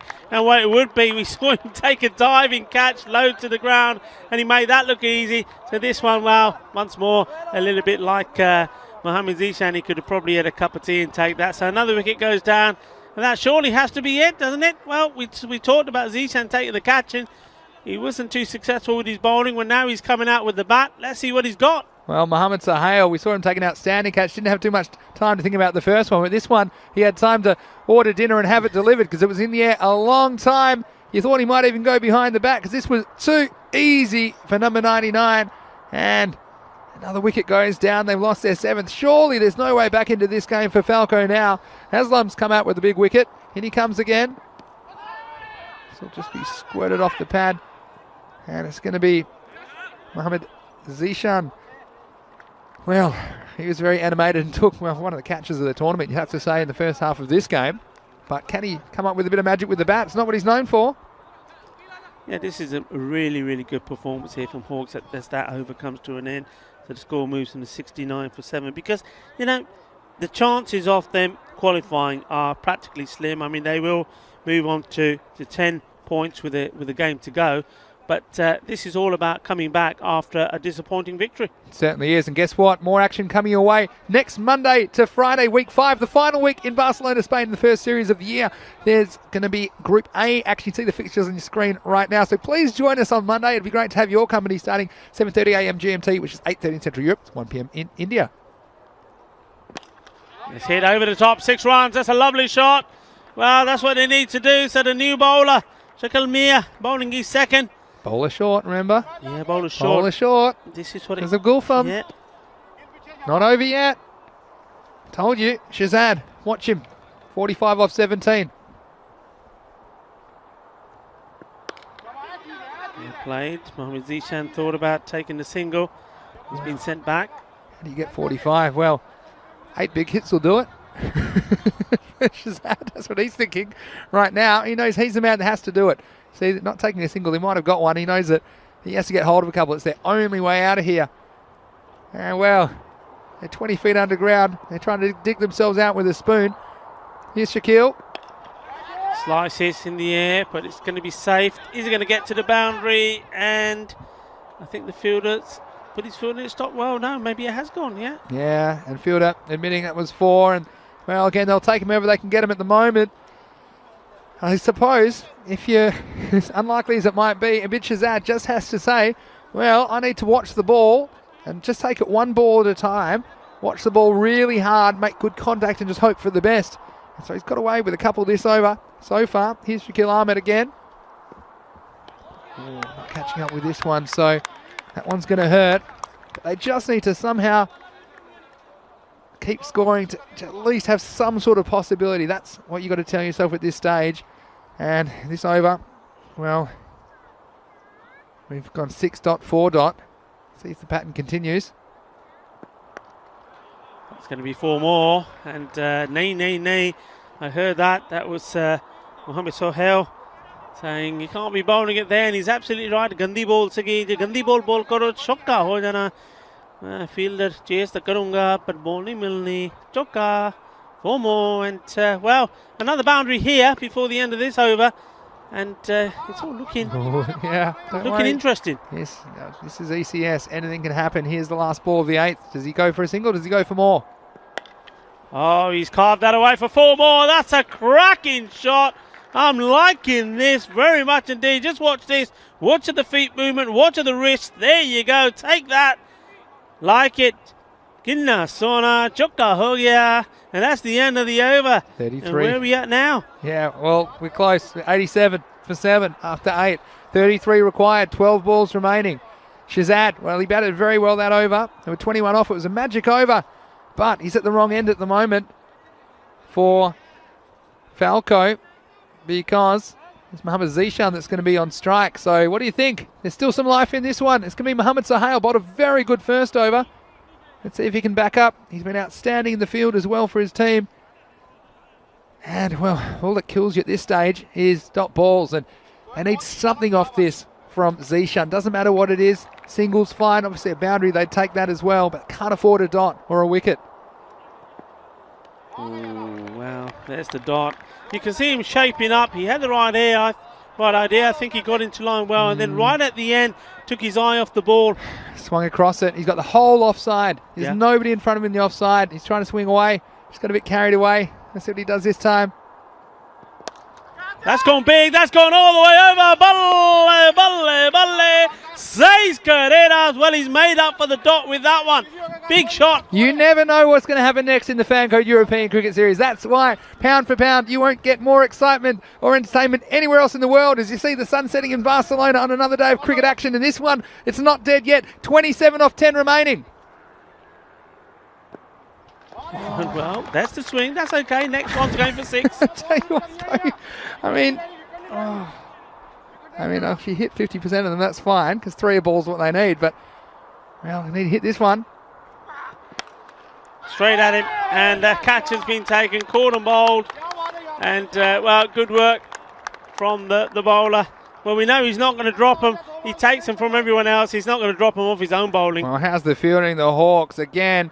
This one was hit fairly firmly back at Mohamed Sohail, and well, we saw a Maximo from Zishan, but he wasn't able to repeat the dose. This one close to the bottom of the bat. A wry smile from him, and big wicket for the Hawks. And Abid Shazad, well, he took 20 plus off the last over. He's stranded at the non-strikers end at the moment. Can't do much about it. We've got 27 off 8 balls now. So 27 off 8. And it's going to be difficult because at least one of those balls is going to be faced by the new batsman. It's Mohammad Shiraz. So got the one opening bowler replacing the other. Left-handed Shiraz is going to face up here now. What does he do? Does he swing away and try and gamble for some boundaries? I mean, there's only 2 wickets left. It's a tough situation. I think he's just be seeing the ball and hitting the ball, and probably not refusing any runs at this stage. Well, this is also a big moment for the bowler, Mohammad Sahal. Left-hander has got to get the ball in the right area. And he's let it go through him. That's not clever batting, is it? Yeah. Not clever batting at all. All he had to do was step inside it, take the wide ball. Yeah, that was the issue. It would have been a wide, except it can't be wide if the ball passes between the batsman's body and the stump. So dot ball, that's going to hurt. Won't run here. So it's going to be all on Abid Shazad. And 27 required off the last over. 26 for a golden ball. And well, it's been a great day of cricket entertainment. Just finally, thanks to everyone who's tuned in today, wherever you're watching around the world. And if you're one of our YouTube subscribers, that is fantastic. And you've joined over 166,000 other people around the world, and we'd like to thank you, and thank you for being a part of our family. And we, of course, we enjoy bringing the action to you every day. There's so much action and excitement, and we do appreciate your company. So, good comment by Luke Belgium. Some great catches during this game that were hit hard. Great reaction by the bowler on that occasion. So, thanks everyone, and we will see you next week for the final week in Spain. But then, of course, we'll be to Italy for 5 weeks and various other locations during the year. So stick with us, and thanks again for tuning in to the European Cricket Network. The opening bowler coming back. Well, needs something, and four, he'll get something. They need more than 4 a ball, but tell you what, the only way to win this, you got to get 5 balls to the boundary or over them. That's how to do it. 5 out of 6. Yeah. So that'll keep them alive. There may be an extra. Now that was a disappointing thing for me, those last 2 balls. I did say for Mohammad Soha it's going to be difficult for him to get the right ball, the right length to the new left-hand batsman. He bowled 2 balls down the leg side. It would have been wide. They should have been taken as wide, but the batsman didn't follow the script. All he had to do was step inside. That would have been 2 runs and 2 extra balls. Got to tell yourself here, see the ball, hit it hard. I know it's not easy, but Abid Shazad, he's going to have to do it all on his own, I think. This one's got to disappear. 23 off 5. No one back on the offside, only the deep point. No one straight. He beats him. So now, well, it's basically going to be... Oh, it's going to be called wide. Oh, thanks for waking me up, Rico. I was drifted off. Again, 100 games in here. You know, Shuto Ahmed likes to wait, doesn't he? He likes to wait, likes to be sure. Oh, I had 1 foot in the bar if it was open, but it's not. Anyway, here's Waheed Alahi. 22 off 5. Oh, it's going nowhere fast. Safe, isn't it? Safe. Yeah, they can't run really because he knows that he's the man that has the possibility to win this game from it. Yeah, they're going to need. Well, it's going to be like winning the lottery now. 22 off 4, so 3 6s and a 4. The Hawks, can you believe it? They're going to complete the double over Falco. That's an amazing achievement, isn't it? Wow. Yeah, how was that? And 2 outstanding victories as well in this series. This one, it's got to go for at least 4. Now, I'd be trying really hard to stop it. They could run 6 maybe. They might, but again, well, that'll be the ball game, assuming that Waheed Alahi can just land these in the area where it's not going to be called a wide. So 21 off 3. You've got to take your hat off to the Hawks. I mean, they really could have easily beaten 2 of the Giants here. They could have easily beaten Butler and Shaheen last game. The fielding let them down. They only went down by 10 runs in that match. And this, well, it's going to peter out to quite a quiet finish. But regardless, we've seen plenty of action here in match 100. Just a reminder, join us again on Monday. We're back Monday to Friday next week. It's going to be finals Friday as well at the end of week 5. So we've got Group A, B, C and D in action 1 day each next week. Here is the last ball.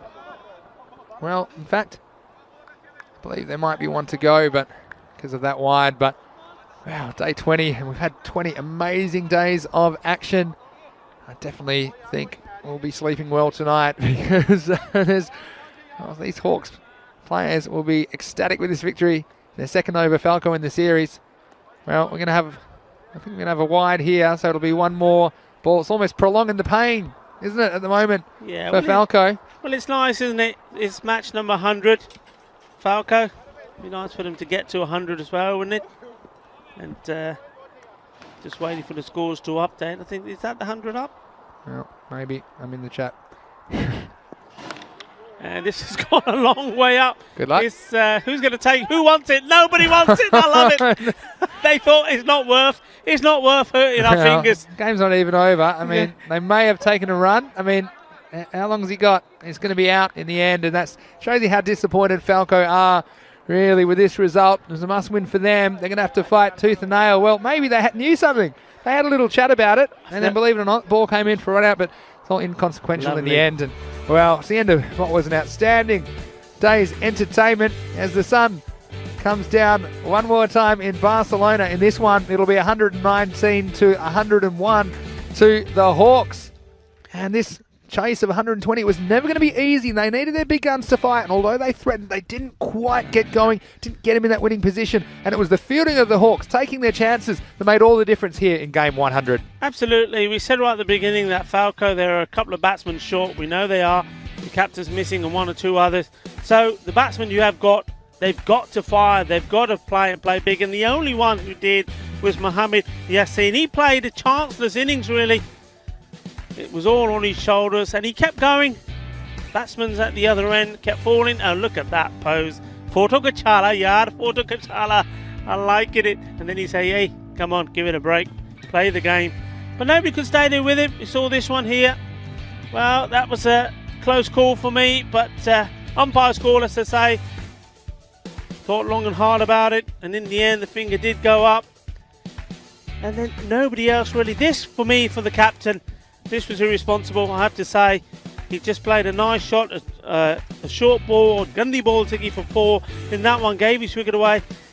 Yassin, well, he kept going until that happened. That was an amazing piece of fielding.